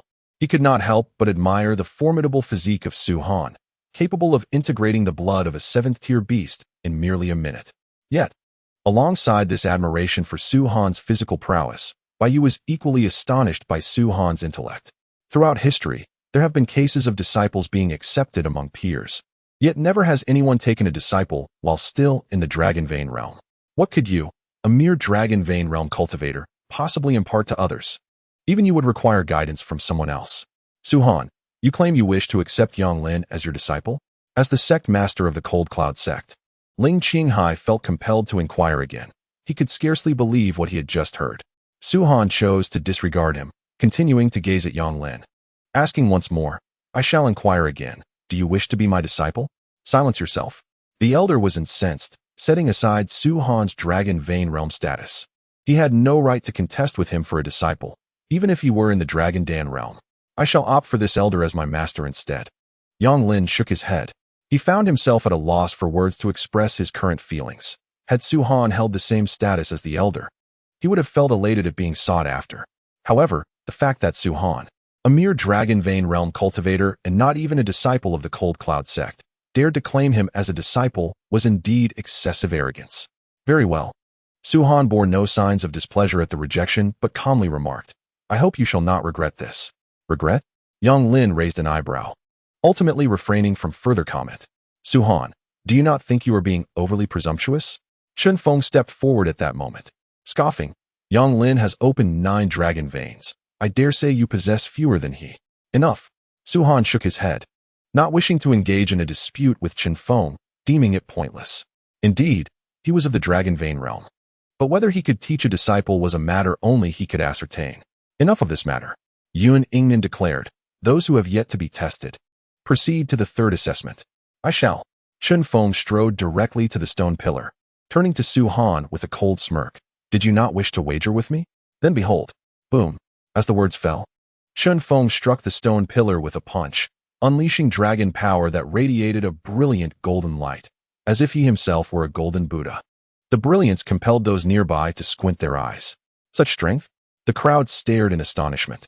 Clearly recognizing that Chen Feng's punch possessed a force far beyond that of Yang Lin, Hu Zhengyao, and others, while Yang Lin and Hu Zhengyao had unlocked 9 dragon veins.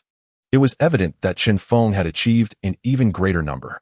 With a resonating hum, the stone pillar trembled violently under the impact of his fist.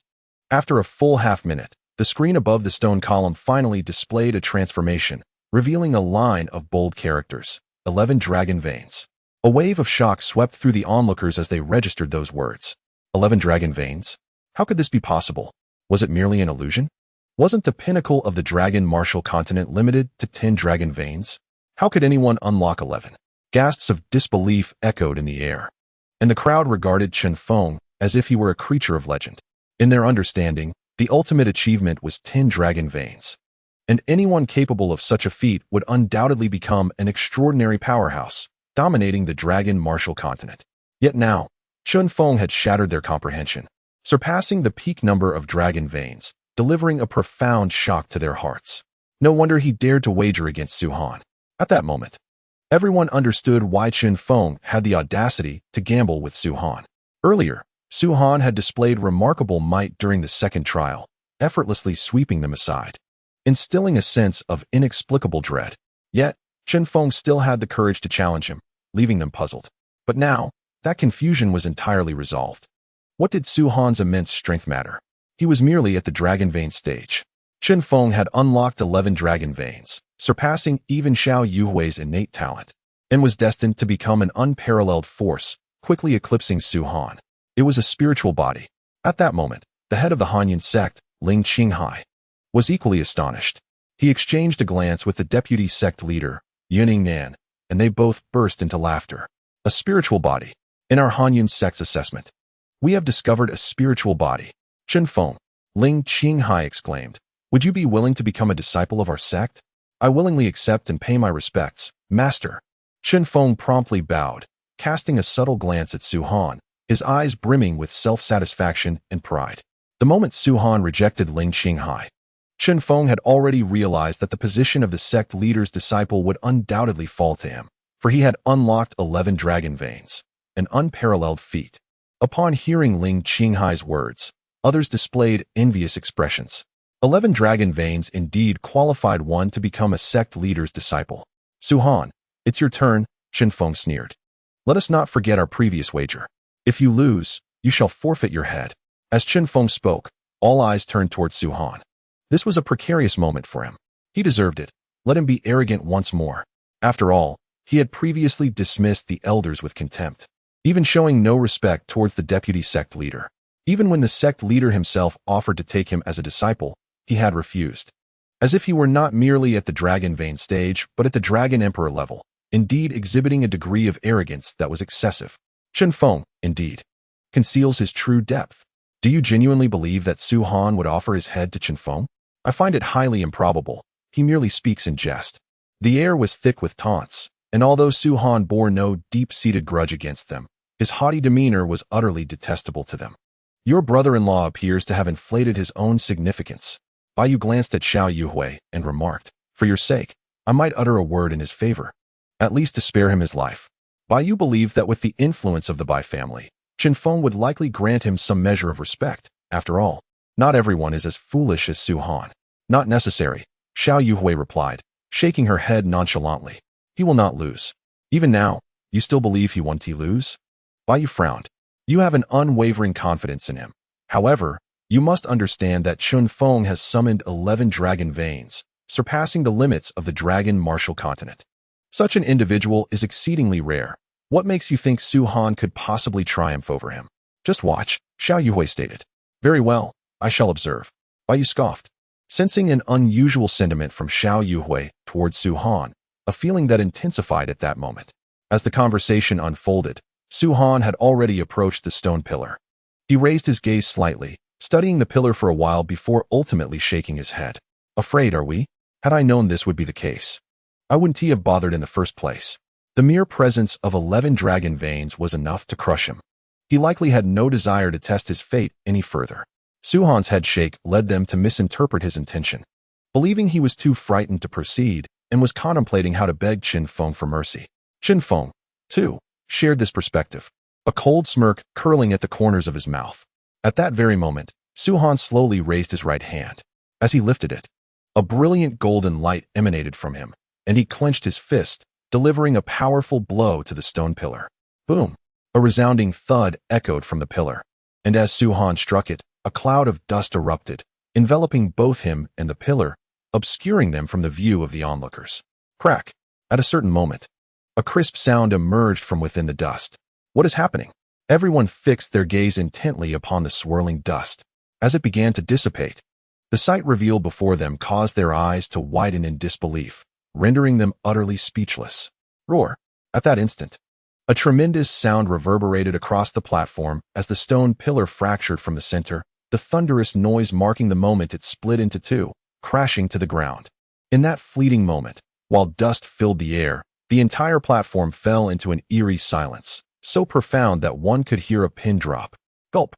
At an unknown time, someone swallowed hard, shattering the silence. Su-Han has actually split the stone pillar in two. Impossible. This could not have been the work of Su-Han.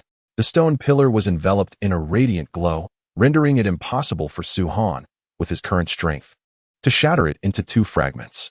All eyes were fixed upon the pillar, eager to rush forward and ascertain the nature of its fracture. Meanwhile, not far away, the cold smile on Chun Feng's face abruptly froze.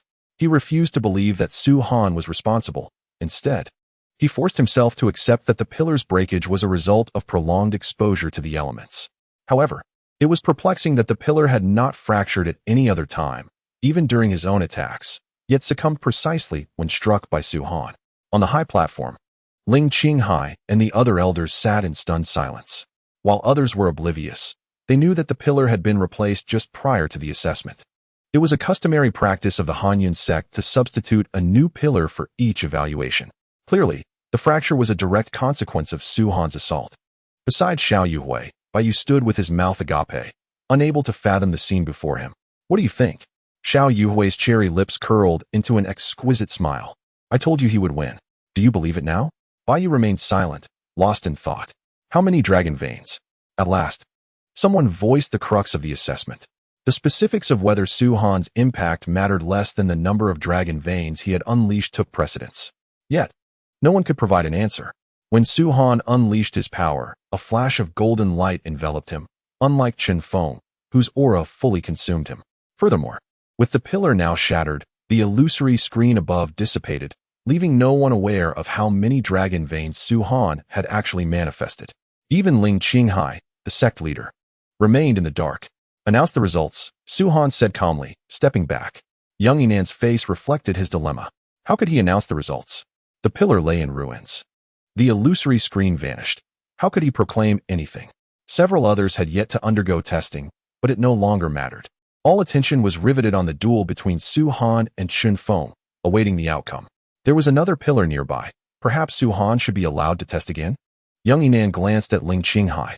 That's unnecessary, Ling Qinghai replied, shaking his head, his astonishment beyond measure. Su-Han's ability to shatter the pillar with a single punch suggested he had manifested more dragon veins than Chen Feng. Moreover, with others still pending their assessments, what if Su-Han were to destroy the second pillar as well? Indeed, there are still others to test. If Su-Han were to obliterate the other pillar, it would sever their path to advancement, young Inan acknowledged. Why should he? Chen Feng interjected, displeased. We have no way of knowing how many dragon veins he has unleashed. His ability to shatter the pillar might simply be due to his use of dragon techniques. The crowd nodded in agreement, finding merit in his argument. However, Ling Qinghai countered.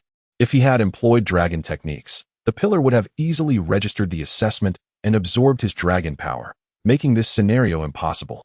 It is possible that the stone pillar made an error and failed to discern the truth. Chen Feng, still unconvinced, countered. Or perhaps it is because Su-Han has employed a different technique, like that previous magic, which the stone pillar is highly unlikely to detect. What do you intend to do? Su-Han inquired with a smile directed at Chen Feng. This individual possessed a profoundly flawed character, vastly different from the likes of Long Yihui. In his eyes, he must always be the strongest, and if anyone surpassed him, it was unacceptable. There is no need for any elaborate plans. Simply inform us of how many dragon veins you have manifested. Chen Feng retorted coldly. That is quite simple. Su-Han shrugged. suddenly radiating golden light as strands of dragon veins emerged from him like miniature golden rivers. How can this be possible?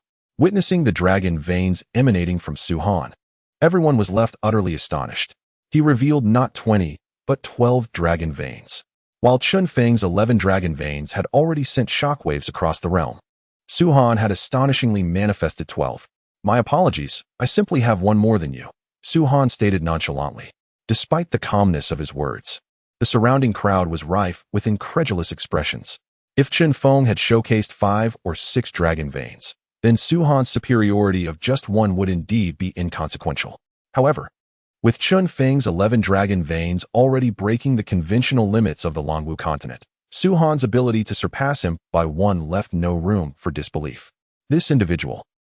Xiao Yuhui subtly shook her head, fully aware that Su-Han had indeed manifested 20 dragon veins, yet had chosen to reveal only 12, clearly concealing more. Meanwhile, on the viewing platform, the sect leader Ling Qinghai, deputy sect leader Yuning Nan, and numerous elders were utterly spellbound. Those of their stature possessed extensive knowledge. For instance, the term spiritual body referred to individuals who could manifest over 10 dragon veins. Such beings were known as spiritual bodies, and their rarity was beyond description. One might not find even a single one among millions. Chun Feng's emergence as a spiritual body had elicited their shock and elation. For with his induction into the Hanyun sect, a formidable powerhouse was sure to rise within. Yet, in this moment, another spiritual body had emerged, one even more potent, manifesting 12 dragon veins. You have lost, Su-Han declared, turning his gaze toward Chun Feng. Lost. Ha. Chun Feng suddenly burst into laughter. Su-Han, you have been concealing your true self, but let me tell you, with merely 12 dragon veins, you cannot defeat me. As he spoke, Chun Feng trembled, an astonishing golden radiance erupting forth. Beneath this brilliance, dragon veins thundered into existence, quickly accumulating to 11. But he did not cease there. Following the 11, Chun Feng unleashed even more. 12, 13, 14, 15. A total of 15 dragon veins, brimming with dragon power and shimmering with golden light, were displayed before the astonished eyes of all. Do you still believe you can win? Chun Feng sneered. Do you think you are the only one capable of hiding your true potential? I assure you, your defeat is certain. Su-Han's eyes narrowed slightly, and before those present could react, the 12 dragon veins on his body began to shimmer once more. 13th, 14th, 15th, 16th. As he reached the 17th dragon vein, the golden radiance surrounding Su-Han became exceedingly intense, enveloping him completely, as if a dragon were roaring, stirring the hearts of all present into a frenzy. I apologize, but I still have one more than you, Su-Han remarked with a hint of mockery as he gazed at Chun Feng, arms crossed. It must be said that had Su-Han not appeared, Chun Feng would undoubtedly have been the foremost genius across the entire dragon martial continent. While others struggled to achieve 10 dragon veins, he had surpassed that limit. Not only had he broken through, but he had also reached a remarkable 15 dragon veins. Such talent would attract the attention of not just the Hanyun sect, but even first-rate sects and super sects, all vying for his allegiance. Unfortunately for Chun Feng, he encountered Su-Han, which destined all his brilliance to be overshadowed by Su-Han. Damn it!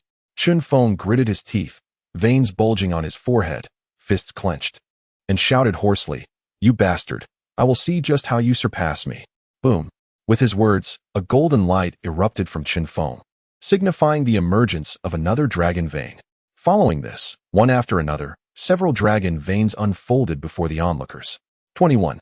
This scene astonished even Xiao Yuhui, who had braced herself for the unexpected, and she couldn't help but worry for Su-Han. After all, Su-Han had only manifested 20 dragon veins. This is my limit. If you have the ability, continue.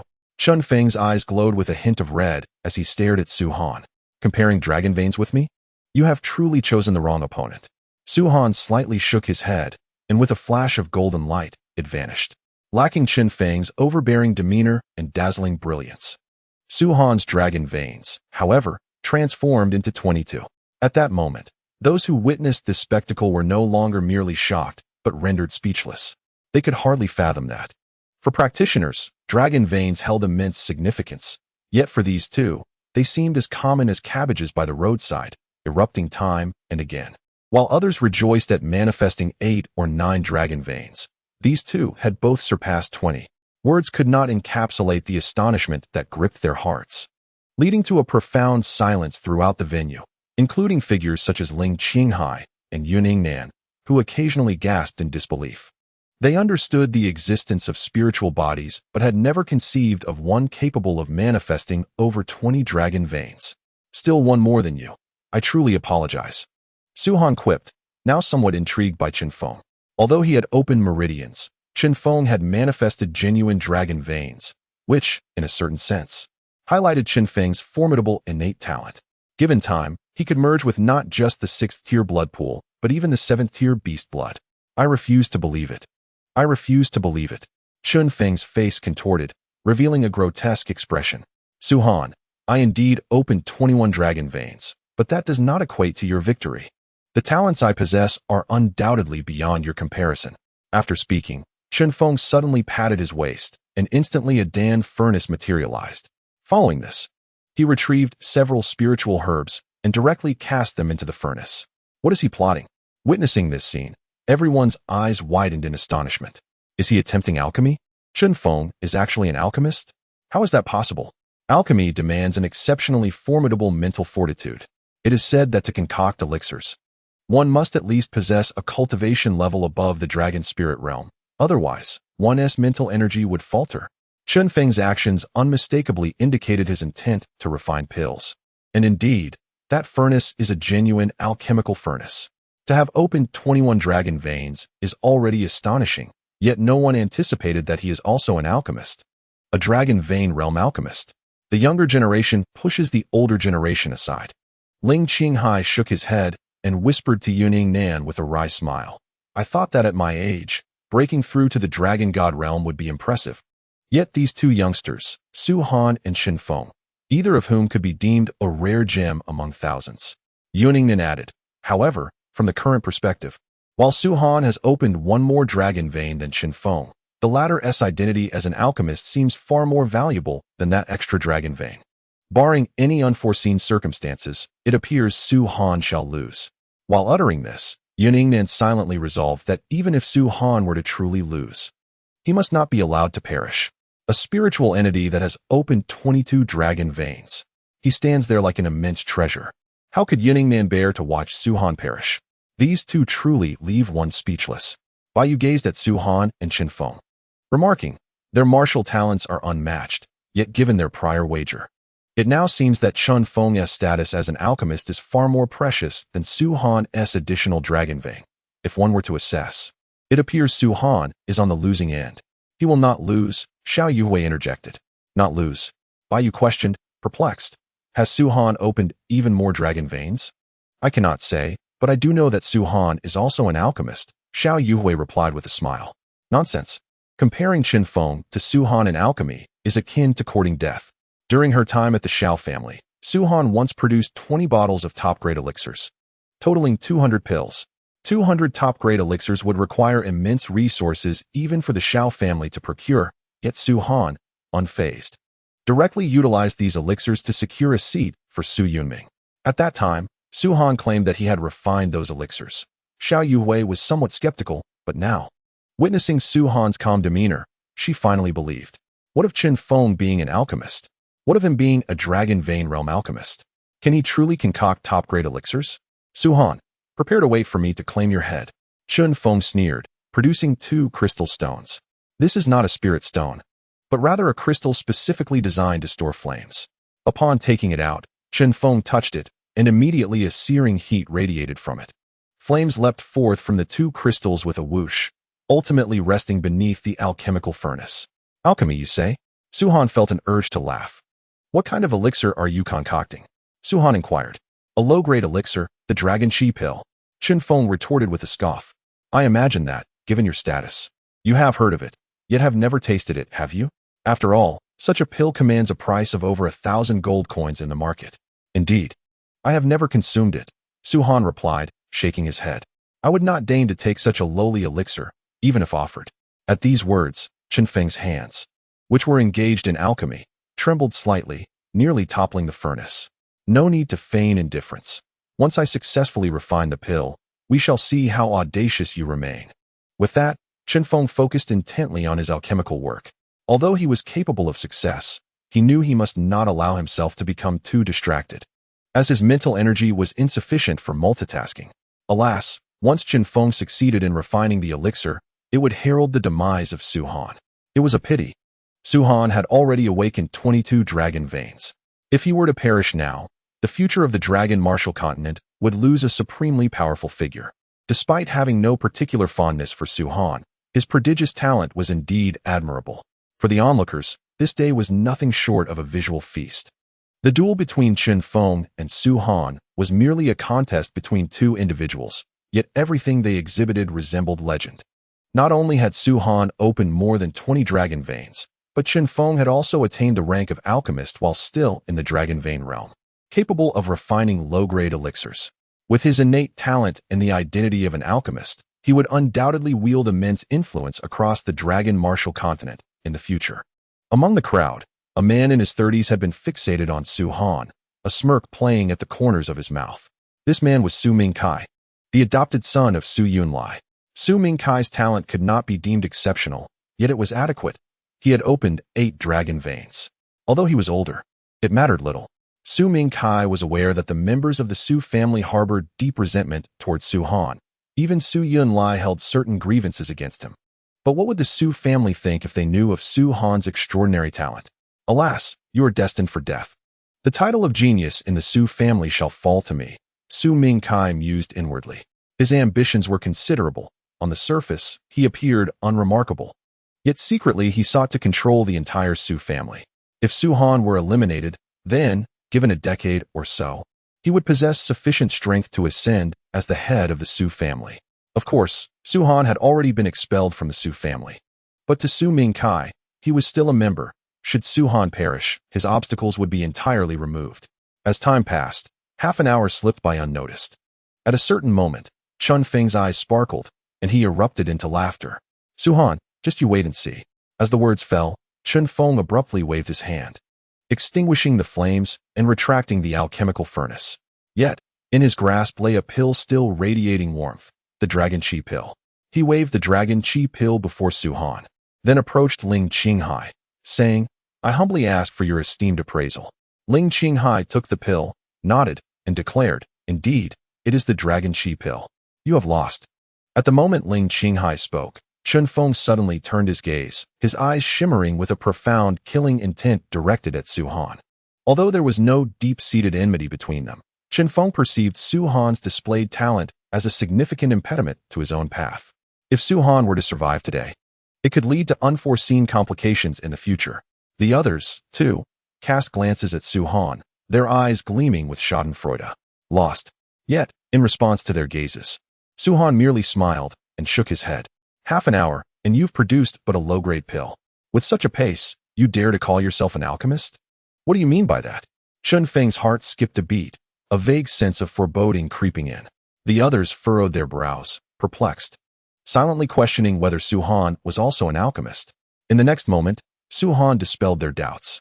"Behold, the same furnace, the same ground fire, the same spiritual materials. Chen Feng, open your eyes wide and witness what true alchemy entails." Su Han's icy voice reverberated across the platform, leaving all who heard it momentarily stunned. Before they could react, the ground fire surged dramatically as Su Han cast spiritual materials into the furnace. Simultaneously, the dragon power within him erupted, flooding into the ground fire, which flared up with a resounding whoosh, enveloping the entire alchemical furnace. Ha ha ha! Initially skeptical of Su Han's alchemical prowess, Chen Feng now burst into laughter upon witnessing Su Han's alchemical techniques. "I foolishly believed you could truly refine pills. How naive of you to attempt to intensify the ground fire's heat with dragon power. I can assure you, at this moment, the intensity of the ground fire will soon vaporize those spiritual materials into nothingness. Do you think possessing a furnace and some ground fire makes you an alchemist?" Chen Feng was not alone in his derision. Even Ling Qinghai in the stands shook his head. Within the Cold Cloud sect, they had their alchemists, albeit of modest rank, sufficient to maintain the operation of their third-rate sect. Ling Qinghai did not practice alchemy himself, but he had witnessed the craft, and he understood that Su Han's actions were fundamentally flawed. No, It would be inaccurate to label them entirely erroneous. Perhaps seasoned alchemists might dare to act thus, for they possess formidable spiritual strength. But could Su Han, merely at the Dragon Vein realm, boast such extraordinary spiritual prowess? That was evidently impossible. Without the control granted by formidable spiritual strength, the flame's temperature could not be managed properly. In such a scenario, not only would the pill fail to materialize, but the wastage of spiritual materials might also lead to an explosion of the furnace, injuring himself in the process. Do not disgrace yourself here. If you cease your antics and pass beneath me, perhaps I might spare your life. Chen Feng bellowed. His proclamation was merely a tactic to disrupt Su Han's concentration, for he understood that a pill alchemist is most vulnerable to disturbance during the refining process. Even if Su Han were to comply and slip past him, Chen Feng would not show mercy, as Su Han posed a significant threat to him. Su Han, however, paid no heed to Chen Feng's taunts. With a deft flick of his wrist, the dragon energy surged forth, intensifying the flames to a blistering heat, quickly melting the spiritual materials within. Extinguish the flames and retrieve the cauldron, Su Han declared as he stepped down from the platform. Refined already? How could that be possible? It has barely been a minute. Not even half a minute. The notion that he would heed Chen Feng's words and crawl beneath him to beg for mercy was absurd. Eyes turned toward Su Han, for it was known that Chen Feng had spent a full half-hour crafting a single dragon chi pill. The process of alchemy is inherently time-consuming. Suddenly, with a swift motion, Su Han sent a radiant streak of light soaring towards Ling Qinghai. You claim to be adept at identifying pills. Perhaps you would care to assess this? Su Han said coolly. Ling Qinghai furrowed his brow and grasped the luminous object. As the crowd leaned closer, it became evident that the light was not a pill, but rather a jade vial. Upon opening the vial, a rich fragrance of elixir wafted into the air, enticing the nearby elders and the deputy sect leader, Yuning Nan, who stood at a distance. Top-tier elixirs. Ling Qinghai and his companions' pupils dilated in astonishment as they wasted no time in pouring out the contents of the vial. 1, 2, 3, 4, 10. A total of 10 flawless pills, gleaming with vitality, lay in Ling Qinghai's palm. At the sight of these 10 elixirs, an electric silence fell over the assembly as they collectively held their breath, their gazes fixed on Su Han, filled with disbelief and shock. How is this possible? Top-tier elixirs? 10 of them? The sheer quantity and quality of the pills, coupled with the brevity of time taken to produce them, led everyone to dismiss the idea that Su Han could have crafted them. Su Han, you must have procured these beforehand, merely waiting for the right moment to present them. Chen Feng scoffed, equally incredulous at the prospect of Su Han's alleged accomplishment. Half a minute to produce 10 top-tier elixirs? I spend a full half-hour on a single low-tier pill, and you expect us to believe that you achieved such a feat in less than 30 seconds? Such speed is unattainable, even for silver-tier alchemists. Chen Feng continued with a derisive laugh. Do you suppose that what you deem impossible for yourself is equally impossible for others? You are but a fool, Su Han replied in a calm tone. Even now, you continue to feign ignorance? What is the point of your argument? Do you not have a master to rely upon? Chen Feng's eyes turned icy. Why not let your master discern this? Su Han gazed at Ling Qinghai. At this moment, Ling Qinghai's eyes were wide with shock. Despite being a formidable dragon god realm expert and the leader of the Cold Cloud sect, he found it hard to conceal his astonishment. This elixir was something he alone had obtained, and only he could perceive the lingering warmth emanating from it. Such residual heat could only be present in freshly concocted pills. Master? Chen Feng observed Ling Qinghai's expression, and a sense of foreboding surged within him, growing ever more intense. Master Rong, could you please ascertain if this elixir was recently crafted? Ling Qinghai ignored Chen Feng and handed the elixir to an elderly man beside him. The old man wore a gray robe adorned with a badge of a pill furnace on the left side of his chest, indicating his membership in the Alchemist Association. Moreover, he was a high-ranking silver-tier alchemist. Master Rong examined the elixir for a moment before he heaved a sigh and remarked, "This elixir bears intricate patterns and retains warmth. These patterns signify the primary components of the elixir, which gradually permeate it, enhancing its efficacy. If it were not freshly made, those patterns and warmth would have long since dissipated." What? Chen Feng's eyes turned crimson, fixated on Su Han, his voice rasping. I refuse to believe it. Sighing at Chen Feng's demeanor, Ling Qinghai felt a pang of sympathy. Chen Feng was undoubtedly a prodigy, at around 20 years of age. He had opened 21 dragon veins and had become a low-tier alchemist while still in the dragon vein realm. Each of these accomplishments was unattainable for most. Yet, in the presence of Su Han, everything about Chen Feng seemed to pale in comparison. No matter how many dragon veins Chen Feng opened, Su Han appeared capable of surpassing him, and Ling Qinghai suspected that Su Han was still holding back. Should Chen Feng reveal more dragon veins, Su Han would undoubtedly unleash even greater prowess. From the perspective of alchemy, it was unheard of throughout the dragon martial continent for someone to become an alchemist while still in the dragon vein realm, let alone concoct low-tier elixirs. It was remarkable enough to succeed in crafting a pill in 10 hours, yet compared to Su Han, Chen Feng seemed insignificant. In just half a minute, Su Han produced 10 high-tier elixirs. Not only could Chen Feng not achieve such a feat, but even Master Rome, the silver-tier alchemist, would find it impossible. Ling Qinghai could scarcely believe what he witnessed. Su Han was an absolute prodigy, a true phenomenon. Chen Feng, you need not compare yourself to Su Han. With your talent, you already surpass countless individuals in the dragon martial continent, Ling Qinghai encouraged. After all, Chen Feng was his disciple. Even if he fell short of Su Han, he was still deserving of pride. No. Chen Feng, seemingly driven to madness, fixed his gaze on Su Han, his teeth nearly grinding to dust. I opened 21 dragon veins and became an alchemist in the dragon vein realm. There is no one in the dragon martial continent who can surpass me. Su Han must be cheating. Chen Feng howled. Chen Feng. Ling Qinghai's expression darkened.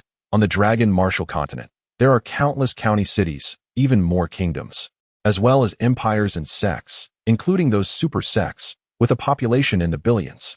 This place is merely a small county town. Your innate talent is indeed astonishing. But that does not imply that no one on the entire dragon martial continent can surpass you. You must recognize your rightful position. However, there are no exceptions. A loss is a loss, and your temperament requires refinement. Ling Qinghai waved his hand. Bring Chen Feng to the Mad Devil Hall. He shall remain there until his temperament is honed. Understood. Immediately, 2 individuals stepped forward, restraining Chen Feng as they led him away. The elders exchanged glances, for they understood that while the Mad Devil Hall was painful, it was the best place to temper one's character and will. Others may not know, but within the Cold Cloud sect, countless disciples yearn to enter the Mad Devil Hall, yet are wholly unqualified. What appeared to be punishment from Ling Qinghai was, in fact, a means to cultivate Chen Feng. With Chen Feng's talent, after enduring the trials of the Mad Devil Hall, he would undergo a profound transformation. Do not forget your wager. Su Han called out to Chen Feng. Those who cheat harbor delusions. Chen Feng's eyes glowed a blood red. Even now, he remained unconvinced that the elixir was concocted by Su Han, and he steadfastly believed that Su Han could not surpass him. Until this moment, Chen Feng had always felt that, with his martial arts and alchemical talents, he would undoubtedly secure first place. If you fail to fulfill your promise, I will assist you.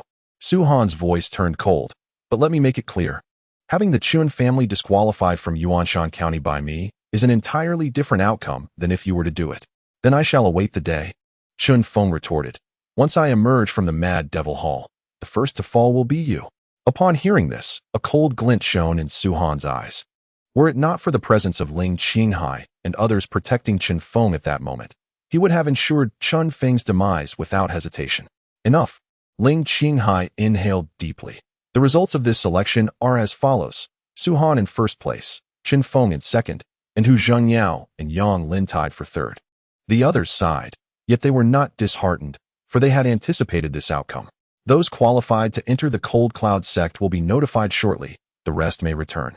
As his words concluded, Ling Qinghai turned his gaze towards Su Han. Our sect will provide you with the finest resources.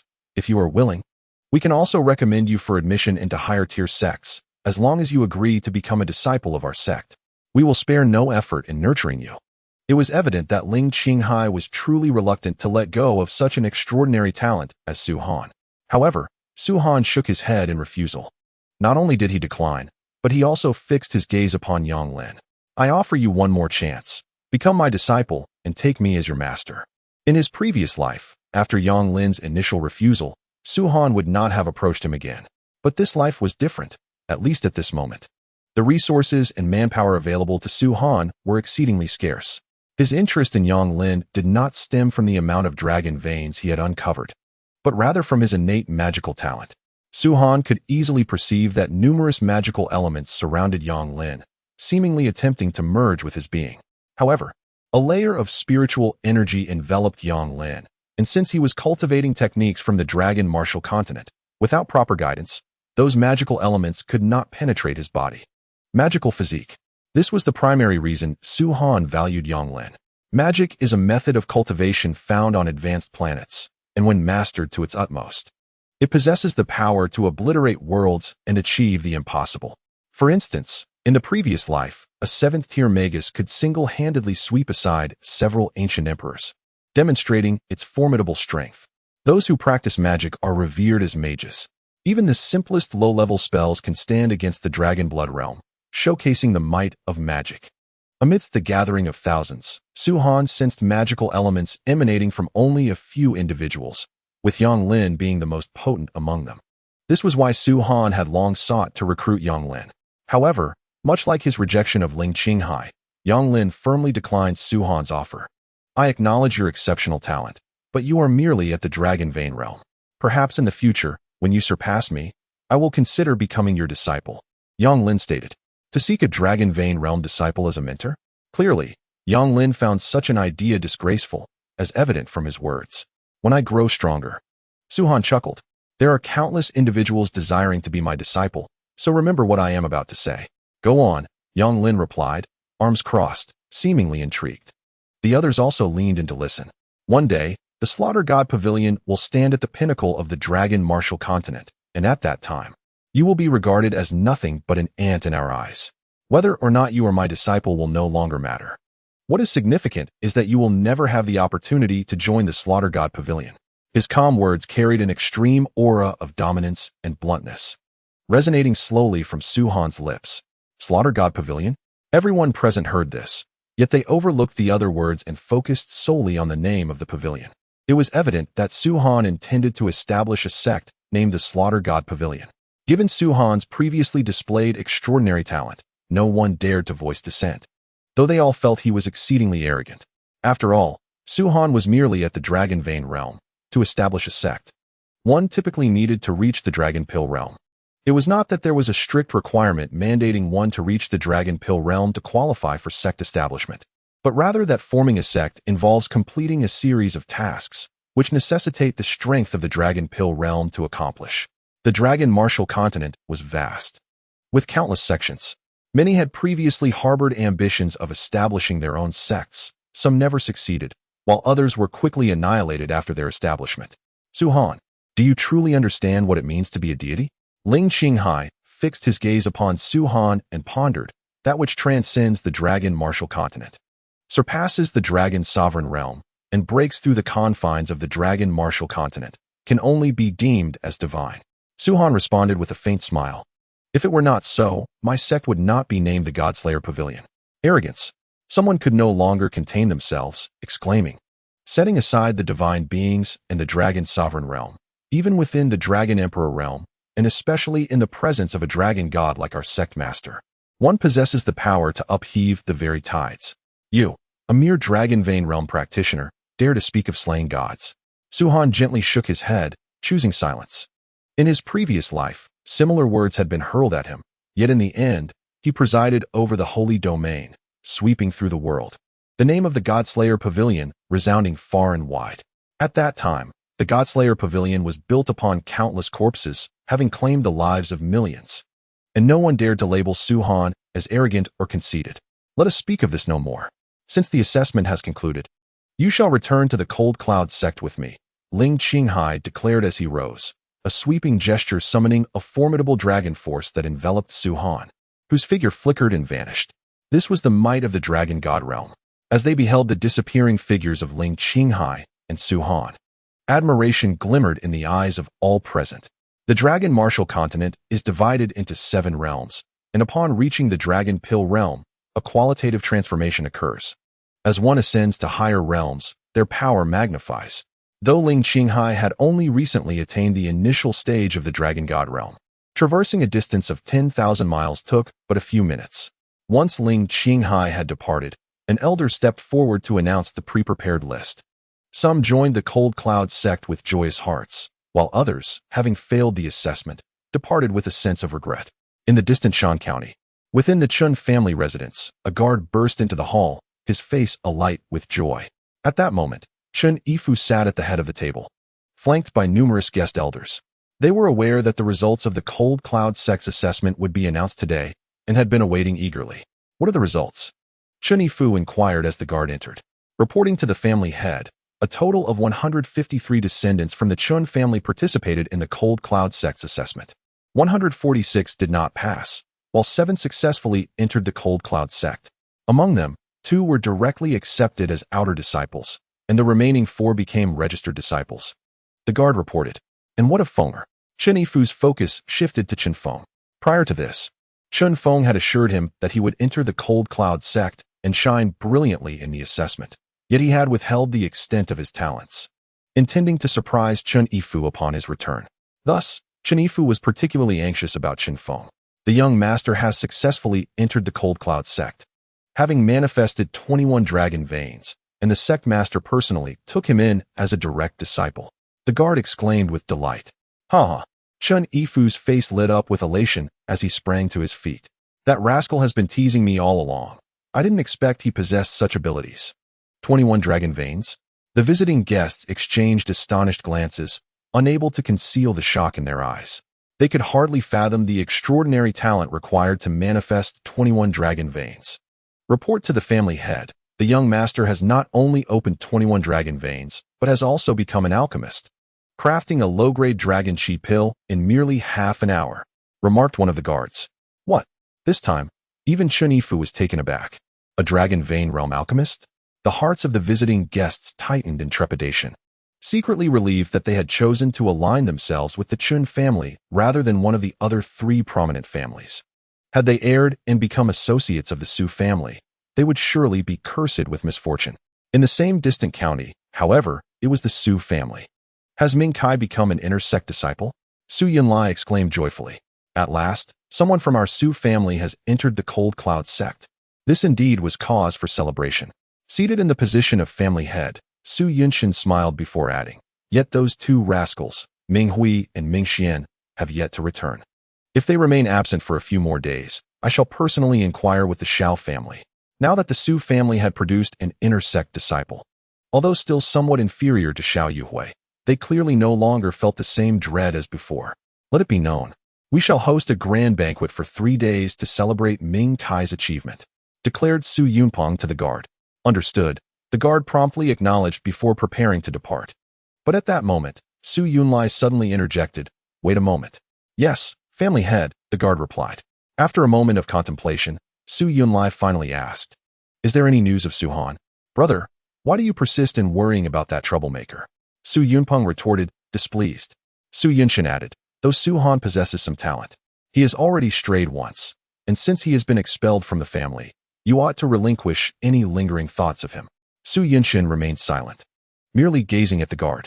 Since the departure of Su Han and his father from the family, Su Yunshin had assumed the role of family head, immediately seizing the economic power that had been wielded by Su Yunlai. Stripped of his authority over the family's finances, Su Yunlai found himself diminished in stature, with both Su Yunshin and Su Yunpeng no longer regarding him with the same deference as before. It could be said that the departure of Su Yunming and Su Han had rendered Su Yunlia's circumstances rather bleak. It was precisely for this reason that he had taken in Su Mingkai as an adopted son, and now that Su Mingkai had entered the Cold Cloud sect, it seemed that Su Yunshin and Su Yunpeng would no longer dare to treat him with such disdain as in the past. The guard, under the keen gaze of Su Yunlai, displayed an expression of difficulty. Initially, he had wished to avoid discussing Su Han, knowing it would dampen the family's spirits. Yet, faced with Su Yunlia's inquiry, he dared not withhold the truth. Since the family head has inquired, you might as well reveal what you know, Su Yunshin said impatiently. Very well, the guard finally relented. News has arrived that Su Han has opened 22 dragon veins and has already become an alchemist, crafting 10 high-grade pills in just half a minute. What? Su Yunshin and Su Yunpeng both changed their expressions, nearly leaping from their seats. Could you repeat that? Su Yunshin demanded, his eyes wide with disbelief. The guard reiterated, Su Han has opened 22 dragon veins and has already become a high-grade alchemist. Nonsense! Su Yunshin exclaimed, shattering his teacup in a fit of rage. That is impossible. The limit on Dragon Martial Continent is 10 dragon veins. How could he possibly open 22? Moreover, that little upstart is merely at the dragon vein realm. To become an alchemist, one must possess spiritual strength and cultivation above the dragon spirit realm. How could he possibly be an alchemist, let alone a high-grade one? This news must be false. Su Yunpeng echoed his disbelief. Sighing deeply, Su Yunlai observed the two men's reactions. From the moment they expelled Su Han from the family, he had been questioning whether that decision was a mistake. Today, Su Han's formidable talent had revealed to Su Yunlai that this decision was profoundly erroneous. However, the guard pondered for a moment before continuing. There are also reports that the leader of the Cold Cloud sect attempted twice to take Su Han as a direct disciple, but he refused both times. It seems he has no interest in joining the Cold Cloud sect, and even claims he intends to establish his own sect. Huh. Su Yunshin's furrowed brow relaxed as he burst into laughter. Ha ha ha. Did you see? An idiot remains an idiot. He was arrogant while in the Su family, and continues to be so after leaving. He even disregards the leader of the Cold Cloud sect? I doubt anyone in this world can rein him in. At the Shao family, a report was made to the family head. There are 9 members from the Shao family who entered the Cold Cloud sect this time, though most are only registered disciples. Only 2 have become inner disciples. The guard reported promptly. Indeed, Shao Hongshan nodded, having anticipated this outcome, understanding that becoming an outer or inner disciple was contingent upon the number of dragon veins one opened. What about Han? Naturally, Su Yuming's primary concern was Su Han. The young Master Han, with his extraordinary talent, outshone thousands to ultimately secure the top position in this examination. The guard remarked with a smile. Su Yunming exhaled in relief. Although he had expected this outcome, he felt reassured only once the results were confirmed. After all, Su Han had opened 20 dragon veins. Who could compare? However, a dark horse emerged in this assessment. Chen Feng from the Chen family. The guard continued. Chen Feng possesses a terrifying talent, having opened 21 dragon veins, and has already become a low-grade alchemist. What? Everyone was taken aback. Shao Hongshan immediately inquired. Chen Feng opened 21 dragon veins. How could Su Han still be first? Did he not only open 20? The young Master Han opened 22 dragon veins, the guard clarified. Interestingly, Chen Feng initially revealed only 11 dragon veins, seemingly attempting to conceal his strength, while the young Master Han displayed 12. Chen Feng, unwilling to concede, showcased 15 dragon veins, prompting the young Master Han to unleash 16 dragon veins in response. Ultimately, Chen Feng reached his limit, showcasing all 21 of his dragon veins. Yet, young Master Han revealed a remarkable 22. The two appeared to have a rivalry, with young Master Han perpetually eclipsing Chen Feng by 1 vein. That insufferable brat. Su Yunming sighed, shaking his head wryly. Others around them displayed expressions of realization. Indeed, there was animosity between the two. As Su Han had nearly slain Chen Feng's brother not long ago, they could easily envision the anger and frustration that must have crossed Chen Feng's face, as Su Han was clearly intent on overshadowing him. After young Master Han exhibited his 22 dragon veins, Chen Feng, unwilling to concede, finally unveiled his identity as an alchemist. Within half an hour, he concocted a low-grade dragon chi pill. The guards remarked on this, and at the mention, Shao Hongshan and the others nodded in agreement. Not only had Chen Feng revealed his 21 dragon veins, but he had also become an alchemist at the dragon vein realm. Such talent was indeed rare throughout the dragon martial continent. One could not help but commend his extraordinary aptitude. Alas, he had encountered young Master Han. The guard continued with a chuckle. After Chen Feng completed his alchemy, everyone assumed young Master Han would be defeated. Who could have anticipated that he, too, would begin to concoct pills, producing an astonishing 10 high-grade pills in just half a minute? Upon hearing this, the hall fell into a profound silence. They were aware of Su Han's alchemical prowess, but to create 10 high-grade pills in merely 30 seconds was utterly extraordinary. Did Su Han truly craft those pills? Shao Hongshan questioned in disbelief. The guard promptly replied. It is said that everyone initially shared the head of the family as skepticism. But after evaluation by the alchemical master of the Cold Cloud sect, it was confirmed to be the work of young Master Han. Otherwise, Chen Feng would not have been so disheartened. Yunming, you have raised a remarkable son. Shao Hongshan gazed at Su Yunming with envy. Su Yunming beamed with joy, rendered speechless by the praise. Little Su Han is so formidable, he may no longer need me, he mused. At that moment, a soft voice broke through the conversation. Everyone turned to see the stunningly beautiful Xiao Yuran, her face adorned with an expression of grievance, a sight that would stir the heart of any man. He dares. Su Yunming exclaimed, narrowing his eyes. Su Han is my son. Even if he ascends to the dragon's sovereign realm, he must still heed his father's words. He, you are still the best, Xiao Yuran said playfully as she approached, a mischievous glint in her eyes. This playfulness did not go unnoticed. Everyone chuckled and shook their heads, secretly acknowledging the girl's cleverness. In a few days, Su Han should return. As I mentioned before, regardless of the outcome, we must celebrate his homecoming. Xiao Hongshan laughed heartily, instructing, arrange a grand banquet and increase the salaries of everyone in the Xiao family for 3 months. Understood, the guard replied, evidently elated.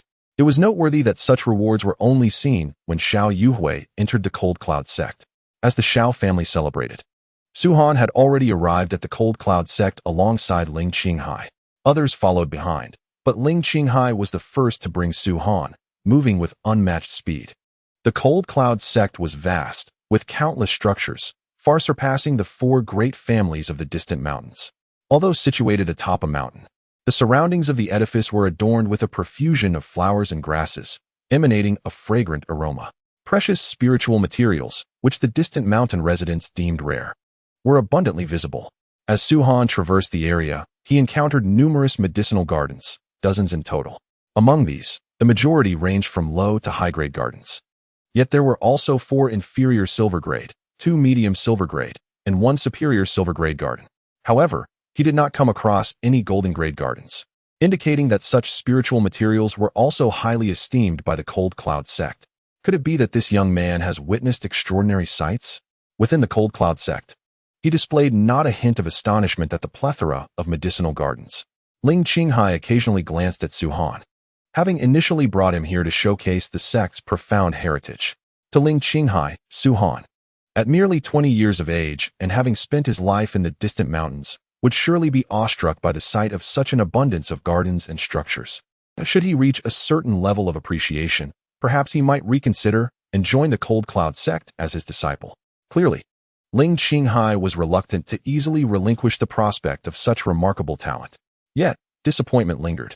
Su Han's delicate visage remained serene, akin to a tranquil pool, devoid of ripples. As he walked, he indeed surveyed his surroundings, but to Ling Qinghai, it appeared as if he had already encountered vast experiences. Merely gazing upon these gardens elicited no significant change in his countenance. This state of mind only intensified Ling Qinghai's curiosity. Alas, Ling Qinghai sighed inwardly. Such a mindset, such talent, would undoubtedly culminate in an unparalleled powerhouse. If I, Ling Qinghai, could have a disciple of this caliber, I would surely reap substantial rewards. Su Han, what do you think of this place? After a while, Ling Qinghai inquired suddenly. Su Han paused, turned to Ling Qinghai, and nodded slightly, replying, it is rather ordinary. Ordinary, you say? Then take another look here. Ling Qinghai, far from feeling angered, waved his hand. With this gesture, an enchanting transformation occurred beside Su Han, where a low-grade medicinal garden had stood. It vanished, as if it were an illusion. In its place emerged a vast expanse brimming with golden-hued spiritual materials. Space. Su Han regarded Ling Qinghai. He could effortlessly discern that the dragon energy attribute cultivated by Ling Qinghai was evolving towards the realm of spatial laws.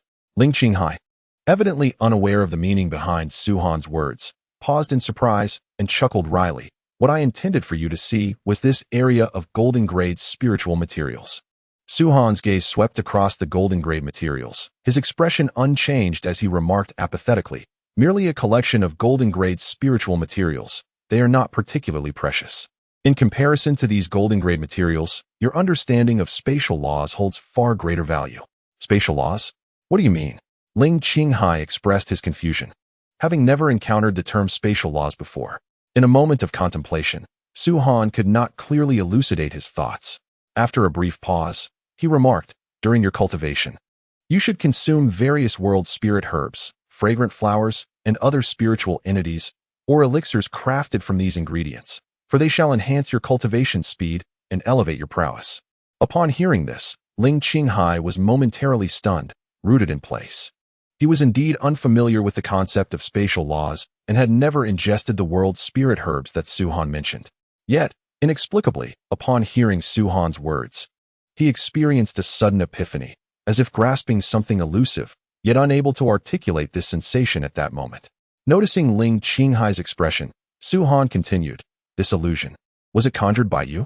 "Yes," Ling Qinghai nodded, fixated on Su Han, devoid of the imposing aura typical of a dragon god realm expert, replaced instead by the eager demeanor of a student yearning for knowledge. "Just observe," Su Han said, pursing his lips as he waved his hand. Instantly, a cascade of golden radiance erupted from his palm. This emanation was the dragon energy from within Su Han's dragon veins, not merely from 22 veins, but a staggering 40. As this golden light materialized before Ling Qinghai, it began brilliantly, but gradually dulled in luminescence. Just as Ling Qinghai was about to express his confusion over the fading brilliance, a breathtaking scene unfolded. Ling Qinghai's eyes widened, his face reflecting profound astonishment. The vista before him resembled an entirely different world, incongruent with their current surroundings. He beheld a colossal cliff shrouded in mist, its height indeterminate, yet it stirred an exhilarating sensation within him. A figure stood atop the cliff, facing away from Ling Qinghai and Su Han, rendering its features indistinguishable.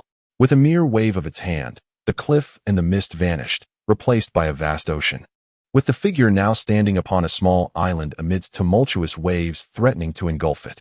Subsequently, the figure shook its head in apparent dissatisfaction and waved its hand once more, causing the ocean to dissipate, revealing instead a grand city bustling with countless inhabitants.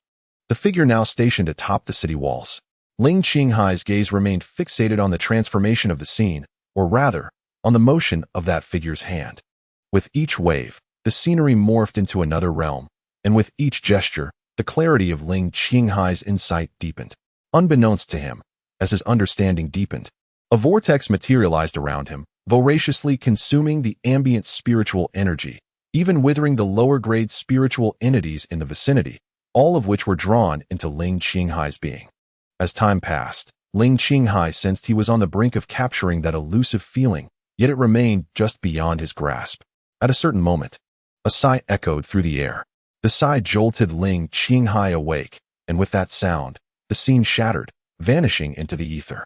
When he looked up again, the cold cloud sect remained unchanged, and the medicinal garden was still intact, as if nothing had transpired. No. Ling Qinghai felt he was on the verge of grasping that sensation, yet at that very moment, the scene collapsed, and the clarity he sought abruptly faded. He could not help but exclaim, "Su Han, perform it once more."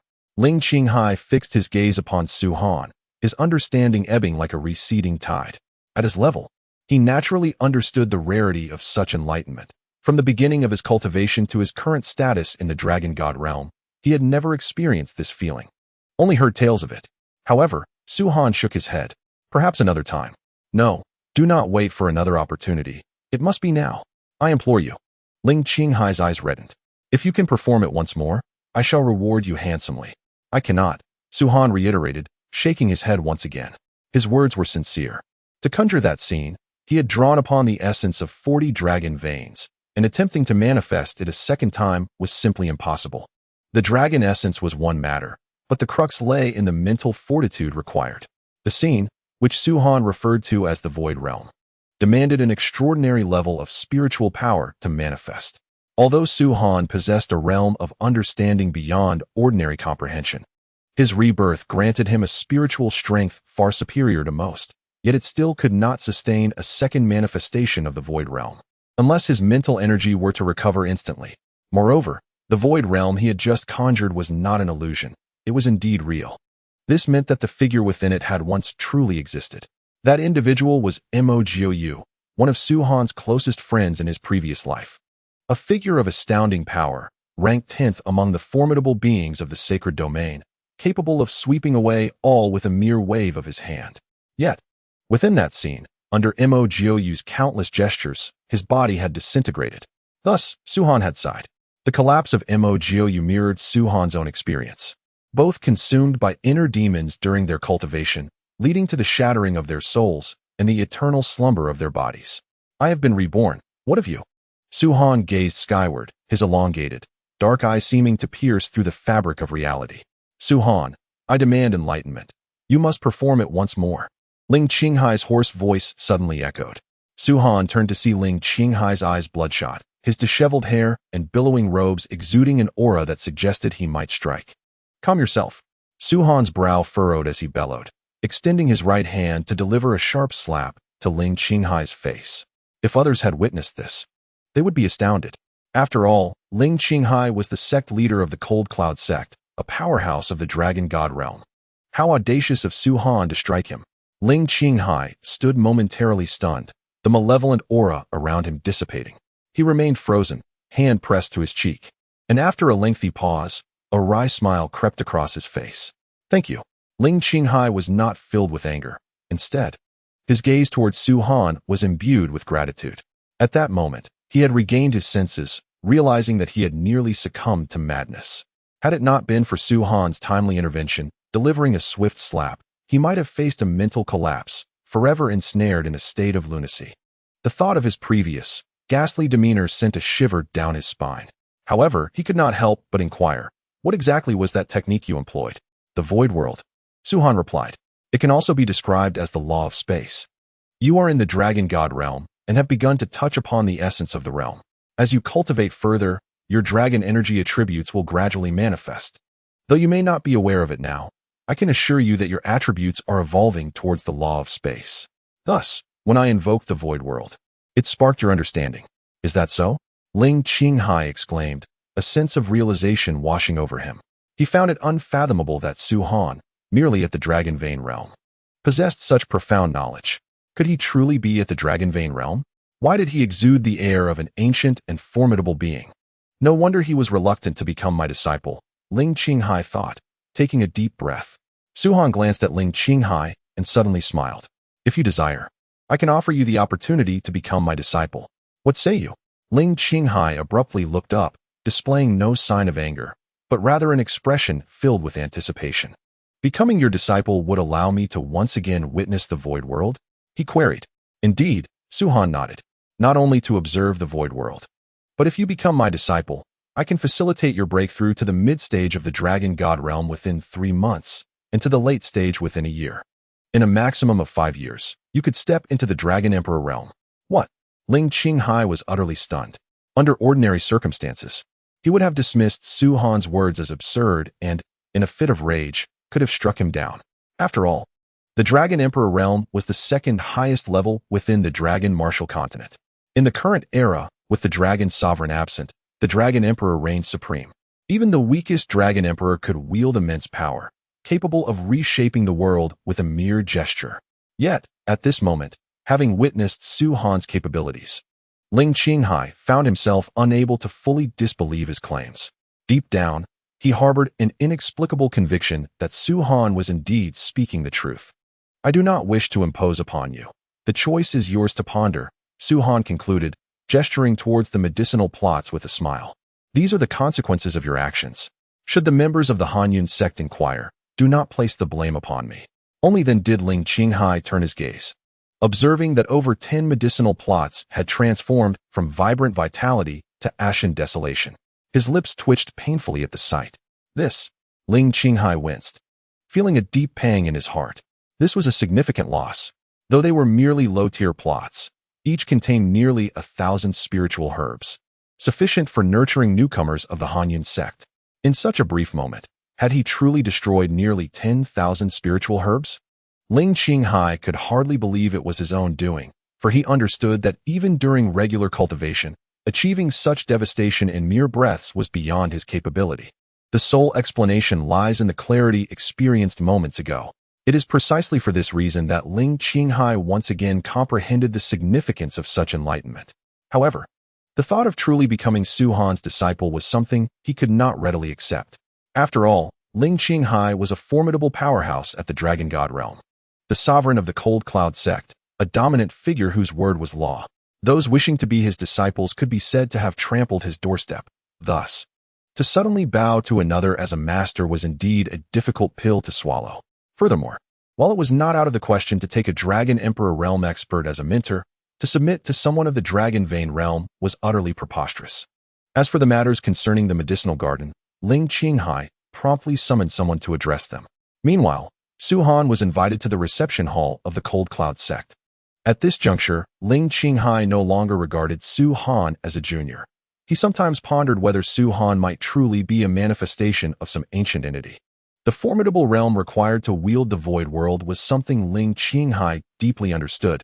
If he were in Su Han's position, not only would he be incapable of actualizing it, but even envisioning such feats would be beyond his reach, for he lacked that level of mastery. I initially brought you to the Cold Cloud sect to astound you, subsequently contemplating whether you would become my disciple. Who could have anticipated that our positions would so drastically reverse, and I would instead find myself wishing to learn from you? Ling Qinghai shook his head with a wry smile. How absurd, wouldn't you agree? Su Han replied calmly. A true master is recognized by their accomplishments, and a sage is revered above all. If you fail to grasp this principle, you shall never ascend to greatness. Ling Qinghai fell into silence. After a moment, he spoke again. You previously mentioned your desire to become a guest elder of the Cold Cloud sect, which may appear ludicrous to others. Yet, I sense you harbor further ambitions, do you not? I seek to establish my own sect, Su Han stated after a brief pause.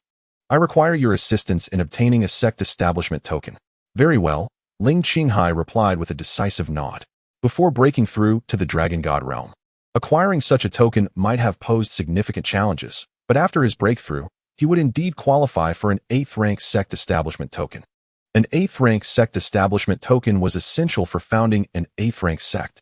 The sects of the Dragon Martial Continent, while seemingly carefree, were not without oversight.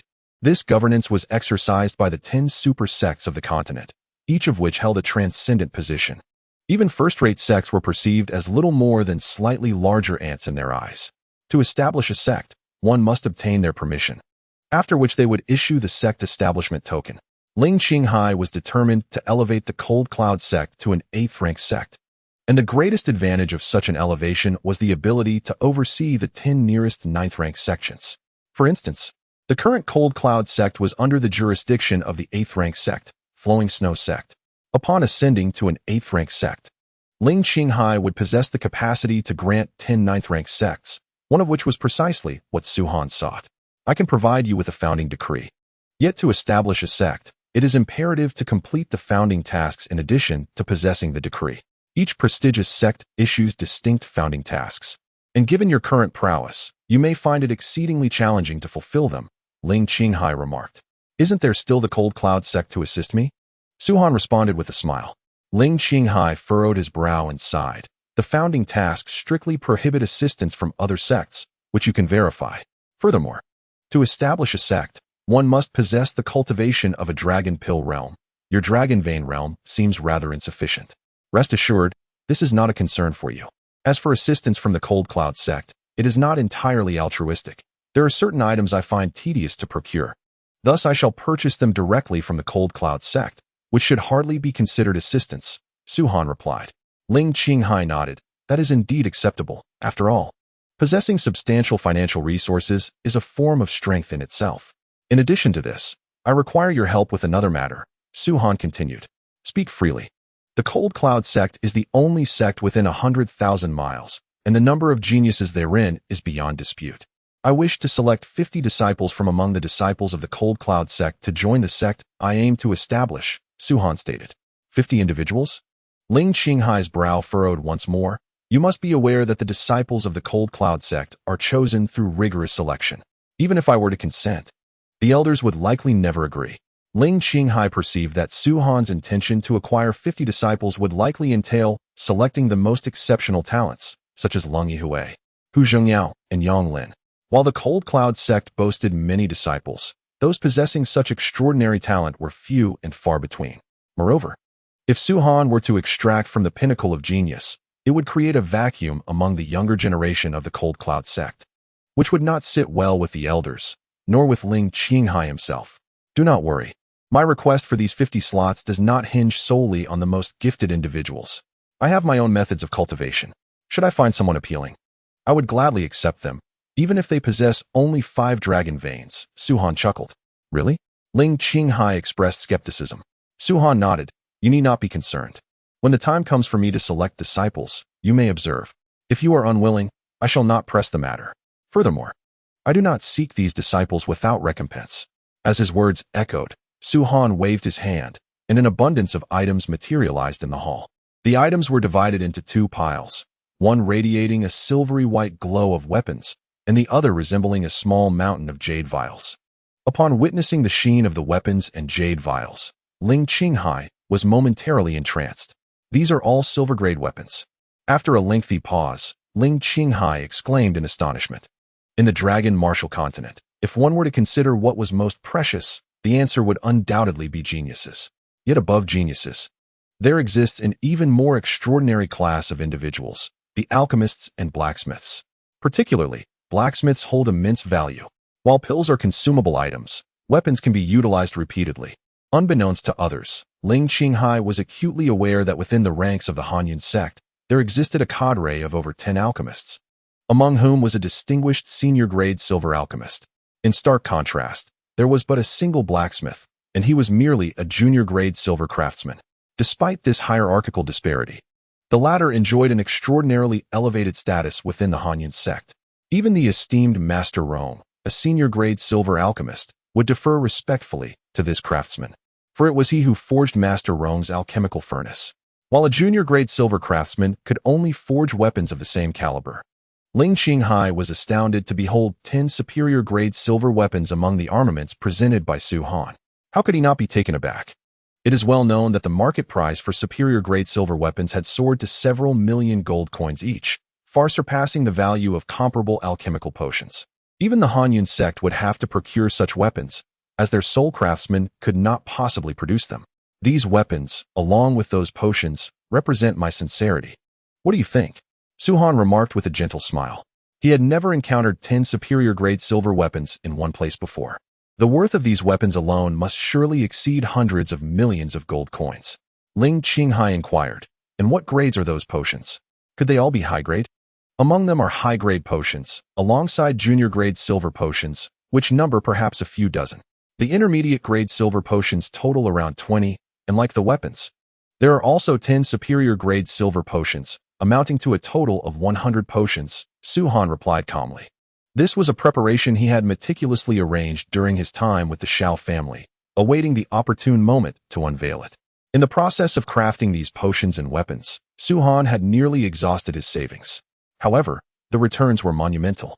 Had these weapons and potions not been offered to the Hanyun sect, but sold outright, they would fetch a staggering sum, potentially worth dozens to even hundreds of times the cost of production. This highlights the immense profitability of both alchemists and craftsmen, particularly the latter. With these offerings, even if I were to abscond with 50 of Hanyun sect's prodigies, you could effortlessly cultivate new ones. Moreover, those I intend to take may not even be prodigies." Su-han asserted. "Very well, I accept your terms," Ling Qinghai replied, taking a deep breath before continuing. "But I wish to know, were these weapons also forged by you?" Indeed, Su-han nodded affirmatively. At this revelation, despite having witnessed countless miracles from Su-han, Ling Qinghai could not conceal the shock etched across his face. It was almost unfathomable that Su-han, merely a dragon vein realm practitioner, could manifest over 20 dragon veins, excel in alchemy, and produce 10 superior-grade potions in half a minute with apparent ease, as if it were a trivial task. To take it a step further, not only had he become an alchemist, but he was also a craftsman of the highest caliber, an upper-grade silver craftsman. Was this truly human? This sect is the Dragon God realm, the third great realm of the Dragon Martial Continent. It can be considered a place of formidable strength, yet at this moment, I find myself unable to fathom you, sighed Ling Qinghai. Su-han smiled, stating, "Thus, you must ponder carefully. Should you choose to become my disciple, you shall swiftly ascend to the second great realm of the Dragon Martial Continent. After all, I am the master of the Hanyun sect. To become your disciple would carry significant implications. I shall contemplate this matter further," Ling Qinghai replied, still harboring some inclination. However, as he mentioned, he was the master of the Hanyun sect, responsible for managing thousands, and under the pressure of the 8th-tier sect, the Liushua sect, certain decisions were beyond his authority. The crux of the matter remained Su-han's cultivation level. If Su-han were at the Dragon Emperor realm, who could challenge his mentorship? Yet, as he was merely at the Dragon Vein realm, this presented a dilemma. In that case, I shall take my leave, Su-Han declared, rising from his seat. He had no desire to remain within the Hanyun sect as a disciple, especially with numerous tasks awaiting him, for establishing a sect is no trivial endeavor. Did you not wish to become a guest elder of the Hanyun sect? I can grant you that, Ling Qinghai said, also standing. Thank you. Su-Han replied with a slight smile, then turned to depart. However, as he reached the hall, a thought struck him, and he paused, turning back to say, "By the way, I was the first in this assessment. I need to collect my rewards. You still care for those rewards? Can't you spare me a little?" Ling Qinghai's lips twitched, having thought Su-Han might have forgotten. Even a mosquito's leg is still meat, wouldn't you agree? Su-Han chuckled. After receiving the rewards of those golden-level spiritual items, Su-Han left the Hanyun sect and returned to the Shao family. Upon his arrival, the guards at the entrance rejoiced and respectfully bowed before rushing inside the Shao family to report. The entire Shao family had already prepared a feast, awaiting Su-Han's return. That night, the place was brightly lit, adorned with colorful decorations, clearly indicating a momentous celebration. This celebration, of course, was for Su-Han. In the courtyard, a stone table over 10 meters long was laid out, filled with an array of dishes, both meat and wine, surrounded by a throng of people. Su-Han stood at the center. From the moment Su-Han stepped into the Shao family, he became one of them. Although he had not joined the Hanyun sect, his unparalleled talent promised his future as a formidable powerhouse. If anyone sought to forge connections, now was the opportune moment. Xiao Hongshan raised his cup, laughing heartily. His words laced with jest. He was indeed correct. Many wished to establish ties, and even those who did not, at the very least, did not wish to offend Su-Han. Yet, Xiao Hongshan's remarks brought awkward expressions to their faces. "Brother Su-Han, allow me to toast to you," someone approached. Their face slightly pale, gazing at Su-Han with a mixture of reverence and trepidation. "You wish to toast to me?" Su-Han inquired, a smile lingering at the corners of his lips as he glanced at the newcomer, who was none other than Lien Yuza, the one he had severely injured some time ago. Previously, I was blind to the brilliance of Su-Han, not realizing his remarkable prowess. From this moment onward, I, Lien Yujie, shall follow Su-Han with unwavering loyalty. Should anyone dare to slander him again, I shall not show them mercy, Lien Yujie declared with righteous fervor. The onlookers could not help but cast amused glances his way, for it was common knowledge that Lien Yujie had previously been nearly defeated by Su-Han, prompting his father, Lien Chong, to personally apologize. He had once vowed to never let Su-Han off the hook, yet now, witnessing Su-Han's rise, he had come to pledge his allegiance. One must maintain their principles, to avoid arrogance, recklessness, and disregard for others. Su-Han raised his goblet to clink with Lien Yujie's and said with a smile, "I shall drink to this." Lien Yujie was taken aback for a moment, and upon seeing Su-Han finish his drink, he hastily followed suit, guzzling his own drink. He had expected Su-Han to publicly embarrass him, having prepared for an awkward encounter, yet he found Su-Han's magnanimity disarming, as if he had no intention of causing trouble. "Su-Han, from this day forth, I will be your loyal subordinate, ready to face any peril at your command," Lien Yujie proclaimed, his sincerity evident. "Facing peril is one thing, but I foresee your skills being of true value in my endeavors," Su-Han replied. "What do you mean?" Lien Yujie inquired eagerly. "In the near future, I will establish a sect, and I would like you to join me," Su-Han stated. "A sect?" Lien Yujie's eyes brightened, but he quickly shook his head with a wry smile. "With my humble talents, it is an honor for Su-Han to consider me worthy of such an invitation." "Is that so? Are you unwilling?" Su-Han asked with a teasing smile. "Not unwilling at all. I simply fear that my abilities may not meet your expectations," Lien Yujie replied hastily. Although he had reached the initial stage of the Dragon Blood realm, he was already over 30.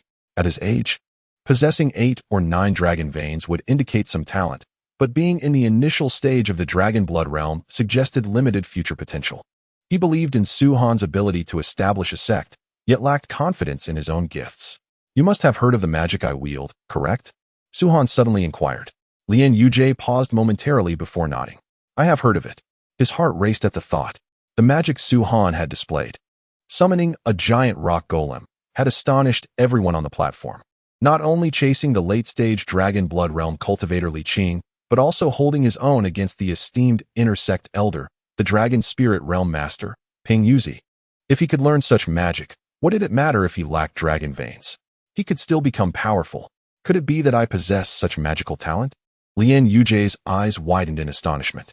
Indeed, Su-Han affirmed with a nod. You possess that talent, and it is quite significant. Su-Han could effortlessly sense the rich magical elements swirling around Lien Yuje, although not as abundant as those surrounding Yang Lin. It was important to note that Yang Lin had not yet reached the Dragon Blood realm, merely remaining in the Dragon Vein realm. The magical elements, while clashing with the spiritual energies of the world, also coexisted in harmony. Yang Lin was of the Dragon Pulse realm and possessed the ability to open the Dragon Pulse. Every cell in his body was awakening, naturally attracting a multitude of magical elements. In contrast, Lien Yuze had transcended to the Dragon Blood realm.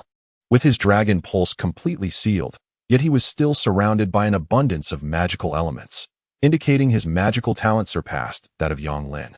The most crucial distinction lay in the nature of the magical elements surrounding Lien Yuze, which emanated a dense aura of death, an essence recognized among mages as necromantic energy. Necromancers differ greatly from conventional mages. While mages can manipulate various elemental attributes of the world, necromancers are limited to commanding but one, the energy of death. However, if one were to assess strength, Su-Han would undoubtedly declare necromancers as the superior. In the vast cosmos, numerous powerful factions could mobilize billions of individuals for war, and it was in warfare that necromancers could exert their greatest influence. They possessed the ability to control the dead, commanding corpses that retain 100% of their former strength. A high-ranking necromancer, therefore, could indeed sway the tide of battle. Su-Han was astonished to discover that Lien Yuze possessed such a remarkable talent. If Lien Yuze had not acknowledged his faults, it would have been one thing. However, now that the two had resolved their grievances, Su-Han was more than willing to assist him. He harbored no reservations about the prospect of a powerful necromancer emerging within the future ranks of the God-slaying pavilion. Brother Su-Han, do I truly possess such a talent? Please do not deceive me, Lien Yuze gasped, his breath quickening. After the banquet, come to my room, and I shall provide you with a tome dedicated to the study of magic, Su-Han replied with a smile. Truly, Lien Yuze exclaimed, nearly leaping in excitement, overwhelmed by an urge to embrace Su-Han and express his gratitude with an exuberant kiss. He had never anticipated such fortune. He had merely wished to resolve his conflicts with Su-Han to avoid future troubles, yet this unintentional act had led him to the realm of magic. Brother Su-Han, can you assess my magical aptitude? What about me? I too wish to become a mage. Please teach me. The younger members of the Shao family surged forth. Having been eliminated in the recent selection from the Hanyan sect, they had witnessed Su-Han wield magic firsthand. There exists a profound difference between witnessing an event and merely hearing about it. Su-Han had once remarked that the mountain giant was merely the most rudimentary form of magic. If they could master such spells, they could defeat foes of the Dragon Blood realm with the strength of the Dragon Pulse, and even contend with those of the Dragon Spirit realm. Step aside, Lien Yuze commanded as the crowd pressed in. Do not disrupt Brother Su-Han's enjoyment. This is a banquet, not a selection. Yet he is our brother Su-Han too. Others chimed in. Why should you hinder us? Let us unite and teach Lien Yuze a lesson, ensuring he thinks twice before obstructing us again. The banquet lasted a full 3 days, but Su-Han attended only the first day, spending the subsequent days in his chamber, not for alchemy, but for the organization of magical texts. In his mind, there existed an abundance of magical tomes, predominantly those pertaining to the 5 elemental attributes of magic. Naturally, there were also higher-tier forms, such as wind, spatial, and necromantic attributes, among others. Over the past few days, the younger generation of the Shao family had nearly overwhelmed Su-Han, eager to ascertain whether they possessed any magical aptitude. Su-Han scrutinized each individual, and among the several hundred aspirants, only a mere handful, around a dozen, demonstrated any semblance of magical talent, and even then, their abilities were rather mediocre, lacking the strength displayed by Lien Yuze. However, Su-Han did not deem this number to be insignificant. After all, these were merely the descendants of the Shao family. When considering the entirety of Yuan Mountain County, the entire prefectural city, the kingdom as a whole, and even the vast expanse of the Dragon Martial Continent, the numbers would certainly differ. The advanced magical planet he had once visited boasted a far lower ratio, with only 1 in tens of thousands possessing magical talent. Surprisingly, on this Dragon Martial Continent, which was primarily focused on cultivating dragon energy, so many individuals possessed magical aptitude. Su-Han sighed softly, contemplating that this phenomenon likely stemmed from the rich presence of magical elements in the environment. Prior to his arrival, the people of the Dragon Martial continent were entirely unaware of what a mage was. They absorbed the spiritual essence of the world while simultaneously expelling the magical elements. The lack of individuals absorbing magical elements resulted in an accumulation of these elements, thus naturally leading to a greater number of those endowed with magical talent. For Su-Han, this revelation was indeed fortuitous. He alone understood the intricacies of magical cultivation, effectively monopolizing the entire Dragon Martial continent. If magic were weak, it would be one matter. But in comparison to dragon energy, magic was immensely more potent. As time swiftly passed, a month had elapsed. During this period, Su-Han imparted methods of magical cultivation to all those in the Shao family who exhibited magical talent. Once they had mastered these techniques, the magical tomes would disintegrate, quelling any further aspirations of others to learn. Only in this way could Su-Han achieve his desired monopoly. Furthermore, significant news emerged from Yuan Mountain County. The Cold Cloud sect had ascended to the status of an 8th-tier sect. The elevation of a sect carries profound implications for a small locale, such as Yuan Mountain County. Since the Cold Cloud sect was situated within Yuan Mountain County, its elevation meant that the 10 nearest 9th-tier sects would fall under its jurisdiction. What did this entail? It meant that these sects would frequently visit the Cold Cloud sect, and consequently, Yuan Mountain County would see an unprecedented economic transformation. Su-Han, this is an invitation from the Cold Cloud sect, Lien Yuza announced as he entered Su-Han's chamber, presenting a formal invitation. During this period, Lien Yuza and his companions had been diligently practicing outside Su-Han's room, expressing their desire to receive his guidance at every opportunity. In truth, Su-Han did offer them occasional insights. Over the month, Lien Yuza had mastered 2 forms of necromantic magic, while the others had each learned at least one. They had personally experimented with the might of magic, and the results left them utterly astonished. Among them, several had successfully learned the colossal rock golem technique that Su-Han had previously demonstrated. The power exhibited was truly formidable. Had it not been for Su-Han's restraint on the number of spells they could learn, they could have mastered 2 or 3 additional spells within a mere month. 3 days hence, a faint smile graced Su-Han's lips as he placed the invitation by the bedside. The elevation of the Hanyun sect to an 8th-tier sect signified that Ling Qinghai now possessed the establishment decree of a 9th-tier sect. Even for the sake of this decree and the 50 available slots, Su-Han felt compelled to visit Hanyun's sect. A month had passed. It was time to venture out. Rising from his bed, Su-Han stretched lazily, the sound of his joints cracking echoing throughout his body. The moment he took his first step, a dazzling golden light erupted from within him. Although the golden radiance was swiftly retracted, in that fleeting instant, Su-Han resembled the sun, causing even Yuze to squint against the brilliance. Were those dragon veins? Yuze gaped in astonishment. How does it not appear to be merely 22? He spoke the truth. Those golden rays were not just 22 dragon veins, but a staggering 88. After a month's time, Su-Han had once again unlocked several dozen dragon veins, just 20 short of reaching his limit. At that point, should he break through to the dragon blood realm, he would not only be able to merge with dragon blood, but could also conquer the dragon spirit realm with mere first-tier beast blood. As for the dragon blood realm, it was but an insignificant matter in Su-Han's hands. Continue your cultivation. In 3 days, you shall become members of the Slaughter God Pavilion, Su-Han declared, casting a glance at Yuze and the others. Upon hearing his words, they trembled with excitement. They had thought it impossible to join a sect. Yet now they saw a glimmer of hope, for in the Dragon Martial continent, the standing of a sect was remarkably exalted. 3 days swiftly elapsed. On this day, Hanyun sect hosted a grand event, for it marked the official elevation to an 8th-tier sect. From dawn, the influx of people from the surrounding areas surged, far exceeding the initial selection of Hanyun sect. The 4 great families' pride, the Dragon Blood realm, and even the Dragon Spirit realm experts could be seen casually walking the streets. Clearly, these were individuals from other sects, come to extend their congratulations to Hanyun sect. At this moment, Hanyun sect stood open, with several elders stationed before the mountain gate. Figures entered from beyond the gate, their voices ringing out in greeting. The Lord of the Mingyue sect has arrived. The Lord of the Xianyang sect has arrived. The Elder of the Jinhai sect has arrived. Most of the attendees hailed from 9th-tier sects, with a few from 8th-tier sections.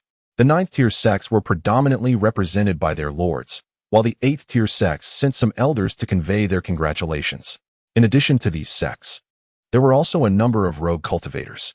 These rogue cultivators had all attained at least the Dragondan realm, and even those who had not reached that level possessed formidable dragon techniques, capable of battling above their rank, earning them respect. It appeared that Ling Qinghai had quite a commendable reputation. Su Han stood on the mountainside, gazing upward to behold a serpentine line of individuals ahead. Only the esteemed sects of the 8th rank or above would dare to cut in line, positioning themselves at the forefront. While it was somewhat acceptable for the 8th rank sects to do so, others refrained, for the majority of those in this queue were members of the 9th rank. However, the efficiency of the Hanyun sect was commendable. After approximately half an hour, Su Han finally found himself standing before the mountain gate. "Is it you?" Upon seeing Su Han, the elder momentarily faltered, his expression swiftly darkening. This elder was none other than Huang Yuanzhang, who had previously accepted Yang Lin as a disciple. Clearly, he was unaware of the matters between Ling Qinghai and Su Han and remained displeased by Su Han's earlier arrogance. "Is that a problem?" Su Han cast him a sidelong glance. "Invitation," Huang Yuanzhang replied curtly, unwilling to engage in further discourse. If Su Han failed to present an invitation, he would unceremoniously expel him from the mountain. Su Han, evidently not intending to linger in this exchange, promptly handed the invitation to Huang Yuanzhang. Yet, Huang Yuanzhang found himself in a predicament. His earlier announcement had stipulated that only the sect masters or elders of notable sects were to be acknowledged, including some renowned loose cultivators. How was Su Han to be introduced? Could he simply refrain from announcing him? Such an omission would undoubtedly provoke skepticism from the individuals behind, tarnishing the reputation of the Hanyun sect. After a moment's contemplation, Huang Yuanzhang called out, "Young Master Su Han of the Shao family has arrived." "The Shao family? Which Shao family?" Murmurs rippled through the crowd. "Isn't this individual merely at the Dragon Vein realm? And he has no attendants. Could he possibly possess some significant background? Surely he is not from the Shao family of Pinglu Prefecture? Laughable. You are unaware that the Shao family he belongs to is from the distant Yuan Mountain. What? The Hanyun sect has even invited these minor families from Yuan Mountain?" Instantaneously, those in the rear furrowed their brows. Until now, they had felt a sense of pride in being invited, yet the revelation that the Hanyun sect would extend invitations to such insignificant families left them somewhat displeased. To them, these small families from Yuan Mountain were akin to mere ants, unworthy of standing on equal footing with them. "Go on in. Do not embarrass yourselves here." Huang Yuanzhang waved his hand impatiently, as though shooing away flies.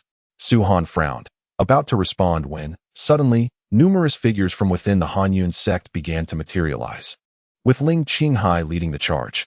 "Welcome, young Master Su, to our humble abode."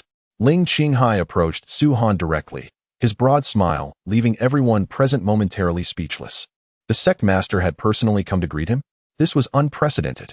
Previously, Ling Qinghai had not emerged even for the 9th rank sects, and the most he had done for the 8th rank elders was to send Vice Sect Master Yun Yingnan to receive them. This young man was merely at the Dragon Vein realm. How could he warrant such personal attention from the sect master? Surely a significant figure must be arriving shortly, prompting Ling Qinghai to extend his hospitality. Indeed, this could be considered a stroke of fortune for him. However, I cannot shake the feeling that all eyes are fixated on Ling Qinghai, whose face beams with delight, his gaze unwaveringly locked on his Su Han, completely neglecting his surroundings. Indeed, Su Han possesses remarkable talent, yet did the sect master truly need to personally welcome him? Huang Yuanzhang furrowed his brow at this spectacle. "I had anticipated that young Master Su would arrive earlier to assist me in receiving our guests." Ling Qinghai feigned displeasure as he spoke. Yet, his words left everyone momentarily stunned. Receive? A mere Dragon Vein realm cultivator tasked with such a role? It is worth noting that those present today are either affluent or of noble lineage, predominantly formidable figures from 9th or even 8th tier sects, either sect masters or elders. To have him, a mere Dragon Vein realm cultivator, assume such a responsibility seems rather inappropriate, does it not? An elder from the Lu Shui sect, one of the 8th tier sects, voiced his concern, clearly unimpressed by the Cold Cloud sect, despite its impending promotion to 8th tier status. "I regret neglecting to make introductions," Ling Qinghai announced loudly. "From this day forth, Su Han shall be the honorary guest elder of our Cold Cloud sect." This revelation left even Huang Yuanzhang and the others from Cold Cloud sect astounded. Throughout the entire sect, there are numerous guest elders. Yet only 3 hold the title of honorary guest elder. In any sect, the status of an honorary guest elder is exceedingly exalted. These individuals do not manage any sect affairs, akin to a hands-off manager, yet their authority ranks among the highest, second only to the sect master and deputy sect master. Consequently, honorary guest elders are typically formidable cultivators, only intervening when absolutely necessary. Yet, how could Su Han, a mere Dragon Vein Realm cultivator, be granted such a prestigious title within the Cold Cloud sect? Sect Master, this seems rather inappropriate, Huang Yuanzhang remarked, his brow deeply furrowed. Beside him stood Yang Lin, whom Huang Yuanzhang had intentionally brought along to broaden his horizons. Yang Lin was utterly taken aback to learn that Su Han, having declined the opportunity to become Ling Qinghai's disciple, had instead ascended to a status even more elevated than that of the sect master's direct disciple. There is nothing inappropriate about it. The allocation of an honorary guest elder position is within our sect's purview, Ling Qinghai retorted, casting a glance at Huang Yuanzhang. Huang Yuanzhang trembled slightly and hastily replied, I apologize for my indiscretion, and I humbly request the sect master's forgiveness. Many witnessed this exchange. Finally realizing that Ling Qinghai had indeed come forth to welcome Su Han personally. Ignoring Huang Yuanzhang, Ling Qinghai turned to Su Han with a smile, urging, Young Master Su, please come inside. Our sect has prepared the finest tea, which others have yet to taste. One moment, Su Han interjected, glancing at the towering mound of gifts. With a light chuckle, he remarked, today marks the official promotion of Cold Cloud sect as an honorary guest elder. It would be rather embarrassing if I did not prepare some gifts. Humph, what could a mere Dragon Vein Realm cultivator possibly offer as a gift? Low-grade elixirs? Low-grade weapons? Ha! If indeed the esteemed son of the Shao family from Pingle were present, one might expect a grand gesture. Alas, the Shao family of Yuanshan is hardly in a position to offer anything of worth. Upon hearing that Su Han intended to present a gift, the crowd turned their gazes, accompanied by a wave of derisive murmurs circulating among them. Yet, regardless of the crowd's sentiments, Ling Qinghai remained undeterred, his expression brimming with anticipation as he regarded Su Han. While others may be oblivious, he understood that Su Han's audacity to present a gift in front of so many indicated it would undoubtedly be of considerable merit. Before the scrutinizing eyes of the assembly, Su Han waved his hand, and a scroll materialized within his grasp. This is a painting I have prepared for you, he said, extending the artwork to Ling Qinghai. The latter promptly accepted it, exclaiming, I am most grateful, young Master Su. With that, the two made to depart. However, at that moment, a voice pierced through the crowd, calling out, Ling Sect Master, what kind of painting is that? At least allow us a glimpse. Another added, indeed. Those who presented gifts before had to announce them. Why should you be permitted to leave with the painting without showing us? It was evident that their words dripped with sarcasm, insinuating that the painting must be exceedingly precious if Ling Qinghai was reluctant to share it. The gifts presented by others were either silver-grade weapons or silver-grade pills. Though limited in quantity, such items were indeed rare treasures among lesser sections. Since this is a gift from young Master Su to our sect, it would be inappropriate to discuss it here, Ling Qinghai began, but before he could finish, Su Han interjected, no matter, if they wish to see it, let them have a look. Reluctantly, Ling Qinghai shook his head and unfurled the scroll. What is this? A figure? A cliff? What does this painting signify? The onlookers scoffed, dismissing it as a mere ordinary piece. However, as Ling Qinghai listened to their dismissive remarks, he was suddenly struck with awe. He quickly focused on the imagery within the painting and saw a figure standing atop a cliff. Ling Qinghai's eyes widened in astonishment. At the very first glance, the dragon energy within him surged violently. This painting depicted the void world that Su Han had previously manifested. To the untrained eye, the image contained only a solitary figure and a cliff. Yet, through Ling Qinghai's perspective, the cliff transformed, revealing oceans, islands, and cities teeming with countless figures. It was as though this was not a static painting but a scene that ebbed and flowed. This extraordinary vision was exclusive to Ling Qinghai, for his cultivation path was shifting toward the laws of space. Previously, when Su Han had conjured the void world, it had nearly granted him enlightenment. Though he did not break through, his understanding of realms had significantly deepened. Ling Qinghai had lamented that Su Han had only briefly manifested the void world. Yet today, Su Han had gifted him an image of that very realm. For Ling Qinghai, this gift was immeasurably more precious than all the others combined. At this moment, Ling Qinghai was transfixed by the portrait before him, utterly captivated, as if ensnared by its very essence. It was merely a painting, surely. The esteemed leader of the Ling clan need not exhibit such ostentation merely to honor this young Master Su. The elder from the Lu Shui sect sneered, his words dripping with disdain. He was awakening to the situation. Su Han cast a fleeting glance at the elder. Awakening? Ha ha. The elder erupted in laughter. You are but a trivial figure in the dragon vein realm. What do you know of awakening? Do you even comprehend the meaning of those characters? A frog at the bottom of a well, Su Han replied calmly. Repeat that to me. The elder's expression darkened, and he retorted coldly, Ling Qinghai, esteemed guest of the Han Yun sect, you are not but a speck in my eyes. You, a mere dragon vein cultivator, dare to speak to me in such a manner? You must be weary of life. It appears the establishment decree of the 8 flow sects is within reach. Su Han regarded the elder, his gaze imbued with icy resolve. To establish a 9th flow sect would simplify the subsequent ascension of sect ranks considerably. There are 3 methods. The first involves undertaking missions to obtain the establishment decree of an 8 flow sect, akin to founding a 9th flow sect. The second is for the sect leader to ascend to the dragon god realm, thereby qualifying for the 8 flow sect, much like the Han Yun sect. The third method entails annihilating an 8 flow sect, thus claiming its establishment decree as your own. However, few dare to pursue the third option, as it necessitates formidable strength. A 9th flow sect is under the jurisdiction of an 8 flow sect, which in turn is protected by the 7 flow sects. To obliterate an 8 flow sect is conceivable for a 9th flow sect, but one must then withstand the wrath of the 7 flow sects. Hence, the typical path to elevate to an 8 flow sect relies on the first 2 methods, particularly the first. Yet Su Han's words unmistakably indicated an intent to employ the third method to procure the establishment decree of an 8 flow sect. With Lu Shui sect as his initial target.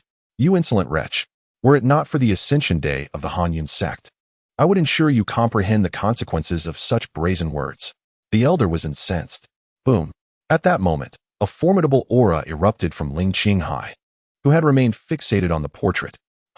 All eyes turned toward Ling Qinghai, who was now enveloped by a colossal vortex above his head, as if the boundless spiritual energy of heaven and earth were being drawn into it, ultimately surging into his being. Boom. As this energy coursed through him, the pressure emanating from Ling Qinghai intensified, culminating in a striking golden radiance that burst forth from his form, shattering the previously perceived limits of his power and resulting in a qualitative transformation. What? He has broken through? This is unmistakably the pressure of the mid-dragon god realm, far exceeding what he possessed before. Witnessing this spectacle, everyone's eyes widened in astonishment. Even the elder from the Lu Shui sect stood agape. At this moment, they finally comprehended that Ling Qinghai had truly attained enlightenment. It was through this painting that Ling Qinghai had reached clarity, and under this newfound understanding, he had directly broken through to the mid-stage of the dragon god realm. It is noteworthy that even the esteemed leader of the Liu Shui sect, having lived for several centuries, had only achieved the mid-stage of the dragon god realm. Previously, the elder of the Liu Shui sect had looked down upon the Han Yun sect precisely because Ling Qinghai's cultivation was inferior to that of the Liu Shui sect's leader. However, now that Ling Qinghai had broken through, his cultivation had risen to a level equal to that of the Liu Shui sect's leader, signifying that the Han Yun sect would soon reach a comparable status to the Liu Shui sect. How could this be possible? Merely through a painting, one could achieve such a breakthrough in the dragon god realm? Who exactly is he? Could he truly be of the dragon vein realm? This individual must possess an extraordinarily powerful background. Otherwise, the sect master Ling would not have welcomed him with such warmth. Nor would he have broken through merely due to a painting. Indeed, this painting could not have been crafted by this youth, at the very least. It must have been created by someone of the dragon god realm, or even the dragon emperor realm. At this moment, as these individuals gazed upon Su Han, their previous disdain had vanished, replaced by shock and astonishment. Suddenly, the whirlpool above Ling Qinghai's head dissipated, and his aura began to retract. Compared to before, Ling Qinghai now resembled an entirely different person. If he had previously been likened to a drawn sword, now he embodied the steadfastness of a great mountain. At his level, even a minor breakthrough results in an immensely formidable increase in power. Had he truly broken through? Su-Han observed Ling Qinghai with a smile and calmly remarked, "Although you have broken through, this painting harbors other realms of meaning. If you can comprehend them, advancing to the late stage of the Dragon God realm should not prove difficult." "Thank you, young Master Su." Ling Qinghai, disregarding the gazes of those around him, clasped his hands and gradually bowed his figure. "No need for thanks. Your talent is commendable. It is merely the lack of proper guidance that led you astray." Su-Han replied before striding towards the Hanyan sect. Ling Qinghai promptly followed, with the crowd behind him still in a state of astonishment as they trailed after them. An hour later, all the guests invited by the Hanyan sect had arrived. The ceremony for the Hanyan sect's ascension was set to commence. The one bestowing the 8th-stream establishment order upon the Hanyan sect was an elder, whose status was among the highest within the current Hanyan sect. Even Ling Qinghai had to lower his head in deference. This individual was none other than Qin Yue, the patrolling envoy of the super sect, Giant Island, stationed in Pingle Prefecture. The remote mountains fall under the jurisdiction of Yunnan County, which in turn is part of Pingle Prefecture. Within the entire Dongling Kingdom, there are only 4 prefectures: Pingle, Wangan, Chanying, and Jinyang. The status of these 4 prefectures is comparable only to that of the royal family of the Dongling Kingdom, possessing a foundation akin to that of 7-stream sects. Indeed, even the leaders of 7-stream sects would not dare to act arrogantly in the presence of the prefecture leaders. Qingyue, as the patrolling envoy of Pingle Prefecture, held a rank slightly below that of the prefecture leader. Furthermore, he was also an outer disciple of Giant Island. Although merely an outer disciple, it is important to remember that this is the Island of Giants, one of the 10 most formidable super sects across the entire Dragon Martial continent. Even an outer disciple holds a status far superior to that of the leaders of lesser sections. From this day forth, the Cold Cloud sect is officially elevated to a mid-tier sect. Qingyue's voice resonated throughout the square. Congratulations to Sect Leader Ling. With Sect Leader Ling's exceptional talent, ascending to a higher-tier sect is surely not far off. As members of the same mid-tier sect, Sect Leader Ling, please do not compete with us for resources. The congregation of sect members expressed their congratulations, as this matter of celebration required neither effort nor expense. After bestowing the founding decree of a mid-tier sect to Ling Qinghai, Qingyue further granted him 10 founding decrees for lower-tier sections, such as the privilege of a mid-tier sect. Upon elevation, the 10 closest lower-tier sects must immediately fall under its jurisdiction, in addition to receiving 10 founding decrees for lower-tier sections. These decrees are not strictly designated for the Cold Cloud sect. They may also be auctioned, as anyone who reaches the Dragon Dan realm can establish a sect. Many aspire to create their own sects, yet lack the necessary decrees. However, even acquiring these decrees and establishing a sect does not guarantee its survival. The resources required to sustain a sect's growth are exceedingly vast. Many lower-tier sects receive initial resources and territories from mid-tier sects, but few manage to retain these assets, often resulting in their resources being seized and their sects obliterated. Such occurrences are commonplace in the Dragon Martial continent, as sect wars are frequent, and the super sects tend to remain indifferent. Following the elevation ceremony, a banquet hosted by the Cold Cloud sect commenced. This gathering was merely a convivial affair, serving to foster goodwill among sects to mitigate resource competition. Su-Han, however, had no interest in such festivities. He directly requested a founding decree from Ling Qinghai. Upon activating the decree, a series of tasks materialized, and upon their completion, a sect could be established. Ling Qinghai remarked, "Once you successfully establish your sect, I will allocate several prime resource territories to you, along with a suitable sect residence, as a gift for your new endeavor." Understood. Su-Han nodded and subsequently took his leave, returning to the Shao family. As soon as he arrived at the Shao household, Su-Han pricked his finger, letting a drop of blood fall onto the founding decree to activate it. A brilliant light emanated from the decree, forming a luminous screen, within which lay the tasks required for establishing a sect.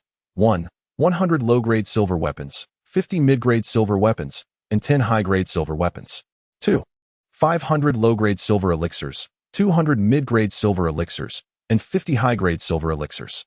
3. 100 first-tier beast cores, 50 second-tier beast cores, and 10 third-tier beast cores. 4. 10 million gold coins. It was nothing short of extortion.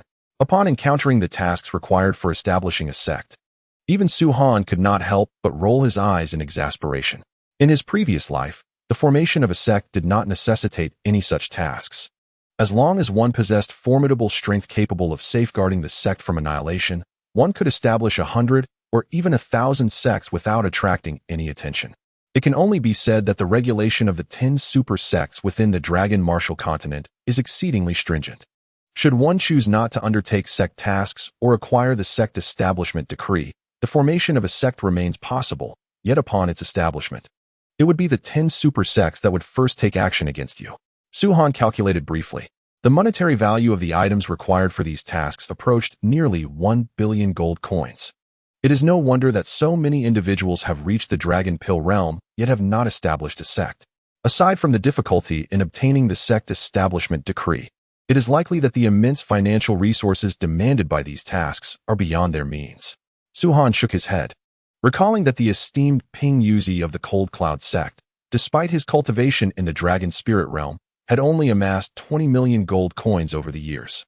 Even those in the Dragon Pill realm, having exhausted their entire fortune, would likely possess no more than that. Accumulating such wealth would take over a decade, at the very least. However, the establishment of a sect is not solely an individual endeavor. One can procure gold coins from others. Otherwise, the Dragon Martial continent would not boast such a multitude of sections. If even a 9th-rate sect requires such a substantial sum, the financial demands for 8th-rate, 7th-rate, and higher sects would be even more staggering, were it not for the necessity of undertaking sect tasks to establish the first sect. Su-Han would not squander such wealth on this endeavor, but would instead directly seize the sect establishment decree from a 9th-rate sect. On the following morning, Su-Han summoned Lien Yuza and others to venture to the Beast Mountain range. In addition to the beast cores required for the sect tasks, the refinement of elixirs also necessitated these cores, and the most suitable location to procure them was undoubtedly the Beast Mountain range. While Su-Han possessed some elixirs and weapons, they were insufficient for the demands of the sect tasks. Thus, he had no choice but to slay beasts in the mountain range to obtain beast crystals, which he could then refine into elixirs for sale, subsequently purchasing materials for further refinement. This indeed became a vicious cycle for Su-Han. Though he regarded such pursuits as a waste of time, Lien Yuza and the others were eager to engage in the endeavor, having officially become magic apprentices. Each had mastered at least 2 spells and was keen to test their newfound capabilities.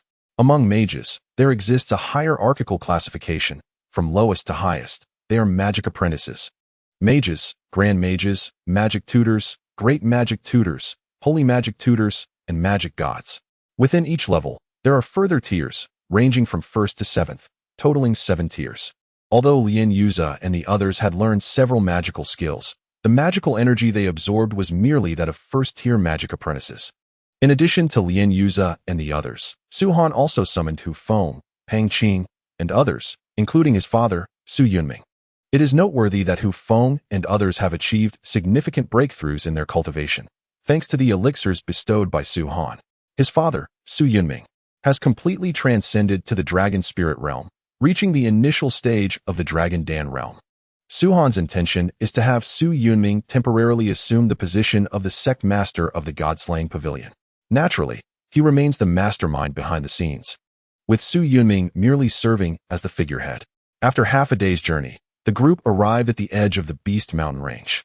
This marked Su-Han's second visit, and on this occasion, he harbored an even more pressing objective, the mysterious cave previously mentioned by Pang Qing. Pang Qing had recounted that within the cave, a fleeting green light had appeared, which had catalyzed his breakthrough. If all goes as anticipated, it is likely that the cave harbors exceedingly precious treasures. Let us commence. Su-Han inhaled deeply, gesturing with his hand, causing a shimmering earthy yellow light to envelop all present. This radiance signified the Earth Guardian spell of the Earth attribute. Whoosh! The moment Su-Han's voice faded, Lien Yuza and the others could barely contain their eagerness as they rushed into the depths of the Beast Mountain range. They refrained from casting magic until they encountered a beast. Much like the battles on the Dragon Martial continent, which require dragon energy, the magical elements within them would rapidly deplete during the use of magic skills. Thus they could not sustain their spells indefinitely. Su-Han, however, was different. In his previous life, although he had not attained the level of a 7th-tier mage god, he had become a 3rd-tier mage god, possessing an unparalleled mastery and absorption of magical elements compared to Lien Yuze and the others. The quantity of magical elements within him was at least that of a mage tutor.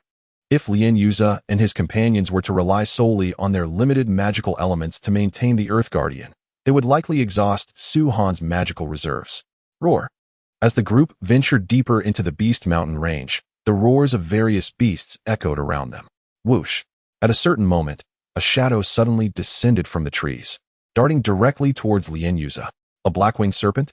Lien Yuze scoffed. Merely a 1st-tier serpent, hardly worthy of my magic. As he spoke, he unsheathed his long sword, striking down towards the black-winged serpent. Swish. As the sword descended, it gleamed with a silvery white luster, a hue characteristic of silver-grade weapons. Prior to their journey, Su Han had equipped them with mid-grade silver weapons, neither too high nor too low, perfectly suited for Lien Yuze and his companions. Should the weapons have been of a higher grade, they would not have been able to unleash their full potential. For Su Yunming and Pang Qing, Su Han had provided them with superior silver-grade weapons. Su Yunming, being in the Dragon Dan realm, could easily wield a gold-grade weapon, but alas, Su Han lacked the materials to forge one. As for Pang Qing, having already broken through to the initial stage of the Dragon Spirit realm, the superior silver-grade weapon was perfectly fitting. Swoosh. Blood splattered as Lien Yuze cleaved the black-winged serpent in two with a single stroke. So sharp. Lien Yuze's eyes sparkled with excitement. He could distinctly sense that it was not merely his own prowess that was formidable, but rather the exceptional sharpness of the silver-grade weapon. Had he wielded a mundane weapon, he would have likely needed to unleash his full strength at the initial stage of the Dragon Blood realm to vanquish the black-winged serpent. After all, the black-winged serpent was renowned for its formidable defenses, with its serpentine skin capable of withstanding attacks from even those at the initial stage of the Dragon Blood realm without sustaining injury. With this strike, you have cleaved the crystal core of the black-winged serpent in twain.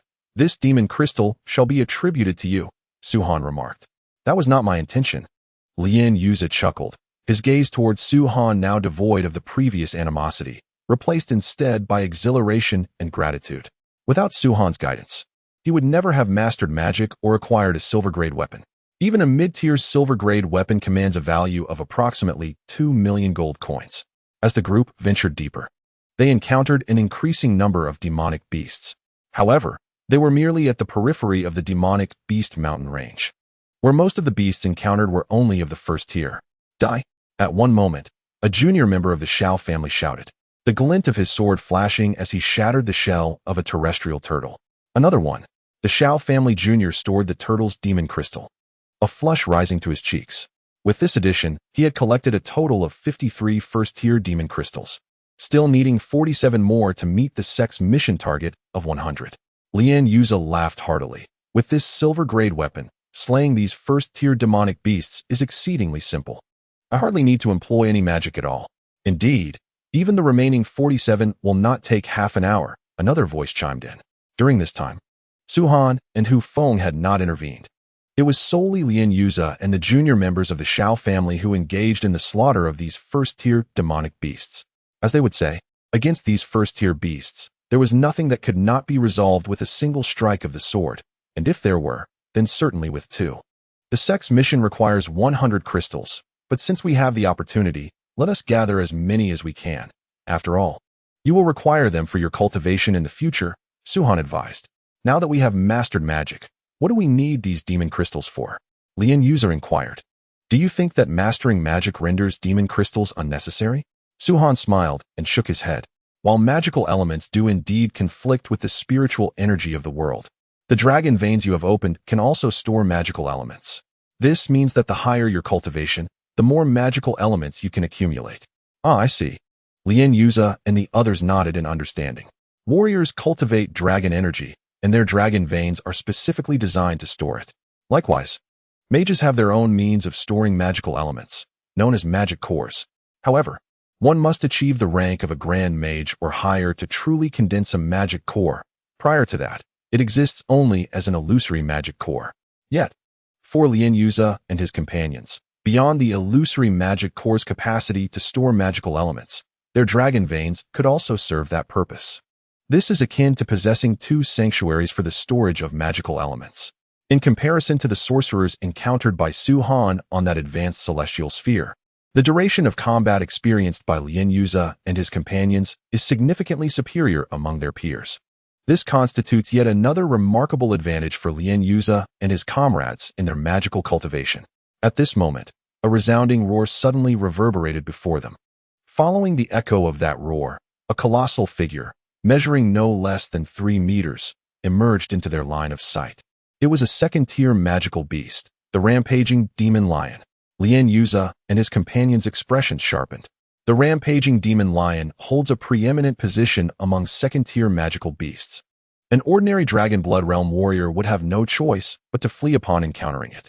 In its normal state, the rampaging demon lion is exceedingly formidable, far surpassing others of the same rank. This is compounded by its second state, known as the rampage state. It is precisely this state that earns it the title of the rampaging demon lion. When injured, the rampaging demon lion becomes enraged and swiftly enters its rampage state. In this state, even those in the dragon spirit realm must carefully deliberate whether to engage in battle. Ha ha ha, what perfect timing! I can test the might of my mountain rock giant. Lien Yuze exclaimed with mirth. The anticipation in the eyes of the others was palpable.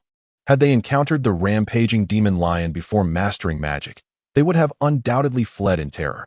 Even Lien Yuze, at the Dragon Blood Realm, would have been left with no choice but to escape. Yet at this moment, they were eager to charge forth and engage in a fierce battle with the rampaging demon lion. Let us forego magical attacks for now. I wish to assess your prowess within the Dragon Blood Realm, Su Han remarked with a grin. All right. Lien Yuze laughed heartily and rushed towards the rampaging demon lion. As he unleashed his dragon energy, his speed surged, closing the gap of several dozen meters between him and the rampaging demon lion in the blink of an eye. Such swiftness. Is this the heavenly dragon 9 steps that young Master Han has imparted to us? Lien Yuze had only just begun to practice the first step and had not fully mastered it yet he moved with such astonishing speed. At this rate, he could likely rival those in the later stages of the Dragon Blood Realm. The younger members of the Shao family, witnessing Lien Yuze's remarkable speed, could not help but voice their astonishment. They too had trained in the heavenly dragon 9 steps, yet had never unleashed it with full force. To these individuals, Su Han had not only taught them magic, but had also imparted various secret techniques. These techniques far surpassed the dragon techniques of the dragon martial continent. In Su Han's words, the secret techniques were not inherently superior. Rather, the dragon techniques of the dragon martial continent were merely weak. For instance, the heavenly dragon 9 steps, while numerous in Su Han's memory, could be deemed rather feeble. Yet Lien Yuze, in the early stages of the Dragon Blood Realm, displayed a speed that could rival those in the later stages. Boom. At that moment, Lien Yuze collided with the rampaging demon lion. The rampaging demon lion possessed no extraordinary means of attack. Its sole method of offense was to strike at Lien Yuze with its immensely powerful and sharp limbs. Dust swirled as Lien Yuze was propelled backward, yet the ferocious demon lion remained undeterred, charging relentlessly after him, a testament to its immense power. Ha ha ha, come again. Lien Yuze laughed heartily and scathed, and struck at the rampaging beast once more. This time, a colossal fist of energy coalesced around his hand, extending several feet in size, and it surged forward with tremendous force towards the ferocious demon lion. Behold the might of my demon suppression fist. With a resounding crash, the two forces collided again. This time, Lien Yuze stood firm, while the massive form of the demon lion was abruptly sent reeling backward, crashing to the ground with a thunderous thud. So powerful. Witnessing this spectacle, everyone gasped in astonishment. This demon suppression fist was also a technique imparted to them by Su Han. Previously, Lien Yuze had been flung away by the ferocious lion, yet after invoking the demon suppression fist, he managed to send the beast flying instead. One must remember that the ferocious demon lion was among the most formidable second-tier beasts. Renowned for its sheer strength, it was astonishing that Lien Yuze, merely at the Dragon Blood Realm, could repel such a creature. How formidable must the demon suppression fist be? If Lien Yuze had not claimed this ferocious demon lion, I would be eager to test my current capabilities. A chuckle escaped. There will be ample opportunity ahead. The secret arts imparted by young Master Han are truly remarkable. The younger members of the Shao family cast another bewildered glance at Su Han, struggling to comprehend him. To the average observer, Su-Han was merely a practitioner of the Dragon Vein realm. Even if he possessed extraordinary talent, he remained just a gifted individual in that realm. Techniques like the Demon Suppression Fist and the Heavenly Dragon 9 Steps were foreign to them, yet Su-Han wielded them effortlessly. No wonder he was able to slay an initial stage Dragon Blood Realm warrior. Now, with the acquisition of these two techniques, even they felt a surge of confidence in confronting a Dragon Blood Realm expert. A furious roar suddenly erupted from the mouth of the demon lion. Its eyes turned blood red, its fur bristled, and its already colossal 3-meter frame swelled to an imposing 4 meters. Had it entered a state of rage? Lien Yuza displayed no fear. Instead, he smiled slightly. After all this time, it is time to conclude this battle. I did not come here to play. With that declaration, Lien Yuza drew his sword once more. As he was only in the initial stages of the Dragon Blood Realm, even with the Demon Suppression Fist and the Heavenly Dragon 9 Steps at his disposal, he could not hope to vanquish the ferocious lion in a short span. It would only deplete his dragon energy. In other words, he was not Su-Han. Boom, boom. The rampaging demon lion, now in a state of fury, charged forward. Shaking the ground with each powerful stride, its speed, strength, and attack potency multiplied several times over. Even a practitioner at the initial stage of the Dragon Spirit realm would find it exceedingly difficult to slay such a beast. Starry Sky Sword Technique. With a sudden flourish, Lien Yuza executed the sword technique imparted by Su-Han, striking downward. In a breathtaking spectacle, the golden light that had previously illuminated the void erupted into a vast expanse of starlight, transforming the space beneath the descending sword into what appeared to be a celestial realm. However, this starry sky was not black, but rather a brilliant white. The long sword's descent heralded a sudden upheaval of the starlit expanse, launching a furious assault upon the rampaging demonic lion. Die! Boom, boom, boom. As Lien Yuza's voice echoed, the ferocious beast that had been charging towards them abruptly recoiled. In its retreat, the massive creature emitted thunderous roars, accompanied by anguished cries, while torrents of blood streamed from its body, revealing numerous gruesome wounds that rapidly manifested. With a final explosive flash, the starlight dissipated completely, leaving the once mighty demonic lion lifeless upon the ground, devoid of any trace of vitality. Such power! The younger members of the Shao family stared, transfixed by the fallen beast. They had merely witnessed Lien Yuza's single strike, yet could hardly comprehend how the demonic lion had met its demise. The sight of the hundreds of wounds upon its body elicited a collective gasp from them. How could a single sword strike inflict such a multitude of injuries? If such force were to be unleashed upon a human, would there be anything left? What transpired was not merely one strike, but rather the effect of hundreds of strikes. Brother Su-Han, am I not formidable? Lien Yuza inquired, casting a glance at Su-Han, as if seeking validation. His complexion was somewhat pale, clearly indicating that the application of the Celestial Star Sword had drained a considerable amount of his dragon energy. Given his current reserves, he could manage to unleash only 3 such strikes. Impressive indeed. Su-Han nodded in approval, for praise cost him nothing. However, do refrain from calling me Brother Su-Han in the future. It feels rather uncomfortable. How can that be? You are my brother, my Su-Han. Lien Yuza replied with conviction. I am but your junior, and should anyone dare to bully you, they shall face my wrath. Does young Master Han still require your assistance? One of the younger members of the Shao family teased. With a few secret techniques under your belt, have you forgotten your own name? Perhaps you should become my junior instead. The younger ones jested, for while Lien Yuza currently surpassed them in cultivation, they possessed a greater number of dragon veins, promising a future where, based solely on their strength within the dragon martial continent, they would undoubtedly surpass him. Their camaraderie had grown, and with Lien Yuza shedding his previous arrogance, they felt no fear of him, often exchanging playful banter. Enough, you lot know nothing. Lien Yuza rolled his eyes as he extracted the demon crystal from the fallen beast. Given my esteemed status as Su-Han's brother, how could I allow just anyone to take action? All right. Su-Han shook his head in resignation, urging, let us proceed swiftly. We did not come here to squander time. Subsequently, the group delved deeper into the unknown. This experience was entirely distinct from their previous journey with the Su family's guard.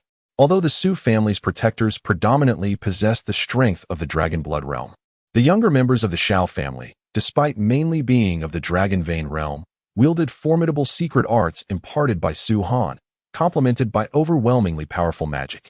The disparity in their strength compared to the Su family's guards was akin to heaven and earth. Even Hu Feng and Pang Qing could not help but sigh inwardly. Had they encountered the rampaging demon lion last time, it would likely have cost them dozens of lives to escape. Could a single individual truly sway the tide of battle?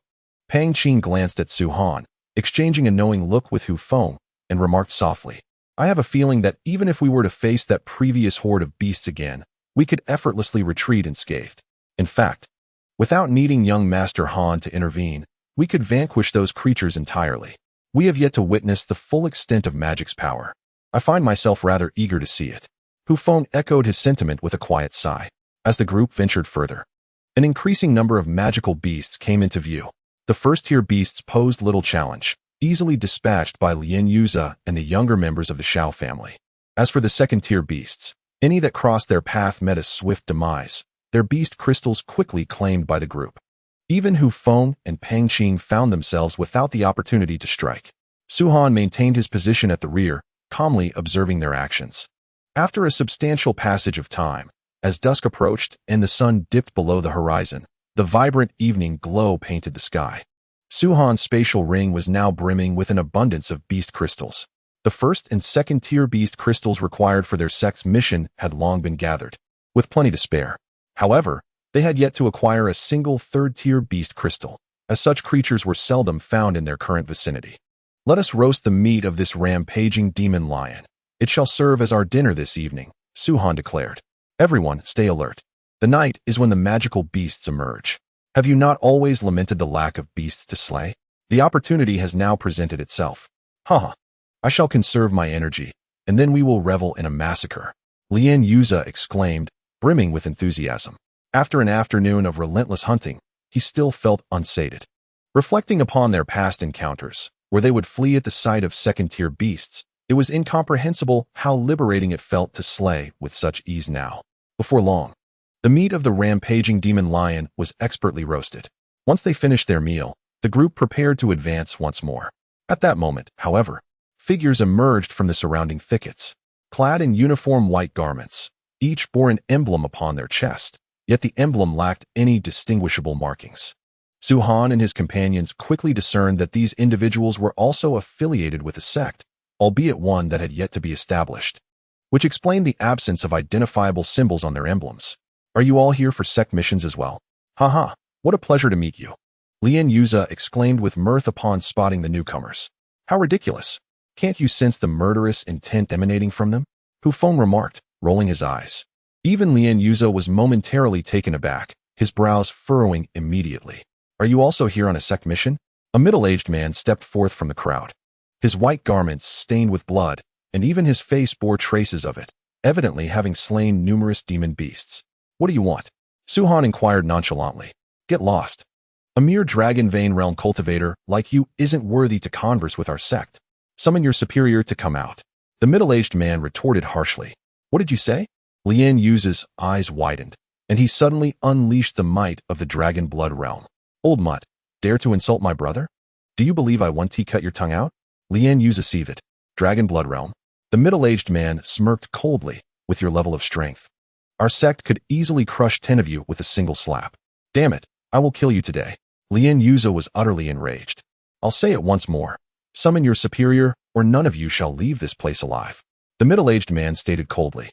Su Han frowned slightly and stepped forward, saying, I am the one in charge. Speak. You? The middle-aged man clearly doubted him, yet upon observing Lien Yuza, Pang Qing, Hu Feng, and the others all looking to Su Han for direction, he couldn't help but furrow his brow. Aren't you here for a sect mission? He asked. Indeed, Su Han nodded. The middle-aged man's confusion deepened.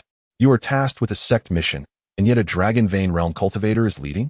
Furthermore, upon a more careful appraisal, he realized that aside from Lien Yuza, Pang Qing, Hu Feng, and Su Yunming, as well as Zhang Hai, everyone else was also at the dragon vein realm. A group of dragon vein cultivators had ventured deep into the territory of second-tier demon beasts. Was it sheer luck, or were they concealing their true abilities? You also received the sect establishment order from the Cold Cloud sect? The middle-aged man queried once more. Yes, Su Han replied impatiently.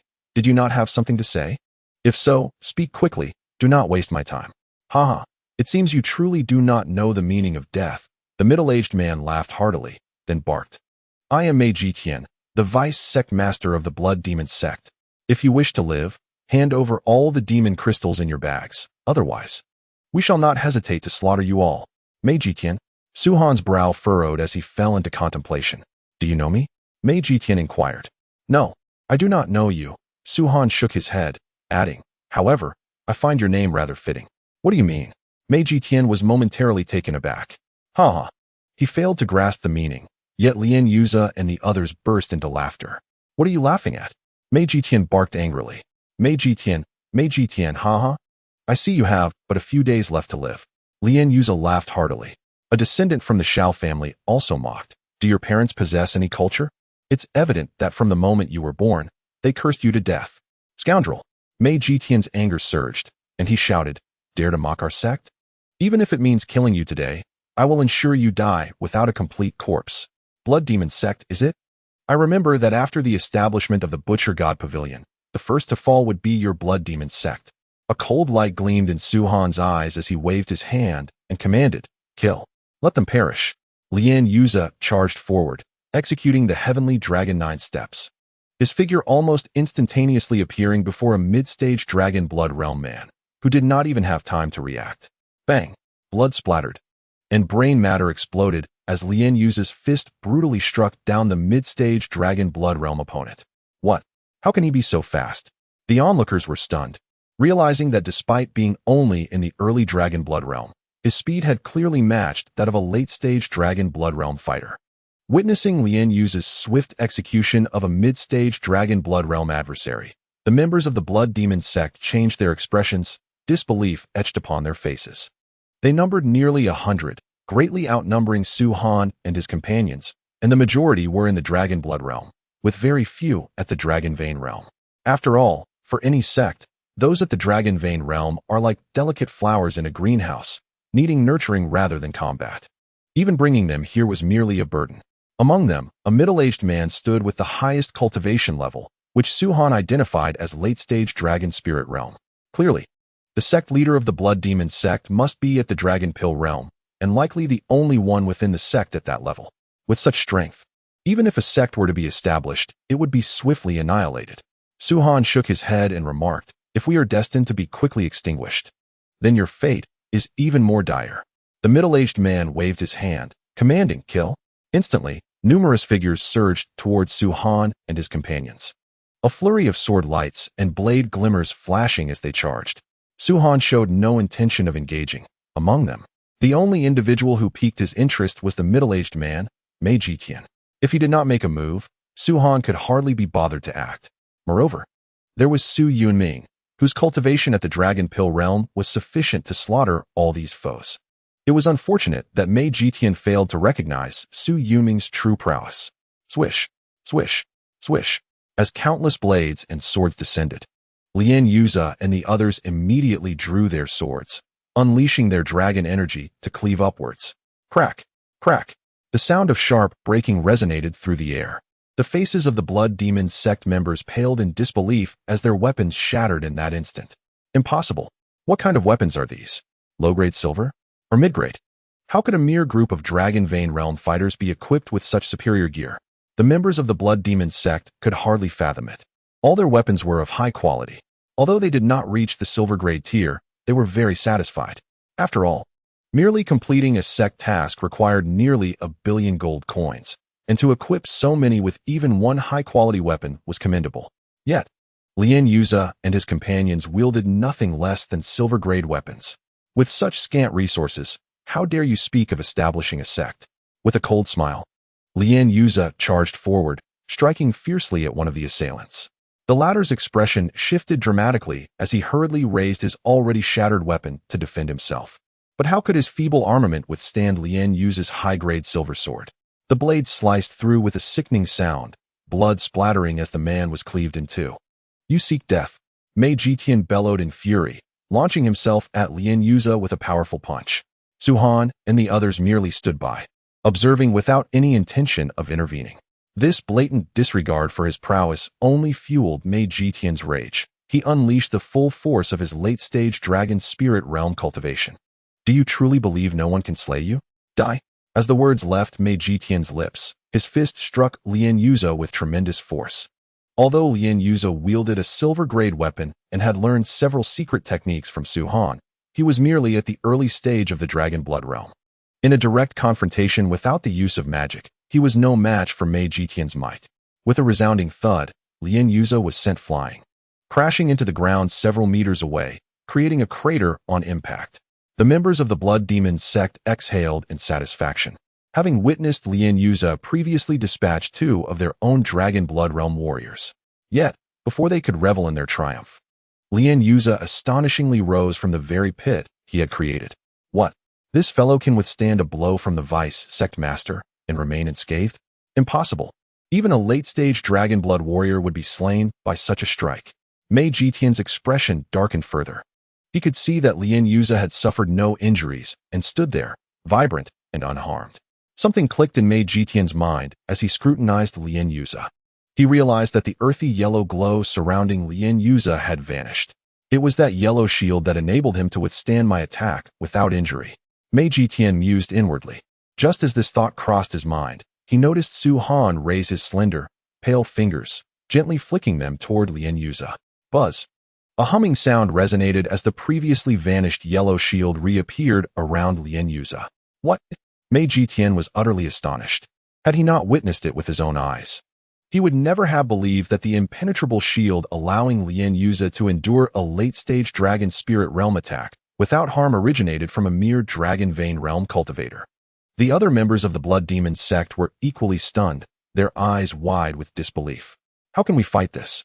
With such a protective shield enveloping Lien Yuza and his companions, even Mei Jitian's full-force strike failed to inflict any damage on Lien Yuza, let alone them. Moreover, the moment this shield dissipated, Su Han would bestow it upon them once more. It was clear they could not hope to kill even a single Lien Yuza. Retreat. Mei Jitian, not being foolish, swiftly withdrew while shouting orders. Others also let out cold snorts, seemingly filled with reluctance. Yet knowing they could not eliminate Su Han and the others, they harbored murderous intent and attempted to depart. Did I permit your departure? At that moment, a calm voice, laced with an astonishing chill, suddenly echoed in their ears. Mei Jitian abruptly turned, scoffing. Do you think you can keep us here? If it weren't for that earth-colored barrier, you would have been slaughtered by our sect long ago. Is that so? Su Han replied, shaking his head nonchalantly. Aside from Mei Jitian, I have entrusted the others to you. Understood. Lien Yuja promptly nodded, then waved his hand, prompting the younger members of the Shao family to charge forward. Ha! Mei Jitian laughed heartily, a mere early-stage Dragon Blood Realm individual leading a group of Dragon Vein Realm practitioners, attempting to confront us? This is undoubtedly the most ludicrous joke our sect has ever encountered. Even if our sect refrains from intervening, you cannot defeat them. Then kindly keep your foul mouth shut. As Lien Yuja's words fell, the younger members of the Shao family surged to the front, chanting incantations. Boom. The ground began to tremble violently as astonishing fissures emerged, and the underbrush was uprooted, revealing immense pits before the astonished gazes of Mei Jitian and the others. What are you trying to do? Mei Jitian asked in shock. Boom. As his words echoed, the ground before them completely fractured, massive boulders coalescing before Mei Jitian, ultimately forming 2 colossal figures. Indeed, the rock giants. Go. One of the younger Shao family members commanded, evidently the summoner of these giants. As they charged forward, shaking the very earth beneath them, Mei Jitian's expression changed drastically, and he hastily shouted, Everyone, retreat. He could distinctly sense the pressure emanating from the rock giants, far surpassing that of the Dragon Vein realm. And even the Dragon Blood realm could not compare. The members of the Blood Demon sect had already paled, retreating without needing Mei Jitian's command. Stay? Just then, another Shao family junior spoke. As he finished his words, he had already completed his incantation, raising his hand skyward. Wow! In an instant, a colossal beam of light surged from the ground, enveloping everyone within a radius of several hundred meters, including Su Han and even those from the Blood Demon sect attempting to flee. Break for me. The members of the Blood Demon sect attacked the luminous barrier with fervor, causing it to tremble violently. Nonetheless, despite being merely a first-tier magic apprentice, this Shao family junior's barrier, though shaking, did not shatter. Not bad. Su Han regarded the Shao family junior with satisfaction. Upon hearing this, The junior's expression brightened. It was rare for anyone to receive praise from Su Han since their initiation into magic. What is this thing? Mei Jitian was utterly astonished. Turning to glare fiercely at the two descendants of the Shao family, his teeth clenched in frustration. Until today, he had never anticipated that mere Dragon Vein realm practitioners could exhibit such astonishing prowess. I call this the Mountain Rock Giant. One of the Shao family members grinned. The other added, I call this the Demon Ceiling Canopy. The Demon Ceiling Canopy, of course, referred to the enormous yellow barrier enveloping a radius of several hundred meters. Boom. At this moment, the Blood Demon sect's members found themselves trapped by the Demon Ceiling Canopy, unable to escape. The two Mountain Rock Giants had also approached, their massive fists crashing down towards them. The expressions of the Blood Demon sect members shifted dramatically as they instinctively attempted to evade. But their speed could not possibly rival that of the Mountain Rock Giants. The ferocity of the Mountain Rock Giants had once caused Li Qing, at the peak of the Dragon Blood realm, to flee in terror, and they had even withstood attacks from Ping Yuzi of the Dragon Spirit realm. With their mere Dragon Blood realm strength, evasion was futile. Bang! The colossal fist struck down, creating a deep pit in the ground. Some distant Blood Demon sect members managed to avoid the blow, but 4 or 5 were not so fortunate, being reduced to mere pulp by the Mountain Rock Giant strike. Damn it! Mei Jitian's eyes reddened with fury, for he knew that those he had brought were the elite of the future Blood Demon sect. All of you, get out of the way. Mei Jitian surged toward the Mountain Rock Giant, his palms moving with intent as he prepared to deliver a powerful blow. With his strength at the peak of the Dragon Spirit realm, he could indeed slay the Mountain Rock Giant, but just as he was about to strike, several thick vines suddenly emerged from beneath him, ensnaring his legs and yanking him downward with immense force. Mei Jitian's previously swift form was abruptly pulled down, rendering him unable to strike the Mountain Rock Giant. What on earth are these? He was on the verge of grinding his teeth in rage, having clearly witnessed that these vines were conjured by another descendant of the Shao family. Although they could not kill him, they effectively hindered his progress, forcing him to watch as the Mountain Rock Giant slaughtered members of the Blood Demon sect. As time passed, 5 minutes elapsed, and nearly half of the Blood Demon sect had perished at the hands of the Mountain Rock Giant. Meanwhile, Mei Jitian was too preoccupied to mount an effective counterattack. Had he not witnessed this scene with his own eyes, he would never have believed that merely 3 practitioners of the Dragon Vein realm could render them utterly powerless. Let us wrap this up. Su Han gestured dismissively. We must not damage their backpacks. After all, they are here for sect tasks, and they should have plenty of demon crystals within. All right, Lien Yuza exclaimed with palpable excitement, having been unable to contain himself any longer. Rise. Lien Yuza raised his hands and waved them forward, causing a mass of dark energy to coalesce and spread towards the corpses of the deceased members of the Blood Demon sect. Under the shroud of this dark energy, a shocking phenomenon occurred. All the corpses, except for those completely reduced to mush, inexplicably rose to their feet. Impossible. Mei Jitian's complexion underwent a profound transformation. He could scarcely fathom how those who had perished could possibly be resurrected. Kill. Lien Yuza uttered softly. Kill. Instantly, the corpses echoed the command with resounding shouts. Their shadowy forms enveloped in dark energy, surging towards the remaining members of the Blood Demon sect. Flee. Escape. Mei Jitian barked urgently. Think you can escape? Do you not believe it is too late? Lien Yuza sneered, his hand gesturing as the corpses followed his lead, charging towards the survivors of the Blood Demon sect. Although Lien Yuza was merely a first-tier magic apprentice, his mastery of necromancy was still formidable. The corpses lacked their full strength from life, achieving only about 40% of their former capabilities. The powerful necromancers that Su Han had encountered in the past could not only restore the corpses to their full strength, but could also enhance them, allowing them to unleash 200, 300, or even greater prowess. One necromancer, in particular, remained etched in Su Han's memory. His control over the dead was so exquisite that a single individual could sway the tide of a war. Furthermore, he had opened the realm of the undead and summoned ancient divine corpses capable of cataclysmic destruction. The corpses, under the necromancer's dominion, were fearlessly relentless, utterly unconcerned with injury. Unlike living beings who dread being vanquished, at this moment on the battlefield, the Blood Demon sect members found themselves cornered, with no avenue for escape. The sight of 2 towering stone giants had already instilled terror. Now, with a multitude of corpses emerging, Their plight was further exacerbated as the number of the dead continued to swell. This was the formidable nature of necromancers, feeding on war to sustain war. Regardless of whose corpses they were, necromancers wielded the power to control them, albeit at the cost of depleting magical elements as the numbers increased. In the blink of an eye, half an hour had elapsed, and all members of the Blood Demon sect, save for Mei Jitian, lay dead. Mei Jitian's expression transcended mere shock. He shattered the vines ensnaring him, only to find new tendrils sprouting forth, making any attempt at escape exceedingly arduous. The two stone giants and the corpses of the Blood Demon sect had now turned their focus upon Mei Jitian. Thus, the pressure upon him escalated rapidly. Nevertheless, as a powerful figure in the late dragon spirit realm, he found it impossible to be vanquished solely by these two stone giants and the corpses. At least for the moment.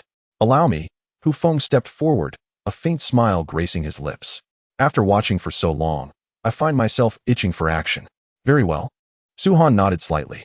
Hu Feng had also ascended beyond the dragon spirit realm, though merely in its early stages, with the secret techniques bestowed upon him by Su Han. Eliminating Mei Jitian in the late dragon spirit realm should pose no insurmountable challenge. With a swift motion, Hu Feng drew his sword, raising it above his head and suddenly sweeping it towards the distant Mei Jitian. Stellar sword of the extreme. In an instant, a cascade of stars illuminated the sky, conjuring an enchanting realm that left onlookers entranced. Amidst such breathtaking scenery lies a treacherous undercurrent of peril. With a swift stroke of his sword, Hu Feng enveloped Mei Jitian in a constellation of stars that descended upon him with alarming speed. You, at the initial stage of the dragon spirit realm, dare to threaten our sect? Begone, Mei Jitian uttered, albeit with a hint of disarray, yet his confidence remained unshaken. As he spoke, he brandished his long sword, attempting to deflect Hu Feng's sword aura. However, in that very moment, Mei Jitian's expression shifted dramatically, for he realized that the true menace of Hu Feng's strike lay not in the sword aura, but in the myriad stars raining down upon him. Boom, boom, boom. The stars fell, accompanied by resounding blasts. Mei Jitian unleashed his dragon energy, exerting all his strength to withstand the onslaught of stars. Yet, there were simply too many. The adage "the longer the defense, the greater the loss" rang true. After fending off numerous assaults, at last, a single star struck him. With a spurt of blood, Mei Jitian was sent hurtling backward. The impact of that star seemed to breach the defenses he had so diligently maintained, and soon after, countless stars bombarded him relentlessly. Standing tall, Hu Feng sheathed his sword and remarked with a faint smile, "It is resolved." Indeed, as the starlight faded, Mei Jitian's body lay riddled with wounds. His eyes were wide open, yet devoid of life, as if he had passed without closure. In truth, he could scarcely comprehend how Hu Feng's singular sword strike had summoned such a deluge of stellar attacks. He was equally baffled by how a mere squad of fewer than 20, predominantly of the Dragon Vein realm, could annihilate his 100-member team, which he led at the late stage of the Dragon Spirit realm. "Captain Hu Feng, you have been rather inconsiderate. If you had granted us a bit more time, we could have worn him down," remarked Xiao Ting, a descendant of the Xiao family, whose Dragon Vein count was a mere 5, and who had previously been eliminated from the selection of the Hanyan sect. He had been left unsatisfied, having barely engaged in the fight before Hu Feng dispatched Mei Jitian with a single blow. "Indeed, Captain Hu Feng, we have not yet finished our bout," chimed in Lin Changyu, also of the Xiao lineage, son of a guest elder, and the one who had just controlled the giant rock golem. The youth who had summoned the demon-sealing sky curtain was named Yudong. "If this continues, you may find your magical elements depleted," Hu Feng chuckled. "Even if we exhaust them, to vanquish a formidable opponent of the dragon spirit realm with our dragon vein strength would still be worthwhile," Yudong muttered. "Enough." Su Han interjected with a smile. "Let us assess the spoils of this battle.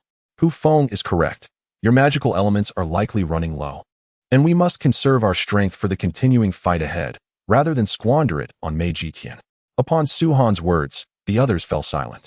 Some advanced to collect the backpacks from the Blood Demon sect members, though it was regrettable that one backpack, containing several demon crystals, had been shattered by the giant rock golem's fist. "Young master, it appears that Mei Jitian possesses a spatial ring." A voice of surprise emanated from Lien Yu's lips. Su Han nodded, reasoning that with the identity of deputy sect master of magician and the prowess of a late-stage dragon spirit realm expert, It would be unreasonable for him to lack a spatial ring. Ultimately, Lien Yuza conducted a count and exclaimed with excitement, "The spoils this time are truly immense." Comprising 238 first-tier demon crystals, 110 second-tier demon crystals, and a mere 16 third-tier demon crystals. "Such a quantity," exclaimed Yudong and the others, their eyes widening. With these demon crystals alone, they could fulfill the sect's mission requirements. It seemed that Magician and his companions had gathered enough demon crystals for their sect's task. Yet their insatiable greed led them to seek more, only to encounter us. If they had not acted, it would have been one thing. But they sought their own demise. Who could possibly stop them? They deserve it. The crowd chimed in. "This demon crystal is nothing of great consequence," Lien Yuza teased. Noticing the eager gazes fixed upon him, he burst into laughter. Aside from the demon crystals, Magician's spatial ring contained dozens of vials of elixirs and nearly 100 weapons. "What quality are they?" someone inquired. "Let me have a look." After inspecting, Lien Yuza awkwardly admitted, "Alas, they are merely low-grade elixirs. The best among them is only of high grade, failing to reach even silver tier. And those weapons are nothing but ordinary." Upon hearing this, disappointment washed over the crowd, as they had initially hoped for a significant windfall. "Do you think the people of the Blood Demon sect are as fortunate as you?" Hu Feng shook his head. "Even a low-grade silver weapon commands a price of 1,000,000 gold coins. Were it not for the young master, the weapons you currently possess would likely be of little better quality than those of the Blood Demon sect." Indeed, the group glanced at Su Han, their eyes filled with gratitude. "Is there nothing more?" Su Han inquired casually. "If not, then recover your strength and let us proceed." This journey was not solely for the acquisition of demon crystals. It was also a means to hone the combat abilities of these individuals. However, after this battle, Su Han felt quite satisfied. Moreover, there are 2 gold cards and 8 silver cards. Just as everyone thought there was nothing left, Lien Yuza's laughter resounded once again. "Why not reveal this sooner? You always love to keep us in suspense. Let us see the worth within." The crowd was eager, realizing that the minimum value of the gold cards was 1,000,000, indicating that the Blood Demon sect had indeed suffered a significant loss this time. The group shot Lien Yuza bemused glances, evidently unimpressed by his theatrics. Due to Magician's demise, Lien Yuza dripped blood onto the gold cards, thereby claiming them for himself, revealing the quantity of gold coins contained within. Gasp! Upon witnessing the amount displayed on the cards, Lien Yuza could not help but draw in a sharp breath. "How much? Speak quickly," Yudong and the others urged anxiously. After regaining his composure, Lien Yuza announced, "The total for the 8 silver cards is 566 million gold coins, while the 2 gold cards total an astounding 320 million. What?" At the revelation of this sum, Yudong, Xiaoting, and others widened their eyes in disbelief. From the moment they were born until now, they had never encountered such an abundance of gold coins. The entire Xiao family earned less than 1,000,000 a year, and even if they were given a century, their total income would barely reach 100 million gold coins. Yet, in this battle, disregarding the medicinal pills, weapons, and demon crystals, the gold alone amounted to nearly 330 million. It seems that Magician, the deputy sect master, holds a significant position within the Blood Demon sect. Even Su Han, known for his calm demeanor, could not help but smile upon hearing this figure. Even he would require a considerable amount of time to amass such wealth. "This must be the entirety of the Blood Demon sect's financial resources," Su Yunming remarked.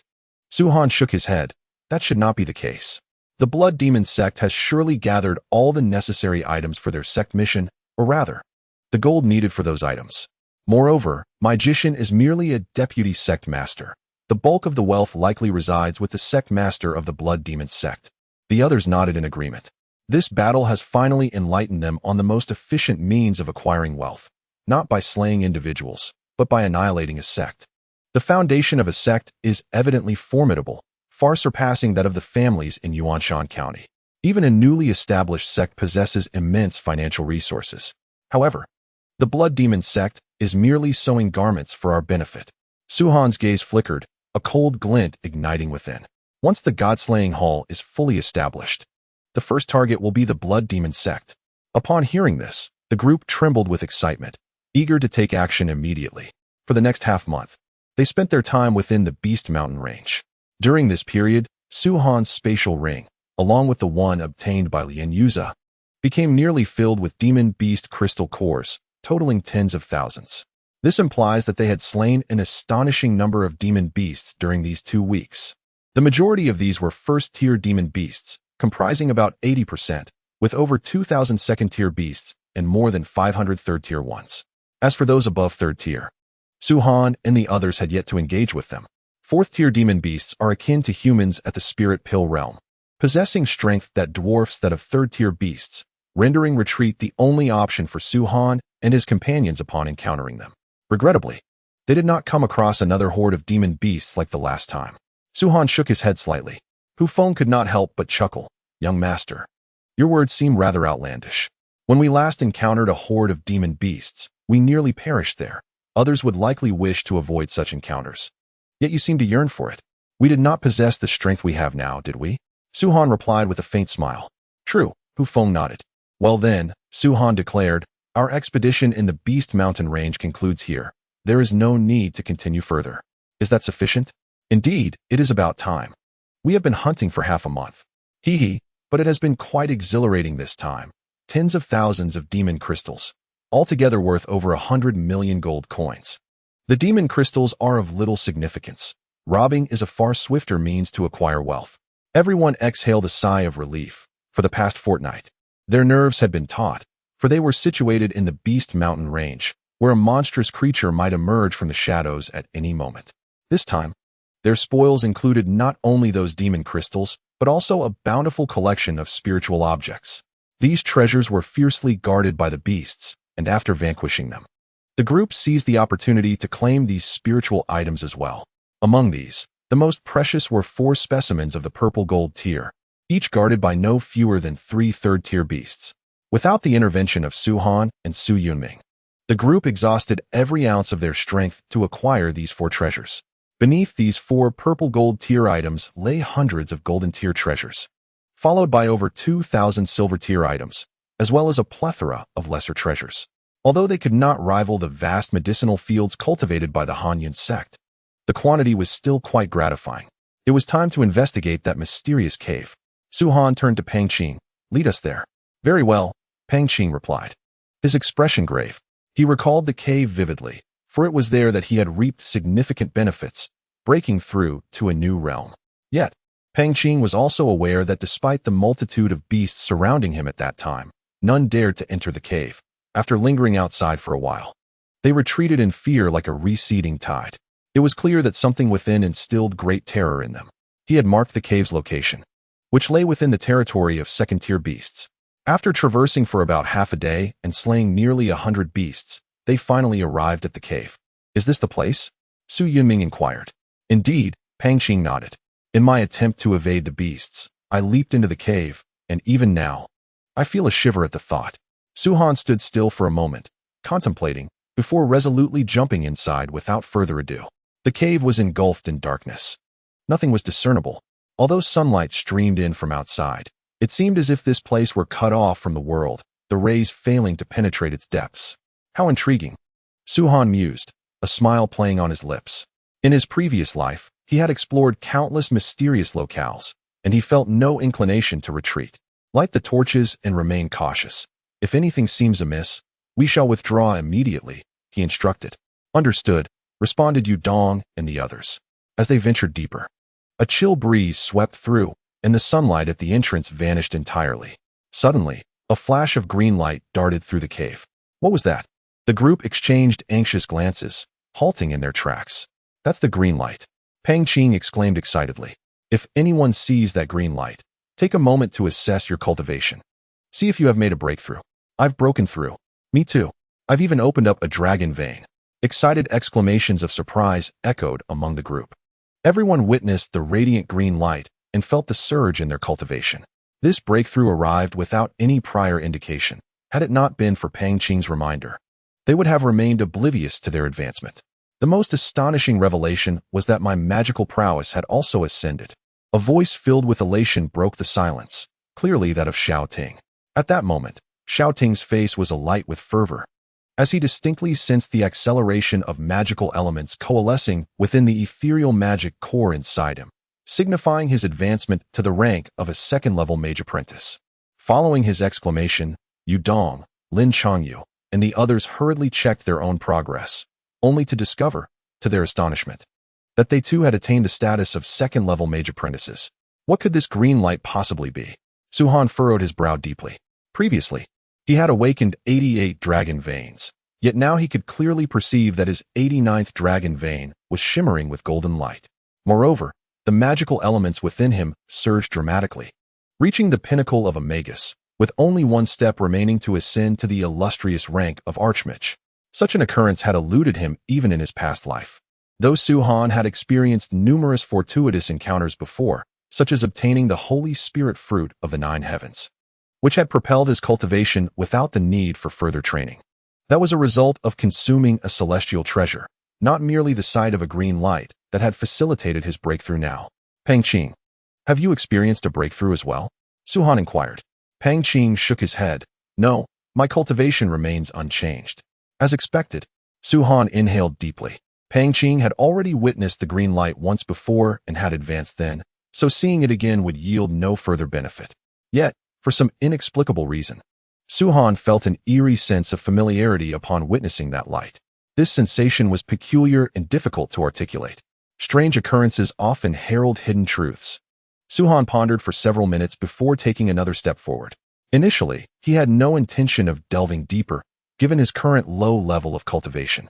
However, as the thought of retreating crossed his mind, he faintly heard a beckoning voice whispering in his ear. What is this place? Su Han's expression darkened. Why do I hear this call, and why do I feel an inexplicable familiarity with this place? Did any of you sense a calling? Su Han suddenly turned to ask. Peng Qing and the others were taken aback, shaking their heads in unison. No. Su Han's face fell, clearly indicating that the summons was directed solely at him, not at the others. You all should leave first, Su Han instructed. Young master, I'll be fine. Su Han interjected. This is no ordinary place.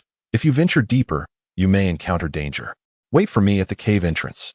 Honor, be careful, Su Yiming cautioned. After Su Han nodded, the others quickly retreated, leaving him alone in the dimness.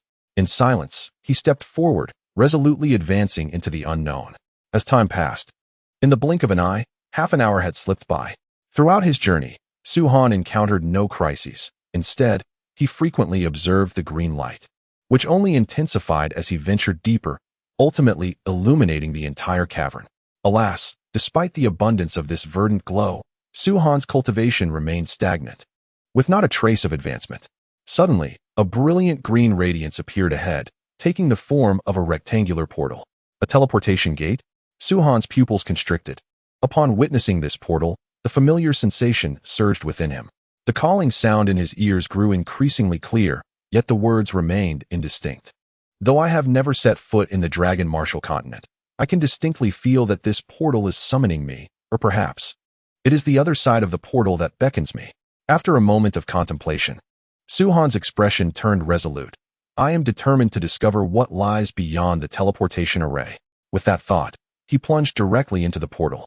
In that instant, the green light flared magnificently, and unseen by Su Han, it subtly formed 2 hands that enveloped him.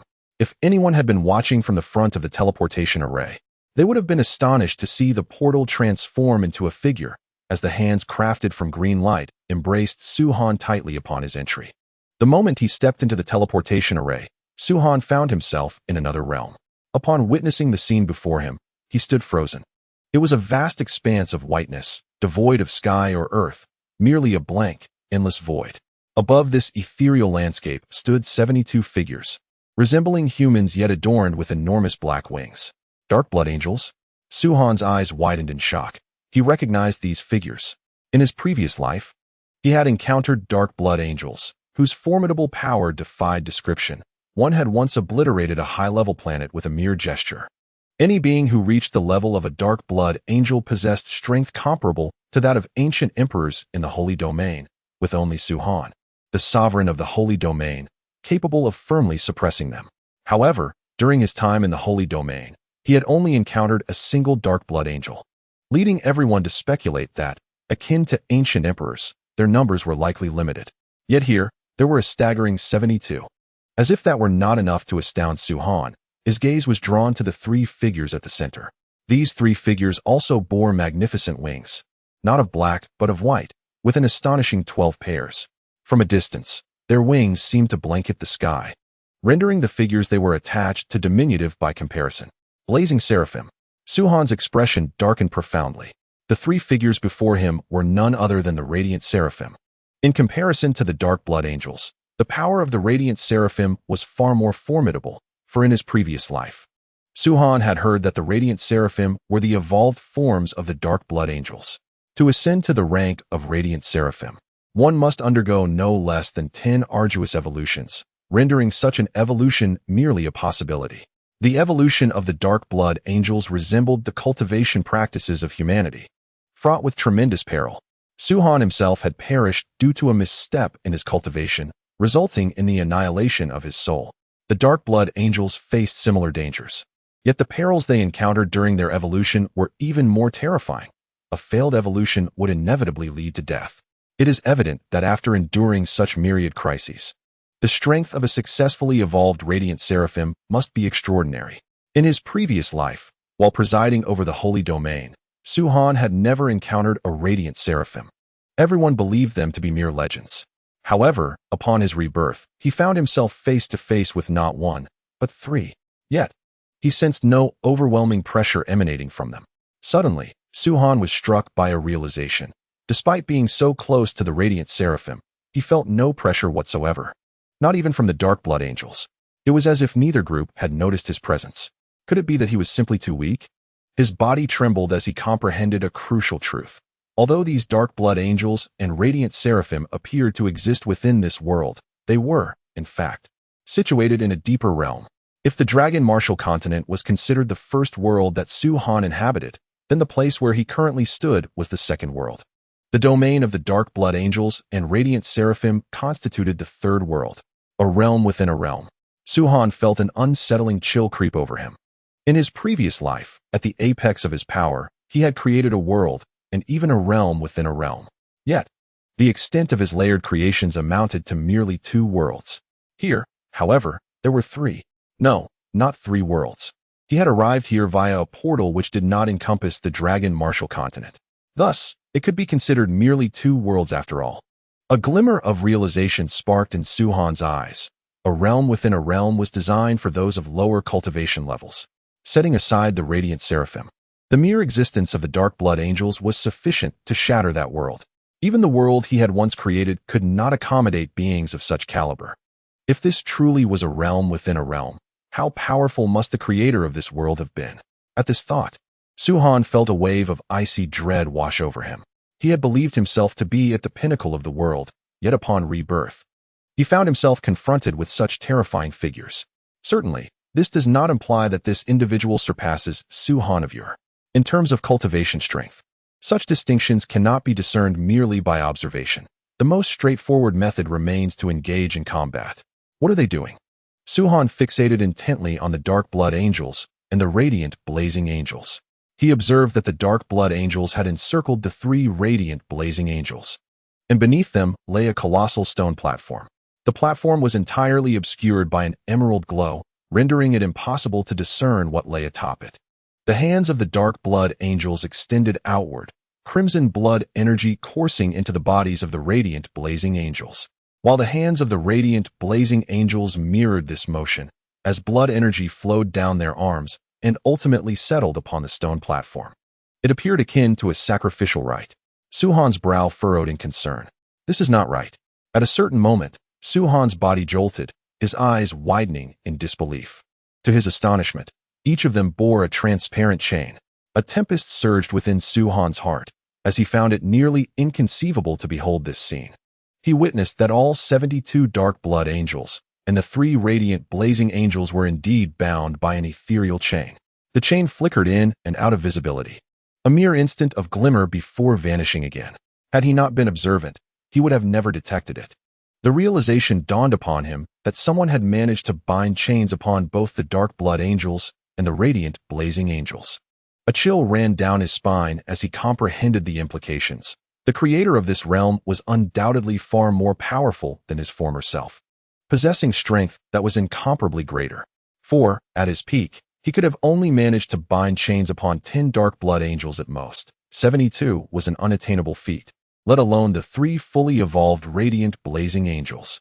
Just then, as Su Han grappled with his shock, the verdant light emanating from the stone platform suddenly flickered.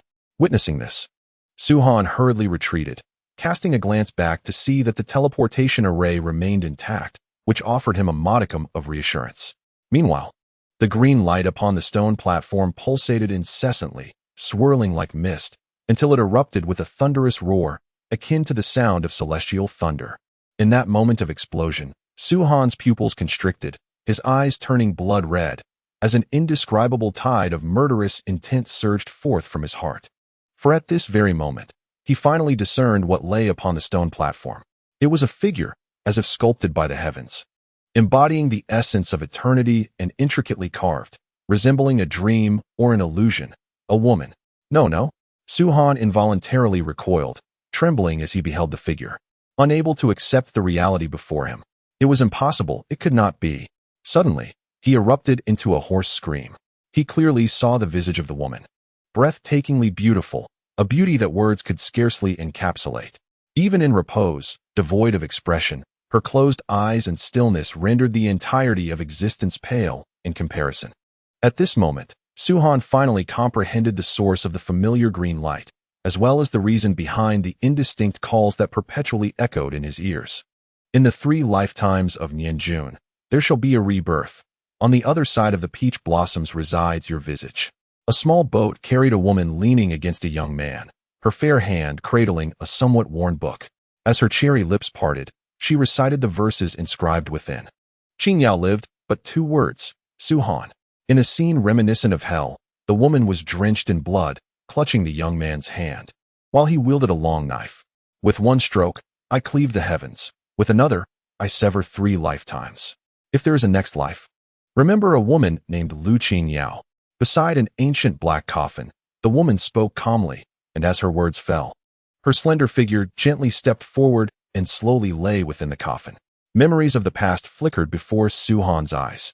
He could scarcely believe that the woman he had wronged throughout his life lay here, on that stone platform, being honored by others. Qing Yao, Qing Yao. Su Han's anguished scream pierced the air. As if responding to his cry, the 72 dark blood angels, who had been bowing in tribute as if lifeless, suddenly raised their heads to gaze at Su Han. Save me. A voice, ethereal and hoarse, emanated from the lips of these dark angels, reaching Su Han's ears. Not only them, but the 3 radiant seraphs also looked up, their eyes aflame with blood-red intensity. Their outstretched hands seemed to reach for Su Han, yet the chains binding them contorted their expressions in agony. Save me, echoed the same plea from the lips of the seraphs. Who is it? Su Han howled to the heavens. He yearned to dash forward, to reach that stone platform and grasp the woman's hand, but in that instant, his form felt as though it were frozen in time, unable to move. Boom. At that moment, the void erupted with a thunderous roar, and a tumultuous mass of black clouds surged forth. In the blink of an eye, these clouds coalesced into a vast vortex, from which an enormous hand emerged, dark as the abyss, seemingly forged from the very clouds themselves. In a moment of convergence, it descended upon Su Han. At that instant, a chill coursed through Su Han's body, his hair standing on end, and an overwhelming fury jolted him awake. Simultaneously, the once encircling green light around the stone platform transformed into a dragon, instantaneously coiling around Su Han, enveloping him in protection. Bang! At that moment, a series of astounding roars erupted from within Su Han, as a torrent of golden radiance burst forth. It was the dragon veins. Following the awakening of the 89th dragon vein, one after another emerged, 90, 92, 93, until 108 were unveiled. In the blink of an eye, Su Han reached his limit, 108 dragon veins fully activated. The magical energy within him surged rapidly, transcending from the pinnacle of a mage to a great mage, and then advancing through the ranks from 1st to 4th tier, before finally coming to a halt. Boom. At that moment, the colossal black palm descended with a thunderous crash upon the verdant glow encircling Su Han. The radiant light shattered instantly, causing him to spew forth a mouthful of blood, his complexion paling in an instant. Yet, as the green luminescence dissipated, the black hand also vanished from sight. However, The ominous clouds in the void showed no signs of relinquishing their pursuit, conjuring another black palm, even more formidable than the last. Witnessing this, a flicker of green light surged once more from the stone platform, albeit significantly diminished and utterly incapable of withstanding the impending assault of the black appendage. Just then, the 72 dark blood angels and 3 radiant seraphs emitted piercing cries of despair. Their previously burgeoning life essence abruptly intensified, transforming into towering columns of blood, as if the stone platform was desperately consuming their vitality. In an instant, the emergence of these blood columns shattered, coalescing into a tempestuous green light that once again enveloped Su-Han. However, this time, he distinctly perceived that the once exquisite forms upon the platform now appeared somewhat emaciated. After all, in his previous life, Su-Han had been the ancient emperor of the demon dragon, and he had a modicum of understanding of the scene unfolding before him. No, Su-Han howled, as the hand above him descended once more, yet it was again thwarted by the protective green light. Almost immediately, a third hand began to take shape amidst the swirling black clouds. Su-Han realized that he had regained his mobility. If he did not flee now, the green light upon the stone platform would continue to safeguard him, or rather, the captivating figure atop, it would continue to shield him.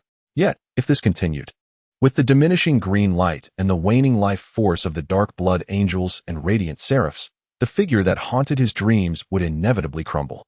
Qingyao, I will come to rescue you. Wait for me.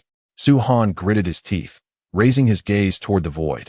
Whoever you are, I shall not let you escape. With his words hanging in the air, Su-Han turned and stepped into the teleportation array.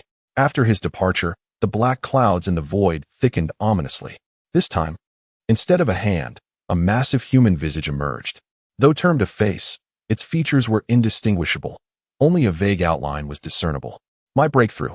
A tribute of 10,000 years. Should there be a next time, I shall surely slay him.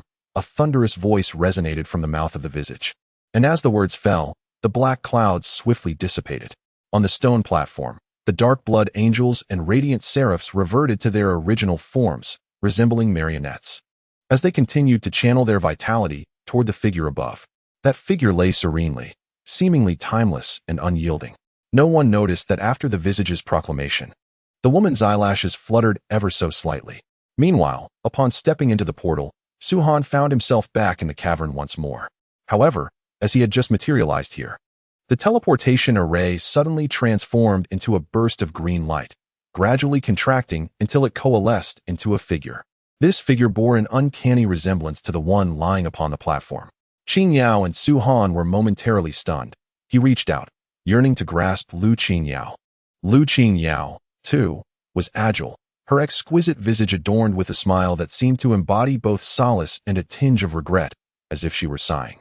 Their palms touched, yet Su-Han felt only a chilling sensation, devoid of the warmth he once knew. What has happened to you? Su-Han murmured. The figure merely gazed at him with serene composure, the green light enveloping it fading ever more until it vanished entirely. Su-Han stood there dazed. As the image of the woman dissipated, a profound sorrow swelling within him. In the recesses of his memory, it was eons ago when Lu Qingyao lay within the black coffin, departing from Su-Han in an eternal farewell. Yet, Su-Han had carried the coffin with him, safeguarding Lu Qinyao's remains with the unparalleled iced jade, preventing decay. However, during his cultivation, he fell into madness, his spirit extinguished. Now reborn, he found that none of the past remained with him. Su-Han could hardly fathom that Lu Qinyao's corpse had been taken away by someone else and placed upon that stone platform for veneration. After standing for a considerable time, Su-Han inhaled deeply and slowly exited the cavern. Outside, Pang Qing and the others awaited anxiously, particularly Su Yunming, as Su-Han was his son.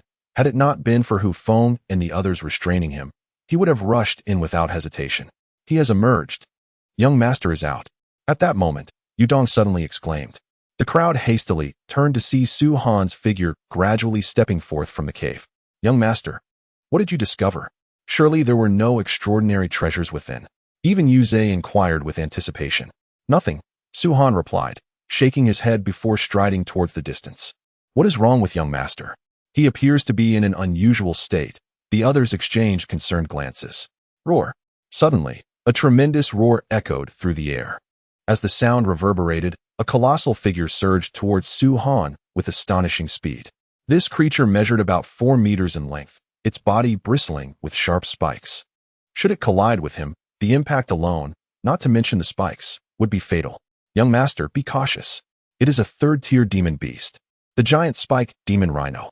Hu Feng and the others exclaimed in alarm. Su Yunming, his figure flickering, dashed towards Su Han, hoping to shield him from the impending attack. Yet, before he could reach him, Su Han abruptly lifted his gaze, an overwhelming killing intent emanating from him.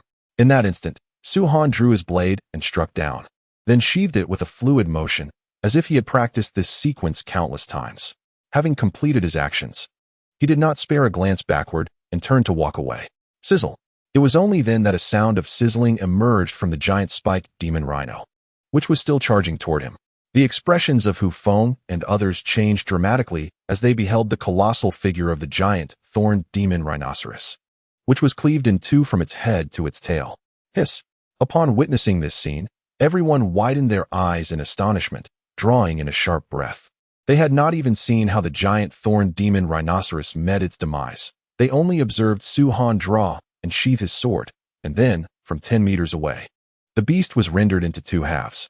Even at the moment of death, the giant thorned demon rhinoceros was still charging forward, evidently oblivious to Su Han's attack.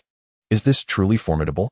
This creature is a third-tier demon beast, comparable to the dragon spirit realm of humanity.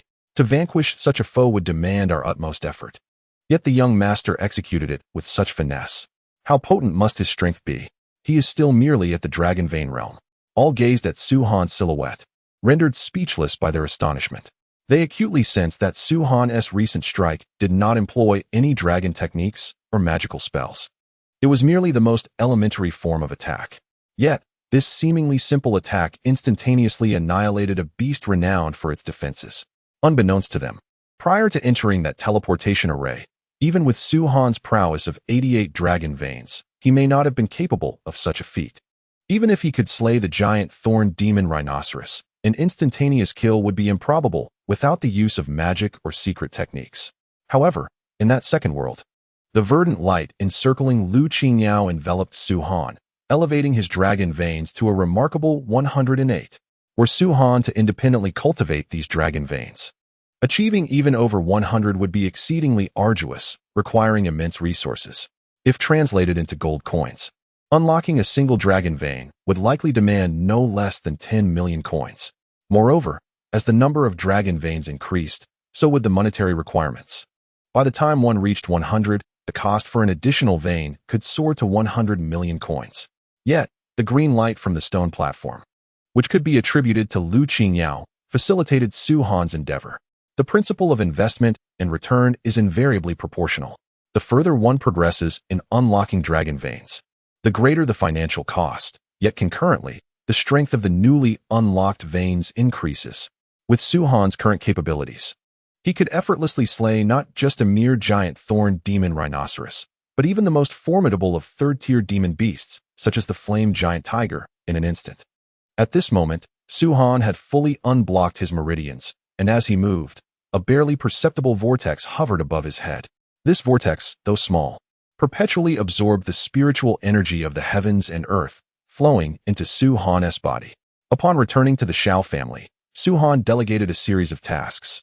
Lien Yuza and the younger members of the Shao family who accompanied him to the Demon Beast Mountain range had been confirmed as future disciples of the Godslayer Pavilion. Su Han left behind a substantial quantity of demon crystals and spiritual items, and then instructed Lien Yuza to procure a full 100 million gold coins to visit the Wanbao Pavilion for the materials needed for refining weapons and alchemy. In truth, after his expedition to the Demon Beast Mountain range, he had amassed a considerable collection of materials, such as demon crystals and various spiritual items.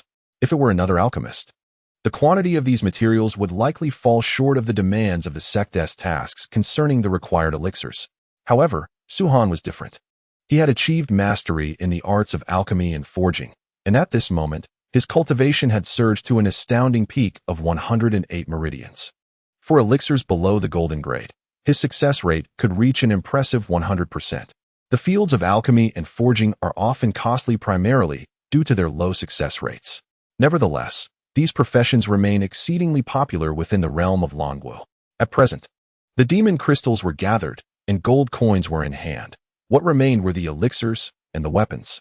Regarding Lu Qingyao, Su Han felt a mix of sorrow and exhilaration, for he had long believed Lu Qingyao to be deceased, having lain in that black coffin for a millennium. Yet this time, he sensed that Lu Qingyao was still alive, perhaps due to certain circumstances.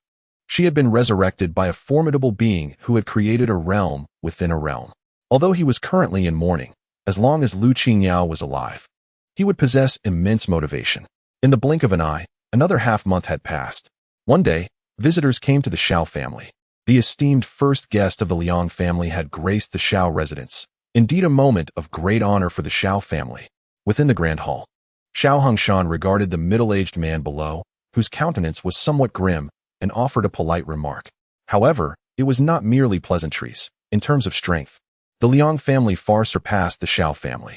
Were it not for Xiao Yuhui having become the direct disciple of the sect master of Hanyun sect, the Liang family would hardly regard the Xiao family with any significance. The visitor to the Xiao family was none other than Jinpu, the first guest of the Liang family, a powerful figure at the initial stage of the Dragon Dan realm.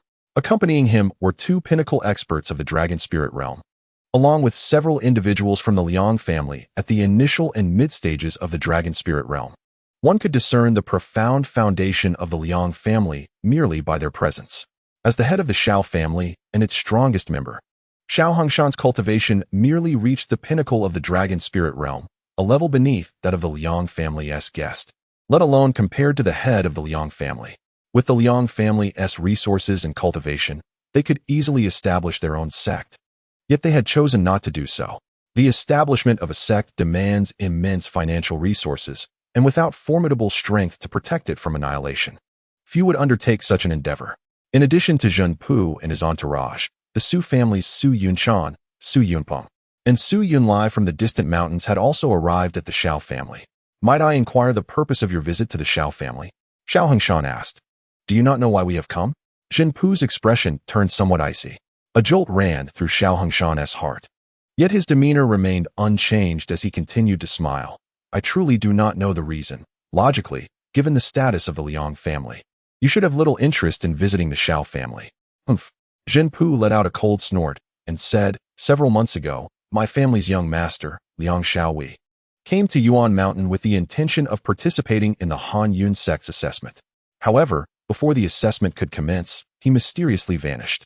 Our Liang family conducted an investigation and ultimately discovered that the last place he was seen was your Xiao family. How could this be? Xiao Hongshan's eyes widened in disbelief. Zhenpu, you cannot speak recklessly. It is true that Liang Xiaowei visited our Xiao family, accompanied by a descendant of the Su family, but they departed swiftly. I even invited them to dine, yet they declined. Is that so? Zhenpu cast a sharp glance at Xiao Hongshan, exuding an overwhelming pressure, seemingly intent on instilling some fear into him. The chasm between the Dragon Dan realm and the Dragon Spirit realm is vast, representing a significant qualitative change. Even though Xiao Hongshan stood at the pinnacle of the Dragon Spirit realm, Zhenpu could easily overpower him if he chose to act. What business did the young master have at the Xiao family? Zhenpu inquired further.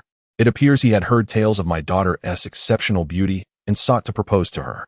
However, Yuran rejected him, and he left in a furious huff. Xiao Hongshan recounted. Then, as if recalling something, he added, before leaving, Liang Xiaowei threatened me, stating that if I did not marry my daughter to him, he would annihilate our Xiao family. Although our Xiao family lacks the resources of the Liang family, I must advise you to rein in your young master. And how our young master conducts himself is not for you to admonish, Zhenpu replied coldly. Xiao Hongshan shook his head, crossing his arms defiantly, adopting a demeanor that suggested he was unconcerned. In the past, he would not have dared to speak so boldly to a member of the Xiao family. Yet circumstances had changed. The Han Yun sect had ascended to an 8th-tier sect, with its leader breaking through to the Dragon God realm. His eldest daughter was a direct disciple of the sect leader, and his son-in-law was exceptionally gifted, almost a prodigy. Presently, the Liang family dared not act against the Xiao family, and one could only speculate how formidable his son-in-law would become as he matured. What brings you here? Xiao Hongshan's gaze suddenly shifted towards Su Yunshan and the others. While he maintained a degree of politeness towards those from the Liang family, He was far less cordial with Su Yunshan and his companions. Isn't it obvious? Su Yunshan muttered under his breath, irritated, before speaking up. I have come here with Zhen Pu to inquire about the disappearance of my son, which we learned culminated at the Xiao family. How dare you, Su Yunshan, question me? Xiao Hongshan glared, his annoyance palpable. Get lost. You think just because you can't find your son, you can come here to bother me? Should everyone who loses a child come to me for answers? Do you expect me to abandon all my other affairs just to help you find your son? You. Both Su Yunshan and Su Yunpeng felt their faces flush with indignation, yet they dared not voice their anger. Zhen Pu might speak to Xiao Hongshan in such a manner, but they could not afford to do the same. Though Su Yunlia's adopted son had also entered the Han Yun sect, granting them some support, it paled in comparison to the standing of Xiao Yuhui. Xiao Hongshan gazed at Su Yunqing, a derisive smile gracing his lips. Do you think that now you have assumed the role of the head of the Su family, I am obliged to speak to you with courtesy? Your status is still insufficient. Master Xiao, I have not requested any special politeness from you, but this is your residence. Your hospitality ought to be more gracious. Su Yunqing replied, his expression darkening. What would you have me do? Present you with a roasted pig and watch you eat while I drool? Xiao Hongshan scoffed, his disdain for the Su family palpable, extending even to Su Yunlai. He was aware of Su Han's predicament, not due to any shortcomings in talent, but because of the cowardice displayed by Su Yunqing and his ilk, who turned against their own kin. Had Xiao Hongshan been a member of the Su family, he would never have cast Su Han out for the sake of survival. This was the chasm between them. Moreover, Su Han still resided within the Xiao household, and Su Yunming sat nearby, witnessing Xiao Hongshan's treatment of Su Yunqing and others, a demonstration meant to show Su Yunming that he was avenging Su Han. Fourth brother. At that moment, Su Yunping suddenly fixed his gaze on Su Yunming. Regardless of the circumstances, Ming Xian and Ming Hui are still your nephews. They are currently missing. If you have any information about their whereabouts, could you share it with us? Su Yunming was taken aback. What did you just call me? Fourth brother, Su Yunpeng replied. Fourth brother? Ha ha. Su Yunming erupted into laughter, a bitter mirth tinged with rage. You still dare to call Ming Xian and Ming Hui my nephews? And what of Honor? Is he not your nephew as well? When the Chun and Lin families besieged the Xiao clan, how did you behave? Now that your sons have vanished, you come seeking my assistance? Have you lost your wits, or have my ears deceived me? If he could, Su Yunming would have liked to stride over and kick both Su Yunqing and Su Yunpeng. The anger he had previously suppressed now surged forth anew. Indeed, Su Han's situation was a misstep on his part, and the circumstances were evident. Had they not expelled him from the family, the entire Su clan would have faced repercussions. Su Yunming maintained a stoic demeanor. Nonsense. Su Yunming suddenly exclaimed. If your sons were ordered to kneel before others, what would you do? You cast Honor out, leaving him to fend for himself, and now you come here to beg me for news of your sons? Is your son a son, while mine is not? I understand your ire. We indeed acted excessively at the time. Our visit to the Xiao residence today is twofold. First, to seek news of Ming Xian and Ming Hui, and second, to invite you and Su Han back to the Su family. After all, the blood of the Su family flows through you both, does it not? Su Yunqing asserted. Go to hell. Su Yunming shouted, pointing furiously at Su Yunqing. What kind of wretched being are you? Do you think that Honor and I wish to return? Given the toxic atmosphere of the Su family, not even a grand procession could entice me back. Fourth brother, watch your words and remember your place. I am your elder brother. Su Yunqing's expression darkened. Elder brother? Ha ha. Su Yunqing, if I were you, I would have long since found a stone to end my misery. Su Yunming was engulfed by a chilling resentment. To have a brother like you, Su Yunming, it seems I must have been blind in my previous life. To have been born from the same womb as you. Just then, as Su Yunshun was about to utter more, Su Yunlai interjected. Since Yunming and Su Han are unwilling to return to the Su family, there is no need for you to insist. Hearing this, Su Yunshin clenched his teeth, but ultimately fell silent.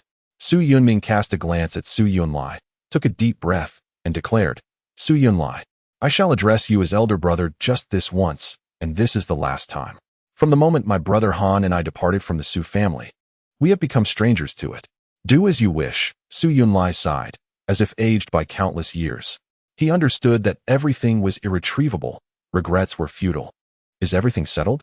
If so, please leave quickly, Xiao Hengshan added. What on earth has my in-laws done to provoke such a fire?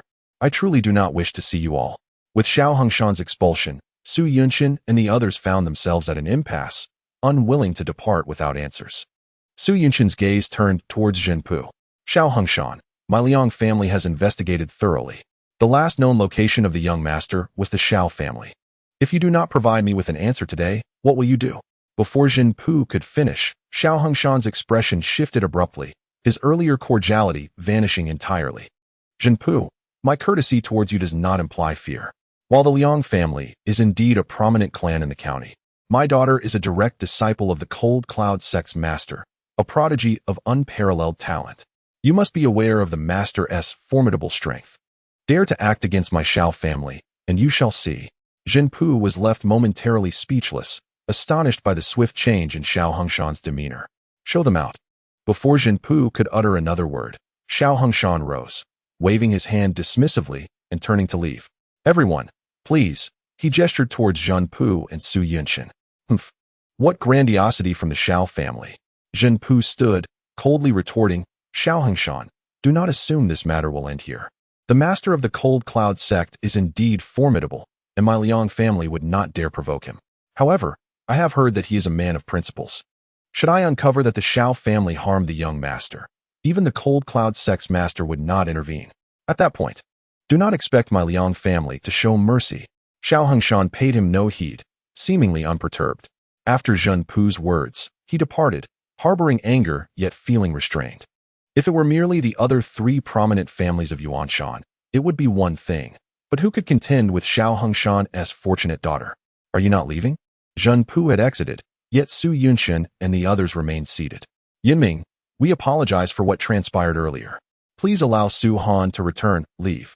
Before Su Yunshan could finish, Su Yunming erupted in a fierce roar. How could Su Yunming be oblivious to Su Yunshan's intentions? When Su Han fell into a state of madness, severing his meridians, Su Yunshan and Su Yunpeng schemed relentlessly for the position of head of the Su family, wishing fervently to eliminate both Su Yunming and Su Han. Now that they have learned of Su Han's extraordinary talent, their talks of apologies and inviting him back to the Su family are utterly laughable. Realizing the tide had turned irrevocably, Su Yunshan chose to spare himself further embarrassment and decided to take his leave. At that moment, Su Yunming's voice suddenly rang out. Su Yunshan, how esteemed is the position of head of the Su family. Allow me to advise you. Enjoy your days while you can. For soon there will be no Su family left in Yuanshan County. Do not be deceived by your son's modest abilities. For the Su family has members who have joined the Hanyan sect. Su Yunshan abruptly turned, sneering, it is your beloved son Su Han who, despite the sect leader's desire to take him as a direct disciple, has audaciously rejected the offer. His pride knows no bounds. Is that so? Su Yiming replied, shaking his head slightly. Upon hearing of Su Han's refusal, he too felt a pang of regret. However, after their recent expedition to the Monster Beast Mountains, he finally comprehended Su Han's reasoning for declining the sect leader's invitation. With Su Han's remarkable talents, what could Ling Qinghai possibly impart to him? Furthermore, it would not be long before Su Han would establish his own sect, though it may be of modest rank and currently scarce in members. It would undeniably surpass the Su family, particularly considering Su Han's prowess, though merely at the Dragon Vein stage. Su Yunming believed it equaled his own early Dragon Pill stage. Since the severing of his meridians and his subsequent return to cultivation, Su Han has shrouded himself in an aura of mystery. Whether through his astonishing spells or diverse secret techniques, he seems to wield them effortlessly. Each of these techniques and spells, if showcased, would be regarded as treasures even within an 8th-tier sect. As for Su Han's true strength, it remains largely unknown, with only Su Yunming and a few others possessing a semblance of insight, albeit limited. Do you truly believe that a mere Su Han can threaten my standing within the Su family? Can he erase the Su family's name from Yuanshan County? Su Yunshan continued. Let me enlighten you. A few days ago, the old master conveyed word that he would soon emerge from seclusion. With that, Su Yunshan waved his sleeve grandly and turned to depart. Su Yunming stood momentarily stunned, letting out a soft sigh. Among the members of the Su family, the only one he felt any attachment to at this moment was the old master. In the past, the old master had held great expectations for Su Yunming, bequeathing upon him the role of family head. Should he oppose the Su family in the future, it would be tantamount to opposing the old master. For Su Yunming, a son devoted to filial piety, witnessing such a scenario was clearly undesirable. Nevertheless, he mused, what will be, will be. The Liang family, having come to the Shao family, had gleaned little of value, and the Su family was no exception. Yet, as the Liang family's investigations progressed, they became increasingly convinced that Liang Xiaohui had indeed vanished within the Shao family, for upon reaching this juncture, all traces of him had seemingly vanished, as if the clues had abruptly ceased. Some within the Liang family speculated that Liang Xiaohui had met his demise at the hands of the Shao family. However, this conjecture was largely dismissed by the majority, who found it implausible that a mere family from a remote mountainous region, such as the Shao clan, would dare to act against the young master of a prestigious clan in the county city. During the investigation by the Liang family, a plethora of weapons and medicinal pills were arrayed beside Su Han within the Shao family. Most of these weapons shimmered with a silvery luster, captivating the eye, clearly indicating their status as silver-grade weapons, with the lowest being of inferior quality. Such silver-grade weapons, even those of inferior quality, commanded a price exceeding 1 million gold coins, while those of medium and superior quality were even more exorbitant. If such armaments were to be bestowed upon a third-rate sect, they could effortlessly equip a small team of 100 to the teeth, thereby forging an immensely powerful core unit. As 3 months elapsed, Su Han crafted the medicinal pills and weapons required for the sect's tasks, yet he did not relent. Instead, he continued to forge a substantial quantity of silver-grade equipment and even silver-grade medicinal pills with the materials at his disposal. Remarkably, Su Han still retained a staggering sum of 100 million gold coins, demonstrating the immense profitability of the alchemist and blacksmith professions. Amidst the rich, silvery sheen, flashes of dazzling golden light intermittently sparkled. These golden glimmers represented inferior-grade golden equipment, weapons, helmets, battle armor, and boots, forming a complete inferior-grade golden set known as the Flowing Fire set. When Su Han had merely over 80 meridians open, his limit was restricted to crafting superior silver-grade items. Despite his experience, he lacked the requisite mental fortitude. However, the situation had transformed. With all 108 meridians now opened, Su Han's strength had escalated dramatically. He could not only forge inferior-grade golden items, but could also produce medium-grade golden ones. Even superior-grade golden items were within the realm of possibility, although a slight deficiency in mental power would introduce a certain failure rate during the crafting process. The materials required for golden-grade items were evidently exceedingly precious, and Su Han would not squander them unless absolutely necessary. Thus, he had no immediate plans to forge superior-grade golden equipment or pills. Besides Su Han lay a total of 10 Flowing Fire sets, a number constrained by financial limitations. Otherwise, he would have produced even more. It was high time to establish a sect. Another month passed, and on this day, Su Han finally rose from his bed. Stretching lazily, he heard his body crack and pop. After establishing the sect, I must immediately seek dragon blood, Su Han murmured to himself. With his discerning eye, he naturally held little regard for the so-called high-grade beast blood. 7th-tier beast blood was undeniably a precious commodity in the dragon martial continent, revered even by first-rate sects as a treasure. Even super sects like Giant Island predominantly utilized 7th-tier beast blood. Yet, in Su Han's view, 7th-tier beast blood was akin to refuse. Although it was possible to seek out higher-grade blood after breaking through to the dragon blood realm, Su Han, having been the ancient emperor of the demon dragon in his previous life, would not condescend to merge with such worthless beast blood. Even if he did not break through, he would still refuse to merge.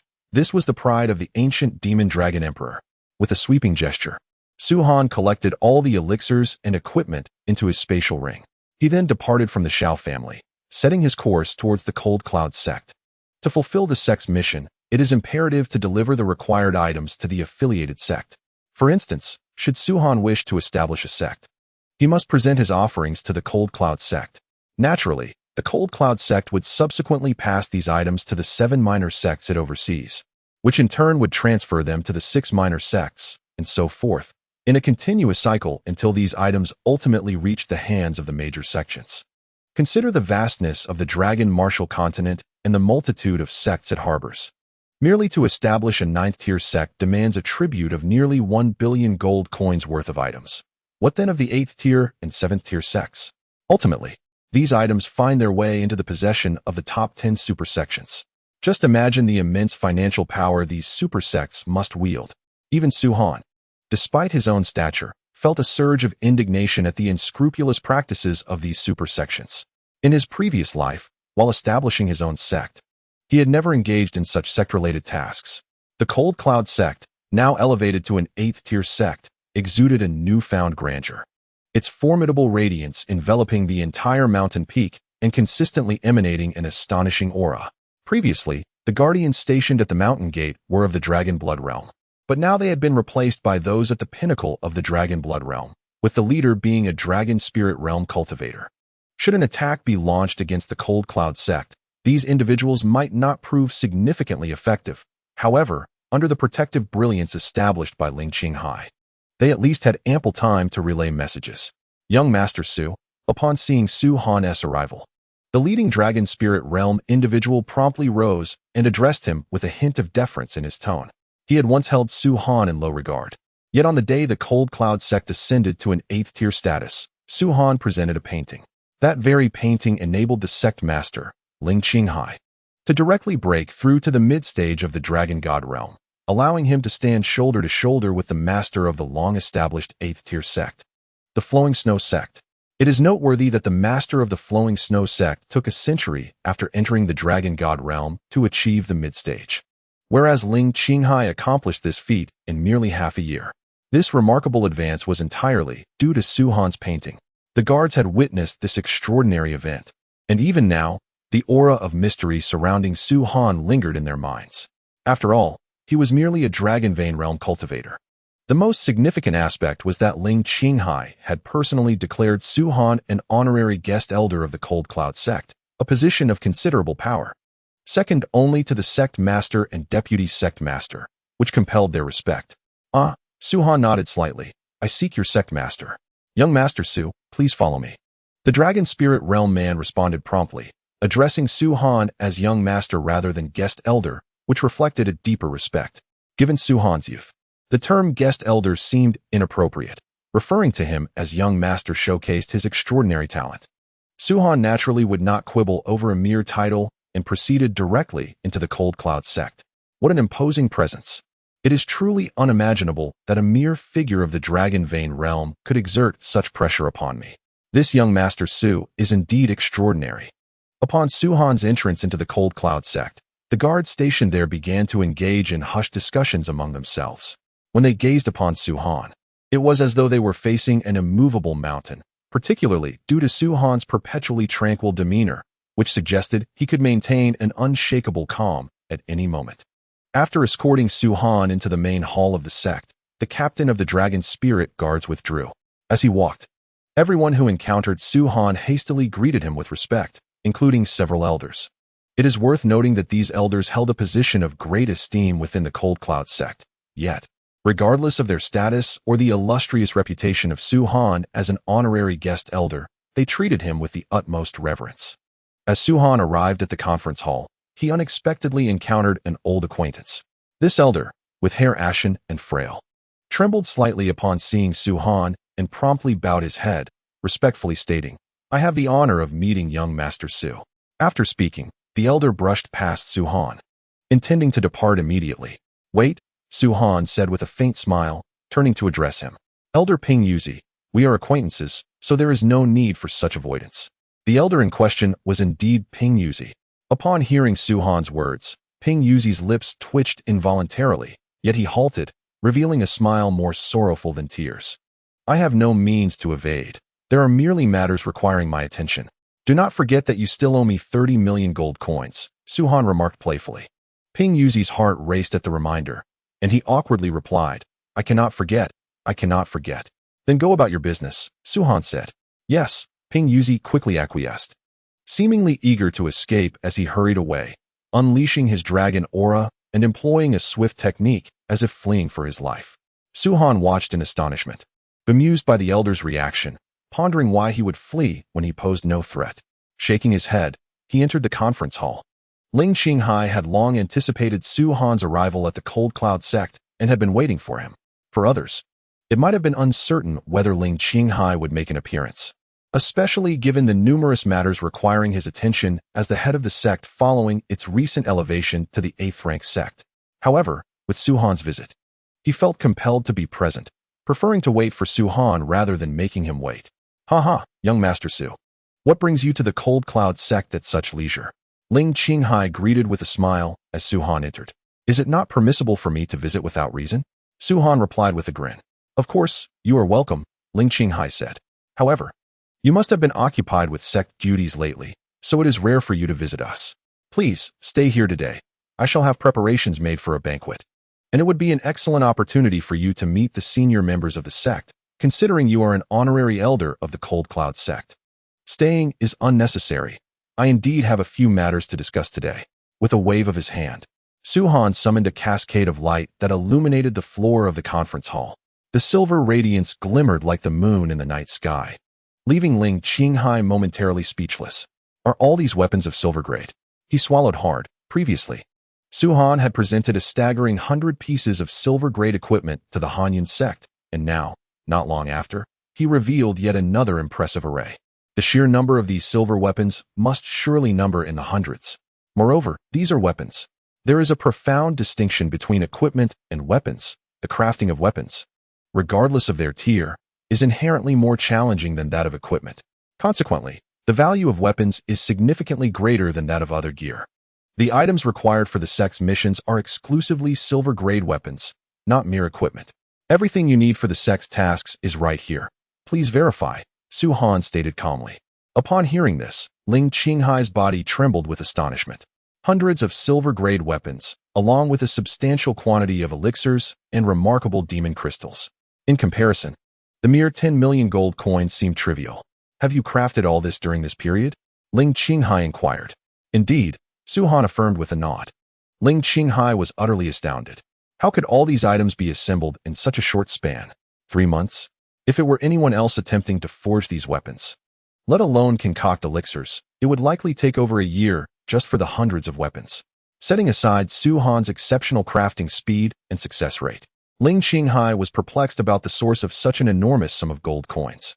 According to his investigations, Su Han was merely a junior member of the Su family from Yuanshan County, who had suffered a severed dragon vein due to a cultivation mishap, only to recover mysteriously later. However, after provoking the Chun and Lin families, he had been expelled from the Su family and had since been living under the roof of the Shao family. The total value of the items needed for the sect's tasks approached a staggering 1 billion. Not only could the Su or Shao families not afford this, but even the combined wealth of the 4 prominent families of Yuanshan County would fall short. Indeed, the professions of weapon and elixir crafting are extraordinarily lucrative, Ling Qinghai sighed. Though he possessed some martial talent, he found himself utterly befuddled by the intricacies of alchemy and weapon forging. Talent is an intangible quality. Even witnessing others earn vast fortunes offers no solution. Ling Qinghai could only speculate that Su Han had first forged a batch of weapons and elixirs, then sold them to accrue the necessary funds for further crafting, ultimately gathering enough for the mission's requirements. Yet, upon reflecting on this, Ling Qinghai was struck by the realization of how high Su Han's success rate must be. What level of proficiency would one need to amass nearly 1 billion gold coins worth of mission items within just 3 months? Are you truly just at the Dragon Vein stage? Ling Qinghai could not help but ask. Su Han shrugged nonchalantly. What do you think? Ling Qinghai fell silent, acutely aware that Su Han's aura indeed indicated he was at the Dragon Vein stage, yet everything he had accomplished was beyond the capabilities of one at that level. All right, he finally conceded. Su Han remarked, my visit to you serves not only to fulfill the sect's tasks, but also for other matters. Indeed, these items are sufficient and meet the required standards for the mission. I shall arrange for a few land deeds, primarily for resource-rich areas within a radius of 10,000 miles around Yuan Mountain. As for selecting a location for your sect's residence, that decision rests with you. Ling Qinghai nodded and said, if there are any other matters, please proceed. Su Han continued, firstly, you have imprisoned Chen Feng in the Hall of Madness, correct? When he emerges, I expect you to notify me immediately. Chen Feng. Ling Qinghai furrowed his brow. He had witnessed the enmity between Su Han and Chen Feng during the previous assessment. Setting aside Su Han, Chen Feng was undoubtedly a prodigy. Moreover, Chen Feng was his disciple. Su Han's demand for notification implied he sought to trouble Chen Feng, which left Ling Qinghai feeling conflicted. Is it necessary for you to kill him? Ling Qinghai inquired. Su Han shook his head. For your sake, I can spare his life. However, He is bound by a wager with me. If he loses, the Chun family will be expelled from Yuan Mountain. You are aware of my history. The Chun and Lin families once conspired to take my life. I may refrain from killing Chen Feng, but I will not spare the Chen family. I see. As long as you do not kill Chen Feng, that is acceptable. Ling Qinghai sighed with relief. His concern lay with Chen Feng as an individual, or rather, his remarkable talent. The fate of the Chen family bore no consequence to him. Were he in Su Han's position, having been relentlessly pursued by the Chen family, he too would not hesitate to exact vengeance once he gained strength. Secondly, among the 10 founding decrees you issued, there is one called the Blood Demon Sect, correct? Su Han inquired. How do you know this? Ling Qinghai countered. Before receiving the founding decree, sects typically chose a name, as exemplified by Su Han's God-slaying pavilion and the Blood Demon Sect, where Mei Jitian resides. However, few were privy to the sects listed in Ling Qinghai's decrees. I have encountered members of the Blood Demon Sect. Su Han's eyes glinted with coldness. Should they establish their sect, I expect you to inform me immediately. What do you intend to do? Ling Qinghai felt a jolt at the icy glimmer in Su Han's gaze. This was the first time he had witnessed the terrifying emotions concealed beneath Su Han's calm exterior. Annihilate the Blood Demon Sect, Su Han declared. What? Ling Qinghai was taken aback. Su Han aimed to obliterate the Blood Demon Sect? While others might be unaware, Ling Qinghai understood that the Blood Demon Sect, despite not yet being established, was among the most formidable of those he had issued decrees to. With thousands of disciples already recruited, their numbers would undoubtedly surge past 10,000 upon establishment. Even the Hanyun sect, after its founding, had not been this powerful. How many members does your sect possess? Ling Qinghai could not help but ask. Su Han pondered briefly, then replied, counting everyone, fewer than 20. 20? What is the strength of those 20? The sect leader is at the Dragon Pill realm, with 3 or 4 at the Dragon Blood realm, while the rest are at the Dragon Vein realm. Ling Qinghai, 20 individuals, intending to annihilate a sect boasting over 10,000 members? This is utterly preposterous. If Su Han were currently at the Dragon Emperor realm, or even the Dragon Sovereign realm, his claim to obliterate a first-rate sect with millions would not raise an eyebrow from Ling Qinghai. At such heights, the tactic of overwhelming numbers loses its potency. Yet, at this moment, Su Han and his companions are merely at the Dragon Pill realm, with the majority lingering at the Dragon Blood and Dragon Vein realms. The Blood Demon Sect could easily drown these 20 with just a single spit from each member. The Blood Demon Sect is formidable, possessing several in the Dragon Pill realm, while their disciples number in the thousands. Regardless of any grievances with the Blood Demon Sect, it would be prudent to avoid provoking them. Several in the Dragon Pill realm? Then why is a peak Dragon Spirit realm individual serving as the deputy sect master? Su Han furrowed his brow. You are referring to Mei Jitian, aren't you? Ling Qinghai chuckled. The true backing of the Blood Demon Sect is not the Cold Cloud Sect, but the Eight Flow Sect, the Jinwu Sect. However, Jinwu Sect no longer possesses the founding decree, which is why the Blood Demon Sect requested one from me. My relationship with the sect master of Jinwu Sect is quite amicable, hence I provided him with a decree, allowing the Blood Demon Sect to operate under my jurisdiction. Mei Jitian is dispatched by Jinwu Sect to the Blood Demon Sect. Although his realm is not particularly high, his powerful connections earned him the position of deputy sect master. I see, Su Han said, enlightened. Ling Qinghai suddenly recalled something and inquired. How do you know that Mei Jitian is the deputy sect master? Have you met him? Yes. Su Han nodded.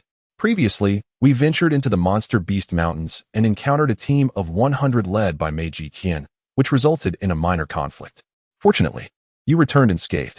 Mei Jitian is a peak Dragon Spirit realm expert, merely a step away from breaking into the Dragon Pill realm, and possesses the secret techniques of Jinwu Sect, rendering him quite powerful, Ling Qinghai remarked.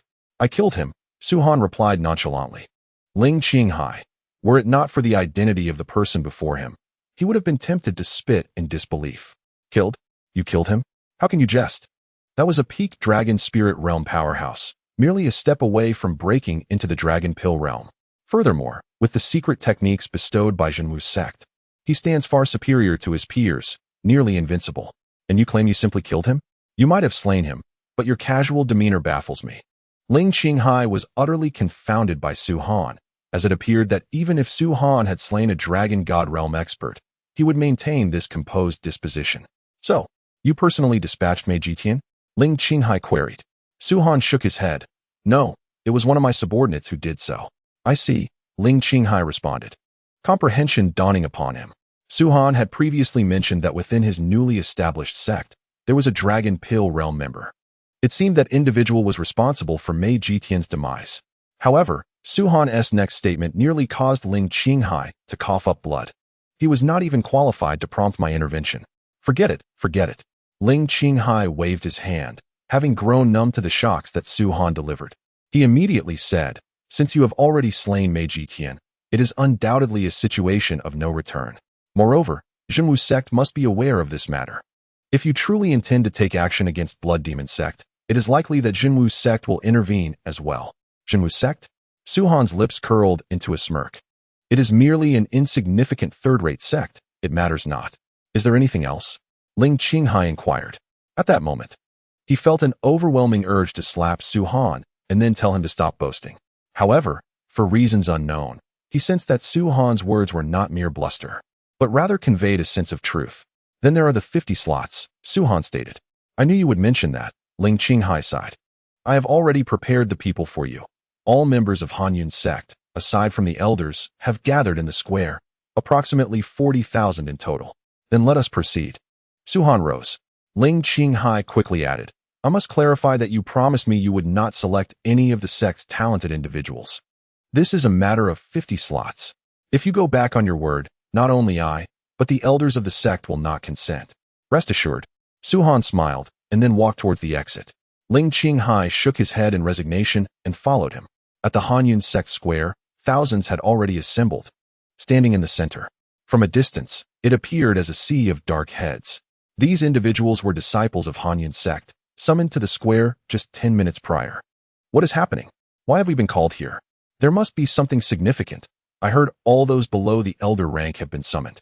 What could be so important that it requires all disciples to gather? Could it be a declaration of war against another sect? Surely not. Han Yun sect has just risen to a third-rate sect, and with our sect leader having advanced to mid-dragon god realm, few would dare provoke us. The tens of thousands of disciples whispered among themselves, their subdued voices rising like a storm, sweeping through the square. Not only were they perplexed, but the elders standing before them also felt a sense of bewilderment. Ling Qinghai had not disclosed the purpose of gathering so many disciples. Silence. The sect leader has arrived. An elder spoke. The multitude of disciples promptly hushed, gazing with respect at the two figures gradually approaching from a distance. Greetings, sect leader. Ling Qinghai, wearing a smile, stepped forward alongside Su-Han and said, You must be curious why our sect has summoned you here. I will inform you now. As he spoke, he glanced at Su-Han and continued, This is young Master Su, the first place winner of this Han Yun sect assessment.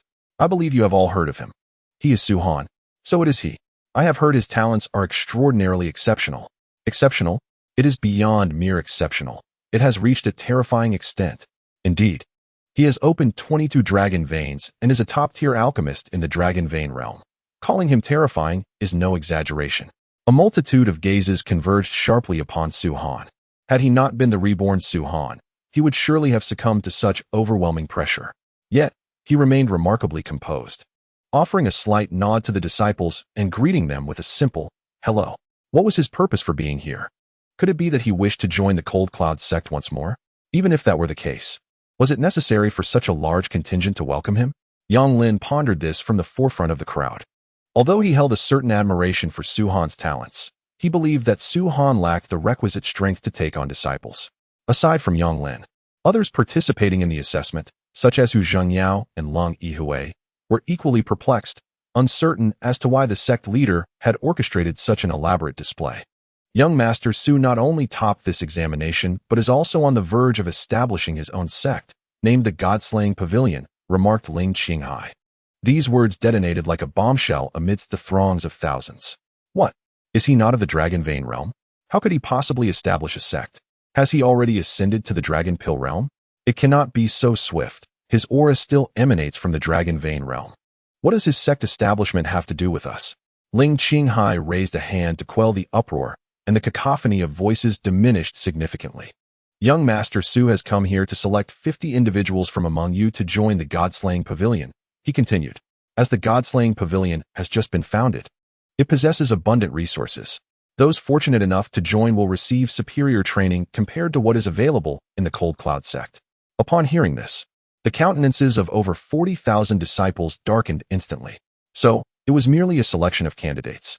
Almost immediately, they deduced that Su Han's newly established sect, due to its dragon vein status, lacked sufficient members, prompting him to leverage his connection with Ling Qinghai to recruit some individuals from the Cold Cloud sect to bolster its ranks. However, they were all proud and ambitious individuals, each having passed the Cold Cloud sect's rigorous examination to gain entry. More crucially, they had endured to witness the Cold Cloud sect's elevation to an 8th-tier sect. Why would they ever consent to join a newly established, insignificant 9th-tier sect? The disparity between 8th-tier and 9th-tier sects was stark, evident from the Cold Cloud sect's recent advancement. Following its promotion to an 8th-tier sect, the resources it controlled expanded exponentially, and all disciples now received resources several times greater than before. To put it simply, where they once received a single vial of low-grade elixir per month, they could now obtain at least 2, if not 3. Moreover, when the Cold Cloud sect was still a 9th-tier sect, these disciples would sometimes encounter their peers from other 9th-tier sects, while there might be some polite exchanges. It was merely superficial. When faced with disciples from 8th-tier sects, they were met with disdain, often ignored entirely, as if they were unworthy of acknowledgement. Since the Cold Cloud sect ascended to the rank of an 8th-tier sect, encounters with disciples from the previously lower-tier 9th-tier sects have transformed dramatically. Those disciples now hasten to bow and ingratiate themselves, and even when faced with disciples from other 8th-tier sects, they no longer exhibit the same demeanor, instead treating them as equals. Such is the elevation of status and the distinction of identity. Accustomed to this lofty sense of superiority, how could they possibly agree to return to the 9th-tier sects and endure the scornful glares from others? Moreover, with the leader of the Cold Cloud sect having ascended to the Dragon God realm, they possess a formidable backing, making it rare for anyone to dare provoke them. A mere newly established sect, although Ling Qinghai may possess abundant resources, how significant can the resources of a sect founded by someone in the Dragon Vein realm truly be? It is said that when the Cold Cloud sect was first established, they nearly exhausted their funds. All who joined the sect did so voluntarily, receiving no resources and even sacrificing their own possessions in the process. Yet those who persevered have now become elders within the sect, wielding considerable power. As you all know, the circumstances of the Cold Cloud sect were challenging. While embellishments are delightful, the essence lies in providing support in times of need. You are not without the opportunity to become elders of the future God-slaying pavilion. Observing the tens of thousands before him, who remained silent and bore expressions of reluctance, Ling Qinghai spoke up, although he felt a pang of regret in selecting just 50 individuals. Fearing that these disciples might harbor other thoughts about the Cold Cloud sect's lack of emphasis on them, he recognized the necessity of this action. For the sake of Su Han's mere painting, Ling Qinghai would gladly offer not just 50, but even 500 spots without hesitation. The favor owed was simply too monumental. The mention of the God-slaying pavilion elicited scoffs from many, while the elders of the Cold Cloud sect had indeed risen to prominence. Their journey had been fraught with hardship. Who could ascertain whether the God-slaying pavilion might become the next Cold Cloud sect? Who could predict whether it would be swiftly extinguished after its establishment? Having finally joined the Cold Cloud sect, what would happen if they were to join the God-slaying pavilion, only to witness its downfall? Su Han understood their apprehensions and thoughts, yet chose to remain silent, observing quietly. The individuals he intended to select must be loyal to the God-slaying pavilion and genuinely wish to join. These individuals would undoubtedly become the backbone of the God-slaying pavilion, and Su Han would devote himself to their tutelage. Otherwise, with a mere set of low-grade silver equipment, he could likely draw a multitude clamoring to join the God-slaying pavilion. Still, no one seemed inclined. Ling Qinghai furrowed his brow slightly, casting an apologetic glance towards Su Han, and conveyed through sound transmission, "Young Master Su, I am out of options. After all, they are disciples of the Cold Cloud sect, and it is not my place to press them too hard." Su Han nodded slightly, understanding Ling Qinghai's position. As a sect leader, could he truly chase away the disciples of the Cold Cloud sect? That would only serve to alienate their hearts. "Master, joining the God-slaying pavilion is voluntary, is it not?" a disciple suddenly inquired. "Indeed," Ling Qinghai affirmed. "Then I shall withdraw." After the disciple spoke, he immediately took a step back. I followed suit, mirroring his action. As the first disciple retreated, nearly all 40,000 individuals in the square stepped back a few paces. Only a mere dozen remained in the front, exchanging glances filled with conflict and struggle, although they had also been assessed and admitted into the Cold Cloud sect. Their talents paled in comparison to others. In any sect or faction, there are always those of lesser strength who suffer relentless bullying. These few belonged to that unfortunate group. Since their induction into the Cold Cloud sect, they had endured constant humiliation, their resources snatched away before they could even grasp them. They felt anger, yet were powerless. As their adversaries boasted formidable backing, either disciples of inner sect elders or those of outer sect elders, while they had no such support and could only grit their teeth in silence. At that moment, the Cold Cloud sect unexpectedly presented an opportunity, compelling them to consider their options. Even if the God-slaying pavilion were to be annihilated in the future, it would still be preferable to remaining in the Cold Cloud sect, which haunted them with psychological scars. In their lowered gazes, a flicker of hope shone through. Even if the God-slaying pavilion was weak and ultimately destroyed, they could escape the Cold Cloud sect, a place that had become a source of trauma for them.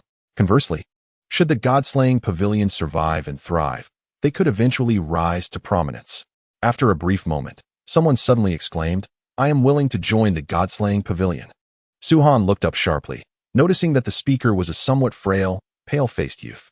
Yet, upon seeing the young man, Su-han's eyes brightened. Surrounding the youth was an astonishing concentration of magical elements, far denser than that of Yang Lin or Lien Yuza, nearly reaching its zenith. Moreover, the magical elements emanating from him were not of the basic 5 elemental types, but rather of the spatial element. The potency of the spatial element is undeniable.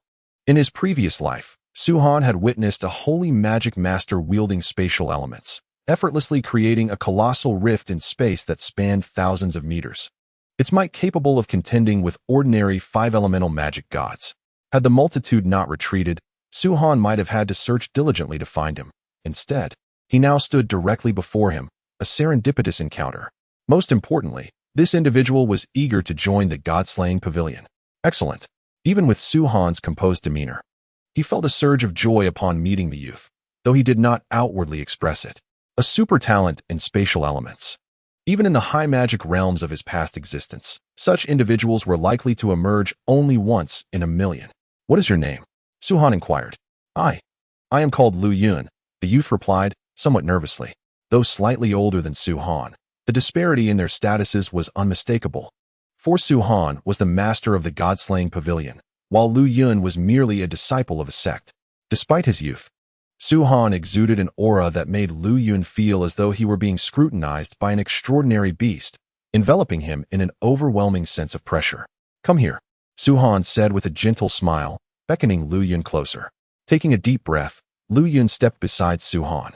Upon seeing Ling Qinghai, Lu Yun displayed a hint of remorse, for he had voluntarily joined the Slaughter God Pavilion, which, in a sense, was a betrayal of the Cold Cloud sect. However, recalling the humiliation he had endured within the Cold Cloud sect, that flicker of regret quickly vanished from Lu Yun's eyes. Ling Qinghai, on the other hand, felt little in response. He was unaware that someone like Lu Yun even existed among the disciples of the Cold Cloud sect, as the sect was filled with prodigious talents. And as long as Su-han did not select those exceptional individuals, it was of little concern. As the remaining dozen or so individuals witnessed Lu Yun approaching Su-han, they gritted their teeth and rushed forward in unison. Among them, Su-han was astonished to discover that 8 possessed remarkable magical talents. The magical elements surrounding them were significantly inferior to those of Lu Yun, yet they reached a level comparable to that of Lien Yuza. "What is happening?" Su-han mused, furrowing his brow. Could it be due to the conflict between spiritual energy and magical elements? The emergence of 9 magical prodigies among a mere dozen was indeed astonishing. Even to Su-han, the only plausible explanation seemed to be the discord between spiritual energy and magical elements. For instance, martial prodigies like Hu Zhanyao absorbed spiritual energy, effectively isolating magical elements. Their excessive intake of spiritual energy led to a clear segregation of magical elements. Conversely, Lu Yun and his companions absorbed a lesser amount of spiritual energy, prompting the magical elements to seek entry into their bodies, accumulating in greater numbers. It was merely a matter of lacking proper guidance. Suhan was confident that once he provided them with the methods to cultivate magic, they would leap from the ranks of first-tier magical apprentices to second-tier, or even third-tier. At that level, they would be capable of wielding intermediate magic, easily overwhelming those in the dragon spirit realm, with only the pinnacle of that realm standing a chance against them, if it could even be called a contest. As for the others devoid of magical elements, Suhan would also instruct them in the opening of meridians, rather than dragon veins. Humans possess 108 meridians, while dragon veins can yield a maximum of only 10, much like Suhan himself. Evaluating martial talent based on dragon veins, it could only be said that the dragon martial continent was exceedingly foolish. At this moment, Suhan held unwavering confidence that all who willingly joined the Slaughter God Pavilion would, in due course, be nurtured into superlative powerhouses of the dragon martial continent. Is there no one else? Suhan cast his gaze over the crowd once more. Even without thinking, he could surmise why Lu Yun and others chose to join the Slaughter God Pavilion. It was undoubtedly due to their unfavorable circumstances within the Cold Cloud sect. Individuals like Lu Yun were clearly not the only ones. There were certainly more. Yet those individuals did not shy away from stepping forward. They were simply threatened. Dare you? Amidst the crowd, a young man clad in azure fixated his gaze upon a nearby male, an intense murderous intent glimmering in his eyes. The disciple of the Cold Cloud sect, adorned in azure, belonged to the inner sect, while the young man beside him, dressed in white, was merely an outer sect disciple. The outer sect disciple contemplated speaking up, but the azure-clad youth interjected, "Do not forget, your sister remains within the Cold Cloud sect. Should you dare to join the God-slaying pavilion, do not blame me for severing ties." The outer sect disciple felt a surge of anger. Yet the formidable strength and backing of the individual before him caused him to exhale deeply, ultimately refraining from stepping forward. The siblings had both entered the Cold Cloud sect together, but compared to others, their talents were not particularly remarkable. They had only manifested 6 dragon veins. Over the years, the resources they had acquired were consistently seized by the youth in front of him, leaving them as mere outer sect disciples to this day. The God-slaying pavilion truly represented an opportunity, yet the outer sect disciple lamented silently, feeling an overwhelming sense of despair. Remaining in the Cold Cloud sect felt akin to languishing in perpetual darkness. However, just as this young man wallowed in regret, a figure suddenly parted the crowd, striding towards them. What does he intend to do? Has he taken an interest in someone? The whispers among the disciples grew, for the figure emerging from the distance was none other than Suhan. Is he approaching me? The outer sect disciple stood frozen, staring in disbelief as Suhan drew nearer. Soon, Suhan stood before the outer sect disciple, gently inquiring, "What is your name?" "Hong Chun," the outer sect disciple replied. "Do you wish to join the God-slaying pavilion?" Suhan asked again. Instinctively, Hong Chun was about to express his desire to join, but at that moment, a threatening glare emanated from the side, tightening Hong Chun's entire being, rendering him silent. The azure-clad youth smirked inwardly. If Hong Chun were to join the God-slaying pavilion, it would mean a further depletion of resources for him, something he would never tolerate. While Hong Chun's share was already meager, even a little was better than nothing. "You do not wish to join the God-slaying pavilion, do you?" At that moment, Suhan's gaze shifted from Hong Chun to the azure-clad youth. Upon hearing this, the latter responded with arrogance, "Of course, I am an inner sect disciple of the Cold Cloud sect, and will soon ascend to a top disciple. I would not want to miss such an opportunity." "Then keep your threats to yourself." Suhan's tone suddenly turned icy. The youth was taken aback, then retorted with a sneer, "The sect master has stated that joining the God-slaying pavilion is voluntary. Are you trying to coerce him?" "Enough." With a swift flourish of his sleeve, Suhan unleashed his power. Bang, bang, bang. 3 resounding thuds reverberated through the air, leaving the onlookers bewildered as they witnessed the azure-clad youth spitting blood and being hurled backward. My cultivation. Upon hitting the ground, the youth quickly realized that his mid-stage dragon blood realm cultivation had been utterly obliterated. At that very moment, Suhan's indifferent words reverberated throughout the entire square. Joining the Godslayer Pavilion was indeed a voluntary matter. However, should anyone dare to threaten others again, their fate would be no different from that of the one before them. How audacious it was for him to attack a disciple within the Cold Cloud sect, and in the presence of the sect master no less. Such arrogance was utterly outrageous. Did he truly believe that employing such tactics would coerce us into joining? A delusion.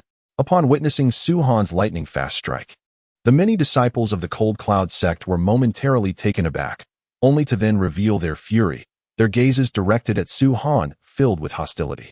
The sect master and the elders furrowed their brows, glancing towards Ling Qinghai. However, Ling Qinghai merely shook his head slightly, choosing not to elaborate. He understood perfectly well why Su Han had acted. It was merely the misfortune of the young man in blue. What astonished Ling Qinghai was Su Han's prowess. The young man in blue was of the dragon blood realm, yet he was unable to react in time to Su Han's assault, let alone counterattack. Now that no one threatens you, are you willing to join the Godslayer Pavilion? Su Han smiled as he looked at Hong Chun. From Hong Chun, Su Han sensed a remarkably unique magical element, one that was referred to as the summoning element on that advanced magical planet. Individuals possessing such an element were extraordinarily rare, even scarcer than those wielding necromantic or spatial elements.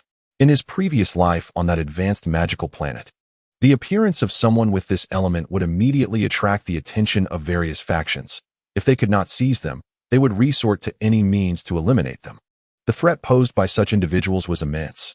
While it is true that a necromancer could control a battle, they required endless corpses, only able to summon the dead from alternate dimensions upon reaching the level of a necromantic sage or even a god of magic. In contrast, a summoner could call forth beings from alternate dimensions from the very beginning, whether it be corpses, demonic beasts, magical creatures, or even ancient divine corpses and primordial divine apparitions. Anything was possible. When compared to a necromancer, a summoner could truly command the flow of war. Seeing the gentle smile on Su Han's face, Hong Chun nodded vigorously. Let us proceed over there. Su Han indicated towards the spot where Lu Yun and the others stood. However, Hong Chun hesitated slightly and murmured, Pavilion Master, I have an elder sister within the Cold Cloud sect. I wonder if I might call for her. Certainly, summon her, Su Han replied with a nod. He had already overheard the young man's threats towards Hong Chun and understood that to truly enlist Hong Chun's loyalty to the Godslayer Pavilion, he needed to bring his sister along as well. However, when Hong Chun's sister arrived, Su Han was momentarily taken aback. Her name was Hong Yu, and it was not merely because he had seen her before, but rather due to the fact that her constitution was that of the fabled royal spirit body. Just like Xiao Yuran, at this moment, Hong Yu possessed not a shred of cultivation. She was merely an ordinary person, often referred to as a good-for-nothing by the masses. Su Han vividly recalled the moment from his previous life when the ancient emperor Yun Ming single-handedly vanquished the 4 great ancient emperors. And that ancient emperor Yun Ming was none other than the royal spirit body. A bittersweet smile crept across Su Han's face as he contemplated the fate of this brother-sister duo. Who could have anticipated that these two siblings, who resided at the lowest echelons of the Han Yun sect, each possessed such extraordinary potentials, one with a summoner's physique and the other a legendary royal spirit body? If they were not in the dragon martial continent, but rather amidst the vast cosmos, these siblings would have undoubtedly been coveted by powerful factions long ago. It was astonishing, indeed, that this seemingly insignificant dragon martial continent harbored so many exceptionally talented individuals, Su Han mused. Hong Yu, it is an honor to meet you, Su Pavilion Master. She greeted. Hong Yu was not exceptionally beautiful, but her delicate features conveyed an impression of daintiness. Before Su Han, she appeared exceedingly reserved. Very well. You shall henceforth be a member of my Slaughter God Pavilion, Su Han remarked with a smile and a nod. Member of the Slaughter God Pavilion? Hong Yu momentarily froze, her eyes widening in disbelief. She struggled to comprehend Su Han's words. Pavilion Master, do you mean my sister can also join the Slaughter God Pavilion? Hong Chen inquired, her voice brimming with excitement. Indeed, Su Han replied with a smile. That's wonderful, Hong Chen exclaimed, her joy causing her to leap with elation, while Hong Yu was moved to tears. The siblings had lost their parents in childhood and had relied solely on Hong Chen's modest talents for their refuge in the Han Yun sect. Yet, life within the Han Yun sect had not been easy.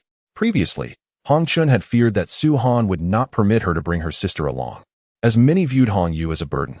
To their astonishment, Su Han not only welcomed Hong Yu, but also offered her a place in the Slaughter God Pavilion. Although they did not fully grasp Su Han's motivations, their hearts swelled with gratitude.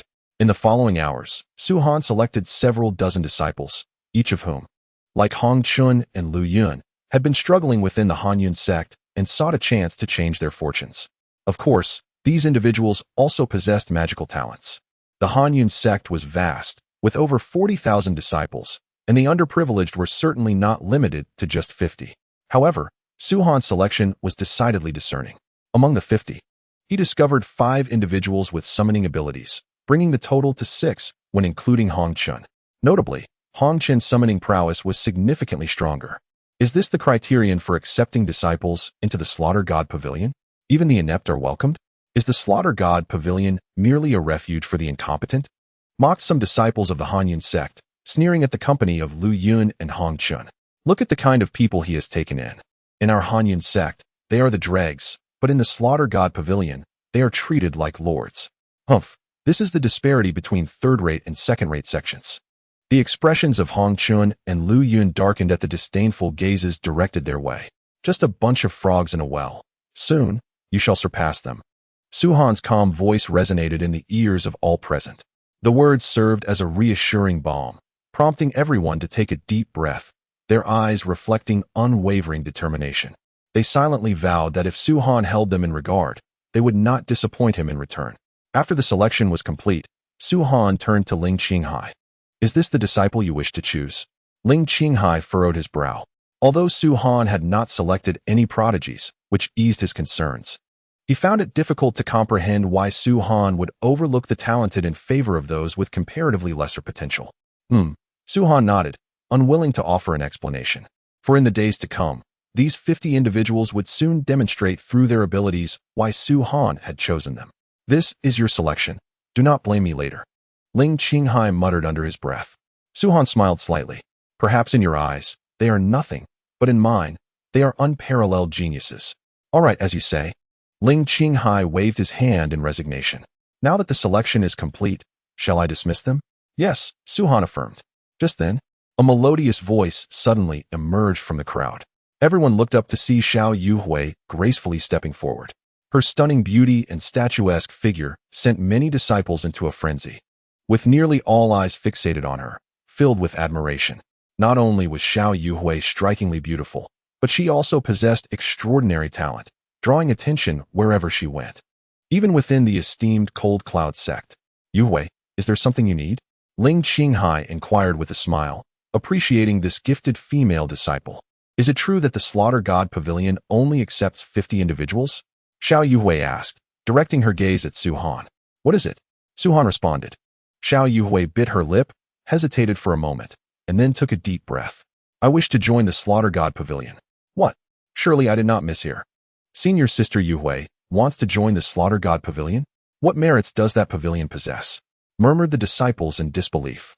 Xiao Yuhui was a direct disciple of the sect leader, and although a stronger individual, Chen Feng, had emerged, it did not diminish the leader's guidance towards her.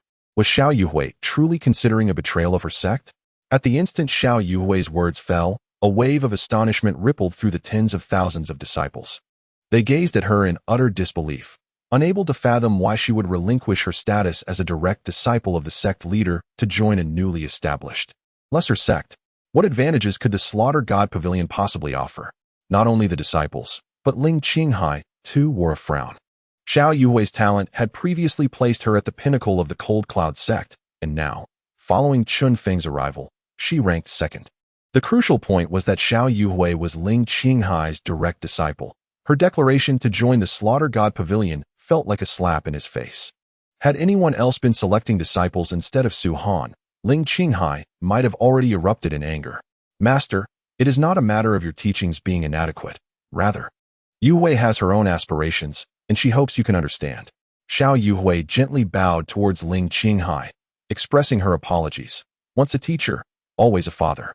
Even though Yuhui has departed from Hanyan sect, you will always remain Yuhui's esteemed mentor. I do not wish to obstruct you, but I must inquire. Why have you chosen to join the God-slaying pavilion? Ling Qinghai's brow remained furrowed. Because I believe the God-slaying pavilion allows me to ascend to the pinnacle of the Longwu continent. Xiao Yuhui cast a glance at Su-Han, her tone imbued with profound confidence as she spoke. Do you truly have such faith in me? Su-Han replied with a smile, gazing intently at Xiao Yuhui. Under his gaze, she suddenly recalled the moment at the Su family residence when she had seen Su-Han unclothed, her fair complexion flushing a delicate crimson, warmth spreading across her cheeks. She endeavored to dismiss the thought, yet the image persisted, vividly replaying in her mind. Why are you blushing? Su-Han inquired. I am not. Xiao Yuhui bit her silver teeth in response. Very well, since you are willing to join the God-slaying pavilion. I shall assist you in reaching the zenith of the Longwu continent, Su-Han declared. How absurd.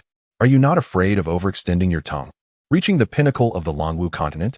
Perhaps in your next life. Sister Yuhui possesses extraordinary talent. It is a pity she has allied with the God-slaying pavilion. Humph. It won't be long before the God-slaying pavilion is annihilated, and those fools will have to return to Han Yun's sect, wailing in despair. Clearly, all present held Su-Han's words in utter disdain. That pinnacle of the Longwu continent, to put it bluntly, refers to the dragon sovereign realm. It is not as simple as merely claiming it. While it may be easy to say, how many can truly achieve it? Since you have joined the God-slaying pavilion and are no longer members of Han Yun's sect, you are required to leave behind all weapons and equipment bestowed upon you by the sect, an elder suddenly interjected. Upon hearing this, Lu Yun and the others were momentarily taken aback, but did not hesitate to relinquish their weapons and attire. This included Xiao Yuhui, who took nothing with her. This was customary for every sect. Unless one defected without the sect's knowledge, they must leave behind all items granted by the sect. This is understandable. The sect does not prevent your departure, but if you join today and take away the sect's possessions only to leave tomorrow, how much would the sect have to compensate? Humph. The items bestowed upon you are all of medium-grade quality, at the very least inferior grade. I am curious to see what the God-slaying pavilion can offer you. One of the disciples exclaimed. He deliberately raised his voice, hoping to provoke Su-Han. Other disciples joined in the mockery, seemingly intent on embarrassing Su-Han. However, Su-Han abruptly turned to face the speaking disciple, a slight smile curling at the corners of his mouth. You wish to see? Then I shall show you. With a flourish, a plethora of items materialized before Lu Yun and the others, their silver sheen captivating all eyes in attendance. Is this silver grade? The moment they beheld these items, the disciples of Han Yun's sect widened their eyes in astonishment. Choose freely. Su-Han gestured towards the array of weapons. Addressing Lu Yun and the others, these are all weapons. Each of you may select one that suits you best. Lu Yun and the others widened their eyes and gaped in disbelief at the weapons before them. These were all of silver grade. During their time in the Cold Cloud sect, the finest weapons they had encountered were merely of medium quality, never having reached the superior tier, let alone silver grade, which they had never dared to hope for. It wasn't just them. Even the tens of thousands of disciples in the Cold Cloud sect were envious. Within the entire sect, there was only a single weaponsmith, and their rank was only that of a silver-grade artisan. Among all the disciples, merely around 100 had access to silver-grade weapons, while the rest wielded weapons of lower quality. At this moment, Su-Han presented dozens of silver-grade weapons at once. How could they not feel envious? Xiao Yuhui also stepped forward, seemingly ready to choose a weapon. However, Su-Han interjected, You need not select one. I have prepared a complete set especially for you. As the words fell from his lips, Su-Han waved his hand, and in an instant, a golden light erupted, captivating everyone's gaze. A golden grade set? The radiant glow shimmered with a dazzling brilliance, akin to blinding sunlight, illuminating the eyes of all present. In that moment, the approximately 40,000 disciples in the square found their breaths quickening. How could this be possible? A golden grade set. A single piece of golden grade equipment was worth millions of gold coins. Particularly, weapons could easily exceed 20 million coins, and such sets were exceedingly rare. The total value of this collection was undoubtedly in the hundreds of millions. He was merely at the Dragon Vein realm. How could he possess such an abundance of silver-grade equipment, let alone a golden-grade set? Alas, had I known, I would have joined the Godslayer Pavilion as well. At least I would have secured a silver-grade weapon. After spending years in the Cold Cloud sect, I have only managed to acquire a single high-quality weapon. The square resonated with a cacophony of whispers, all faces betraying expressions of envy and greed. They even felt an impulse to seize all these items for themselves. No wonder they felt this way. Within the Cold Cloud sect, the only individual with a golden grade set was Ling Qinghai. Moreover, Ling Qinghai's golden grade set was merely of low quality and had been purchased at a high price from the Wanbao Pavilion. As it could not be crafted by the sect's weaponsmith, other elders would consider themselves fortunate to possess even a single piece of golden grade equipment, let alone a full set. Xiao Yuhui's beautiful eyes widened, her mouth agape, her delicate face filled with disbelief. Is this truly for me? She inquired, looking towards Su-Han. Of course. Suhan replied with a smile and a nod. This set is called Flowing Fire. Once you wear it, you can change its form according to your thoughts. Give it a try. Xiao Yuhui nodded in a daze, as if in a dream, but nonetheless donned the Flowing Fire set.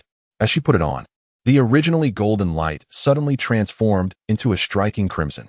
Xiao Yuhui resembled a phoenix enveloped in flames, ethereal and enchanting, exuding an exquisite allure. Her demeanor starkly contrasted with that of her sister, Xiao Yuran, who embodied a delicate, fragile beauty. In contrast, Xiao Yuhui was characterized by her open personality and striking figure. The Flowing Fire ensemble she donned perfectly showcased her captivating essence. How beautiful! Why does it feel as though senior sister Yuhui has transformed into a different person? She is utterly stunning. If only I could marry senior sister Yuhui, I would gladly sacrifice a decade of my life. At that moment, Xiao Yuhui left everyone present in awe. Even Su Han was momentarily taken aback, not merely by her beauty, but by the striking divergence in her aura compared to what it had been. Is it beautiful? Xiao Yuhui turned to Su Han, her lovely visage slightly flushed. The question slipped from her lips almost involuntarily. Yet, upon asking, she suddenly recalled that Su Han was her brother-in-law. How could I be so foolish? She thought, her face turning crimson like a ripe apple, wishing desperately to vanish into the ground. How could she have posed such a question? Su Han was her brother-in-law. With so many people around, why did she choose to ask him? Very well, Su Han coughed lightly and said, "This Flowing Fire ensemble shall henceforth belong to you. However, since you have chosen to wear it, you must also embrace the responsibilities that come with it. Do not let me down." Understood. Xiao Yuhui nodded, feeling a sense of relief wash over her. Yet, inexplicably, as she descended from the moment he provided her with an escape, a peculiar sense of loss enveloped her. "And you all," Su Han smiled as he turned to Lu Shui and the others. "This Flowing Fire ensemble is not singular, as long as your sex points are sufficient. You may exchange them here with me." As he spoke, Su Han revealed yet another Flowing Fire ensemble. A collective gasp echoed through the crowd. Is there truly another one? My heavens, this is a golden tier ensemble. How is it that it appears as common as cabbages in his possession? Could it be that the Godslayer Pavilion has employed a golden tier craftsman? The disciples of the Cold Cloud sect, initially skeptical, were now filled with profound regret upon witnessing Su Han produce the second Flowing Fire ensemble. A golden tier ensemble. Had they joined the Godslayer Pavilion earlier, they might have had the opportunity to acquire one. Even if they could not obtain it now, Su Han had assured them that with sufficient sect points, they could exchange for it, something unheard of in other sects. Such a precious item would typically be reserved for the most exceptional individuals in other sects. Yet the Godslayer Pavilion afforded everyone the right to exchange for it. Compared to other sects, the Godslayer Pavilion was far more humane in its approach. Amidst the crowd, Yang Lin gazed at the high-grade weapon sheathed at her waist, then glanced at the Flowing Fire ensemble adorning Xiao Yuhui, standing there in a daze. Had I agreed to become his disciple back then, would I have also received a set of the Flowing Fire gear? The thought filled me with a profound sense of regret. After all, Su Han had personally accepted him as a disciple and had cautioned him never to harbor regrets. Reflecting on it now, the high-level weapon in his possession seemed utterly laughable, not to mention the Flowing Fire set. Even the silver-grade weapons held by others like Lu Shui were beyond his reach, leaving him in a state of longing. There were many who shared Yang Lin's sentiments. Even if it was merely for the Flowing Fire gear or just silver-grade weapons, the opportunity to join the God-slaying Pavilion would be a boon. Ling Qinghai cast a bitter smile towards Su Han, shaking his head and sighing. From the very beginning, I have been unable to see through you, and now I find you even more inscrutable. Su Han pondered for a moment and replied, "After you break through to the pinnacle of the Dragon God realm, come find me at the God-slaying Pavilion, and I shall assist you in advancing to the Dragon Emperor realm." Really? Ling Qinghai's eyes widened, his body trembling with excitement. Indeed, Su Han nodded. In fact, I could facilitate your breakthrough to another realm even now. However, in comparison to the Dragon Emperor realm, the late stage of the Dragon God realm pales in significance. All right, I will certainly seek you out then. Ling Qinghai vigorously nodded. To reach the late stage of the Dragon God realm would allow the Cold Cloud sect to elevate to a 7th-tier sect, while breaking through to the pinnacle would enable advancement to a 6th-tier sect. As for the Dragon Emperor realm, that was the exclusive domain of the masters of 5th-tier sections. Across the vast expanse of the Dragon Martial continent, there were scarcely a handful of 5th-tier sections. Once the quotas were finalized, Su-Han did not linger any longer at Cold Cloud Sect, but rather returned directly to the Shao family with Lu Yun and the others. The land deed was already secured, and the location Su-Han had chosen for the sect's base was at the edge of the Beast Mountain Range. Of course, the Beast Mountain Range was vast, and there were numerous locations along its periphery, but Su-Han had selected the area closest to the cave. Firstly, Su-Han intended to protect Lu Qingyao, as it was a place that could be accessed at any moment. Secondly, the green light emanating from the cave had the potential to elevate anyone who witnessed it by an entire realm, should this information reach others. Even the super sects would likely be envious. Establishing a sect required time. It could not be accomplished in a day or two.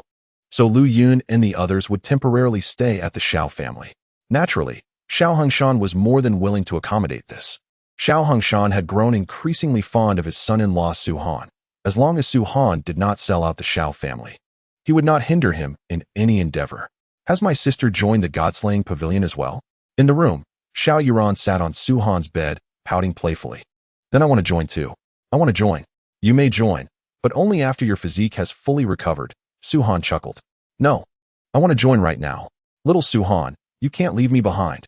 Shao Yuran's eyes shimmered with tears. Su-Han found it difficult to resist her playful antics. He recognized that Shao Yuran was not genuinely crying, yet he felt helpless whenever he saw her in tears. Su-Han never said he would leave you behind, Shao Yuhan remarked with a touch of exasperation.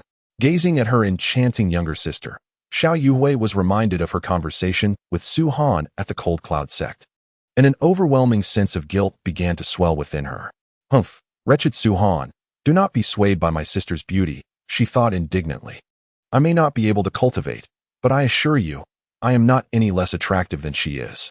Suddenly, Xiao Yuran interjected, startling both Su-Han and Xiao Yuhui. An alluring blush instantly appeared on Xiao Yuhui's face, as if her thoughts had been exposed by Xiao Yuran. Yet, upon reflection, she questioned why she was blushing at all. It was certainly not as Xiao Yuran had claimed. You little brat, speak such nonsense again, and I shall punish you, Xiao Yuhui declared, rushing towards Xiao Yuran, her fair hand playfully scratching at her, eliciting peals of laughter from her sister. At that moment, Su-Han's spatial ring began to tremble, illuminating with the glow of the invitation to the Wanbao Pavilion auction. Is the auction finally about to commence? I wonder what treasures await, Su-Han mused silently, then turned to Xiao Yuhui and instructed, You and my father will oversee the establishment of the sect's base. I have already provided him with the blueprints. Please aim to complete it within a month. All right, I understand, Xiao Yuhui nodded. With that, Su-Han bid farewell to the two sisters and made his way toward the Wanbao Pavilion. The Shao family's market bustled with life. As the Wanbao Pavilion was teeming with activity due to the auction, the entrance was crowded with people.